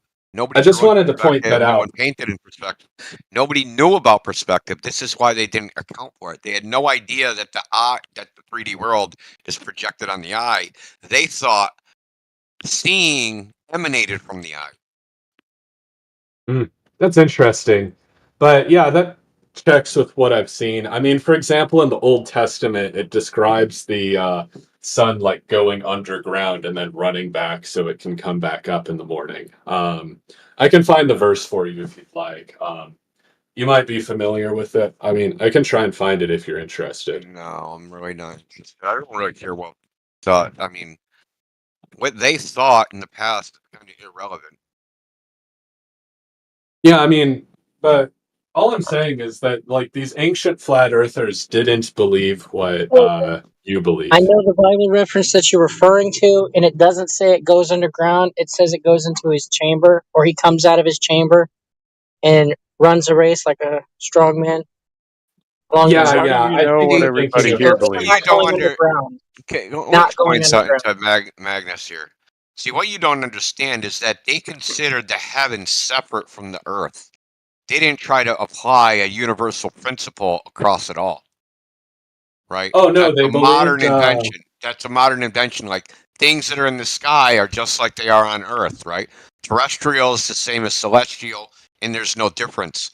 They had no problem saying the rules of physics and everything that are up there are completely different than that are down here. They didn't Well, have that any is what they problem with that. believed. Yeah, I mean, So things for didn't have to go under or over or anything like that because the relationship of the celestial bodies in the earth wasn't like that. They weren't Yeah. connected like that. That was like a mystical realm. Yeah, I mean, from what I know, basically, they believed, well, they didn't really have much of a concrete view about Earth's shape, but they did probably believe it was flat and then supported up by something. And then they believed that the sky was like this big globe, basically, that spun around once every day. And that's No. basically how they saw things. Originally, it was geocentric. They thought everything revolved around the original globetards thought that everything was geocentric. Wasn't until Yeah. Copernicus and shit. Until Copernicus and Galileo, right? Yeah, Copernicus, and then Copernicus had like zero rationale for anything that he did. He didn't even want to publish his book. It was published kind of against his will by the same guy, Bredicus, that I talked to, who coincidentally, or like, not to ad hom the guy, but he was convicted of getting a 14-year-old boy drunk and raping him. Hey, do you know why he didn't want to publish his book, India? Do you wish you were why? Why would I know that? Well, it's an interesting historical fact that I learned Oh, recently. well. You play fast and loose with facts. So go ahead. But okay, carry on. I mean, I don't know, dude.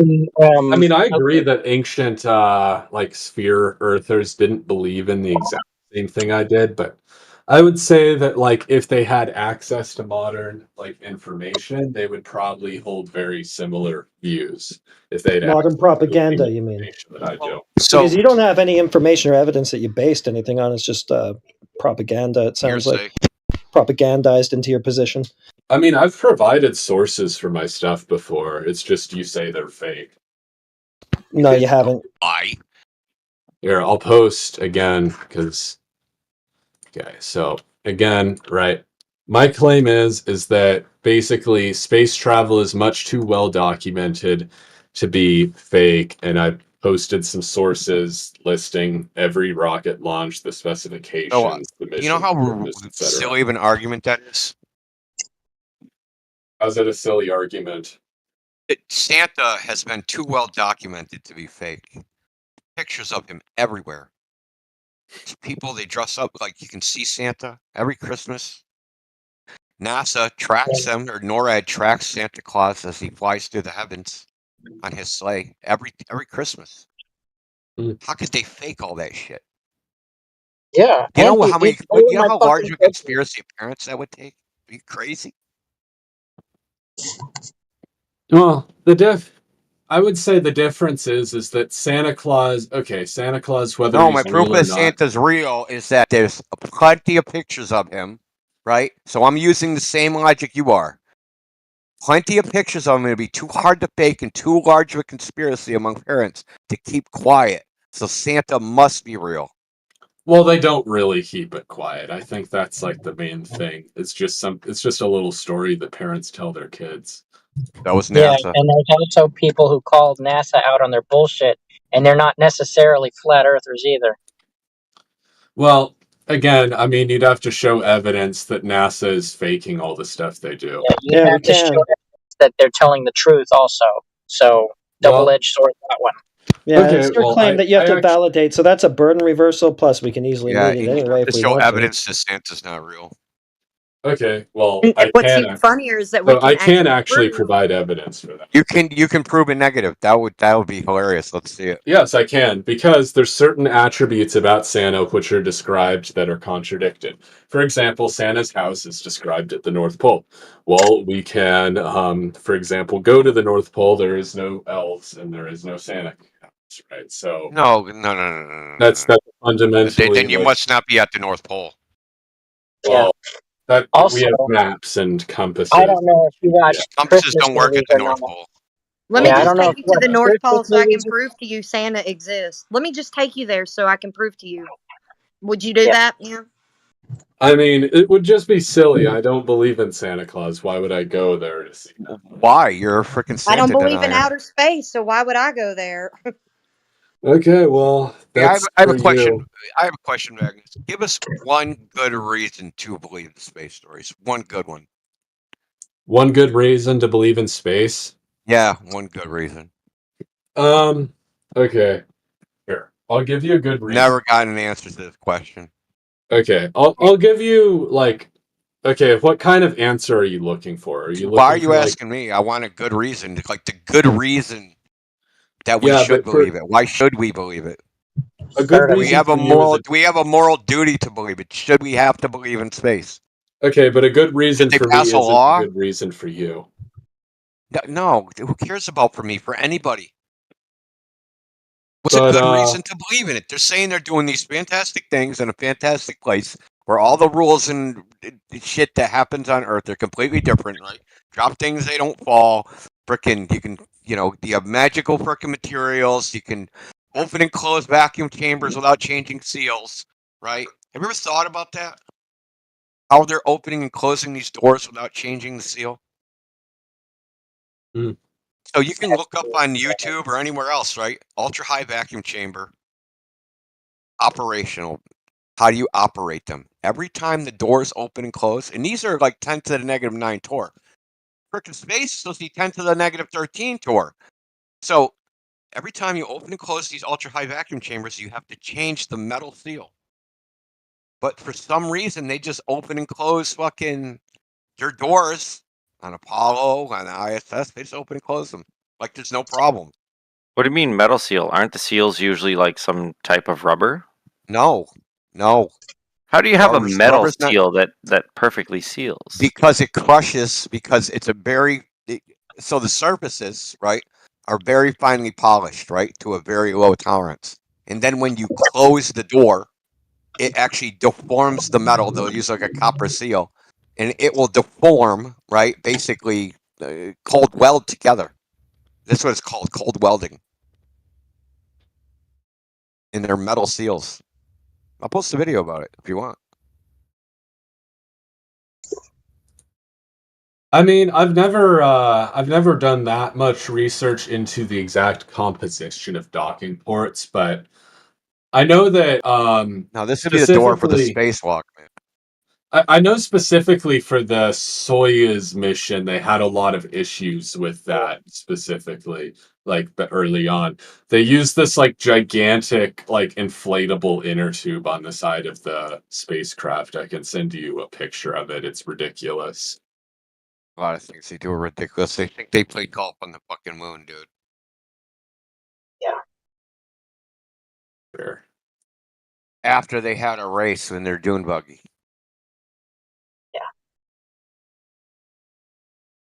Just enough room to bring a golf club. I wonder where they put it. Where do you think they put it? Prison pocket. Yeah, that's right. They tucked that shit. No pun intended. It's the Voskhod, sorry. Well, that's what I'm saying. Why should we believe? Because obviously it's a fantastic story, right? Not everybody's going to space. Only 600 people over the past 80 years even claim to have been there. The only people who claim to have seen the entire Earth, that's like 27 people, the Apollo people, right? So, like, Freemason. why should I believe they're fantastic stories? How are these not on the level of I saw Bigfoot? Okay, here, I'll post a picture. It's like early on, they actually had a lot of difficulties with exactly what you're describing. And so the Voskhod 2 mission, it had this like gigantic inflatable thing that stuck out of the side that the astronaut would climb into and then go into space. It's sort of silly, actually. But I know they came up with ways to do this more efficiently later on. I wonder how they regain the pressure, right? Or do they I'm pretty sure they actually just lost the air to space with these early ones. I can check though, but I'm pretty sure they just took extra air with them. I would But love- anyways, it was all very. It's a very silly design if you look at it. Like the tube is like. I'll show you the actual tube. It's really just dumb looking, but hey, whatever works, I guess. What? How Looks many like a giant exits could they condom. do before they lose all their air? I don't know the exact details of the mission, but all I know is that they use some like really ridiculous workaround. Like that's you see that in a lot of early Soviet like missions, like their proposed solutions for stuff. Because I see flat earthers bring up stuff that astronauts should have trouble with. The Soviets had issues with that stuff, and their solutions are like always like over the top and ridiculous. Like at least in the early missions. Like fucking pencils. I wonder why the Soviet Union acknowledged the moon landing. Don't you think they could have just like said it was a lie or something? Huh. Because the Soviets were faking their program as well. Oh my god, that's so true. They're all faking it. Americans faked it faster. Yeah, they all have a money pit they could just toss money into and you won't question where the fuck it goes. Are you against governments wasting money and stuff? Are you? Depends on what they're wasting money on, I guess. No, wasting money. Of course, you should be against wasting money. It's not whether they're giving money to a certain program or not. It's the fact that they're wasting money on a program. Technically, if we're using NASA as an example as a money funnel, it's not a waste. They're putting it into direct use, right? Because the money is going to go somewhere, right? So who's NASA contracting? All the same people who are still getting their little portion from the DoD, right? So are they giving all these companies would be fucking livid if they had unquestionable money taken away from them, right? Because with the DoD, they actually have to use that shit for a fucking purpose. It's actually used in real time, right? You might have like some first sergeant like, oh, I need 30 fucking crates of fucking paper because I got to write everything out, and then nobody fucking questions that shit because you actually get the fucking paper, right? However, if you got like NASA or whatever, they'll overcharge some fucking aluminum. They'll build a rocket every now and then, toss it up into the air every now and then, retrieve it from the ocean every now and then rinse and repeat. Whereas, if they actually went there, it would actually be the actual cost, but no, instead we get this half-assed CGI, which a fucking child in his fucking bedroom could do better at creating CGI. And they get, 60 million a day? And they give you shit CGI? And every now and then they toss something up into the fucking sky? I mean, it's better than India's. He still gets his money, obviously. But, where's the rest of it fucking going? You don't know. And then if you was to, what did we call it? A FOIA? You would, demand them to give you a receipt, right? They could say no. Or they'll give you some, quickly drawn up fucking receipts so that you would have an itemized list of where the money's going. And the last time we questioned where money went, we had some buildings fall over and go boom. So nobody is going to question where the money's going from NASA. And it's literally just a fucking pit. It goes from NASA to the contractors. To the Jews. Yeah, is there a certain country the money goes to, or what? Well, Russia's going to be paying themselves. United States will be paying themselves. Japan will be paying themselves. Who else has a fucking program? India will be paying themselves. They sent shit off to the fucking moon, and they gave you Galaga as proof that they went to the fucking moon.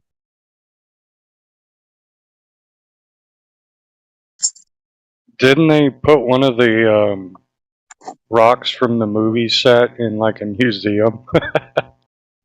Yeah, and it was petrified wood because they put an insurance policy on it.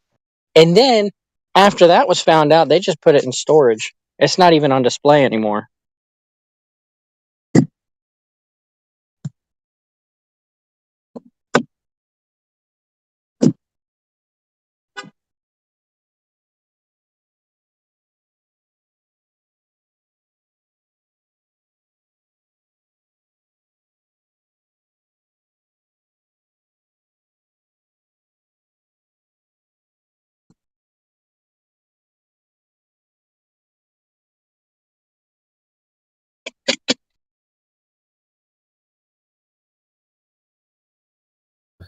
Dipshit said better than India.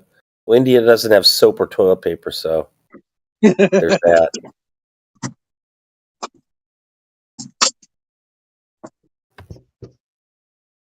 Yeah, at least if you take a shit in a government building, you're wiping your ass with sandpaper.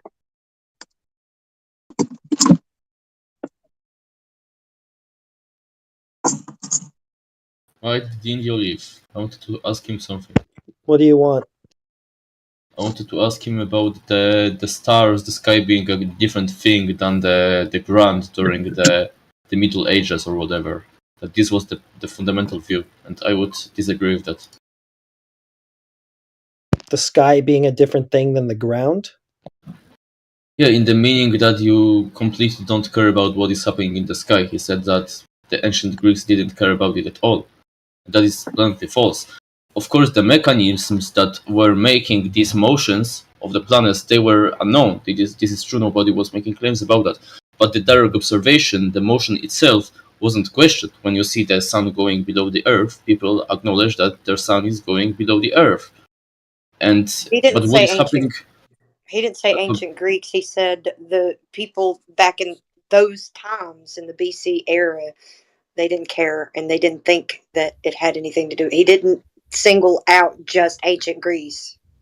Yeah, but that was the context. This was the specific people that the context was in that case. Yeah, that back in those days, people didn't think about it like that, like we do today.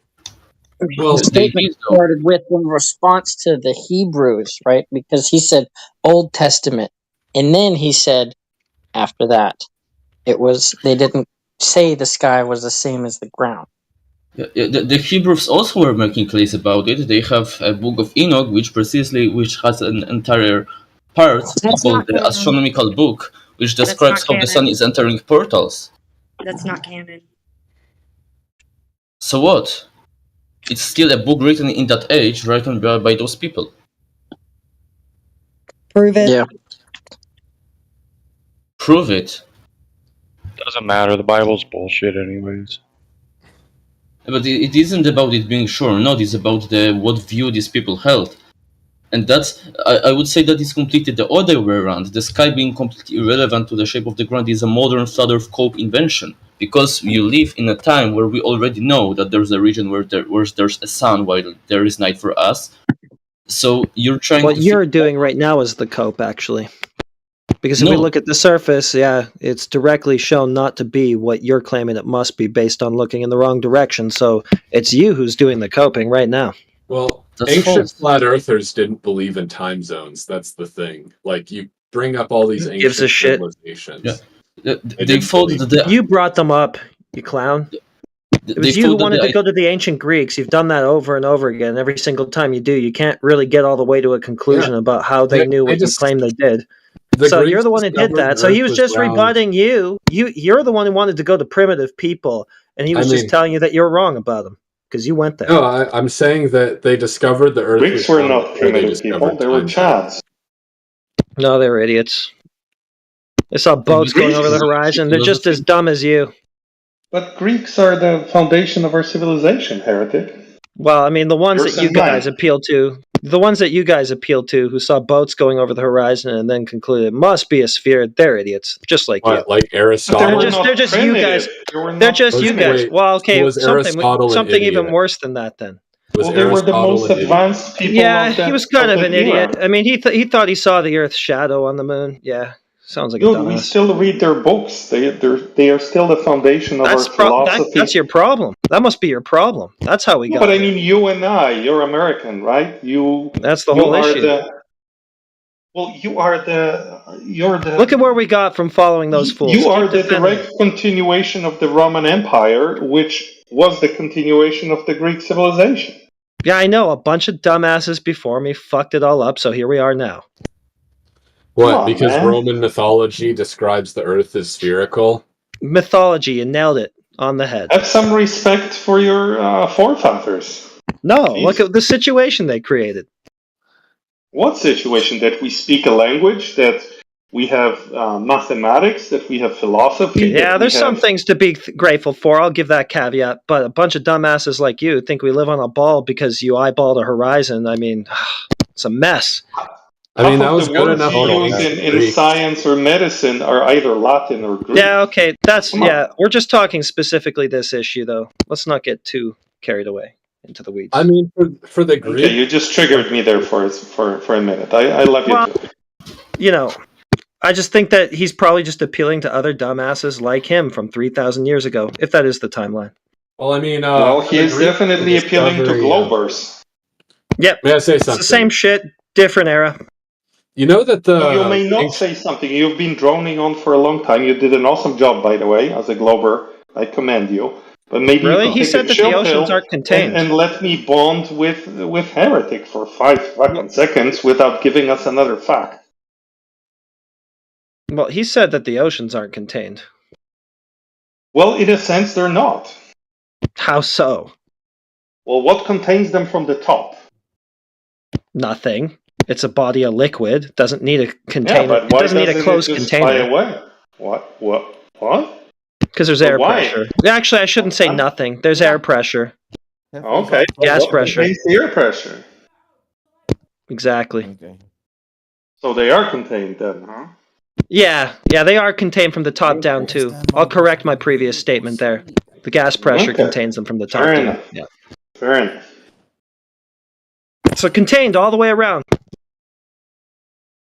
There you go.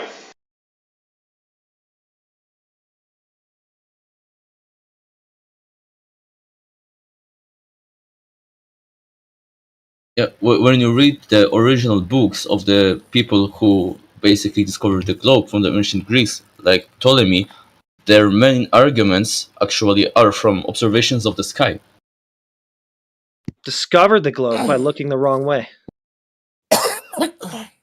Yeah, I'm not trying to say if these arguments were correct or not. I'm trying to rebut the claim that they completely didn't care about the sky and its relation to the ground. That's the complete opposite. They were trying Kind to of figure out implied it that they based were on the correct. sky. Yeah, I know. You're arguing with a guy who's not here. That's really useful. But he's right by pointing out, we're just having a civil conversation, that the Greeks are actually obsessed with the sky. Their entire religion, everything, their philosophy even came from the sky. They were completely obsessed. So they're just as We're stupid looking as at you this. guys. Well, they had nothing else to do. They didn't have Discord. They didn't have porn on the internet. They didn't even have, radio. So all they could do at night was, That's have true. sex with other men and You know look what? at That's stars. fair. Maybe you guys. Okay, so you guys are even worse than they are because I mean, you don't even look at the sky. You just go on Discord and rehash the stuff that they did by looking in the Pretty wrong much. direction. You guys aren't even looking in the wrong charged. direction. You're just working off of Guilty as other charged. people who did. No, we're wasting a shitload of time on Discord. That's absolutely true. So you guys didn't do anything. So at least the founding dumbasses, like they did something. Well, I measured the curvature, but that's neither here nor there.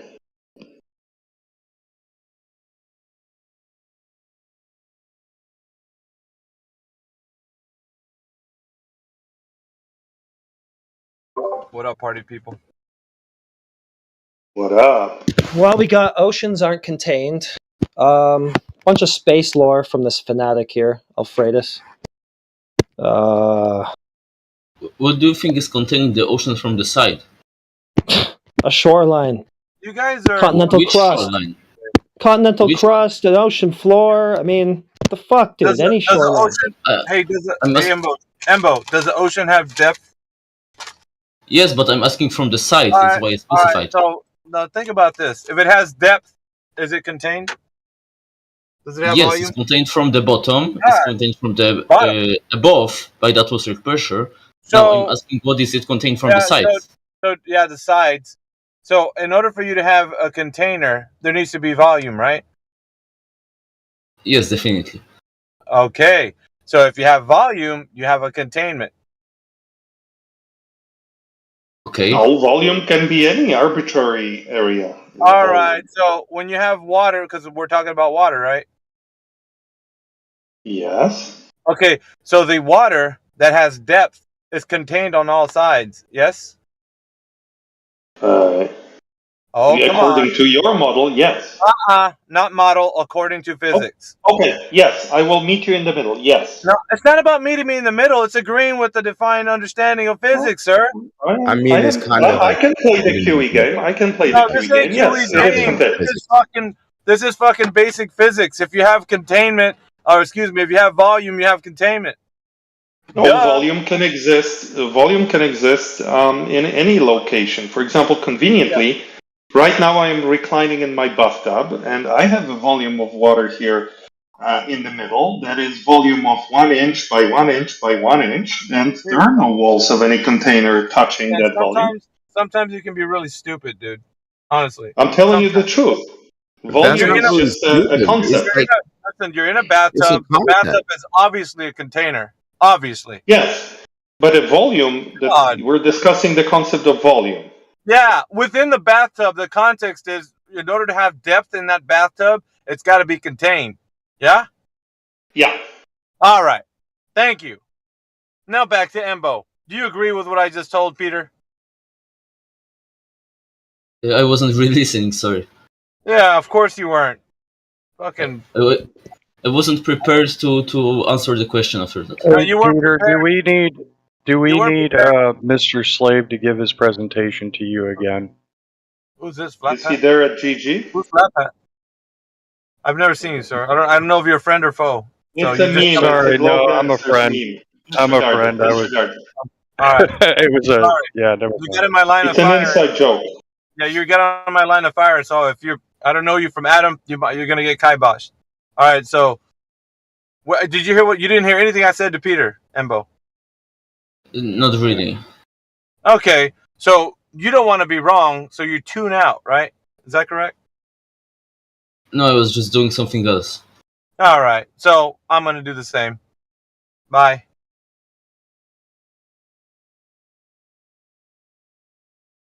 Yeah. Fuck off.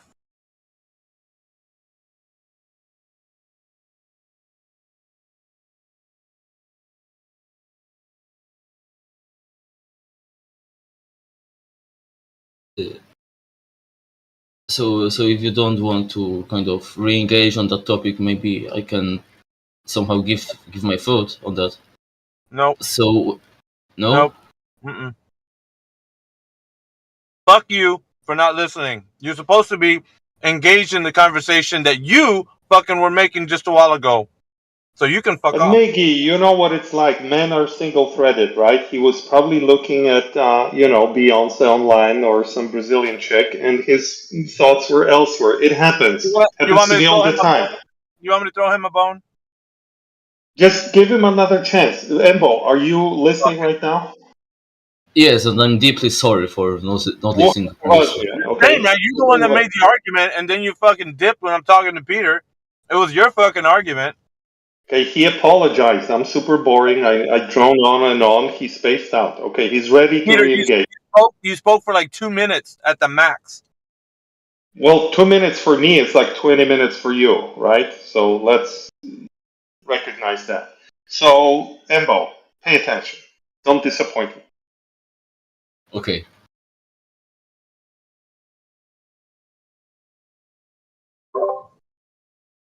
No, I didn't want to continue with him. He wanted to speak.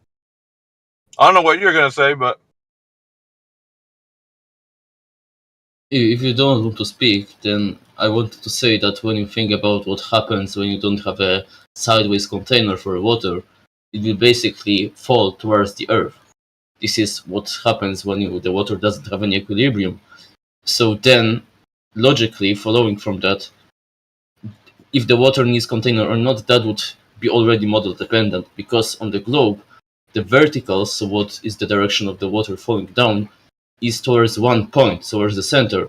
So the water will just accumulate around that one point and loop around itself. Is the flat earth, where you have parallel verticals infinitely, where that water would still require always bigger and bigger container, because there's no point it can accumulate around.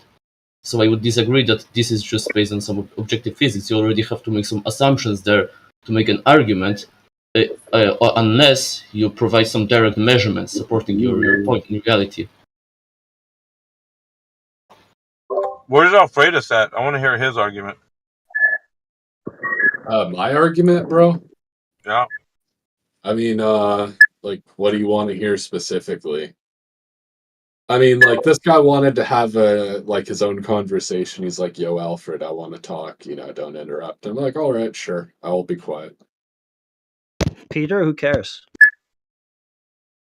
I mean, from my perspective, I mean, clipped cord, that's not actually the point. I mean, like, I would say, like, the curving of the horizon, like, yeah, you can see it from that height, but I would say the more obvious thing is that you can see the atmospheric gradient if you look at the horizon. Like, you can clearly see that. What? The horizon? You can see the atmospheric gradient. Yeah, you can That's the see a horizon. geometric horizon with an atmospheric gradient.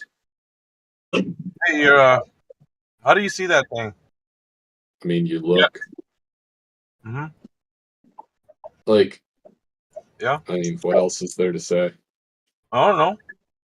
I mean, like, look at all the, like, when you, like, all those Just look at it. pictures You just from, look and declare. space. You see something and you go, well, this is what it is, and you just declare it to be so. Well, I mean, you can sort of see that there's, like, I feel like Peter's face palming right now, but he's not saying it out loud because he doesn't want you to stop. These guys have been cheerleading him. They think he's great. He's a great addition. Yeah, they like this. Peter, do you like what he's saying? Hold on, man. I liked what he was saying earlier, but right now I was not paying attention because I was posting a meme at you. Man, what the fuck, dude? You and Embo have been like fucking distant. Like, you're in the conversation, but you're not. I don't get it. I was posting a meme, okay? My God. Forgive me. You can't do yes, that. I did like what he was saying earlier. Like no, now. What are you 30 saying? minutes. Well, right now, I was not paying attention. I apologize. Can you repeat yourself, Alfredus? Oh, what I was saying is that the more important thing is from these, like, high altitude, like, space the rockets, right? This was a sounding rocket they launched in, right? You can see three main things. First of all, there's a geometric horizon. Second of all, there's a lack of air pressure. And third of all, you can observe an atmospheric gradient along the horizon, even without observing the curve of the horizon. So those are three things that are easily observed from these videos. Can I comment now? Thank you for repeating that. Yeah. So I would give him 5 out of 10 for this argument, and here's why. If he's going to use an argument from from space, right, from outside of the Earth, which is already opening an entire can of worms with you guys, if he's going to do that, why pick a shitty near-Earth satellite? Why not pick the Discover satellite, which is 1 million miles away, and shows the entire Earth in its full glory, instead of a little slice that you're going to grill him on fisheye lens and all sorts of things? If you're invoking, think about it. You're invoking space, so you already lost. Why not go out in style and use a proper photograph from 1 million miles away, showing the entire Earth? Well, I did. They just called it fake. Well, yes. So posted it go again. out in style. If you're going to show something they're going to call fake, show something that shows the whole thing. I That mean, wasn't even- that wasn't I even the- posted it in the chat. I look in. 5 out of 10, Alpha. 5 No, out of that 10. wasn't the thing I thought you were going to critique, but I thought you were going to critique something else. Well, I Now played the game for too long to know that this is a dead end, right? Showing photos from space is a dead end. But I don't even think. No, I wasn't. Honestly, whatever that he brought up wasn't what I was going to speak on. He said something within the context of his argument that I think you were going to pick up on, but I guess you didn't. Yeah, I mean the video I posted was of a sounding rocket launch, and from my conversations with flat earthers, most flat earthers agree that sounding rockets are real because they don't go to orbit. They agree one day, and the next day, if you put their feet to the fire, they disagree. So it's a slippery slope. If you're going to go there, and I have gone there myself, right? Go out in style, show the best you have, instead of some kind of slice of a curve that they already know how to, debunk, air quotes. So, hit them hard. If you're going to hit them with space, hit them hard. Don't pussy Well, around it. I was saying though that this is something that can be observed with like a very low altitude rocket, relatively low, at least, right? Sure. Those are like easy things to observe, right? The fact that like from high altitude, there's almost no, if basically no atmospheric pressure.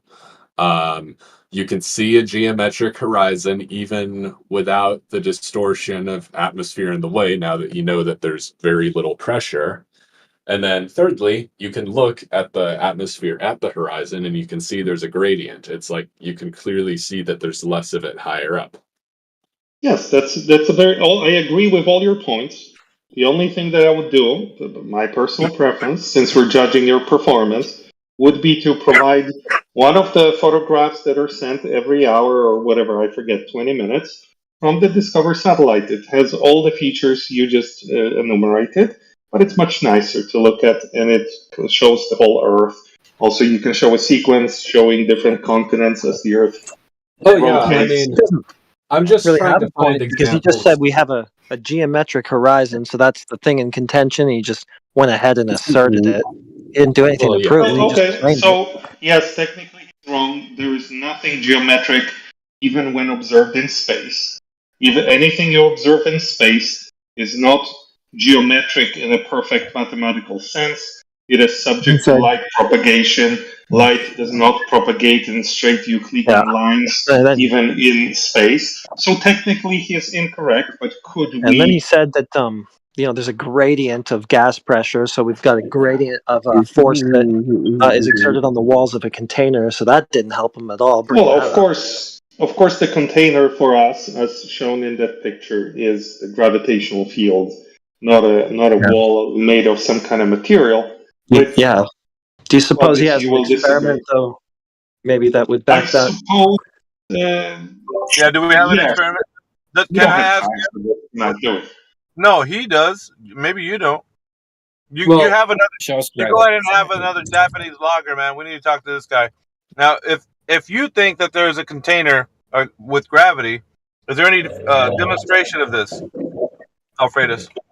Well, the thing is we have to Gravity just will. observe whether it is the case or not, right? So, What? and there's a lot of ways we can observe whether it's the case or What not. did he? What's the first thing you said? We have to observe whether that's the case or not, because if we're, for example, talking about gravity, gravity is just a model explaining what is observed. So, what is observed exactly? We can Right? throw that out then. I'm asking you. Well, what we observe is that at lower elevations, there's more air, and the higher up you go, there's less air, and there Thank seems you, to be Captain no Obvious. end.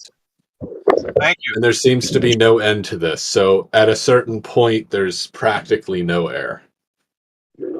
No, that's not what I'm asking. Yeah, but our gravity pulls the moon, right? So there's enough gravity to pull the moon at that point, but not the air. Well, the moon is, so gravity gets weaker with distance. The moon is No. extremely far. Wait. No. Yeah, that's great. I'm talking about somebody scratching with their mic. Bros, check your mics. All right. What I'm asking for is gravity being a container. Is there any demonstration of that? Gravity as a container. Well, I didn't make that claim. That was somebody else. Huh? I didn't Well, make of course there is. Yes, that was me. Yes, there is. Wait a minute. Yes, you did make that claim. No, I said. No, he didn't. I made it. Yeah, Didn't he I said advocate no for it? container is necessary. Well, okay. So, what do you think is holding the gas pressure that we have on the surface of Earth? The force of the gas above it pushing down on it. Really? You Yeah. got a demonstration of that? Yeah. I mean, we can demonstrate. Actually, yeah, that can be demonstrated. Oh, okay. Okay, so for example, right, when you dig a deep hole or go to an area that's below sea level, you can actually see that the atmospheric pressure is more than even at sea level, right? Now, that would support the hypothesis that it's the pressure of the air above it that's pushing it down, right? For example, in Death Valley, there is actually more air. That would be a good example. Or at the Dead Sea, right? More air? Yeah, like literally. I mean, if you bring a barometer to the Dead Sea, you will like observe that there is more air pressure than even at sea level. Yeah, So but that we would, already. Yeah, I know. But we already have gas pressure. I'm well, talking about how do we achieve gas pressure sustained? Because on the surface we have round about 14 psi sustained gas pressure. yeah, So how do you have and on sustained top of gas Mount Everest, we have about 5. Yeah, something That's like that. great. That's great. How do you have sustained gas pressure with just gases? Only gases. Well, like I said, I mean, what's your explanation? Or do you have a better explanation? No, you're not asking me. I'm asking Well, you. Don't ask me questions. I'm asking you for the answer. If you don't have it, just say you don't know. That's good. Well, I like intellectual honesty. But if you like don't I said, like I said, I mean, I guess the only container there could be would be the gases above it pushing down on it. could So be, it's just, well, that's suggestive. well, that's the only cause that I can think of. Okay, I'm happy with that answer. I mean, and so what you would expect is that just the higher up, the less and less gas you would get, to the point where there's like, you can't really detect anything, but I doubt there would ever be a point where it's nothing because you need something above it to push it down. You get what I mean? Yeah, but you're already saying that it's the gas, but you think that's just the best answer you have. I'm okay with that because you don't know. Yeah, It's I just mean, a, that's like the most, like in my opinion, that's the most realistic way of explaining it. And we can I know observe that, that but it's not substantiated. It's not So because if you said, "Well, that's the best answer I have," that doesn't yeah. mean it's a conclusive answer. It's the answer. Well, It's just I the think one that it's you have right now. So okay. I'll say this. if a gas container has pressure with multiple pressures of the gas, you're saying if it is released, it just because there's multiple different pressures, it won't release. Well, I mean, why wouldn't, for example, right? Let's say, I mean, if I get a vacuum container, and I suck out half of atmospheric pressure, okay? Instead of sucking out 100% of the air, I suck out half the air. And then I open up the container. What will happen? Air rushes in. Right. Well, what happens if I climb a tall mountain and I take a water bottle and I blow it up, right? Right? Blow it up really like as much as I can to the point where it's almost bursting full of air. And Did then you I do quickly sound put the effects right lid now? on it. Okay, what happens when I go back down the mountain now?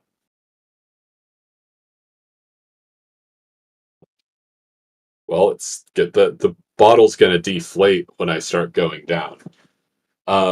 So okay, well, if that's the case, right? How come the air at sea level doesn't rush up to where Mount Everest is? Yeah, but what you're doing, It is. what you're doing right now is working with inside the gas pressure system. It's already pressurized. Within the system, you're just talking about gradients of pressure. That doesn't help your case. We're talking about achieving gas pressure in the first instance. How do you achieve it in the first place? Well, like I said, I mean, if you just have the gas above it pushing down, wouldn't that be No. container? We're not talking about gases pushing down. We're talking about achieving gas pressure in the first place. It's already Could there. I just add one thing, Alpha, and then I will disconnect. I will disconnect after one comment. Mr. Magnus, I think I don't know how much time you've spent here, but there's a certain way that they think about pressure, and basically it is a two-step process. Step number one, something needs to exist, aka a container, for pressure to kind of like jumpstart itself, if you will, right? And once the pressure is jump-started, thanks to the container, then all sorts of things can happen after that. There can be gradients, there can be movement, there can be all the things you're describing. Where you're not misunderstanding Alpha is he's asking you what mechanism jump-starts the pressure. I know this is weird, but jump-starts the pressure to even be there in the first place. And after it is initiated, then you can have your gradient, and I thank you for your attention. Good night. See, I could say the Earth's magnetic field, but I don't think that's the answer necessarily. That's just a protective shield. The heliosphere would be another good answer, but again, that isn't a solid barrier either. Wasted on a guy who does not understand cause and effect. I talked to him about this for like an hour earlier today. He doesn't know what cause and effect is, so I don't know how you're going to help him. Well, I think okay, I'll give you out there answer, okay? Okay. This is an out of the box answer. Alfred, solution. you don't think science has an answer? I'll give you an out of the box solution, okay? Hello? You don't think science has an answer? Well, I don't think science posits that gas needs a container. What? All right. Hold the phone. I need you to type into Google right now, gas pressure definition. Please do that. He's like, hold my beer. Please do that. Okay. Okay, the force which the substance exerts on another substance per unit area. Uh-huh. Okay, the pressure of the gas is the force that exerts along the container boundaries. The gas molecules move randomly along the given volume. I mean, you need a container to measure Container gas. boundaries. Boom. See how good that feels when you don't have to play all these mind games and you can just look at what science already established. That's great. Here, I'll say this: you might be misinterpreting it, because like, right? I mean, right? No, what I'm saying is, No. Come on, man, give it to me. I May I gave you the speak? definition. You read it. You know you're wrong. And you need container walls, bro. May I speak? No. No, So I you just found out need your the concession. definition. You So just my- found out the definition of gas pressure, and you are going to offer the correct interpretation for us now. 1 second after learning it. Yeah, I mean, What they really mean this is definition. You need a container to measure gas pressure, not to have it. Yeah, there we go. Attaboy. So Well, that you means need it to measure gas pressure. I Like know, to, but science. Listen, science has already got all this figured out. You just Johnny come lately. You didn't know that, or if you did, you're just ignorant. Anyway, well, I mean, these are the same. I mean, even on NASA's website, it says that. So yeah, it must I be know. that you need a container to measure the You're gas jumping. pressure. No, exactly. But you're jumping through a lot of hoops. You don't need to. You can just agree that gas pressure needs containment. Bob's your uncle, right? We're all good. Yeah. Come on Yeah, now. I mean, yeah. Okay. Come on. So, Wait for your high five. Come on. Or low You five. got to be intellectually honest. Yeah, you got So to. I'll give you my container, okay? But you're not gonna like this, okay? No, I don't want your container. You read the definition, and that's all we need. We need your concession. That's all I'm waiting for. You to go, okay, you were right. I read the definition. You do need a container. Thank you. That's it. Okay. Can you do that? Yeah, I can see you need a container to Thank measure you. gas pressure. Thank you. Party's over. We can go home now. To Okay. have gas pressure. To Oh, your have coats, gas pressure.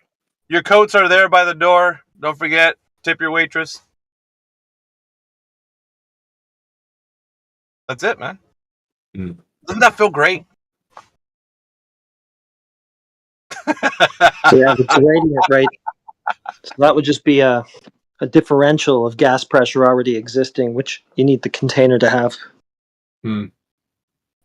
He's like, he don't know what to do right now, Heretic. He's like, oh shit, man, my gimmicks are all like kibosh.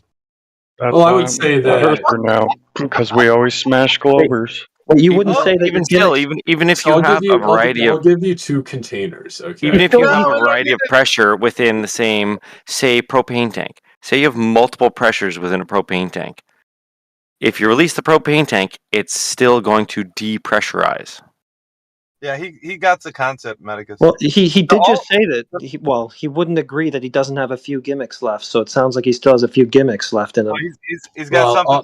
I'll give you my 2 things. So first of all, right? Oh, he's still going, isn't he? No. The universe bless itself your is a heart. closed system, is it not? Yeah, bless your heart. You Well, still the want to? universe is a closed system, is it not? I don't know. It's to me, I think it's like you're whistling past the graveyard, which is probably what it sounds like to everybody else. I mean, but no. I mean, the thing is like, but no. Yeah, yeah, it's over. okay. You've already conceded. But, no. You need no, the I haven't container. conceded Yeah, because you did. no, because here's You the did. thing. You said point blank. You do have to have a container. You said it. Okay. He did say it. I said you need a container to measure gas pressure. That's Yeah, what I look how he's squirming right now. Have it. No, that is what I said. I mean, like, does anybody remember? I did say you need a container to measure No, gas. to have it. It was in the definition that you read out. Yeah. Yes, to have gas pressure measured, right? Yeah. No, you keep trying to change the words around. That's not what it said. It didn't say in order to measure it, you must have a Okay. container. So I have a It said, "Here's question. source." He's So been does it saying the come same in- thing. Is he? Yeah. Are definitions descriptive or prescriptive? Are This they is a really cool. Yeah. So you do have some gimmicks left, right? Because this is another gimmick. You pull this one out every single time you get backed into a corner. Is it prescriptive or descriptive? What does it have to do necessarily with the gas pressure being a force exerted on a container? He just wants to keep the party going, Heretic. No, okay. Well, again, Wow. you're taking a rule which you're taking out of Oh, context God. because these same sources describe the Earth as having an Anyway. atmosphere that's radiential. Well, Now, Freitas, everything after this point is white noise, dude. It's just you trying to wrestle with your own mind because you don't want to be sounding like you're wrong. So you're going to try to keep the party going as long as you can. Everybody knows that you already said the definition, and that already shows that you're wrong. So everything after well, that is just again, white. the definition doesn't What? Demonstrable. dictate reality. It's demonstrable. It doesn't. It's demonstrable. Yeah. So the definition doesn't dictate reality. I hope. The definition is demonstrable. So a definition Yeah. is The a definition is not demonstrable. describing something in reality. Why are you using it then to refer to it? Well, I gotta because get going. because All right, we'll talk to you soon. generally Earth's atmosphere can be considered a container, in this No, context. no, the atmosphere ball of air that you think that you have, that would be the air that needs containing. So that would be the thing that needs to be Well, contained, it's not the thing that self-containing. is That's containing. what I said. The container Oh, is yeah, the gas, atmosphere itself. That's what I said earlier. the gas self-containing. Yeah, can you Yeah, demonstrate? Yeah. the pressure. The atmospheric pressure comes from the gas above it, so that's the container. No, that's the stupidest shit I've ever heard. Can you demonstrate in some sort of scientific setting gases containing themselves? I actually can. I can show that gas pressure can, or specific. That's a funny way of saying it. Gas pressure can create pressure. I can show you that gas can create pressure with itself. Okay. Can you show And this gas, is a gas being reproducible contained experiment. by? Show gas being contained by a gas boundary. Let's see that. Okay. Stars and planets Gas are made of barrier. gas Gas compressing. pressure being created without a container. Okay, that's specifically what I'm referring to. Okay. Yeah, so So you're gonna have a a barometer. barrier of gas, and that barrier of gas is going to be containing other gas. So I want you to get a barometer and then get a hair dryer, turn it up to max, and blow it right into the barometer sensor. That you're just to show okay. higher You're just pressure. imparting a force on already existing gas pressure. We went over this already. Okay, The and gas yeah, pressure and gravity is in a the first force place which causes causes the gas to create pressure with itself. Oh, okay. So now it's not gases containing gas; it's gravity containing gas. Gravity dryer. Well, the thing is there has to be enough gas for the gas to exert pressure on itself. You need both. Okay, so gravity is what's going to be containing the gas. Well, gravity causes the gas to contain itself. That's a better way. Okay, so gravity is causing the containment. Yes. Okay, so gravity is the container, not the gas. Now do you have a scientific demonstration for this claim? Well, the gravity is what drives the containment. It's the air that contains itself. Oh, yeah, I know So that's it's your stronger claim. than the pull of He's just space. repeating the claim. So he's just saying the claim. Well, that's why there's a gradient. No. Sorry. So I'm trying to get your scientific demonstration of gravity containing gas. Let's go back to that. Go ahead. Okay, so my argument is okay. So we need a testable hypothesis. Wait, we don't even need an argument. I just need a demonstration. I already Okay, have your well, claim. Just back it up with evidence now.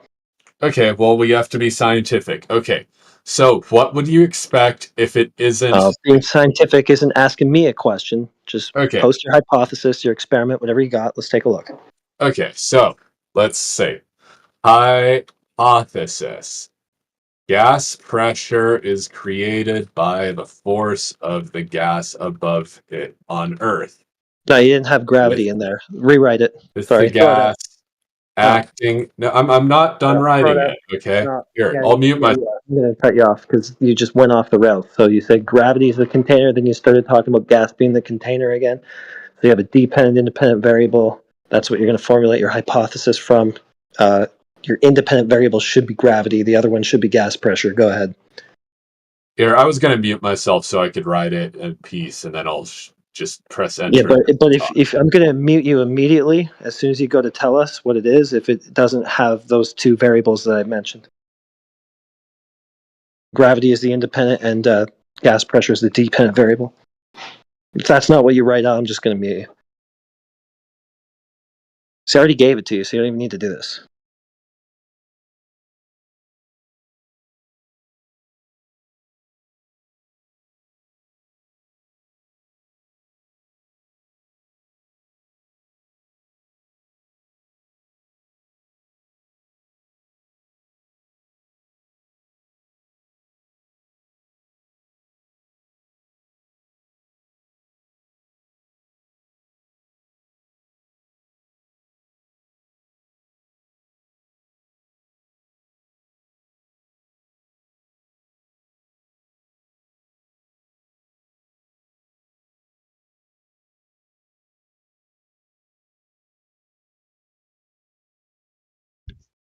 That Glover got cooked fast.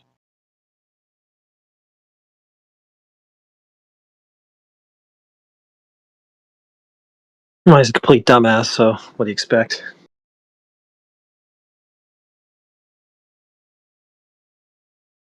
I love it because they want to deny the definition as the truth.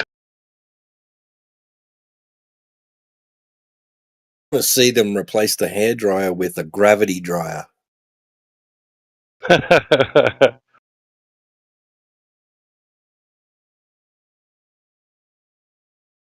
A gravity dryer sounds like a sex toy. Well, he's shifty, or he thinks he is, at least. I mean, it's not like his tactics actually work, but he wants to keep changing things around. You know, he says that gravity's the container, then he's going to tell you it's the gas now that is. The hypothesis he gives you won't really reflect his claim. I don't know. He thinks he's crafty. He's not.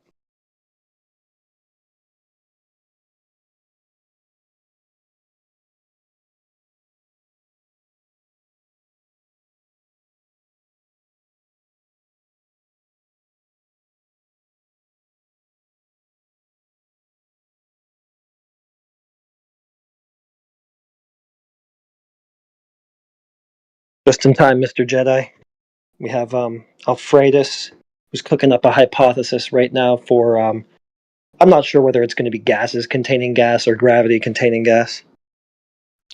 Fuck. I mean, I already told him what it was, but for some reason he's still working on it, so. Well, we have proof of gravity creating or sustaining gas just by how planets and stars are made, right? That's not proof, that's a story. Proof would be a demonstration.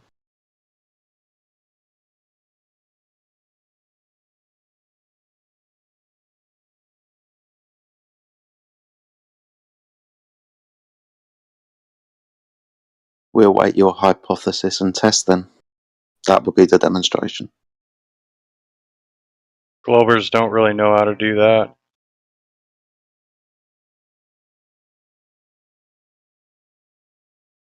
They need to work on tying their shoes. Velcro's handy. Velcro, baby.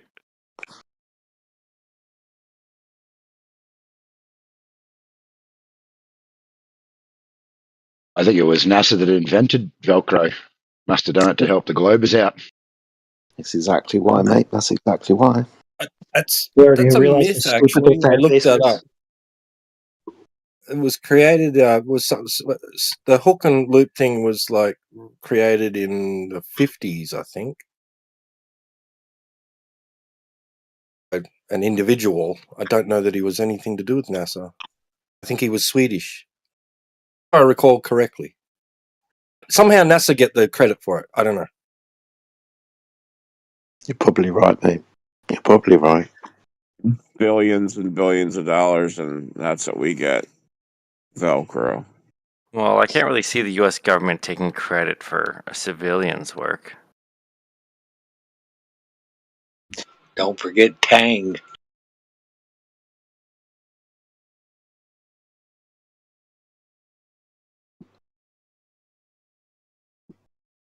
Space pins.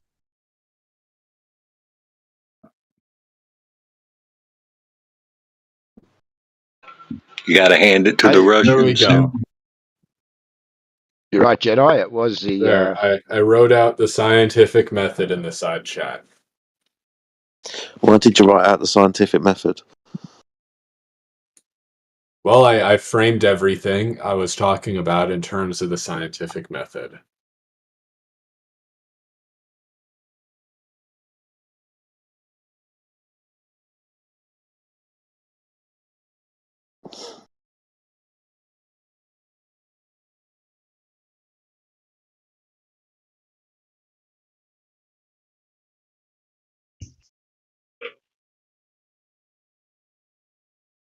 Fucking hell, really? You spent time writing this shit out.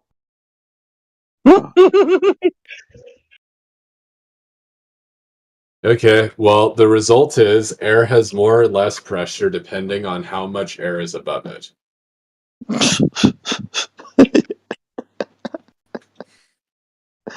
Oh, dear. Therefore, we're showing that the air creates pressure. Can gas compress itself? Let's start there. That's a good place Well, to start. that's just what I demonstrated, is that the gas is compressing based on how much gas is above it. So Right, it is okay, gas. okay. Really? Let me So- stop. so gas let me pressure is stop you based right on there. how much- Alfred, let me stop you right there. So you say gas compresses itself Based on how much is above it, Hold under on, its own hold, weight. dude, Yes. please let me get it out, man. For fuck's All right. sake. Thank you. So you say gas compresses itself. That is in direct contradiction to the second law of thermodynamics, which states that gas expands, doesn't compress itself. You fucking idiot. So can you give me the dependent variable of gas compressing itself in direct violation to that law, which we observe all the time? Well, it does compress itself in this case, and I've showed observation that it does. Hang on a second, but you've made the claim here that it's gravity. So Well, why is gravity. there gas pressure on Earth? Hang on. Why is Yeah. there gas pressure on Earth? A gradient of gas pressure has been observed on Earth, with lower elevations having more pressure, higher elevations having less. Your hypothesis. Gas pressure is created by the force of gas upon it on Earth, with the gas acting itself as a self-container under the influence of gravity. Right, so your hypothesis is gas pressure created by gravity, correct?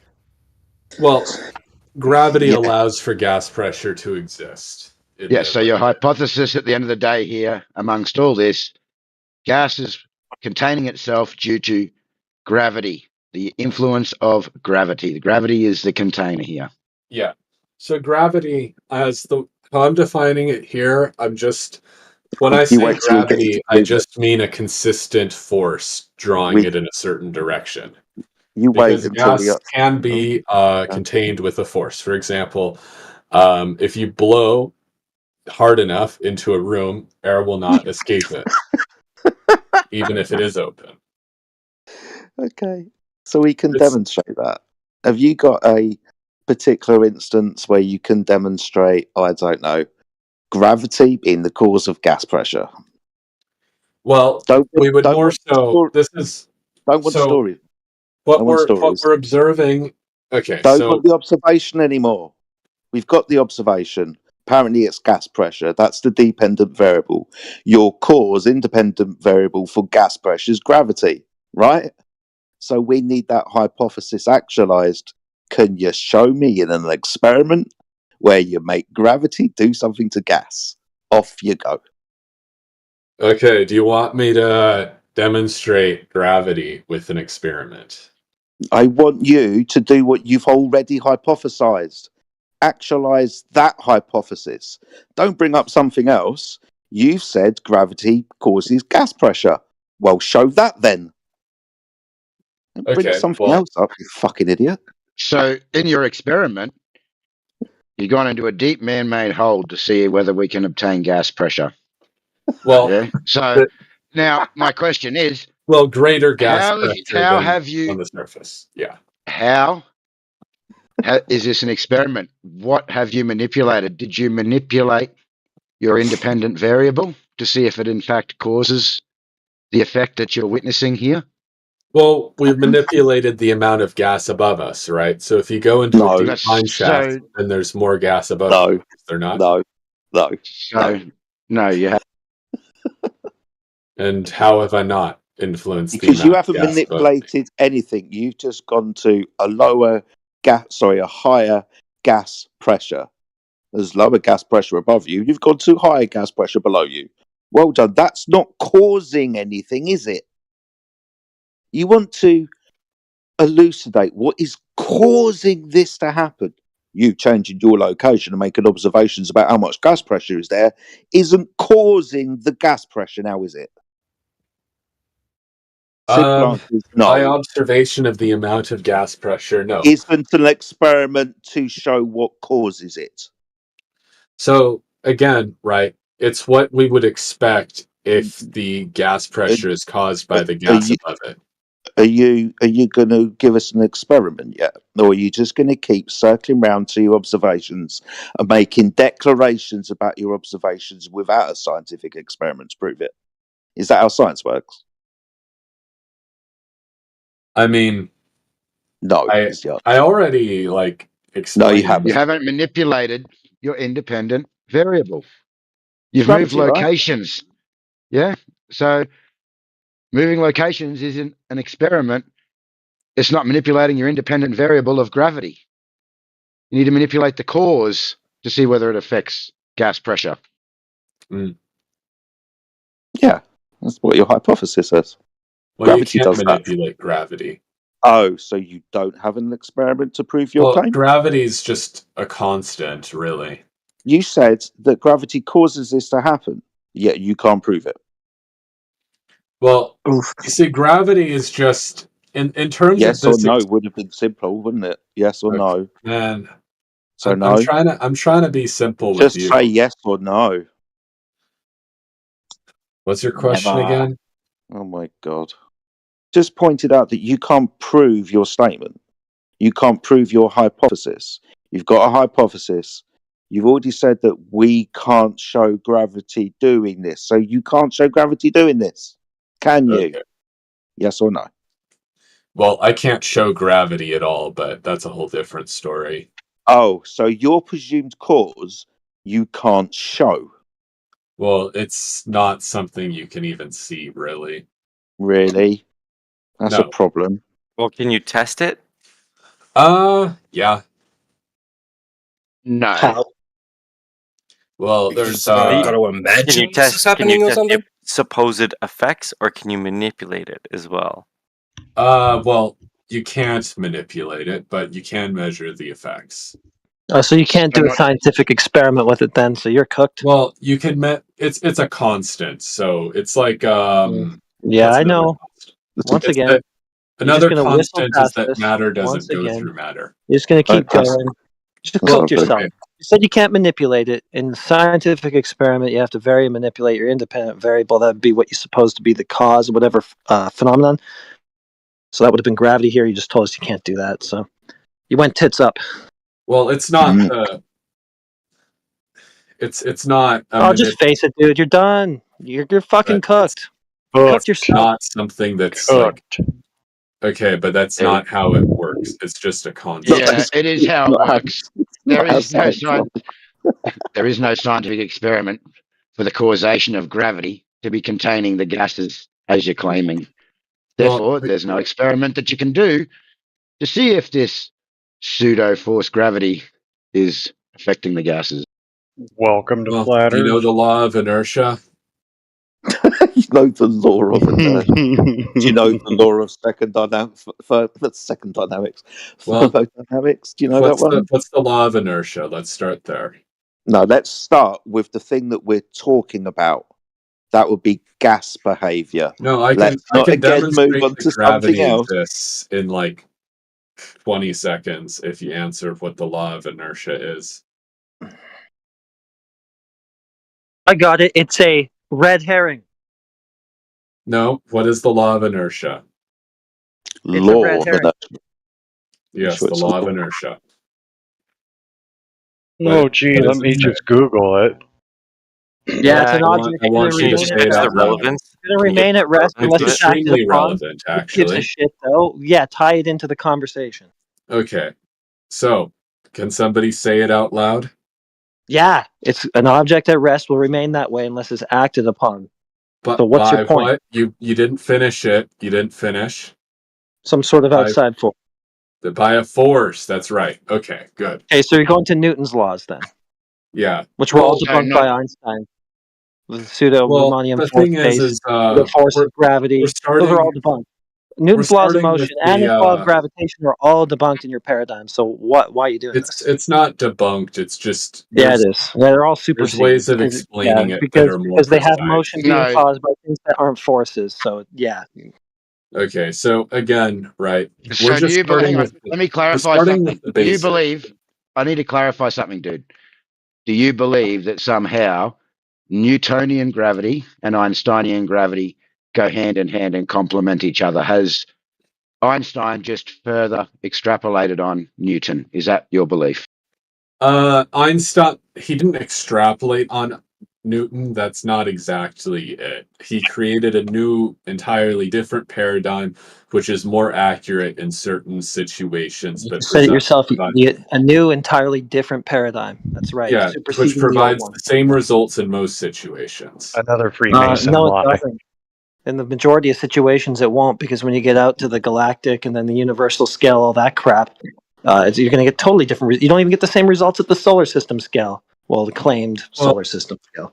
No, I mean NASA still uses Newtonian n-body physics for spacecraft movement. And it's wrong. Yeah, if you go with Einstein, it's not the reality of what's Well, that happening. is just they do use Newtonian physics still for calculating. It doesn't matter because we're dealing with the brass tacks of what should really be going on in physical reality here. And if it's Einstein and a solar system and an ever-expanding universe and all this shit, then it's going to be this the bending and warping of space-time, not an attraction. Okay, but So not a force, Alfredus. And secondly, from physics LibreText books, Newton's two crowning achievements, the laws of motion and laws of gravitation that had reigned supreme since published in 1687, were toppled from the throne by Einstein, so replaced. So we don't have a force here. Okay.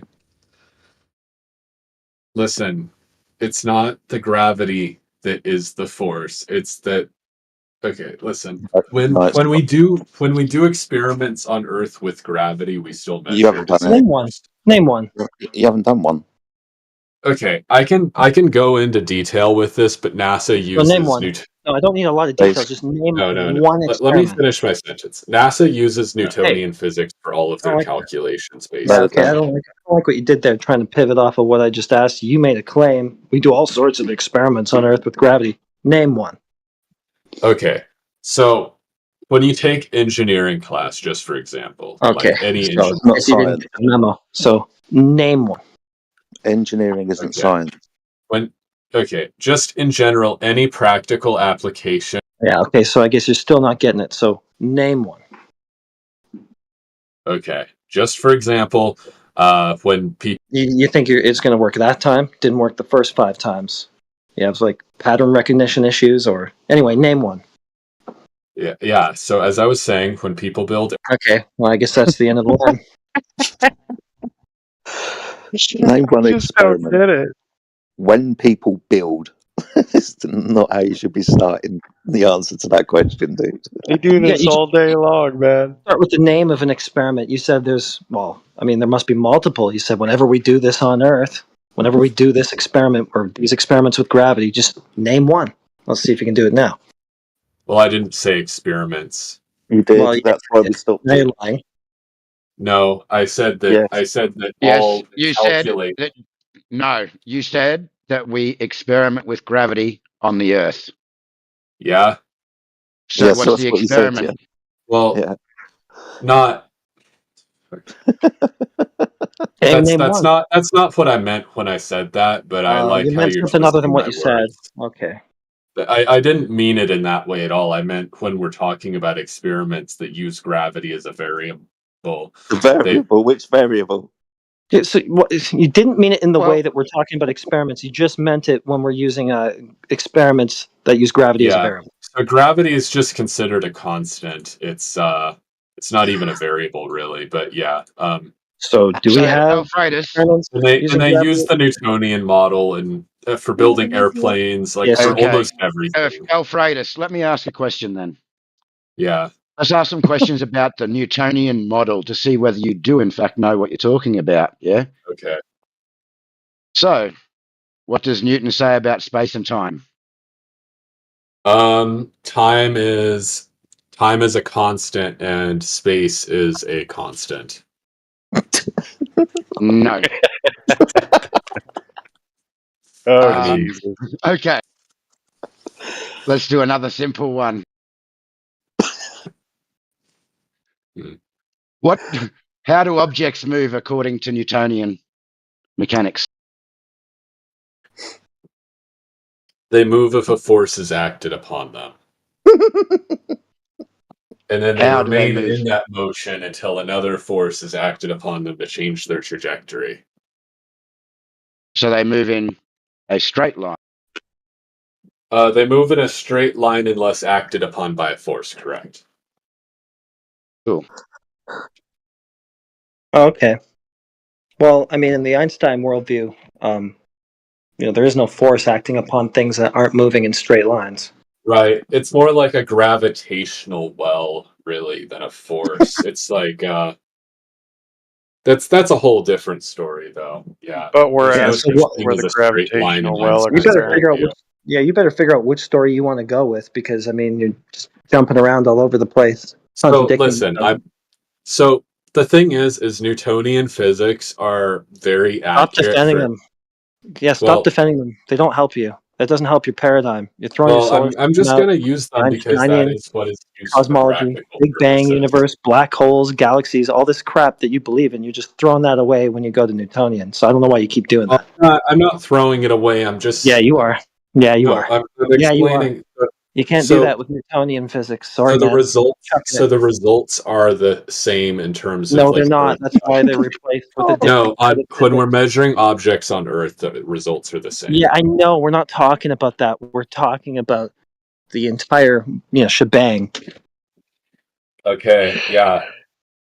Okay, so again, we're talking about the shape of the Earth, not the shape of the universe, right? So why are Okay, we fine. talking All about right. Earth? If you want to limit it just to that, fine. I'll take that. But I thought you were here arguing for outer space and a solar system and planets orbiting the sun and all Well, these sorts of claims that you made. Well, I wasn't. And I that would was be an Einsteinian worldview, okay? Not okay. Newtonian. Wait. So Go with let me just say something. The planets are chucking all that actually. shit you claim here in the trash. Well, May I why speak? don't you just not say something for a sec? Right? No, because I'm not even done. So if you Okay. want to chuck all those prior claims that you made in the trash and argue for some sort of Newtonian geocentric globe or some bullshit, fine. But that's not what you've been arguing for, so stay consistent. Okay. So may I speak?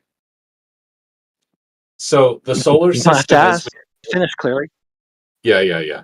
So the solar system as we know it can be very accurately modeled with Newtonian physics. That's why it took so long for Einstein to come up with his Yeah, so theory. just go on, yeah. This Go on, making continue claiming Which has So, been Newtonian mechanics. superseded by Einstein, yeah? Because again, so you didn't even know the first Einstein's question I asked you. Hang on. You yeah. didn't even know the first question I asked you.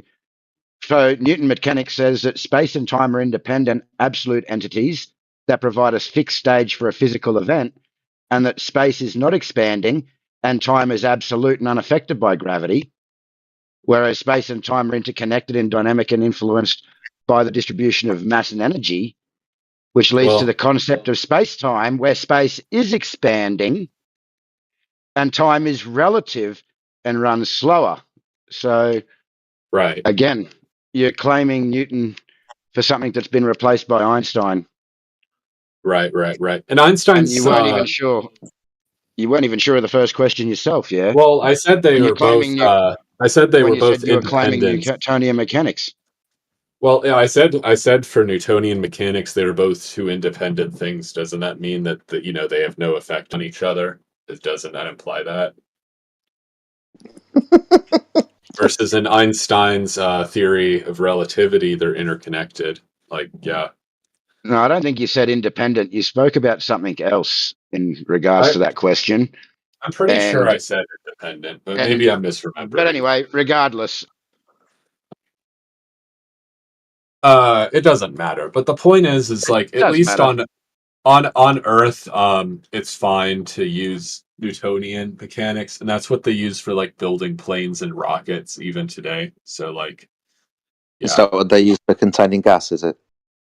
No, they use like for example, if you ever get into aeronautics or like like designing boats or planes, they all use Newtonian physics for it. They don't use relativity at all. Cool. Do they use Newtonian physics to contain gas as well? I mean, I suppose. If you, I don't think relativity would even apply to something like that in any meaningful way. One sec. Are you telling me that they use it because it seems to work, but it's wrong? Well, you can use relativity based measurements, but they would give like a result that's like so close to the Newtonian results, it would be off by like 10 decimal places. They're not compatible, man. They're not equal. They're not counterparts. They're Einstein's opposition stuff to each other. I mean, Einstein's stuff only matters at like relativistic speeds. That's Look, either one's right and one's wrong, or what? What's going on? They're both Einstein supersede Newton or not? They're just descriptions of what we observe. You see, One is correct. one is a more complicated but more accurate description. Really? Right. Which one? So it's not that either one No, is we like don't care. correct. Listen, this is where you keep doing this little sleight of hand. We don't care about the description. We're interested in what's actually physically happening. Okay, well, the truth is we don't really know. That's the truth. Okay. All we know is that things go downwards at a certain rate of acceleration. Okay, and then we observe things which are well explained by these theories. Okay, that's what we observe. Yeah, but you don't know. They're just your best guess. Somebody else's there is best no guess. cause for gravity that's known. That's Yeah, correct. you're just bandwagoning no on somebody cause. else. You know, the last 500 years of best guesses. You have no clue. Thank you. Welcome to Flat Earth. Well, I'm just saying there is no known cause for gravity. We just observe that things fall down, and we Yeah, come well, up with hold on. formulas to explain it. Hold on. Not everything falls down. Gas expands, remember? The thing that you said collapses on itself in your second part? Gas collapses in of itself, which will be the violation of that law, which describes with experimentation and observation, gas expands into space. Gas does fall if you like. It depends though. If it's a it's a denser gas, it'll fall, and if it's a lighter gas, it Denser. won't. So that would be a relationship with gases, denser and lighter. But show me gas in an available space going down like rain. Well, I mean, like I said, it's just I'm getting tired, but I'm gonna go to bed soon. But we had a nice talk. Okay. Next time you come back, when you're all, bright-eyed and bushy-tailed, just give me that observation of gas falling down at 9.8 is per second squared. Just do that. Yeah, I mean, well, just because something is being pulled at that rate doesn't mean it'll fall. It's not being pulled. Well, It's like not being a pulled. boat, right? A boat, like if you drop it in the air, it'll fall, but not if you put it in the water, right? So, like, it depends. So So what just if you because put something gas in a has space? the weight doesn't What mean it'll happens? always fall. What happens Like when you put gas in a space? Does it fall? Like I said, it depends on the density relative to the other gas in the space. If there is So gas, there's no other gas in the space, for example. So is the gas going to fall? it'll generally expand to fill up the whole environment. It depends on how large the space is. You might see a Yeah. slight gradient, but like it'll generally just fill up the whole thing. It will definitely fill the available space. Yeah, I mean, if you made a really large container for the gas, you would eventually see some sort of gradient just because the gas above it would compress the gas below it. But, like, what's your point? So the gas is falling down? Yeah, the gas is Well, compressing. it's not really falling. It's just that, like, eventually the gas will start to compress itself. Oh, okay. So just to get this right, gas expands, and then eventually it starts coming back and compressing. Well, it Gas always does does. not It go just down, like down, boom, it's boom. not very much over a small distance. You get me? So like, Just making shit up. well, yeah, that's what Yeah. I'm saying. If you made the container tall enough, eventually you would get a difference in pressure between the top and the bottom. Oh, there you go. So a Really, gradient really, in a really big container. container. Okay, you can't use a gradient anymore to argue no container because you just told us that happens in a container, which of course. Oh it does. yeah, I'm saying it. Well, of course it'll happen in a container, but it'll happen without a container too. Really? Show that. Good job. Well, I mean, like, where's the container for the Earth, man? I've never No, seen that's it. reversing the That's birds. actually really easy. Go put a smoke-filled room. What happens to smoke? It eventually goes and settles down because it's denser. Okay, Smoke is that's Why they solid. tell you to your crawl note- across the floor. your Smoke isn't all notice- gas, dummies. Yeah, it's particulates. One. Second of all, you notice that smoke won't stay there forever. It will slowly disperse over time. Entropy's a bitch. It's always taught get down low and go, go, go. Breathable But, area within a smoke-filled room is on the floor. I mean, yeah, gas. I mean, you'd expect gas to compress gas. That's just sort of what you like. I mean, because Jesus. gas. Your Oh no, demonstration like is something that you would just expect. well, certain Dude, things compress give up when and they go to sleep, yeah? Give up and go to sleep. You're just really I mean, some making a things fool of compress yourself when now. you put pressure on them, like paper, like a paper ball. Did I 'Cause hear that gas is like a paper ball, except more wild, crazy. Go to bed, dude. These Okay. clovers. Good night. Love you. Okay, Enough. thanks. Just Thanks for make the laugh, sure. bro. Thanks for the laugh. I come in and the guy's like, Well, he took gas, the advice. precious gas. I'm like, what? Well, we have another Glober, I think, who wants to tag in anyhow. Yeah, cruiser.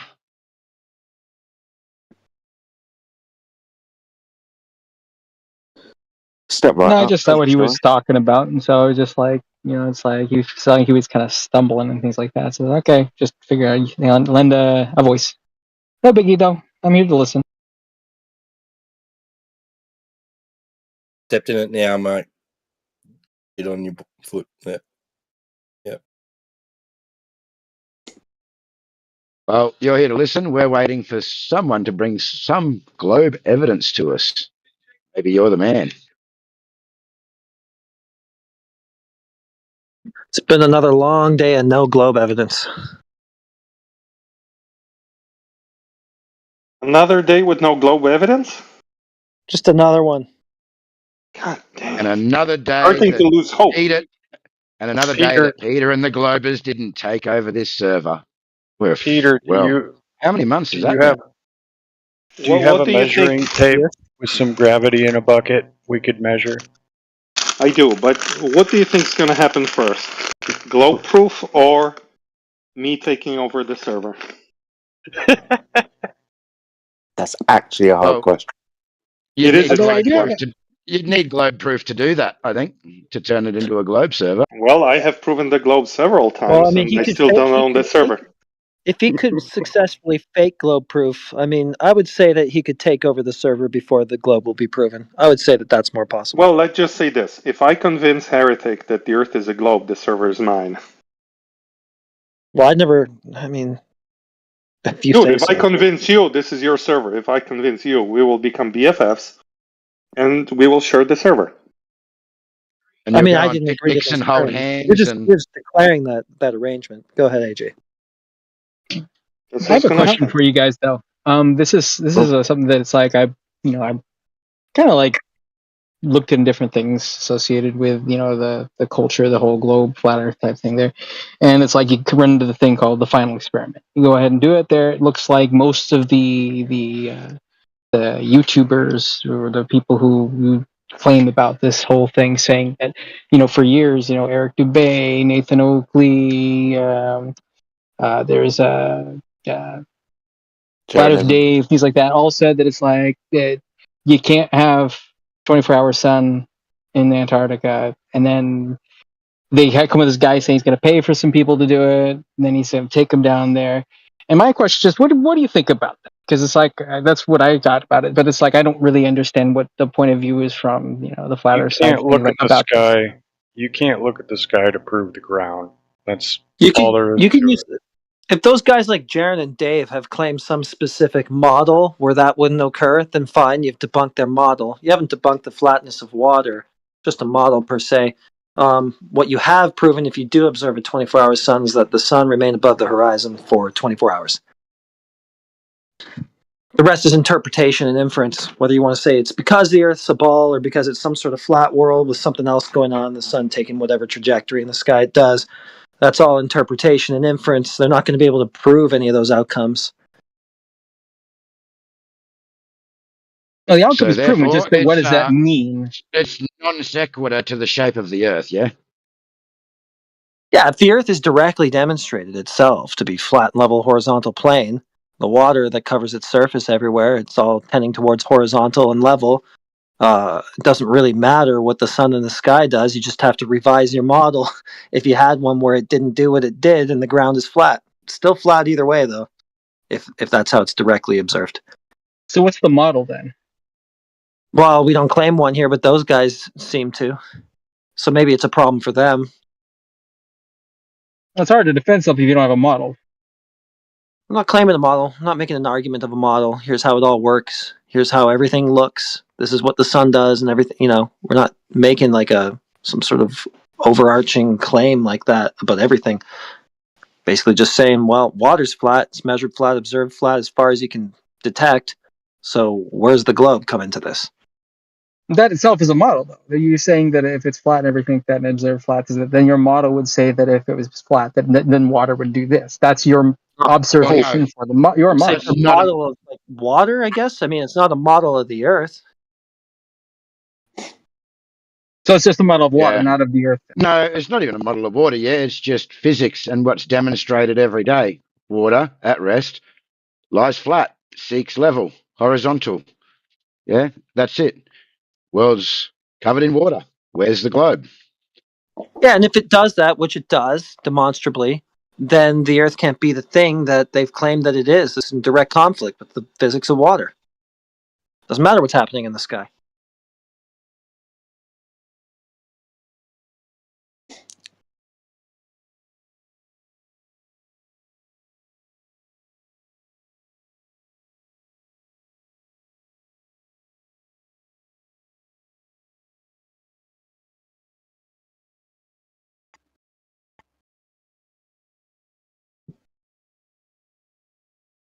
Well, that's our position. That silence. Awesome. Thanks for clearing that up. It's a good one. It's a good one. In the first instance, it's not an experiment. It's an observation at best, yeah? So that really annoys me, people calling it the final experiment. 2, it's not final. Maybe Hey, final in a way that have we you know been? there's a 24-hour sun. Been good. Good.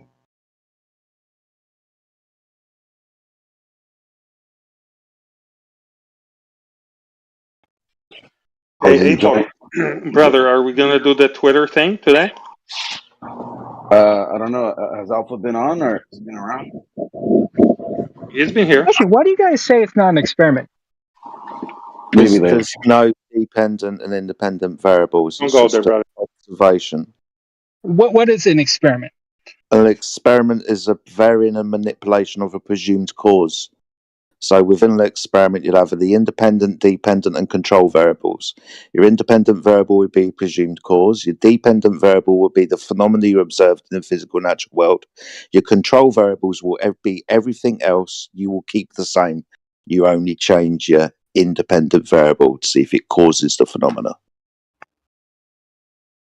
So if this was an experiment, it would mean that the sun's path causes the Earth to be a globe. That would be that would be a hypothesis about that. But basically, an experiment is basically a procedure that involves performing a series of actions and observing the results to learn something or to test a hypothesis, basically. So whatever you claim to do would be basically what it is saying is basically in this situation, the experiment is, I guess the hypothesis is, does the sun set? That would be the hypothesis. Now people can say whether or not that proves the globe or proves the flat Earth or whatever things like that. But basically the hypothesis is that does the sun that's set? based on assumptions, That's not a hypothesis. Yeah, you need Yeah. a cause and effect relationship for a hypothesis. It's an affirming the consequent formal logical fallacy. Yeah. I'll let you go with the hypothesis thing for now. I think affirming the consequence is a bit too far for now. Yeah, a hypothesis is a sorry, Tim. Yes, is in that word. A hypothesis is a supposition, a prediction into a cause of a phenomena. You're going to predict what caused that to happen. That's what a hypothesis is. A scientific hypothesis, anyway. It's got to have a cause and effect relationship within the hypothesis. It must have a prediction within it. The prediction is what caused it to happen. Independent and dependent variable must be stated within the hypothesis. I mean, I deal with experiments every day. I work in semiconductors. So basically, for example, a good experiment that I would do is, for example, is that I have I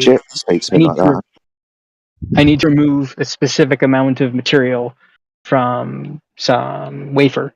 And so I'm going to change the RF voltage of it to see if I can get a better profile associated with it.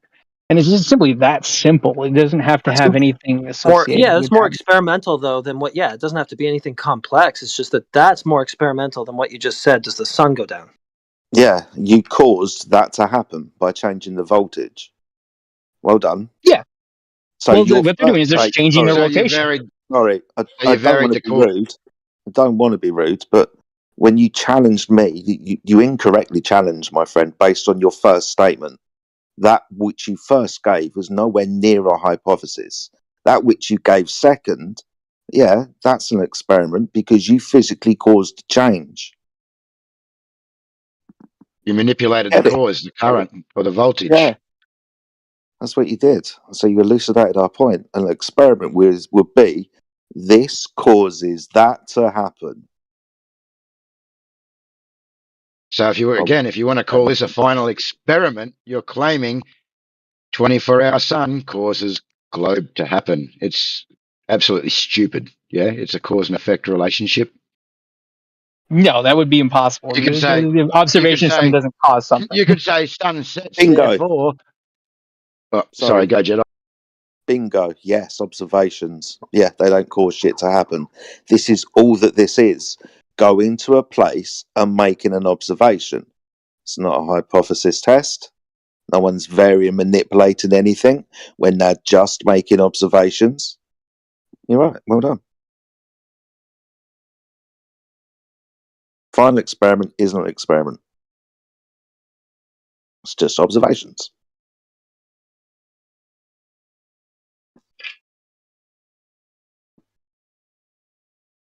Have we reached an accord now?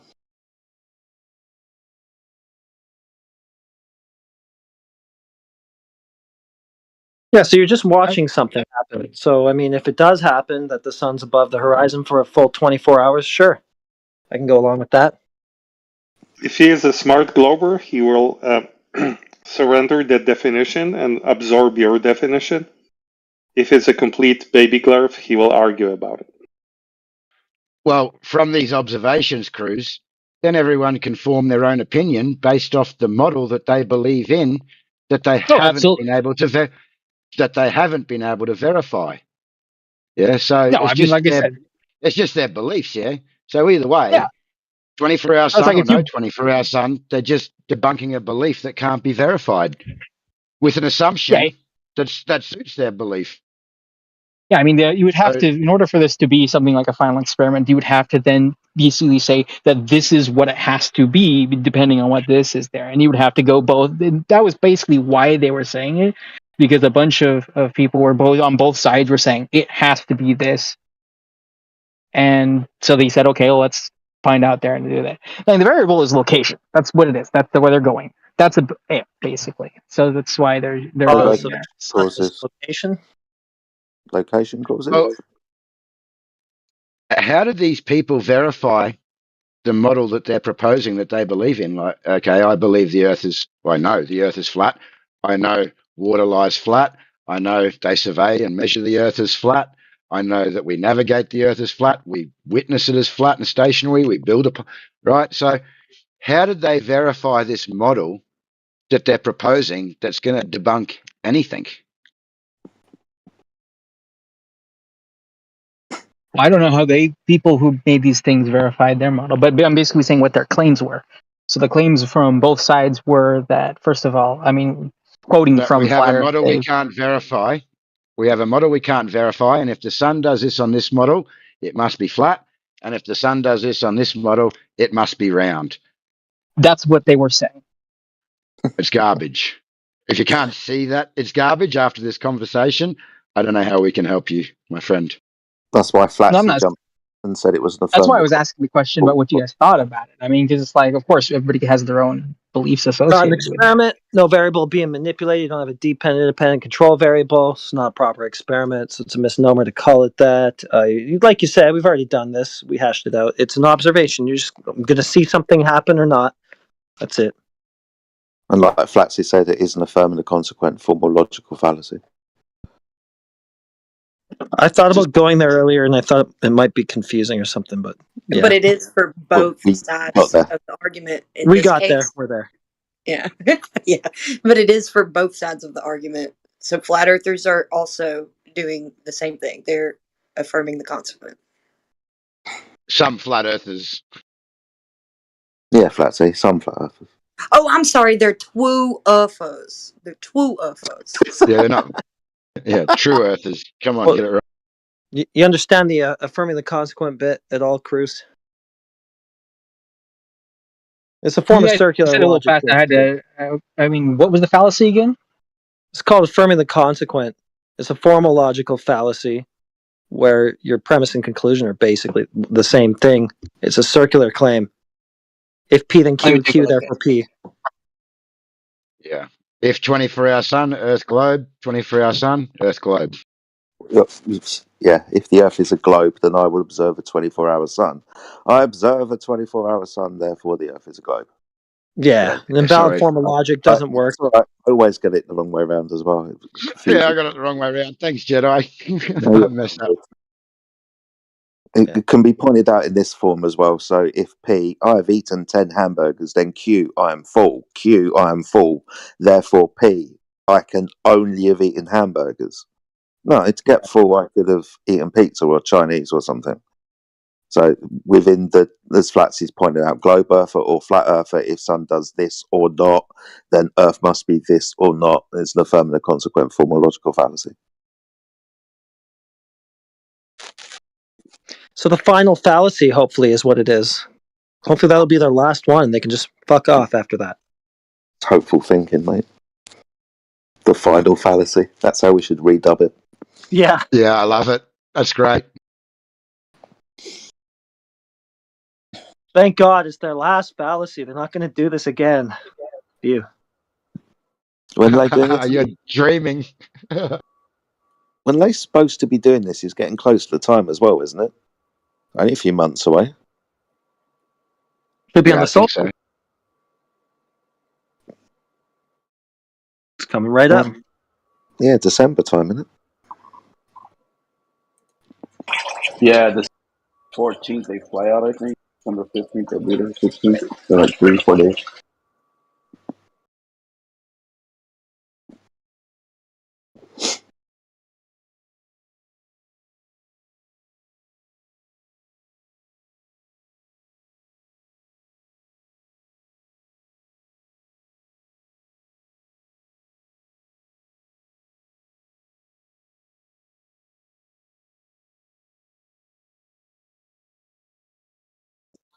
Yer.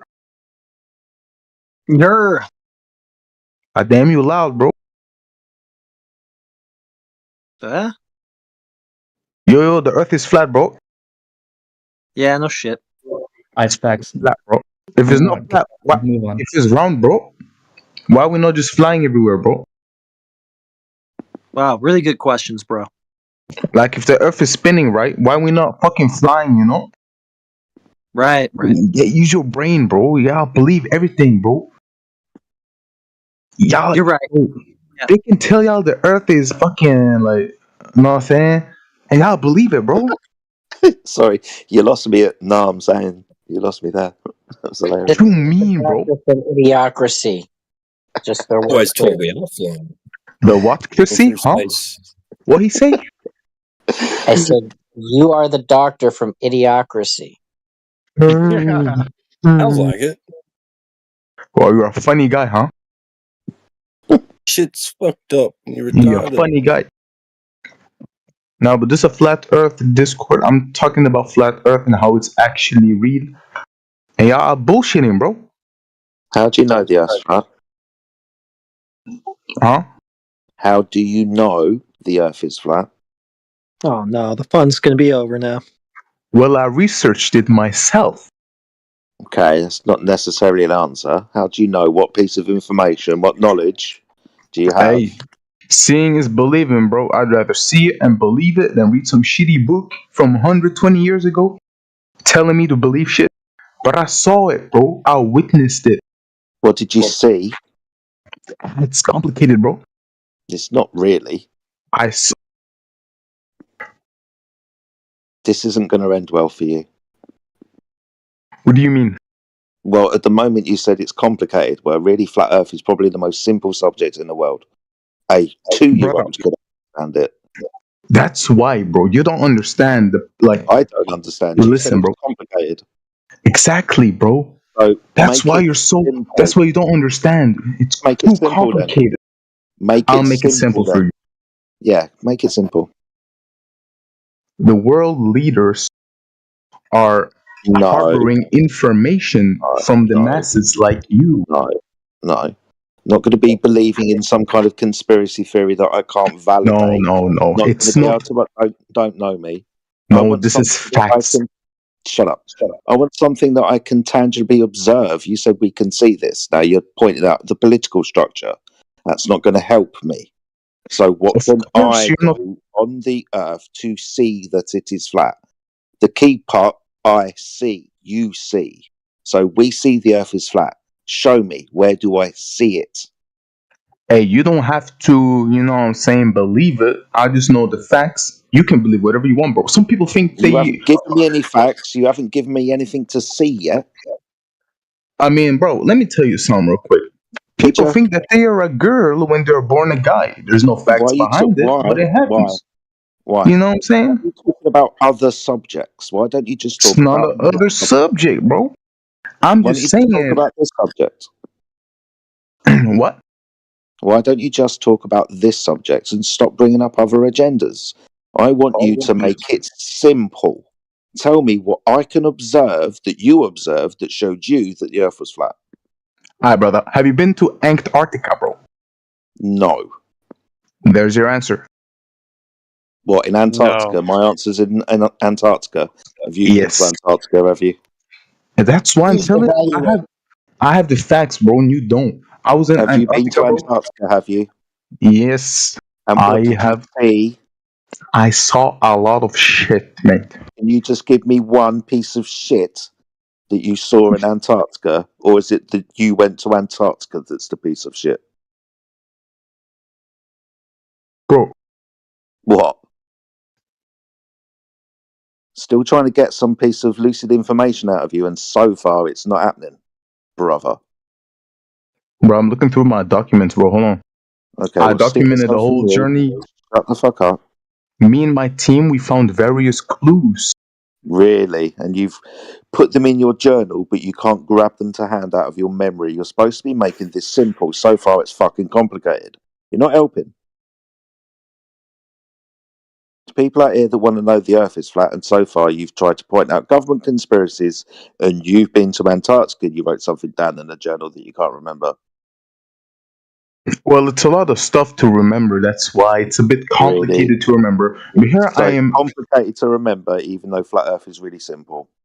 I mean, you can't really explain to me all of the numbers in pi, right? Surely. Not asking you about pi. The fuck? Why do you keep changing subjects? No, I'm not changing subjects. Yeah, It's you just are. that the information is so vast and so What complicated information? that it is What very information? hard. So The information far, that I I'm have. still waiting for the thing that you saw. I saw that the Earth was indeed flat and not How? round. What did you see? I saw the Earth All from of a it? real angle. Yes. From a real angle. It's not going to go well for you. What a You piece really? of shit. Okay, listen to this. You really think Last that chance. the moon landing was real? No. Exactly. Okay. What the fuck has that got to do with the shape of the Earth? Is this guy trolling or what? Obviously.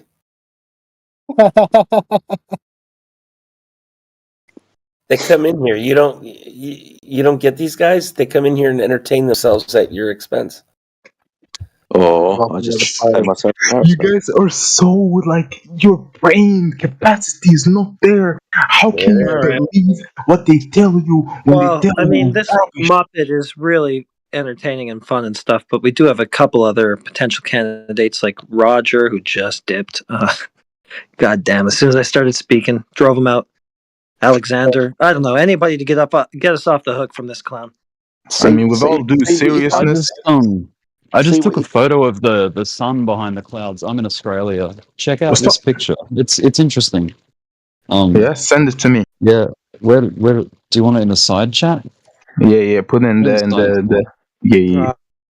It's cool. That's Like, look no at it. fun. Alexander is, he gets it. He seems to be with reality here. That's no fun. Look We at want to that. bash Look at that someone one. who doesn't Look how get cool it. that is. Dude, that is proof. What I more love proof that. do you need? It's the Look at this picture right there, the rays. proof. I The don't rays understand. coming out. The proof is right there. Ah. What Okay, is your wrong troll with you bit guys? was fun for like 5 minutes. Yeah. That's pretty good for a troll routine. That's not bad. I mean, 5 minutes. I mean, usually they get muted immediately. So you've done all right. Don't wear it out. Don't ever, But, don't overextend. no, it's okay. You can call me a troll. sure You can to come call back. me. You can call me anything. But at the end of the day, y'all the ones that are ignorant. Of what? Yeah, You yeah. haven't given At us the end of the information day, yet. y'all be believing anything, bro. Excuse me. I reckon I could explain the flat Earth in fucking 3 sentences. Yeah, do it then. Go ahead. Okay. The water is observed, measured, and practically used as a horizontal reference datum. There you go. Who cares about water? Yeah, water. You really believe that? Well, yeah, 73% of the surface of the Earth, we're told, is water. And that water is observed, measured, and practically used as a horizontal datum. Okay, think about it this way: if the Earth was round, right, and there's water all over the Earth, why is it not falling into space? That was a profound question. Exactly. You have no answer. You can't answer That's it. not a ball. That was But if the Earth is sarcasm, bro. That was not a profound question. That was stupid. Roger, Snowstorm. How is it stupid? Anybody coherent want to Explain, take right? over? Does anybody coherent want to take over from this Muppet, please? Hey, I said my case. Y'all don't gotta believe it. You know what I'm saying? All Y'all, right, then. y'all can choose to. You know what I'm saying? It's all Yeah. cool. At least I know what I know, and I'm happy that I'm alive. Don't know what you're saying. It ain't cool. Don't know what you're doing, bro. Hey, for sure, man. At least I know what I know for real, man. No Kizzy, man. No P Diddy, Are man. you Come here on. just for attention? I'd hate it when people just come for attention. Fuck off. No pity, no this, no that. Shut the fuck up, man. Just here for attention.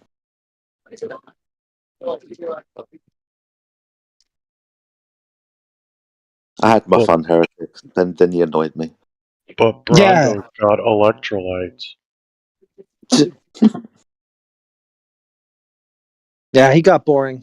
I mean, he has nowhere else to go really with that bit. He's done everything he can. It's okay. A snowstorm has just blown in.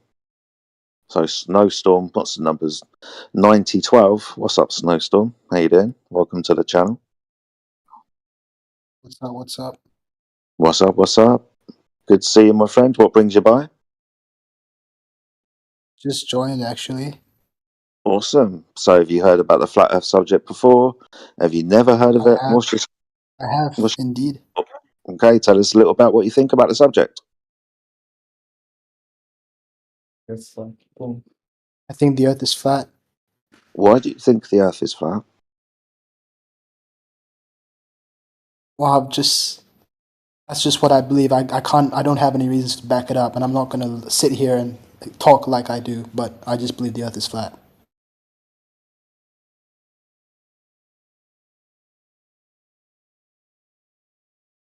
I don't know where And to take that conversation, to be honest with you. So, if somebody else wants to try. Well played. But why? I think whatever your conviction is, you should still try to find out as much as you can about it. Try and get as much evidence as you can and try to understand things as best you can. 'Cause But if you why? just If you just follow said he whatever believes it's anyone flat, says, don't impose then your it's own just going to be standards on like, the man. Why are you imposing your own preferences on this innocent man?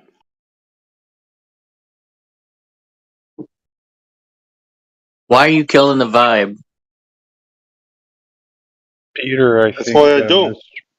Mr. Slave wants to give you his presentation again. Oh yeah, hit us with it, man. What's it all about? Something about ether, I forgot. Guys, inside jokes don't work outside of the context. okay, in which they were created. So these guys don't know what you guys are talking about. Keep it to globe gangsters. Have you got gang signs? Yeah, we do. It's a bunch of measurements. That's one of them. They're actually flashing gang signs right now, and you guys are confused. They have no situational awareness, these two. That's fair enough. Hold out your hand in the shape of a triangle. No. You gotta Yeah. show a ball. All the globalists do it. Hey, can I ask a question? Oh, great. This is Can't gonna we be get something good. better than this? This is I gonna be just good, want to I know know. if there's anything new in Flat Earth. Yeah, you've returned to the Any room. thrilling evidence? Congratulations. Nothing new under the sun. Still the same old flat Earth. I'm sorry, I didn't hear you. There are really loud thunder. We have discovered the final fallacy. New And discovery what's that? today. When The final one. Neptune and a bunch of guys in Witsit and Jaren, when they go to the South Pole, they're going to perform the final ultimate fallacy. Correct. That's all there is you need to know. There will be no more fallacies going forth from there. Yes, and that's a new development. It's fresh off the presses, like what, 30 minutes ago, an hour ago. No, So I there think it you was go. like That's the answer to your 2 minutes. question, Troll. That's the answer to your question. Is there anything new? That is new. You're welcome. Now fuck off. Would you ever Globalists consider mean to each other. cube Earth theory? No, Oh, you're Why boring. not? Can you No. because come I up don't with feel like it. I don't feel like considering. a LARP and troll? Ooh, there's a lot of Own LARP? trick or treaters out in Australia already. 'Cause it's Oh, like Christ. 4:45 p.m. Why can't you invent a The new Aussie hours. Well, try to make it interesting and entertaining, at least for somebody other than just you. You don't go into a room full of people just to jack off, right? I don't Why know are you about talking that. about masturbation? That's disgusting. Well, it's called an analogy. I guess I should have known that would have sailed over your head. But just try to make you it. should explain it better. That's what an analogy is for. You guys actually have trick or treaters over in Australia? Yeah, man. Apparently, it's getting bigger. Like every year, more and more kids are like going out trick or treating. That's pretty cool. Here it's the opposite. Less and less kids are getting out trick or treating. Oh, really? Yeah, they're getting over it. Yeah, it's getting bigger here for Well, sure. I guess you got to pass the ball at some point. Yeah, I lived about a year in Korea, and the only thing I ever saw over there for Halloween was basically just like people getting together for like dances and parties and like bars things like that. It was kind of a thing for like young adults, never really a thing for kids. And then in Brazil, it just was nothing. I mean, you literally didn't see anything there. In the U.S., when I grew up, How does it start, bro? Like, what is it even about? I know it's like a pagan thing, right?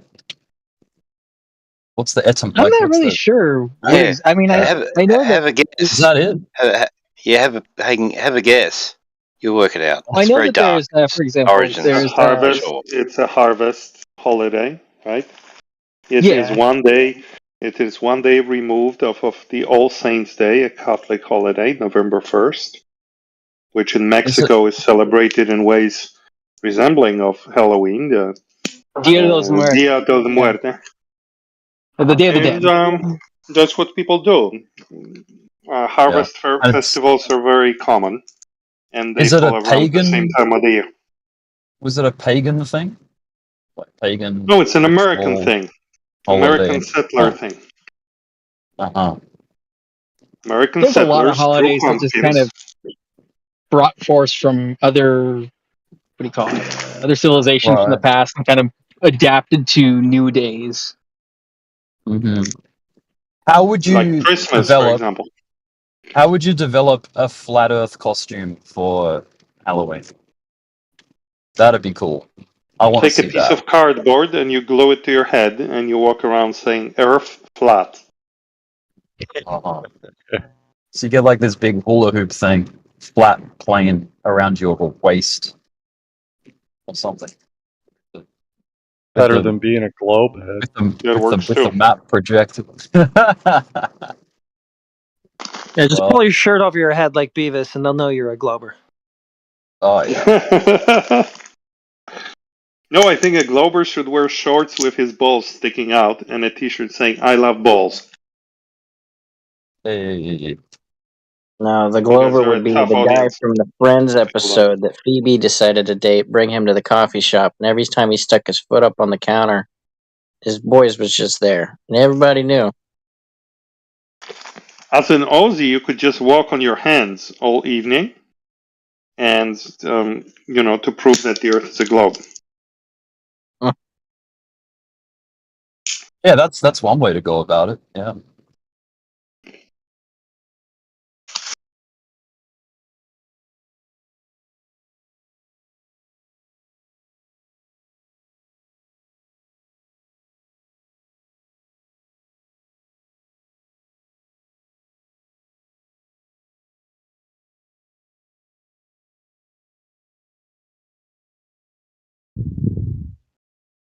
Is it getting pretty cold in America now?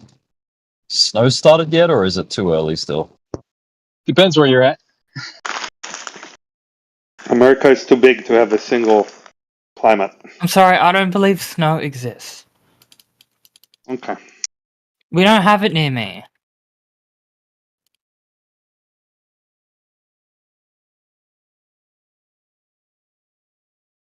I made a pretty kick-ass pumpkin, though. I'll tell you that. I made a pretty huge jack-o'-lantern this year.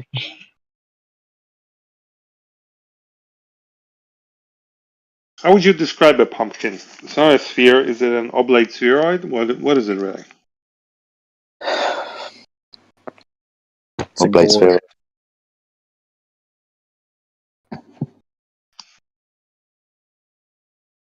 It's a pear. It's not letting me share.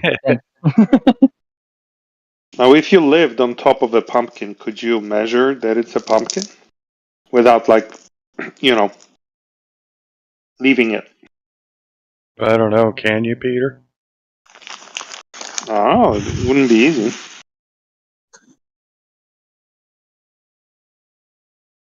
Geodetic derping. Pumpcodetic. Pumpcodetic. Pumpcodetic surveying.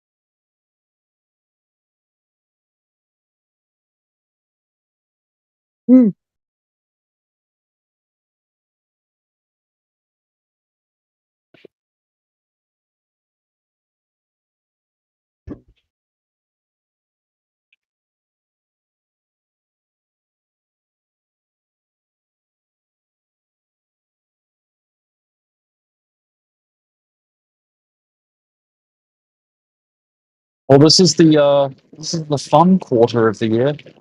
October, November, December, Q4, baby. All the fun shit happens in this time. Yeah. You got Halloween, you got Christmas, you got New Year's Eve. Fuck yeah.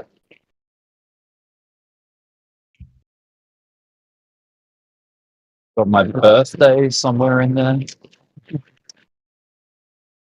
Yep. Spring Racing Hell yeah. Carnival. Can I come to your birthday party?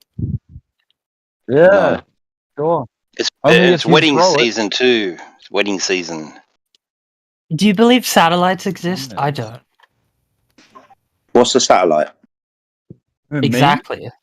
No, it's The a serious government says question. it's things in space. Nothing's been there. Crystal, it's a serious question. What is a satellite? Yeah, when the government says it's something that's been in space that spies on people. Would prefer the better definition. Well, there's definitely something zipping across the sky when I take long exposure shots of the stars at night. Something Is like that right, is it? get these streaks across the sky. Mm-hmm.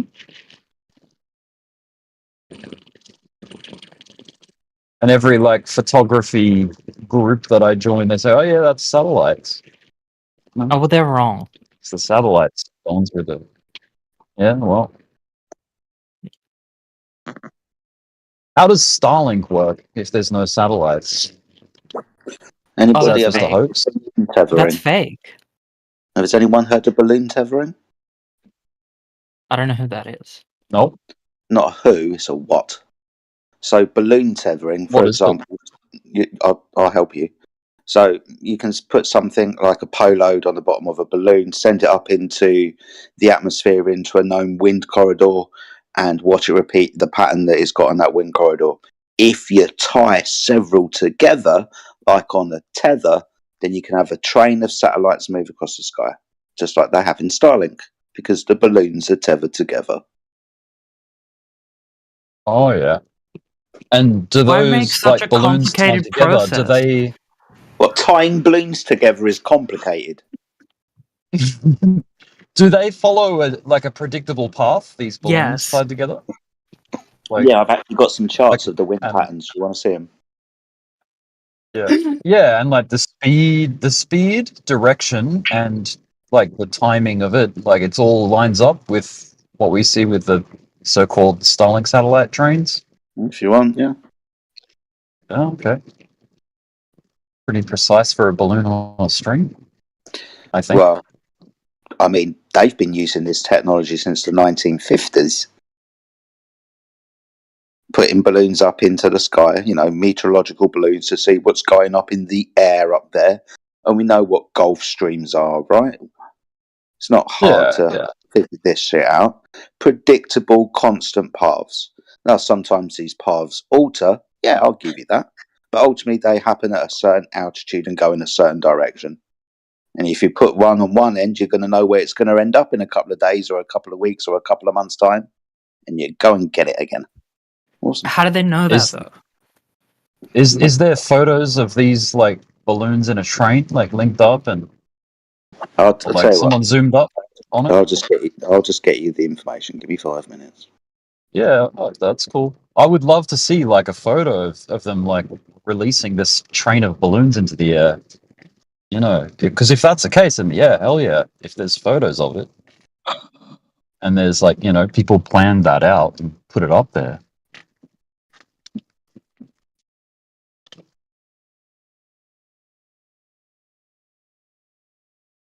They've already figured out how to guide satellites using lasers, and the beam would tell them the pattern and the trail that they should follow. And they've had this since like 90s, 2000s.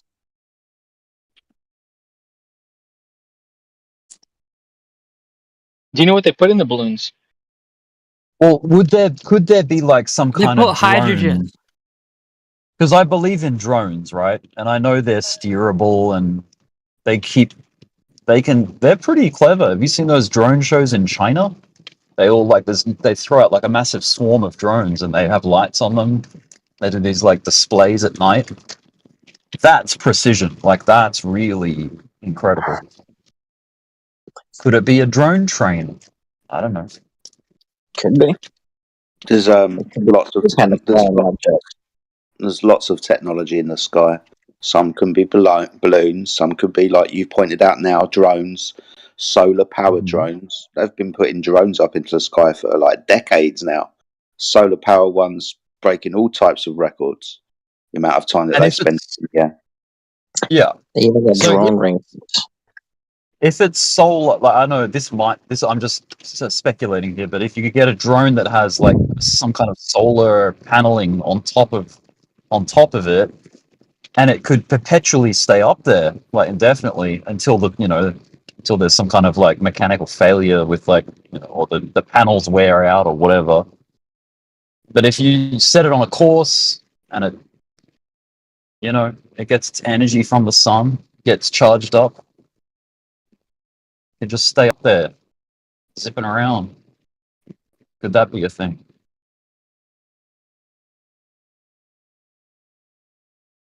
That's like that's a freaking engineering challenge right there. As Get a long as drone your that's your powered by ability to, as long as your ability to collect energy is greater than your output, Yeah, your input is and it needs to then you could absolutely have Yeah. something maintained, as like you said, as long as there's mechanical ability to do it. That's why it's the balloon thing is a little bit easier because there's not as much mechanical associated with it. There is a problem with that though, is that normally the elements that we use, like helium, hydrogen, things like that, they're really small, and they have a tendency to escape. I mean, I deal with helium backside. We use helium in our company to do kind of like to help with the cooling. So basically, what we do is, it's a great conductor. So we have the space between where the chuck is and the wafer and everything. So we put helium in the back there, and we float in there, and we heal it there. But we also heal helium for one other thing, which is leak detection. And so let's say we have a leak in our system. It's a vacuum system. So what we'll do is we'll go ahead and we have a helium sniffer basically, and we'll spray helium in different locations and see if we can detect it. And the reason we do that is because helium is extremely migratory. It's very easy to get through things. Even small leaks are able to pop out through there, and they almost and it's difficult to pump it out because even with we have these turbo pumps that go over 30,000 RPMs to pump out the systems to everything there. Even then, the helium can still migrate up through that and everything. So it's real difficult to deal with that. So every time that we have to do the helium leak test on something, we have to keep pumping the chamber for like 2-3 hours in order to make sure everything's evacuated. So yeah. It's cool. Man, have they? I mean, my knowledge in this area is very, very beginner, but like, can they synthesize certain gases, like helium, for example? Like, let's say the way we get helium, I'm guessing it's natural, or they extract it from somewhere. Is that right? There's normally chemical reactions that they normally have some that they do. They use a chemical reaction and then split the helium basically from other Excuse me. compounds. Synthesizing atoms is not a chemical reaction, and synthesizing helium is what happens in the sun, and it requires fusion, right? High energy. You need to generate very high energy. Fission to extract helium, right? Isn't it? No, fission is breaking things down into smaller things. I thought that's what we were talking down. about. Sorry, I missed what you said. No, I missed what you said. we're talking about going up the ladder from having 1 proton and 1 electron to having 2 protons, 2 neutrons, and a couple of electrons. That's helium. So that's fusing things together. Requires a lot of energy and is not a chemical reaction. It's a nuclear reaction. That's what happens inside of the sun. No one's ever seen it take place, though, right? Yes, we have. Many countries have made devices that can fuse, that can perform fusion from hydrogen. Is that a nuclear power plant? Is that fusion or fission? The goal. I'm sorry. There's a goal of. I could answer, or you could answer on my behalf. There are devices that are actively being developed to generate energy through the process of fusion. It is very difficult. These devices are not. They don't produce net energy. They can't create new elements, stable elements. I haven't heard of that. No, Jesus Christ. Okay, doesn't matter. Forget it.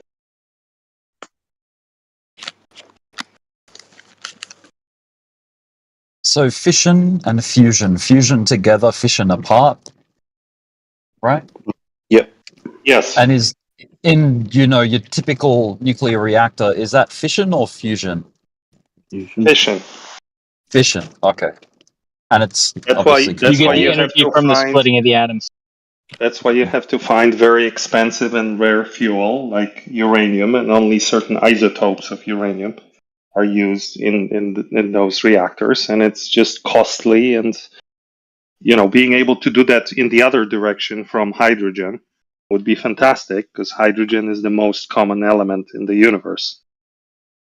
Right?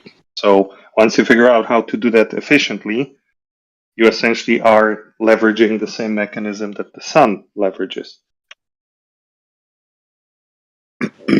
Cheap energy. Interesting. So And there are devices in America, in Oh, sorry, that Germany. was a bad demo. In America, in Germany, in China, there are devices that can do this on a very small scale, kind of pathetically small scale. But they can actually do this, but it's not being done to make helium because that'd be like the most expensive way of making helium imaginable at this point. So, apologies for nerding out. No worries.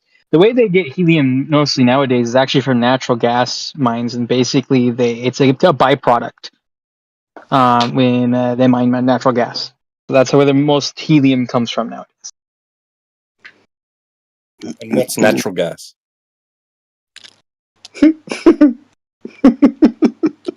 Think like helium. They're carbon. They're basically what is the Oxygen. word for it? Nitrogen.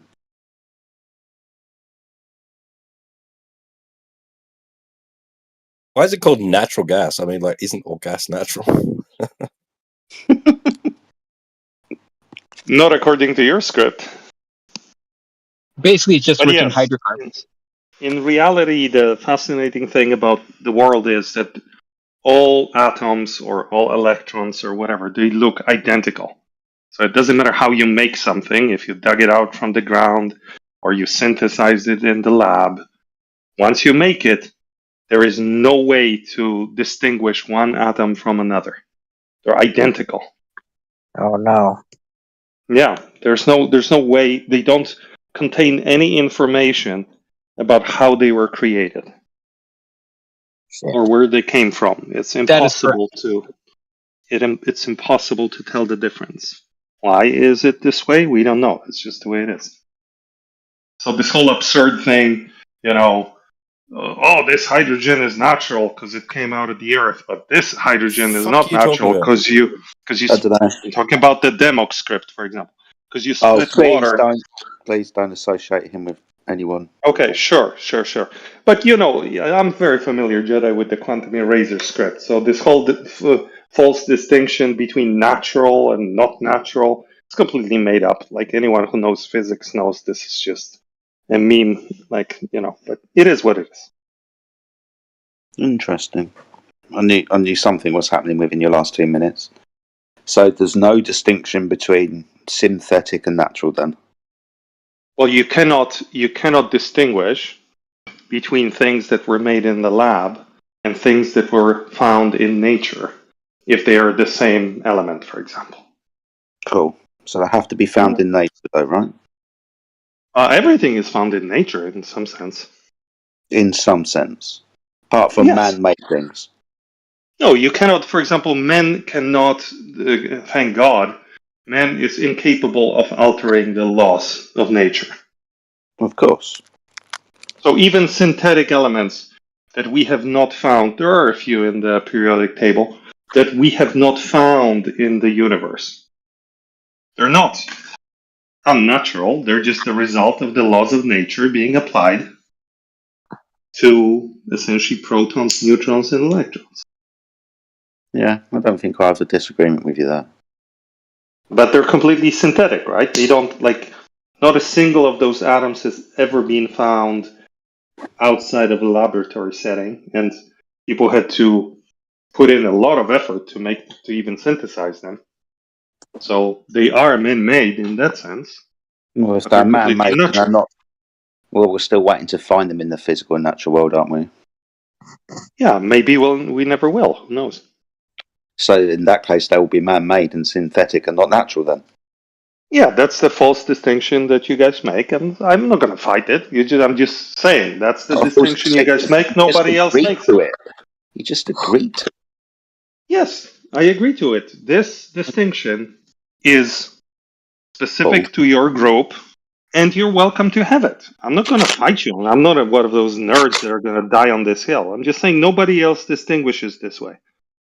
But you guys, so it is what it is.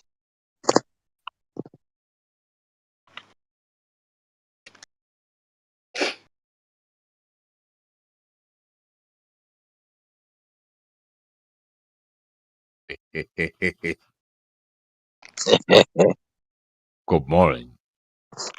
No, you. How are you? Great.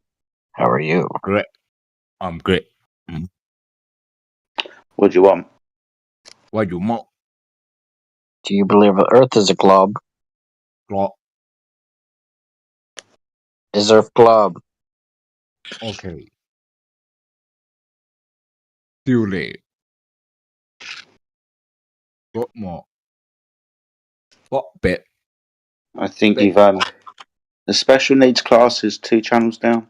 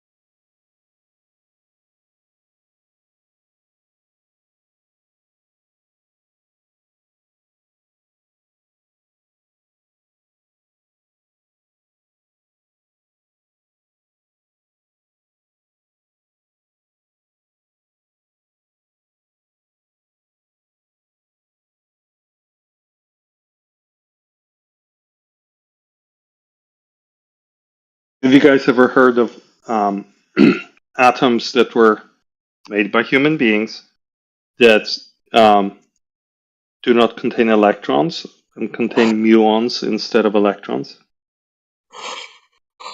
Cool story.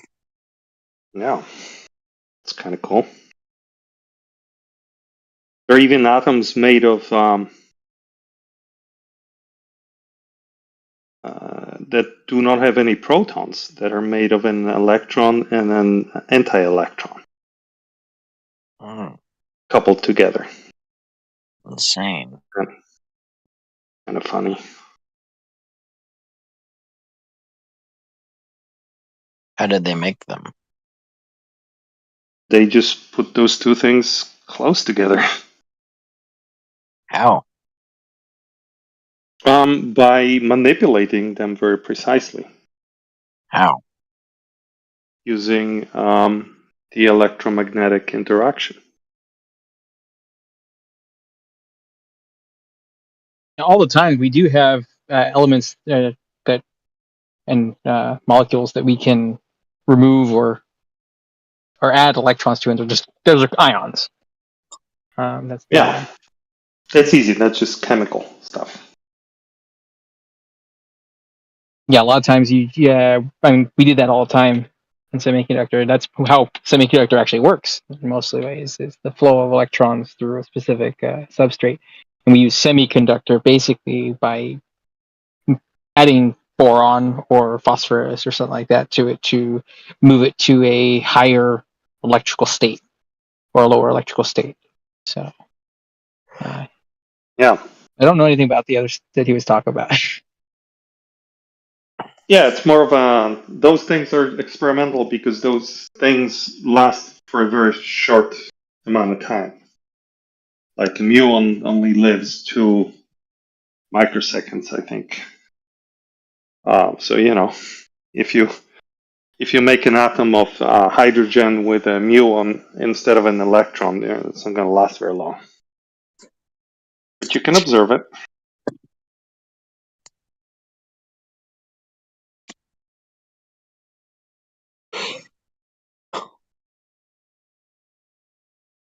What, you're saying we can take a picture of it? Yeah. Alright, prove it. Show me the picture. I will not. Damn.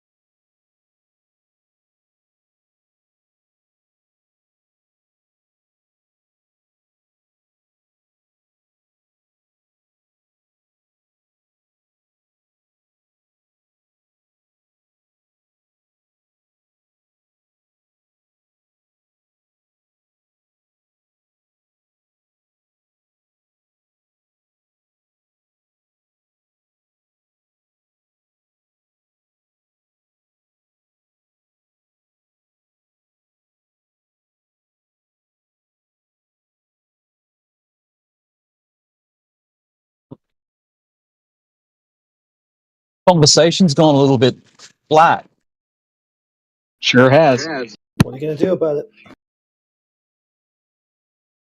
Not a hell of a lot. I think you only have yourself to blame. Oh, Add no, some I'm curve to it. Bad for you. No, I'm making an observation. I'm not complaining. I'm just saying, oh, conversation's gone flat, and that's all. Is it an observation or a measurement? It's a measurement. Measurement If of you flatness. if you measure the level, you measure the conversation. There's no curvature in the conversation. Well, there is now. Now that we're talking. Sound wave had looked pretty flat for the last little while. See, you just contradicted yourself, Alexander. You said it was Oh. flat, and now you're saying it's not. Yeah. Well, it's changed. It's hit a peak. Kind of like the apparent position, right? Changes through the day. Oh, all the time, man. All the time. I'm a fence hopper. Jumping over the fence, backward and forward. I'm flat Earth on Saturdays, and then the rest of the week I'm a globie. Just kidding.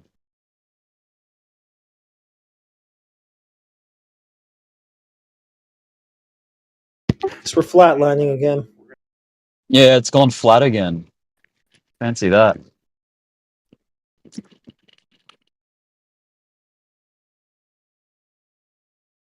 It's very fitting, though. Flat Earth. 24/7. Mm.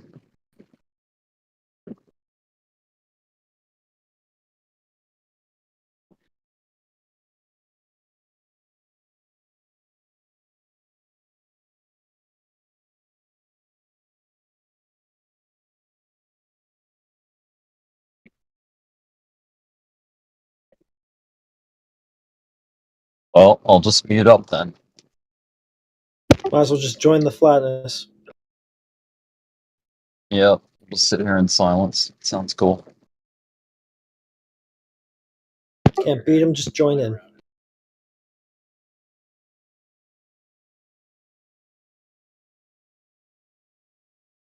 I was There's a going to really show my cool- pumpkin, but I can't do it because they won't let me attach anything to the chat. Oh. There's a really cool thunderstorm rolling over Brisbane right now. Like thunder.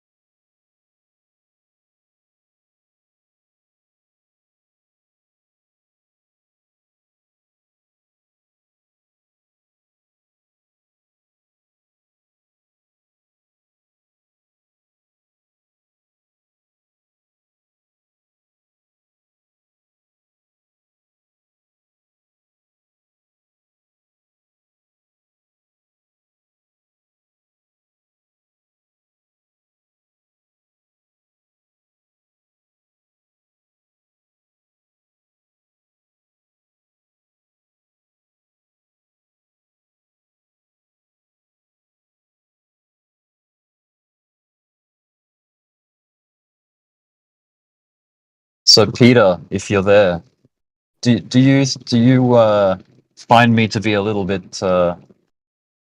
two-faced or something, or like inconsistent? No, I'm just trying to be funny. Oh, okay.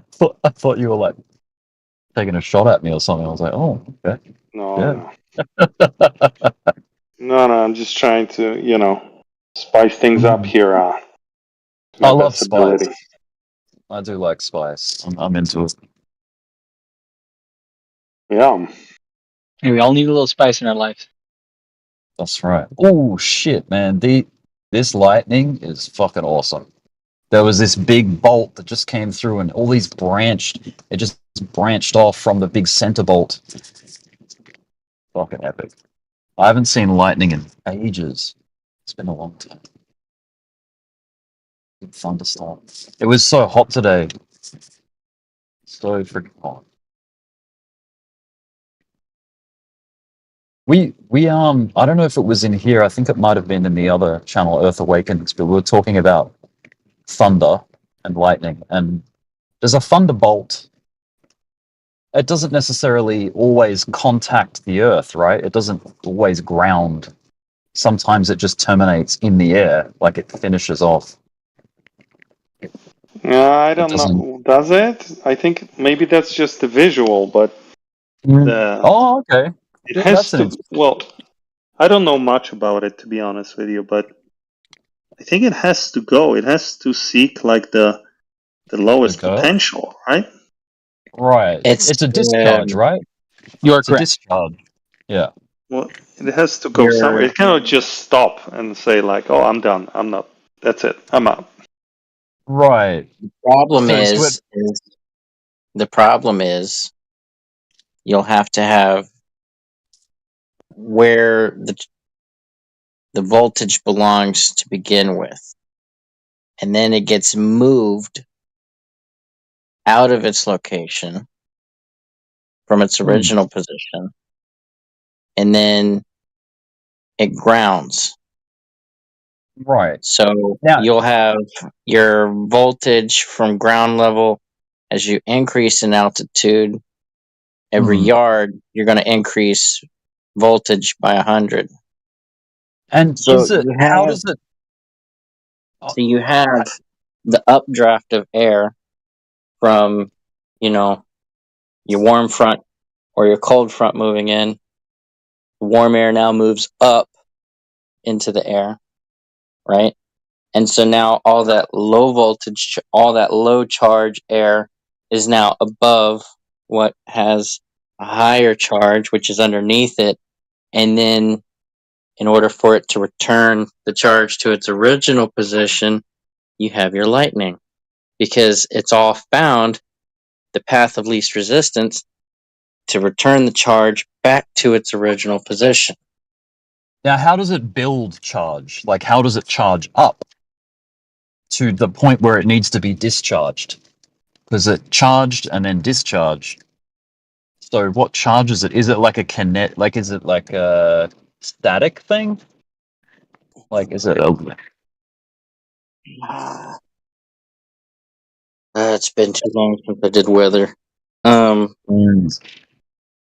think there's a layer in the atmosphere where ions are created. Charged particles. So it's actually really simple if you think about it. Do you guys know how a capacitor works? Nope. I'm really okay. Yeah. So Excuse my ignorance on the topic. No, no worries. No worries. That's why I asked the question. So basically what you're seeing is basically capacitor. So basically what a capacitor is, you have two conductive substances and then an insulative substance in the middle. And then you basically apply a voltage to a side, it creates an electric field enough where it jumps over to the other side. That's how a capacitor works. So if you look at a voltage spike for a capacitor, it'll charge up, and then it'll have a discharge. So, but his question his question was, what is adding the charge to the top layer so there's more of it, so then it has to discharge? That was his question. What's the mechanism behind that adding of the charge, right? Yes. So charge builds up due to when the insulating properties of the air break down, and so the opposite charges in the atmosphere rapidly discharge. Russ, but they have to be extra electrons that came from somewhere, right? Oh, my Lanta, I said that not earlier. necessarily. In the weather front, okay? Do you not remember? Okay.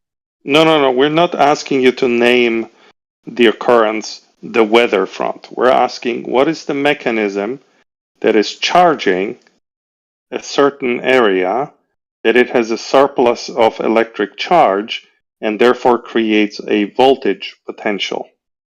Am I right, Cruzarense? Okay. The upper air has the high charge. Lower and we're air asking has why. the least No, we charge. get this. Thank you. Thank you. Thermodynamics will take effect, and then the cooler air pushes the warmer Good. air Now up. tell us what creates the extra charge in the upper layer. Now tell us that. There's no extra charge. Well, if all these particles had neutral charge, there wouldn't be a voltage potential. No shit. Okay, so tell us what creates that charge. You tell me. I'd love to know too. I don't know. I'm actually Well, then asking. I guess remember we're reading. asking each other in tandem. What is it? Okay. What is it? I don't know. I don't know. I remember One of reading those fucking that things. I don't know. there's a layer in the atmosphere, the ionosphere, where a lot of crap happens that generates ions, basically. Oh. You know when? Sorry if my mic is cutting out. Let me know if it is. But you know when you rub a balloon on your hair, like on say you have long hair or medium hair, right? Like Whatever. one does. You rub your hair. Yeah, like you rub your hair with a balloon, an inflated balloon, and you are now charged up. And then you touch someone, and then you get a zap, static zap. Is that like what's going on? Like it has all this built-up potential, and then you're discharging it on someone. You zap them. I think so. I'm just curious what exactly happens to make that happen. That's Yeah, what I was I would trying love- to get to. Yeah. Is it the So- same shit? Like, is it a static effect? No, not really. No, not really. Here. In there, it talks about the voltage increasing with altitude. Pause. I don't know. Why is it increasing? Yeah. Well, it's all in that famous chapter from Feynman that flat earthers, the likes of Whitsitt doesn't get it. They like to cite Professor Feynman. Feynman know why that happens? Yeah, he described it ad nauseum. He described it. How did he know that that's the case?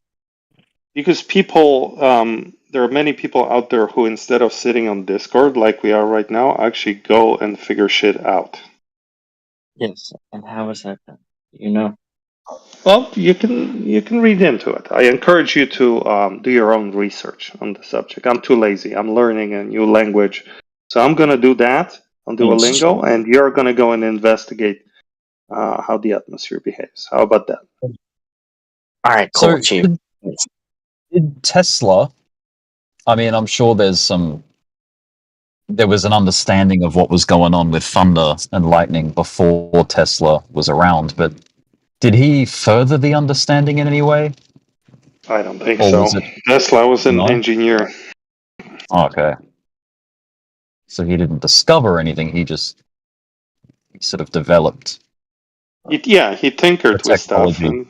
And, Yeah. He had some pretty awesome contraptions going on at one point. I've seen photos drawings of like the shit that he built.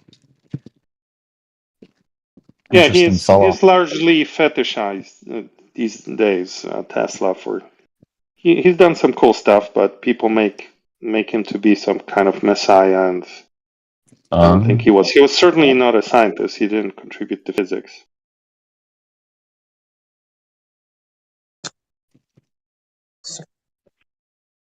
I guess he just made it practical. The understanding. He was like, Yeah, which is awesome. Engineers are actually the most useful people. Yeah. yeah. So, he was can I like explain bringing how it to lightning make a works? use out of it. Yeah. Yes, please. Far Okay. away. So there is some things when it comes to warmer and cooler. He was explaining a little bit about that. So basically, there's a mixture between them, and as the warmer air goes up, the cooler air goes down, and it shears off electrons as it's doing this with the collisions that they have there. And so basically, you get a gathering of more positive material up on top of the cloud, and you get a more of a negative charge on the bottom of the cloud. And then you have on the surface of the Earth kind of a net neutral, but it's a little bit positive. And so, especially when you have something that's wet, it's like you start to get other elements on there. So that's what I said about a capacitor. You have basically you put a charge on one side, and then basically it builds up, and then it jumps down, or jumps up wherever it needs to do there. So it goes from one side to the other, and so that's what the lightning is. That discharge that you're doing there, and It's then like an that's why arc. we An arc between yes 2 points. exactly Energy. exactly. Well, that's how capacitors work. Is because you have that insulator, which is basically air. Air is a great insulator, and you have the conductor, which is water. And that's why they say things like, there are conductive areas on the ground where normally lightning will strike. They try to hit goes to the most conductive, the least resistant. So there's two ways that could be. Number one is that, let's say you have a flat surface and you have some areas that are more conductive than others. Chances are it's going to go to the place that's the most conductive because it's the easiest path. Other areas would be where things are taller. That's because you have less air, which is less insulation or less insulator between that and the clouds. And so And that like, could you know also make a how, difference as well. you know those awesome pictures of like a big tall building with a big spire on top, and then you'll see a lightning bolt connecting with the spire. Exactly. It's actually made for that. For that, okay.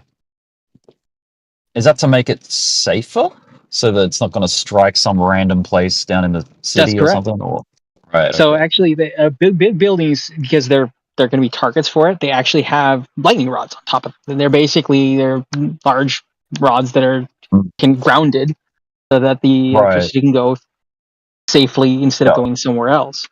So if you give yourself a big target, that makes it, that I you like understand that. how electricity works. It makes That's it so clever. that when lightning does strike, it doesn't strike in other places. So Yeah.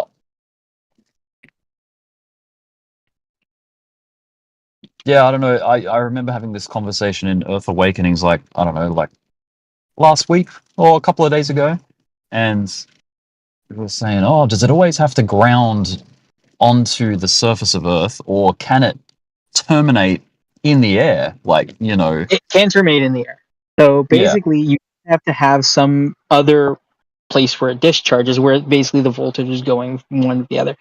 That's jumps to some location. Now, most of the time, you say if you're going to the Earth, but you do see lightning and turns in the sky. It just basically it'll go to some other basically kind of group of water molecules that are in the clouds or things like that. Different area. And that can jump from one cloud to another. You can see lightning within a specific cloud itself. So a lot of times you'll see lightning that doesn't actually just lights up the cloud itself. Yeah, the cloud just that? glows. Yeah, I've Exactly. seen that. Definitely. And just because it'll jump from one Mhm. potential to another. Exactly. I like that. That's cool. Makes sense. So there are circumstances where it doesn't actually hit the ground, but there are some that, just like how the other person here said, just because you don't see it doesn't mean necessarily there isn't a charge going to the ground as well. So there can be lightning that it's like it lights up and things like that, but there doesn't necessarily mean that it's just that one little spot that's doing it. There are other areas around there because it's like electric currents, electric fields are non-visible to our eyes. So. Hey, And it's Alexander, I don't incredible. know how long you've been doing this for, but you do realize that people in Earth Awakenings are certifiably insane people, right? I've heard a lot of things that I don't agree with in there. Yes, like I mean, yeah. From my perspective, But it seems that place has insane. no bar, no standard for any sort of sanity. Like, I could go in there and prove that cheese is the cause behind earthquakes. And I would be able to, debate it for 20 minutes, and people would be like, "Oh, that's interesting. That's new. Oh, I look into that." So you just have that in mind, because you don't want your mind to become physically damaged. Well, there is a saying. There is this saying. Have an open mind, but not so open that your brain falls out. Yeah, and that is a fantastic rule to keep in mind when you go in there. Yeah. Right. Okay. Yeah. Well, I think they're just enjoying themselves. I mean, if it's a hobby for them, it seems to be an addiction more than a hobby, I guess. But It's like, what's the output? They're inputting their time and energy into debating topics and sharing ideas. I guess the output is just it's their own satisfaction, their own like entertainment. I guess. Yeah. They're releasing stress. Some of them because they're so angry about it. They're like it's like they're discharging. They've got all this pent up potential energy, and they're using the Discord to discharge that energy. That's true. Well, I suppose it's better than them going out and beating up their wife, or like beating someone up, or like yelling at someone that doesn't deserve it, or whatever. So you're saying they all beat their wives and such? No. Well, he did catch himself. He did catch himself. No, I don't. I'm not suggesting that. I'm saying that could be someone's conundrum, someone's I think it's experience. the case that some people like to talk about sports and get into their favorite players and talk about all the stats of their favorite team. And others like to talk about whatever it is they talk about in that server. Yeah, just something that interests them. Yep. I'm not knocking them for it. I mean, I go in there and in other sort of flat earth things because I find the discussion and the debate interesting. Because I want to see people try to defend or explain something that I don't believe, like I don't agree with. You know what I mean? I want to see them. It's like a challenge to them, and I like to see them try to rationalize it. I find that entertaining sometimes. It's kind of like, whoa.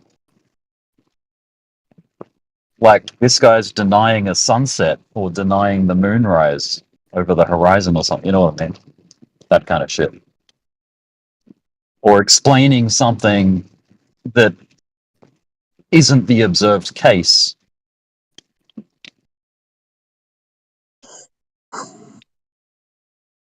Like water spinning and fucking sticking to a spinning ball and shooting through space. Just like that. Well, yeah. If you, if you wanna say that, sure. Like I've seen the cute videos and the gifs of someone trying to suggest that the sun just goes away to like a vanishing point. It doesn't set over a horizon. It just disappears. Like it gets does so both, small right? and goes out of sight. Well, the most fantastic invention, a recent invention on Earth Awakenings, was made by their leader, who came up with a proposed model to explain the final fallacy. And he introduced 4 additional suns into the Earth model. So I'm sure you're familiar with this. Let's just call it let's just call it the David Wise model of the flat Earth, which has a pancake Earth and a sun, going in circles in 2 tropics, basically. So what that guy did, he took that because he's already expecting the 24-hour sun to be observed during the final fallacy. So he took that, and then he planted 4 extra suns in the corners of the map. So imagine, like the pancake, and then in each corner you have an extra little sun that's doing its own little circle. Not around the whole Earth, but just like within the corner. Can you visualize that?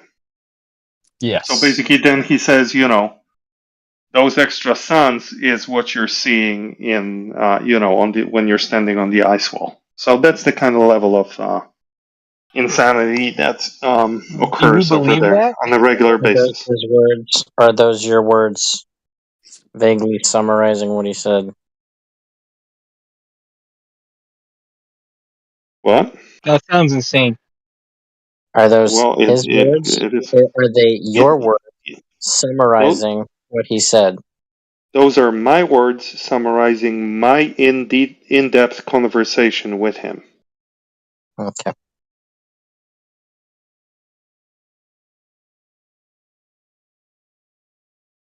It's no more insane than any of the other bullshit anyone talks about.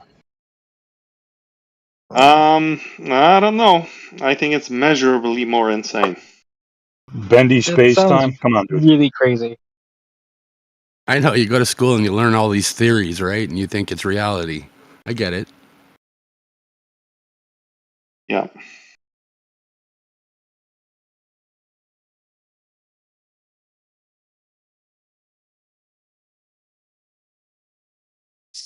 You know what sucks?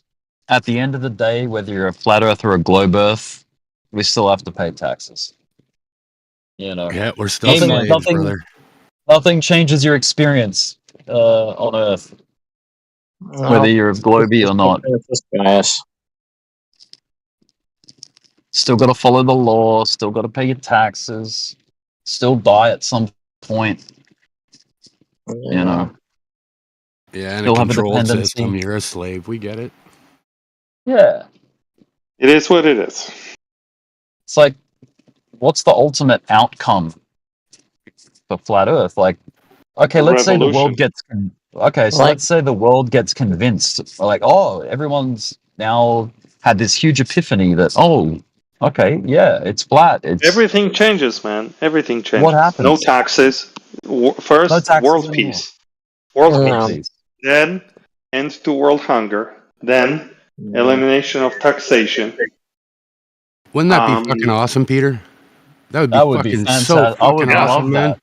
Dude, I would totally be all about it. I'd be about flat Earth if they eliminated taxes and world peace and all that Yeah. shit. Hell yeah. What else? Everybody tomorrow, gets. man.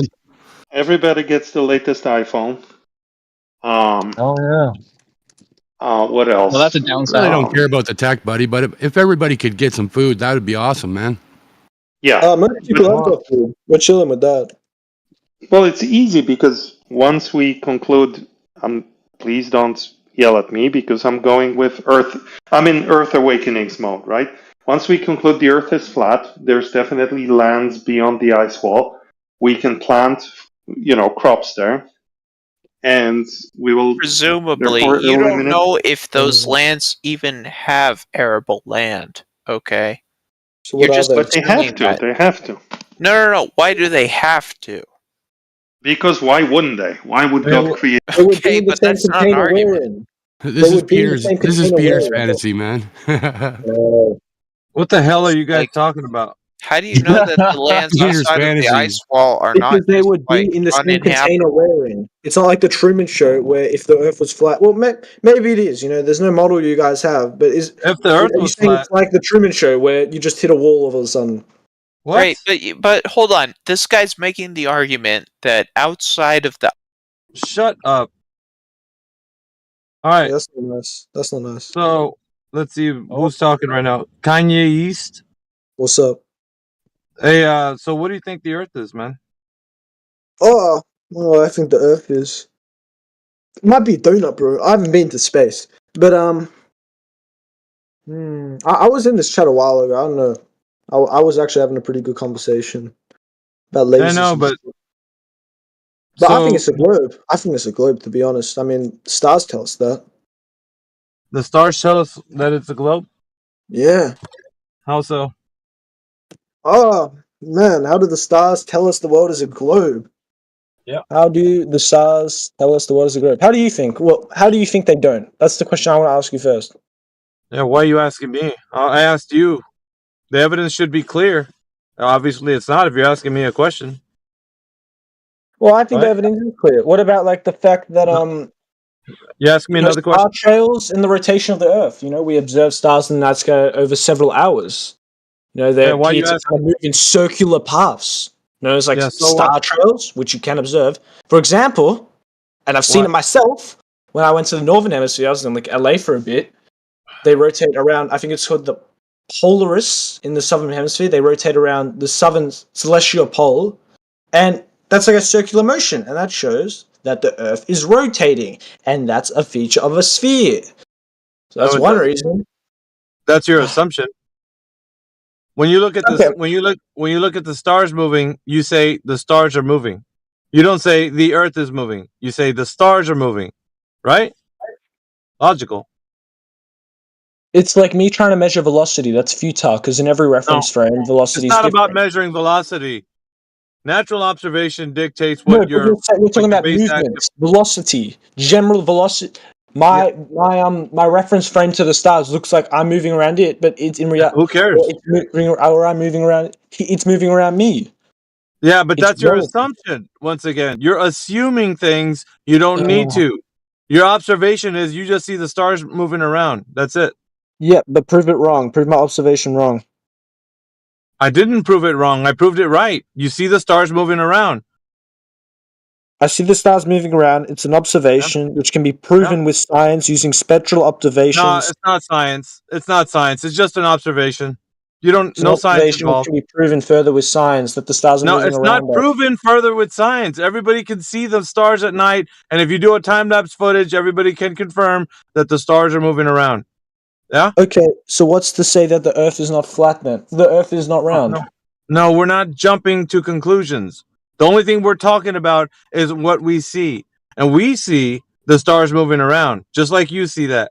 No, we don't both see the see stars moving around. We see different stars at different places on the Earth, which can't be included in the flat model. Earth model. No, we're not talking about flat Earth models. We're talking about evidence for the Earth being a globe. And That is currently, evidence for being a globe, because that fits in with you the got a globe lot of narrative. energy, don't you? You got a lot of energy. You don't let me finish talking. All right. So I'm jumping. I'm being rude. I won't lie. I'll let you finish. Yeah. All right. So basically, when we make our observations outside, we see things happening. When we see things happening, we would say, I see something happening. Now, when you see that thing happening, like stars moving around, that's the only thing you can say. You cannot say, because the stars are moving around, there's cars passing by. Because the stars are moving around, I see a bird flying in the sky. You can't say anything else but what your observation will tell you, which is you see stars moving around. Now, if you add anything else, I need to know how you added the other thing you just added, which is, do you see that the stars are moving around? Well, now that the Earth is moving because the stars are moving, you just added that extra. How do you know that? How do I know what? Can you be more specific with the question? Yeah, because you saw the stars moving around. How do you know that the Earth is what's moving, not the stars?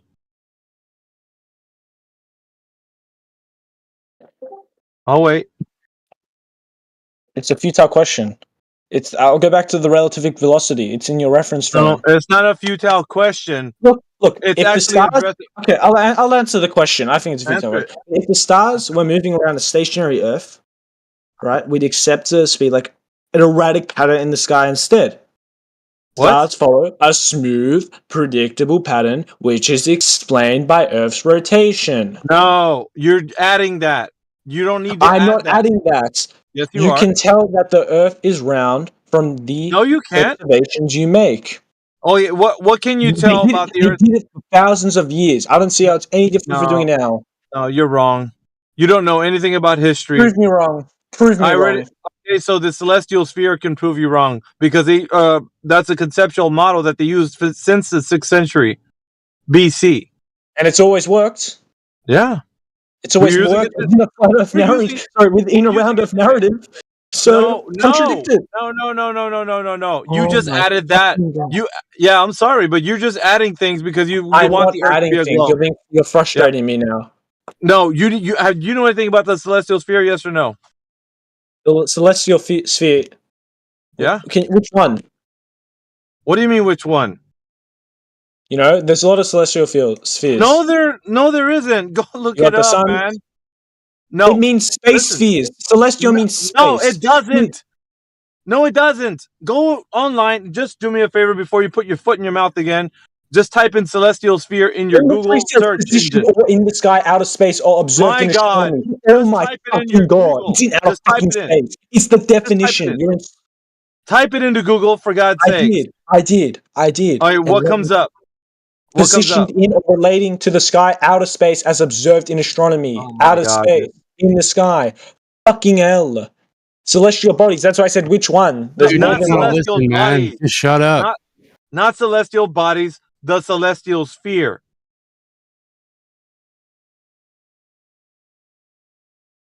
Celestial fields, out of body, out of Oh my space. God. Yeah, what? Let me type it in the chat. Okay, tell me what it is then.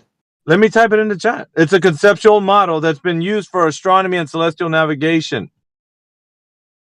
Yeah. Hold on. Let me. Did you type it incorrect? I don't think you typed it incorrectly. Yeah, you're thinking about planets and shit, dude. That's not what we're talking about. I didn't say celestial field or celestial spheres. I said celestial sphere. Oh wait, celestial sphere. Sorry, we're getting confused with language. Maybe you can hear the What? Do you see the first? It's the first. Look at the first thing that pops up, or even it should come up. It should be the first suggestion. There's a wiki on it, so I'm not trying to bullshit you, man. I just want you to know what I'm talking about. Oh, I see. So it's not a flat Earth then. The celestial sphere is the night sky. Thank you for whoever said that. But it means we don't live on a flat Earth. No, oh my God, just look at the image of the celestial sphere. It literally shows that we don't live on a flat Earth. That is not about the Earth. For God's sakes, it has nothing to do with the Earth. It does, because we wouldn't observe the celestial sphere the way we do if it wasn't for the fact that the Earth was round. You're adding that. You don't know what the I'm not celestial adding sphere that. is. That's fundamentally true. Oh my It's not soul. fundamentally No. true. They used it since the 6th century BC, prior to the advent of the Earth being a globe. You don't know your history. The Chaldeans were using it. The Babylonians were using it. Fucking niggers. And they all saw something different relative to their position on Earth. How the fuck do you know? You don't know history. You're telling me about history. How do You I don't know? know anything If you look about at the it. celestial equator, if you look at the actual ball itself, you can see the different star maps being created. Now Different you're star jumping. paths. You're jumping to a different topic. No, I'm it's talking about the fucking- celestial you sphere. see it in the image. Are you fucking retarded? You can see it in the image. You can see it in the image. Different star lines are being observed Did you from read? different points on Earth. Did you read anything that the celestial sphere said? Anything on the wiki? I'm making You need to go to the observations. wiki, dude.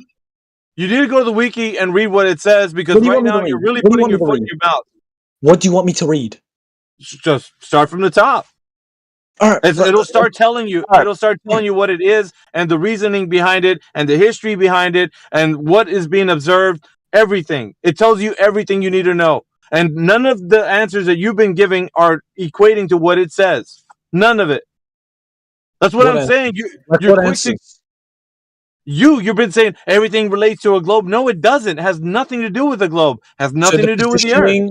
So the way that we see the stars in the night sky from different places doesn't relate to the fact that we live on a sphere.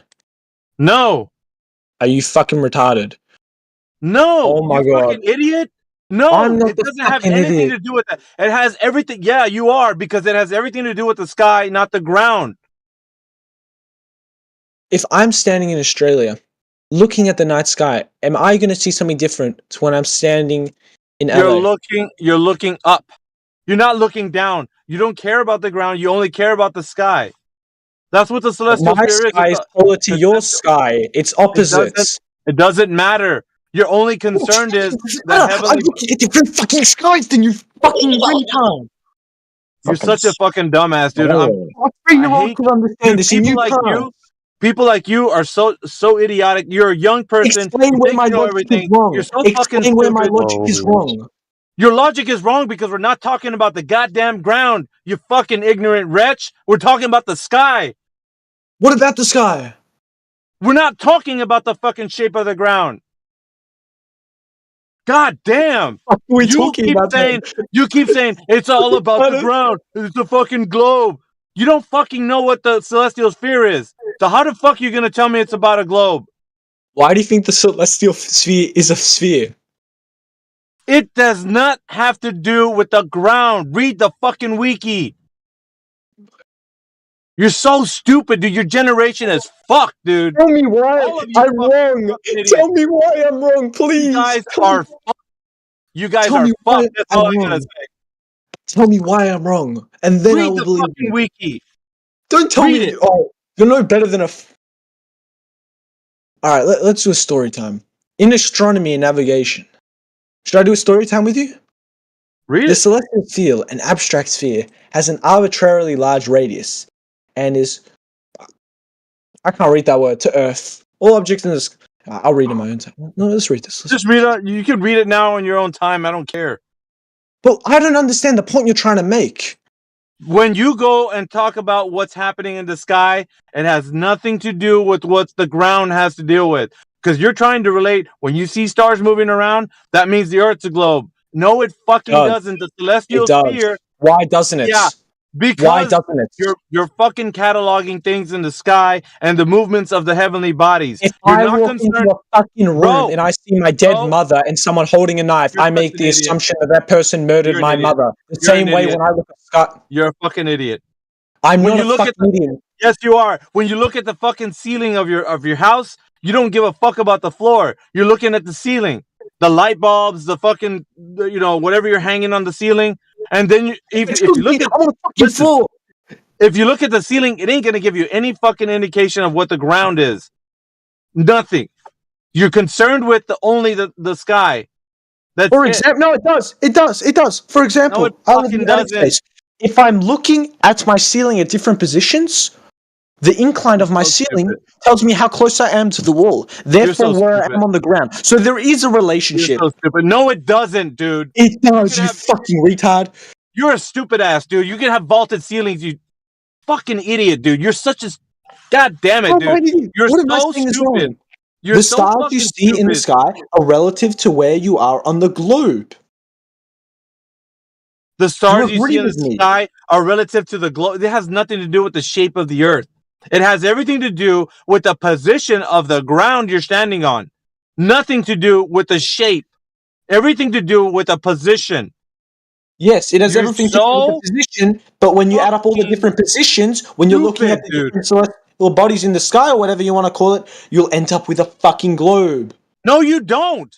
You do. No, So show no, me. you don't. So show me how I don't. Show me how I don't. Then It doesn't matter. No, you Listen, don't. think about it like this. If Show you're me. standing, if I'm gonna tell you, if you stop saying "show me," if you're standing on it, like just if you imagine like a basketball court, right, and your friend's on the other end of the basketball court, and you're looking at something in the sky, you're both on a fucking fat basketball court, and if you see something in the sky moving around, you and your friend are gonna see it at a different position. That doesn't mean that when you see something in the sky, the fucking ground is curving. That doesn't mean that. You're just cataloging shit in the sky. That's all you're doing. on the grand scale of things, when I'm standing on a different side of the that's earth, bullshit. That's it's fuck not your bullshit, grand bro. scale of It's things. fucking Fuck your science. grand If scale here's of what I'm things. saying, then I'll listen.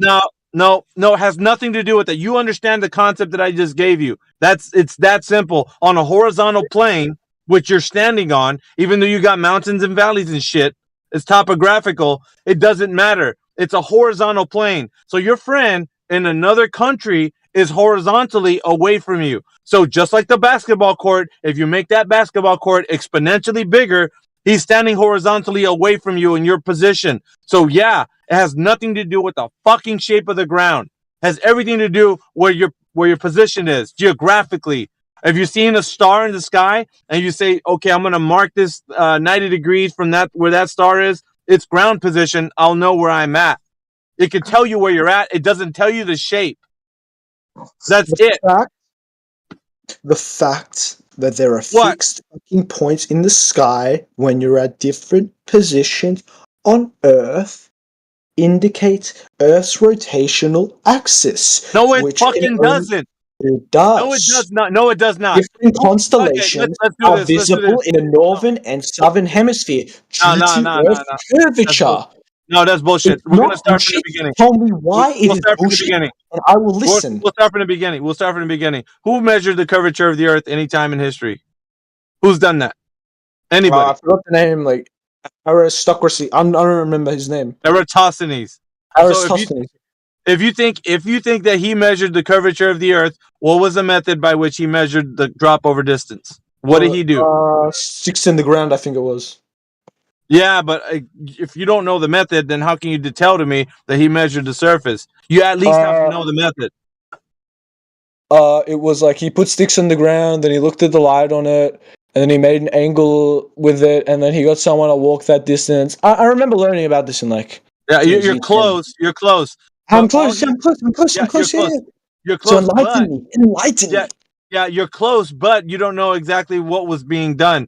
Because if you understood, he didn't measure the curving surface. What he did was he measured the length of the shadow at solar noon on Alexandria and Syene. So there's two locations. They were both 500 stadia apart. 500 stadia was, they measured stadia by the length of a human stride. So the length of somebody walking was the measurement by which they understood the distance from point A to point B, which is Cyrene to Alexandria. So now, if he's trying to measure the length of the shadows in each location, he's doing it locally. He's not doing it over the distance of 500 miles, 500 stadia. We're talking about shadows. Yeah. And I was talking about constellations in the night sky at different positions on Earth. No. We're not talking about constellations right now. We're talking about measuring the surface, curving. And you think Eratosthenes did it, but he didn't. So all he done was measure that length of the shadow at solar noon. That's the only thing he done. He didn't measure the distance between Alexandria and Syene curving. He didn't measure it curving. He did was drop of the distance. Okay. No, he didn't do that. He didn't. Okay, so what?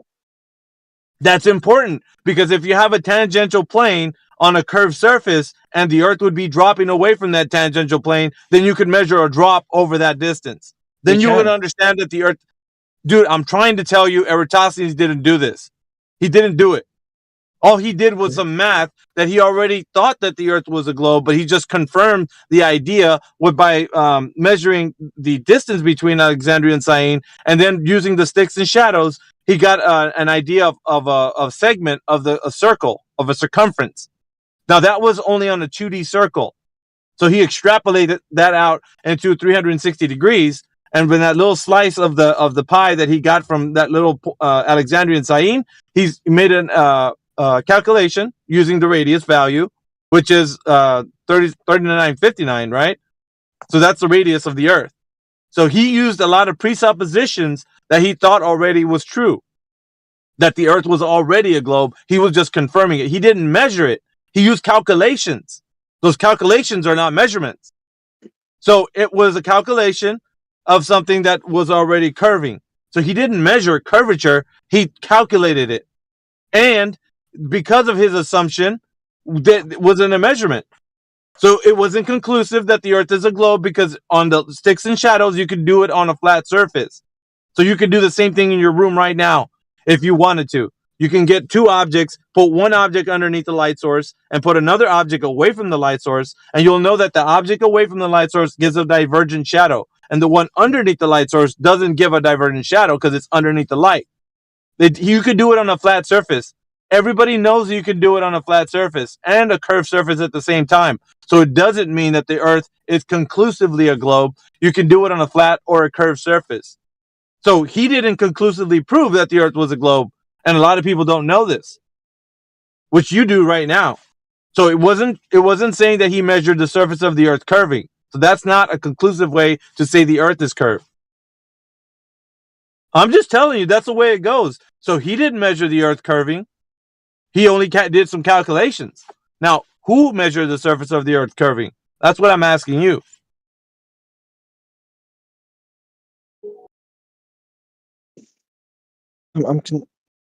Just one correction on that. There was no radius associated with it because it's negligible. It doesn't matter really, whether it be flat or curved. It doesn't matter because it's basically looking at either a line and the angle between the two, from the light or by the curve. Yeah, he didn't measure the Earth to be curving. It was some mathematics that he done. He didn't measure the surface as in the drop over distance. That's the whole kit and caboodle. He didn't do that. So what is nobody? He was doing mathematics to form a segment of a circumference. It was a partial. No, well, he's already thought it was one, but that was an assumption. He was making an assumption and did some mathematics.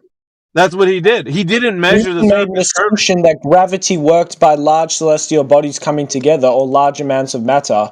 That doesn't necessarily mean he was wrong. No, that's bullshit. You think gravity is bullshit? You're jumping. I'm not jumping. You're jumping to a different topic because you didn't figure out that anybody's measured the curvature of the Earth. You didn't figure that out. You jumped to another topic so you can get away from this one.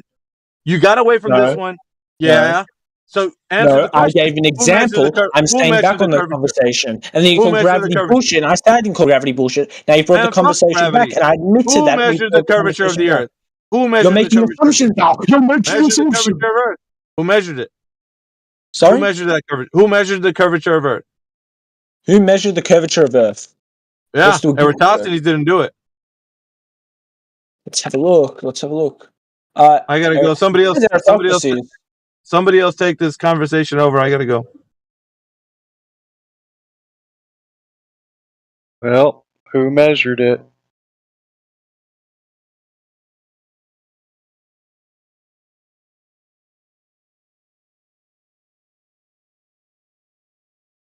He gave up.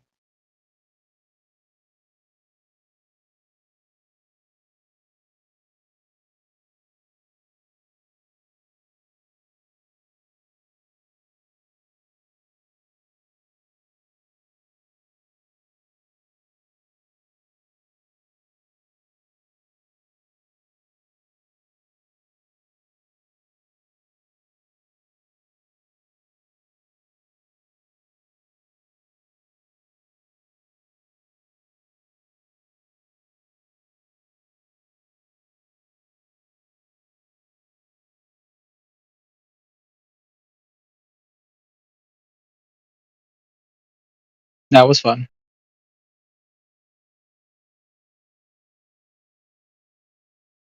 Another Glover cooked. Not surprised.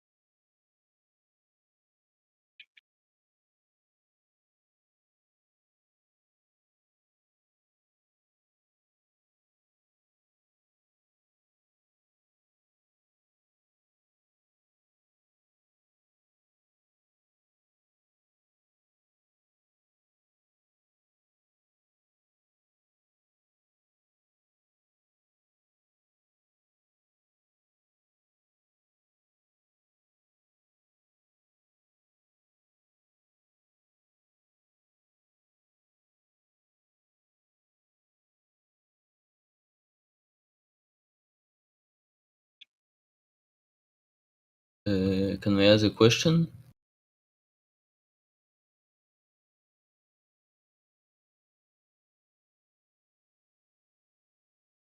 Clover's getting cooked. Oh, you're so cooked.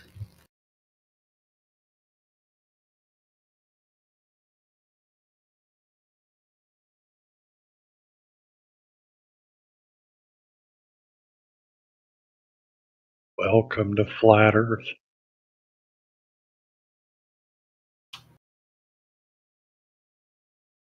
This globe. Theoretically, right, Embo? Yeah, theoretically. Not in reality. What, is that a lie? No, that's truth. This globe. Theoretically. Yeah, theoretically, that's truth. That is theoretically a globe. If you use imaginometry. What? Can you define globe, Embo Gaming? A globe is a non-geometric shape. Very nice. So, how can you measure something that's non-geometric? No idea. You cannot measure it. You can just look and declare that this globe is Beautiful. All right.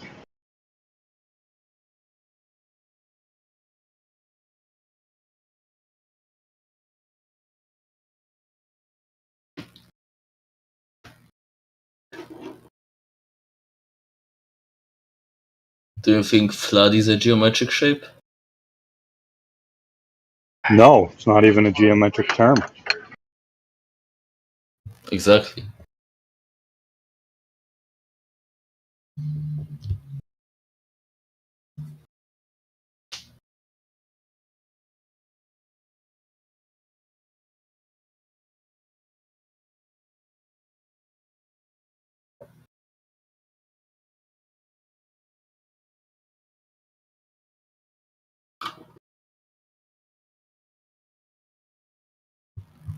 Flood is, I think flood is a fair, you can say that is a geometric term, it's just not a shape, it's a property of a shape. It just means that it's like 2D.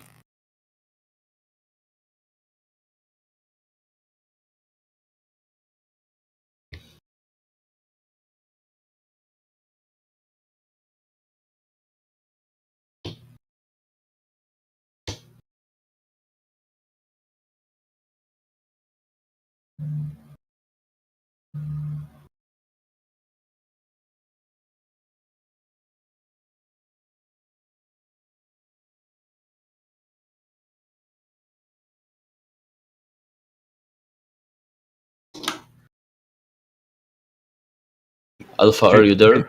Can you show me anything in reality, Embo, where the water, the surface of the water conforms to the shape underneath? Yes, the Earth.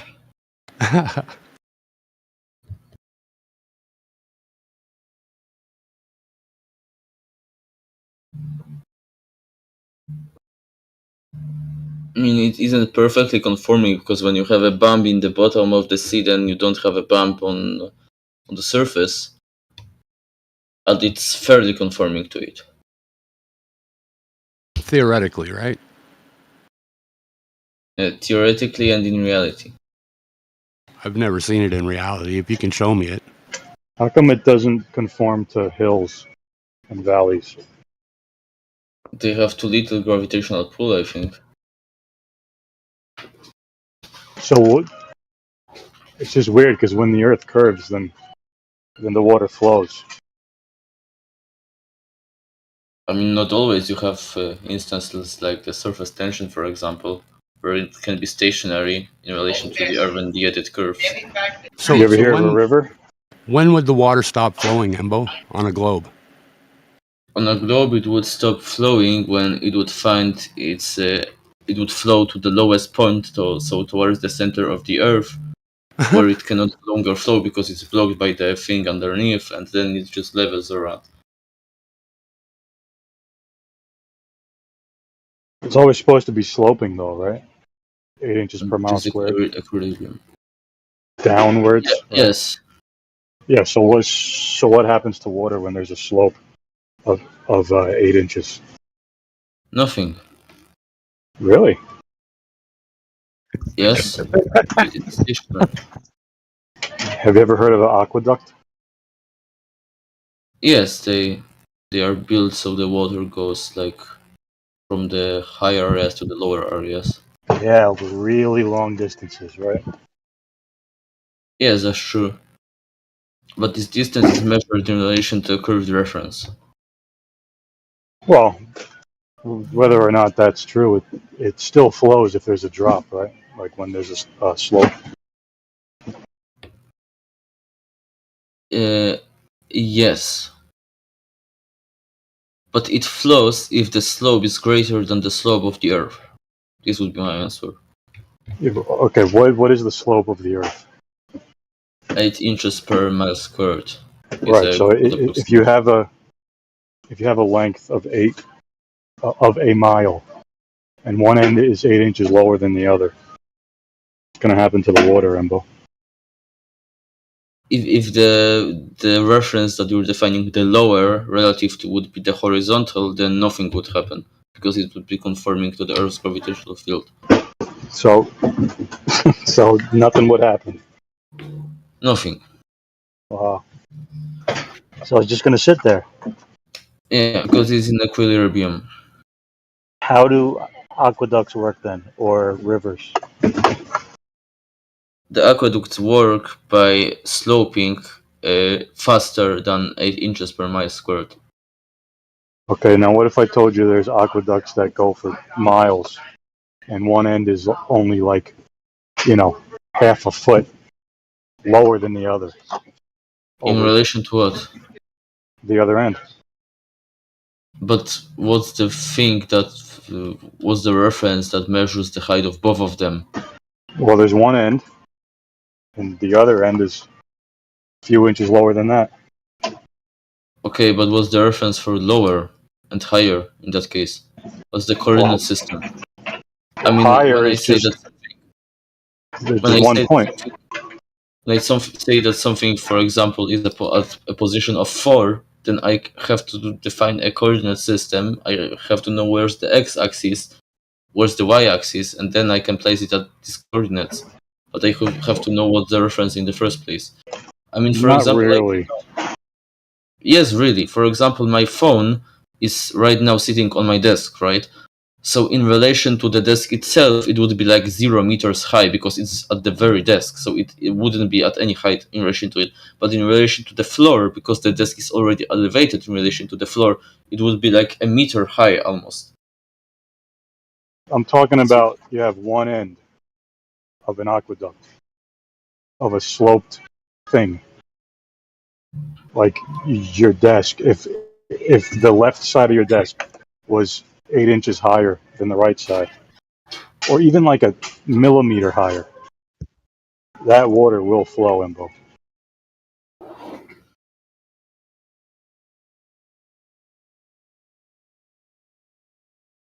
Okay, so what would be the reference for higher and lower again? It's referenced to each other, one end to the other. That's all. You just have 2 points. But points, I don't think point can really be a reference. You can rotate the coordinates. You can pass a coordinate system for a point by any angle. I can have a coordinate system where, for example, the x-axis, so the basis for the higher and lower, would be like 45 degrees to the horizontal, for example, because I wanted to. And then the difference would be much more than the one that you're describing between these 2 points. I don't know what you're talking about. I know, right? I think you're just assuming that the basis for the height is the local horizontal at one of the aqueduct's ends, but No, you it's don't just one believe end. that. It's just one end, and then if the other end is vertically lower, water's going to flow. Or like, think of like a ball, right? If you have a ball on a table, and the table is like slanted a little bit, ball's always going to roll off.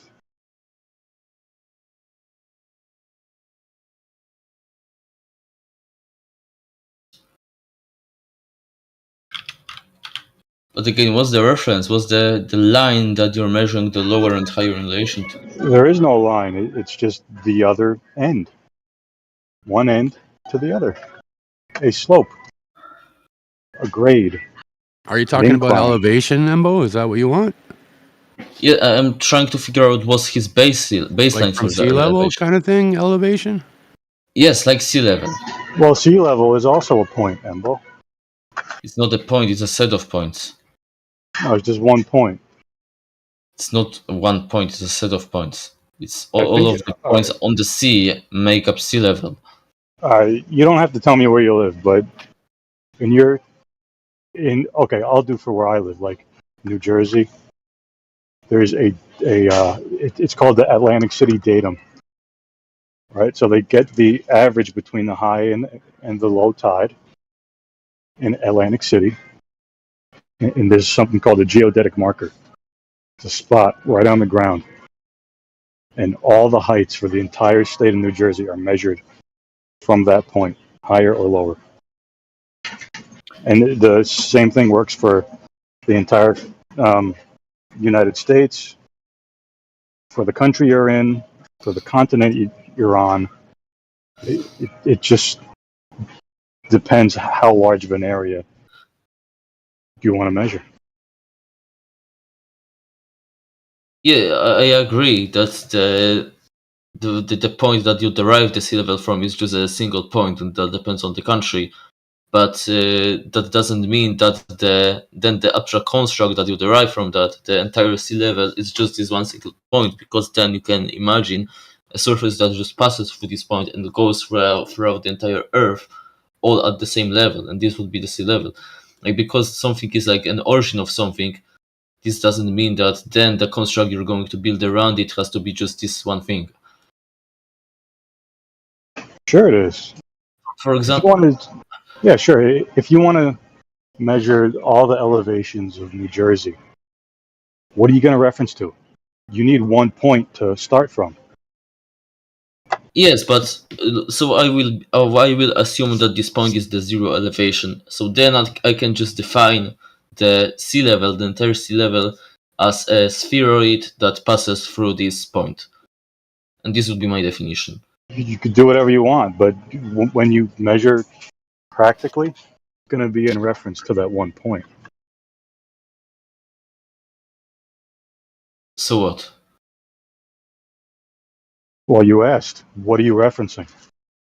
And I say the other end, 1 point, higher or lower.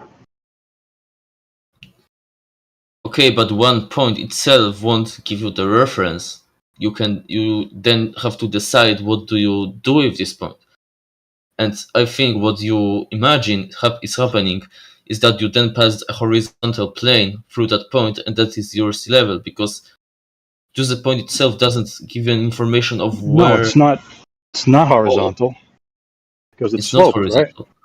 If it was horizontal, then the water wouldn't flow. Well, sea level doesn't flow. Sea level is level, right? Right.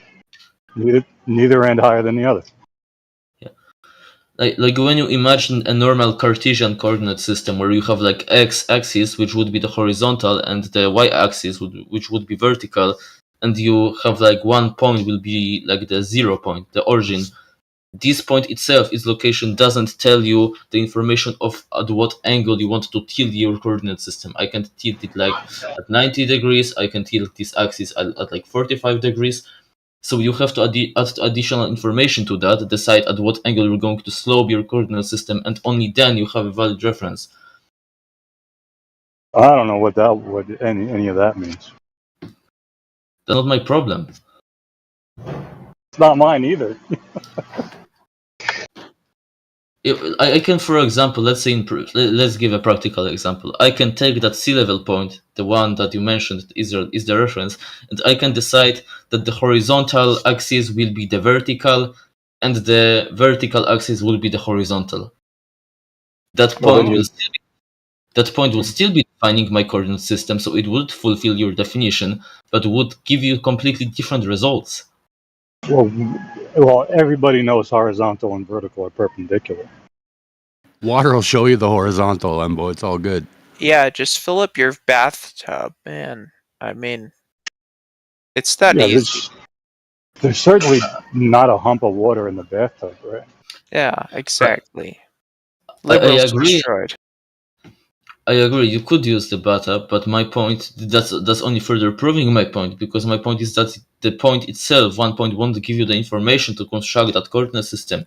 You also need to establish at what direction, what angle the plane will be tilting, and that bathtub will already give you the Well, information. it doesn't. It wouldn't tilt. If it did, then that would be a slope. And horizontal, it does not slope. And there would be water all over your floor, right? Yeah, all over the Yeah. goddamn place. It wouldn't be a slope, because slope is measured in relation to some coordinate system in the first place. But what we're trying to do is to establish the coordinate system, the very coordinate system in the first place, and I'm then not trying the to do that. slopes. You're I am kinda trying to do that. You don't bro. have it. You don't even have the system yet. Yeah, you need a theory. We get it, man. Why can't you just Yeah, look at what water does, dude? You can't really. I mean, he has a point here, right? Like, you can't establish a slope if you don't have a coordinate system to begin with. He's saying a Well, reference. we have We the use system. water is the reference. Yeah, you use No, water. but and you need water you will- need some sort of universal reference system to be able to establish a slope. Yes, Yeah, water precisely, we is a use- universal system, dude, that is fucking known to be flat, man. Like, we use Yeah, it but as a if you take- horizontal reference, dude. Like, right, it's but plain no, and simple. hold on, don't interrupt me, right? Like, if you have a flat water surface at sea level, and you have a flat water system at 5,000 feet above sea level, that's not a universal coordinate plane, right? Well, that's game over for the globe. No, You it's said not. it yourself. You said it yourself. You just said it. No, you have a I level. didn't. I You said have that a level. using You water. related it to two things. You related a single geometric principle to one reference frame. Right, That's which what is you what just you're did. doing, which is not what this man is What doing. you're doing is trying to say you're relating something that is a geometric principle based on logical principles. Right? We're having a I would discussion ask to you something that doesn't what exist. scientifically you did. accepted geographic Now you're geometric now you're principle thinking is science. related to the flatness of water.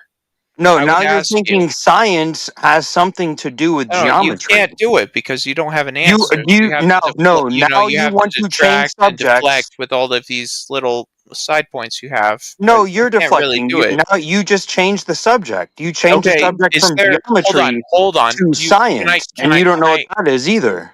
Can I ask you a question without you interrupting me? Now you want to change the subject again. Can I? No. I'm not changing the subject. I'm You asking you a question. yes, you're asking another question. You want to? changing the You want to subject. answer my question without We were talking interrupting about me? something. Are Do you you want to good answer my faith? question? You don't My have a question is, question. why did you change the subject from geometry to science when you don't even know what Yeah. either are? So if you have a bathtub at 0 elevation and you have a bathtub at 5,000 elevation, right? How can you equate those as a universal reference system when obviously there's no single universal point Well, you of said it reference? when you said horizontal. I didn't say Horizontal isn't a literally in slope. that entire Nobody's sentence talking that I about just said. that. Nobody said horizontal. Well, you said the surface of this water, like, is it a bubble of water? You said I you literally put it did in a not place. say that at You all. put the water in a bathtub, and then you raise the bathtub in elevation. Right, you're and trying to pretend never like you did the didn't do words that. horizontal come up or the words bubble. So those are your words, not mine. Well, I'm saying the only way that you could be confused is to think of those things that you just said, the bubble. But you said Well, the no, water filled in the bathtub, raised in elevation. That's what Right. you said.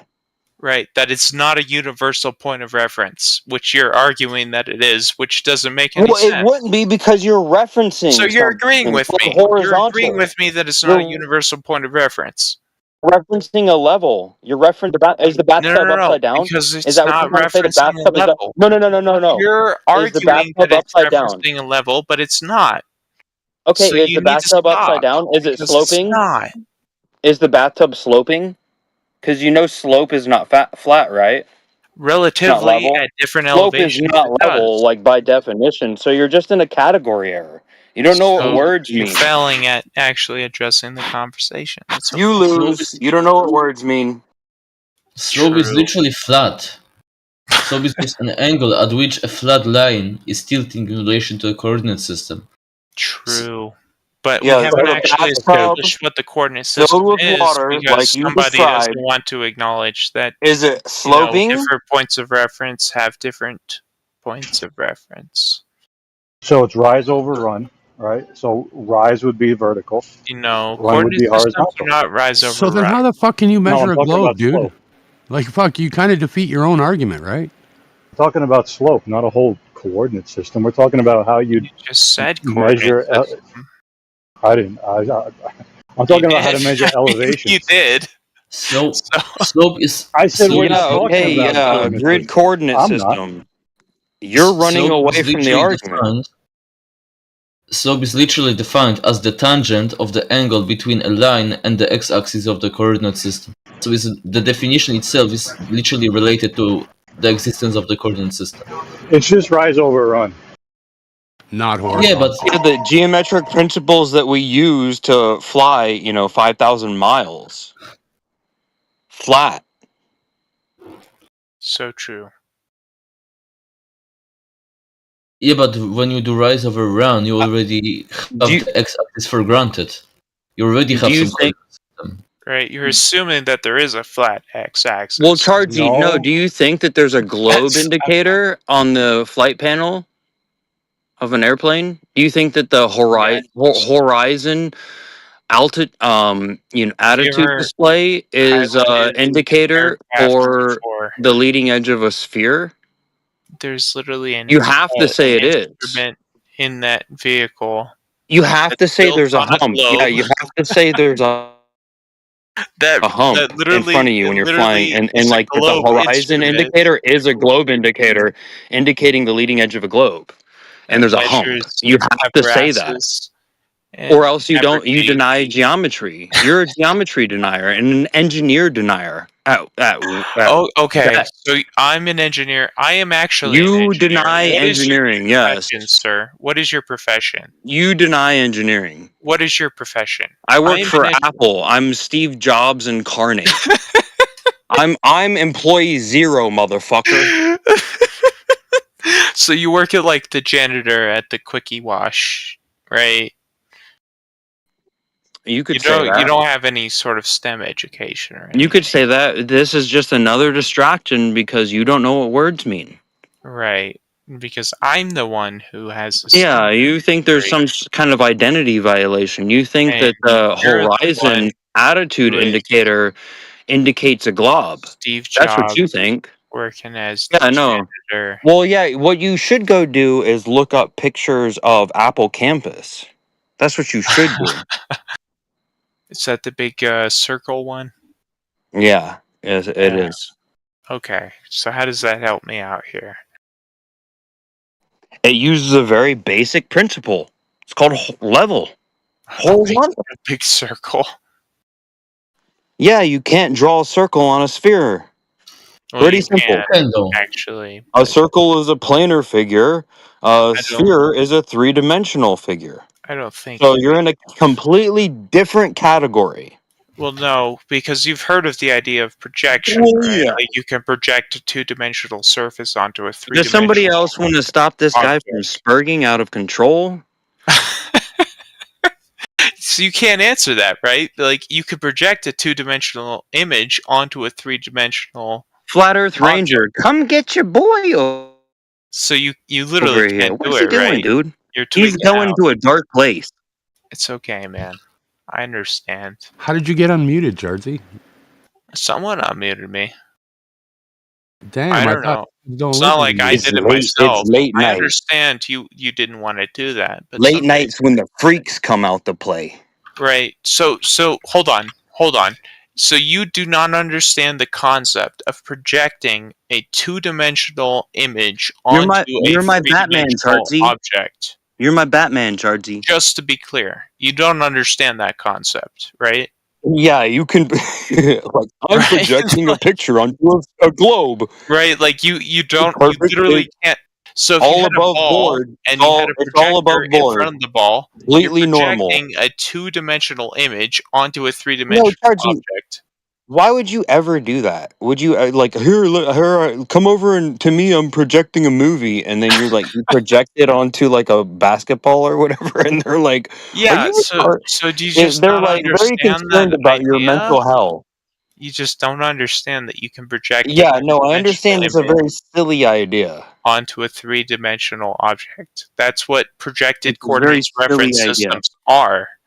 Well, no, and then you would have, That's literally what you'd they be able are. to derive the differences I in can tell its. that you haven't actually You worked would in be this able to field before derive the because you don't differences. understand this The light incredibly would be simple elongated. concept. Hence it's a three-dimensional figure. Right, that's why it's projected. Right.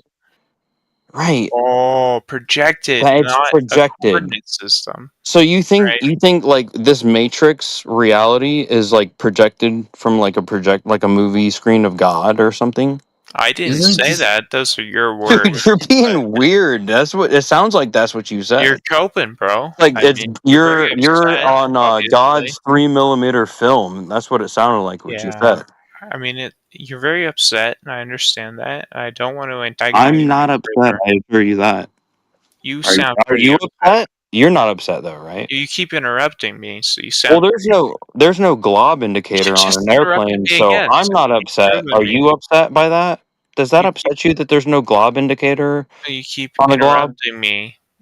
You keep interrupting me, man. There's no glob indicator on an airplane. Does that upset you? Does it upset you so much that you keep interrupting me? Yeah, Keep a little bit. interrupting me. Yeah, so Why is the idea And of a you globe decide indicator what's so funny? funny. keep interrupting How, me, man. And every time you how, interrupt me, it proves my point. I mean, I'm how would sorry, a dude. globe Like, indicator look like? Hey, Ambo, how do you well, pronounce that? That Chechishish. Cześć. Chesh? Cześć. Well, Embo, a globe indicator would look like a horizon indicator, have you aka ever the heard of attitude an indicator. Wouldn't you attitude? say? Hold on, it's called an attitude indicator. Chargy, you have a bad attitude. No, No, no, no. Embo, do you think that the Do glob you want to indicator stop looks interrupting like? me? Do you want Do to you think stop? the? You No, want I'm to calm talking down? to Chargy. No, I am Do, Charzy, and you keep do you interrupting me. think? So do you No, want to calm your down inner for self. Your 5 inner seconds? self. Do you think that the glob indicator looks like the horizon indicator, aka the attitude indicator? Yes, You this know is what how an I think a attitude globe indicator indicator looks like. is? So Can it's you a hump. explain? So it's a hump. You're No, flying it's over a not a hump. hump. The attitude indicator in an airplane is literally a sphere. So you're not flying over a hump. Okay. Okay, so you literally are just completely unable of comprehending what I'm telling you. No, I just confirmed. I just steel manned you real quick. You said no. You're not flying over a hump. I said okay. Hey, bro, I understand. What is You're in a even? hard place. I understand you. You Yeah, don't know what the an hard attitude place is indicator to is. have a horizon indicator, aka the attitude indicator, and it's Yeah. not called a globe indicator. No, it's What not. is It's even called an more attitude terrifying? indicator, which is what I said, which is Well, exactly. No, that's what I said. okay. All right, Wait bro. until you find out that the horizon indicator is made of a gyroscope which is spinning.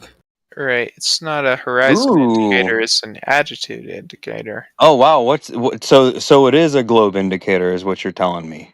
Yes, your globe indicator is based So off the of horizon indicator or a the globe model. indicator It's not a looks horizon like indicator. the horizon indicator. It's not a horizon indicator. Bro, you gotta stop interrupting me, man. I don't interrupt you. I don't know why you Bro, feel you it's gotta stop. appropriate to interrupt me. You interrupted me. You're just No, I'm interrupting not. me to say that I'm You're interrupting interrupting you. me. I'm bringing up pertinent points. You're You are doing interrupting fuck me. all because you're garbage. You're interrupting me because you don't have an actual You don't know argument. shit. I'm trying to help you out. You just interrupted me again. Study. Embo brought up a good point. I asked You him the proved my question. point that You you're started interrupting freaking out. me because you can't actually make a good point, so you're gonna You keep interrupting. interrupted me, and you're You doing just exactly what I interrupted me, dude. prescribed. Stop. Dude, Get some you help. guys like went lax Get and some lazy. help. You've had like half a decade Stop of just doing nothing. Get some help. I'm just gonna talk over people. Yeah, Like, you you know, are. people That's are what like, you're we're doing. progressing humanity over here. You're not And progressing you're anything. just You like, work at you're a just car sitting there like, dealership. I'm just gonna talk over you and say, and I'm just gonna be a contrarian. No, no, no, no, no. You're And then you say that that's what I'm literally doing, what we do talking here, over me. but you are just a filibustering fool. Okay, And everybody so sees it. Everybody first sees it. point. That's why you guys are losing all over on every aspect of your epistemology online and First everywhere. point, you're talking Elon over Musk me. is Second point, is you don't skull fucking actually you. work in science, technology, engineering, Did or you cry mathematics. when So Elon you're not Musk proving anything. when Elon Musk blasted his little rocket and then caught it on the chopsticks? Did you cry? I cried so hard, dude. I was I like, know you man, did. the flat Earth community is I know gonna you did. dab on me for this. Yeah, I bet you no, did. I Dude, I'm didn't. dabbing right now, dude. This guy, I dabbed. right now. How old are you? Better question. Old enough to know What is your dabs. occupation? Can I ask what your occupation is? I flip burgers at McDonald's with So that's Trump and Elon Musk. that's unfortunate. I'm Does that? sorry, I dude. mean, yeah, we use a lot of technology. I use a little bit of Mac. I use a little bit of IBM. You know, we want to ensure that 2024 isn't 1984. Oh my god, dude. So you like your technology is like a steel spatula with like a A polycarbonate plethora of technology. Basically, it touches every coating aspect on it. of Yeah. of civilization. So like you From don't have a college farming, degree, right? hunting, gathering, every single Right. aspect You don't have a college degree, right? was when I made sure that McFlurry, that when that ice cream machine was working at So McDonald's, like you don't have a when college degree.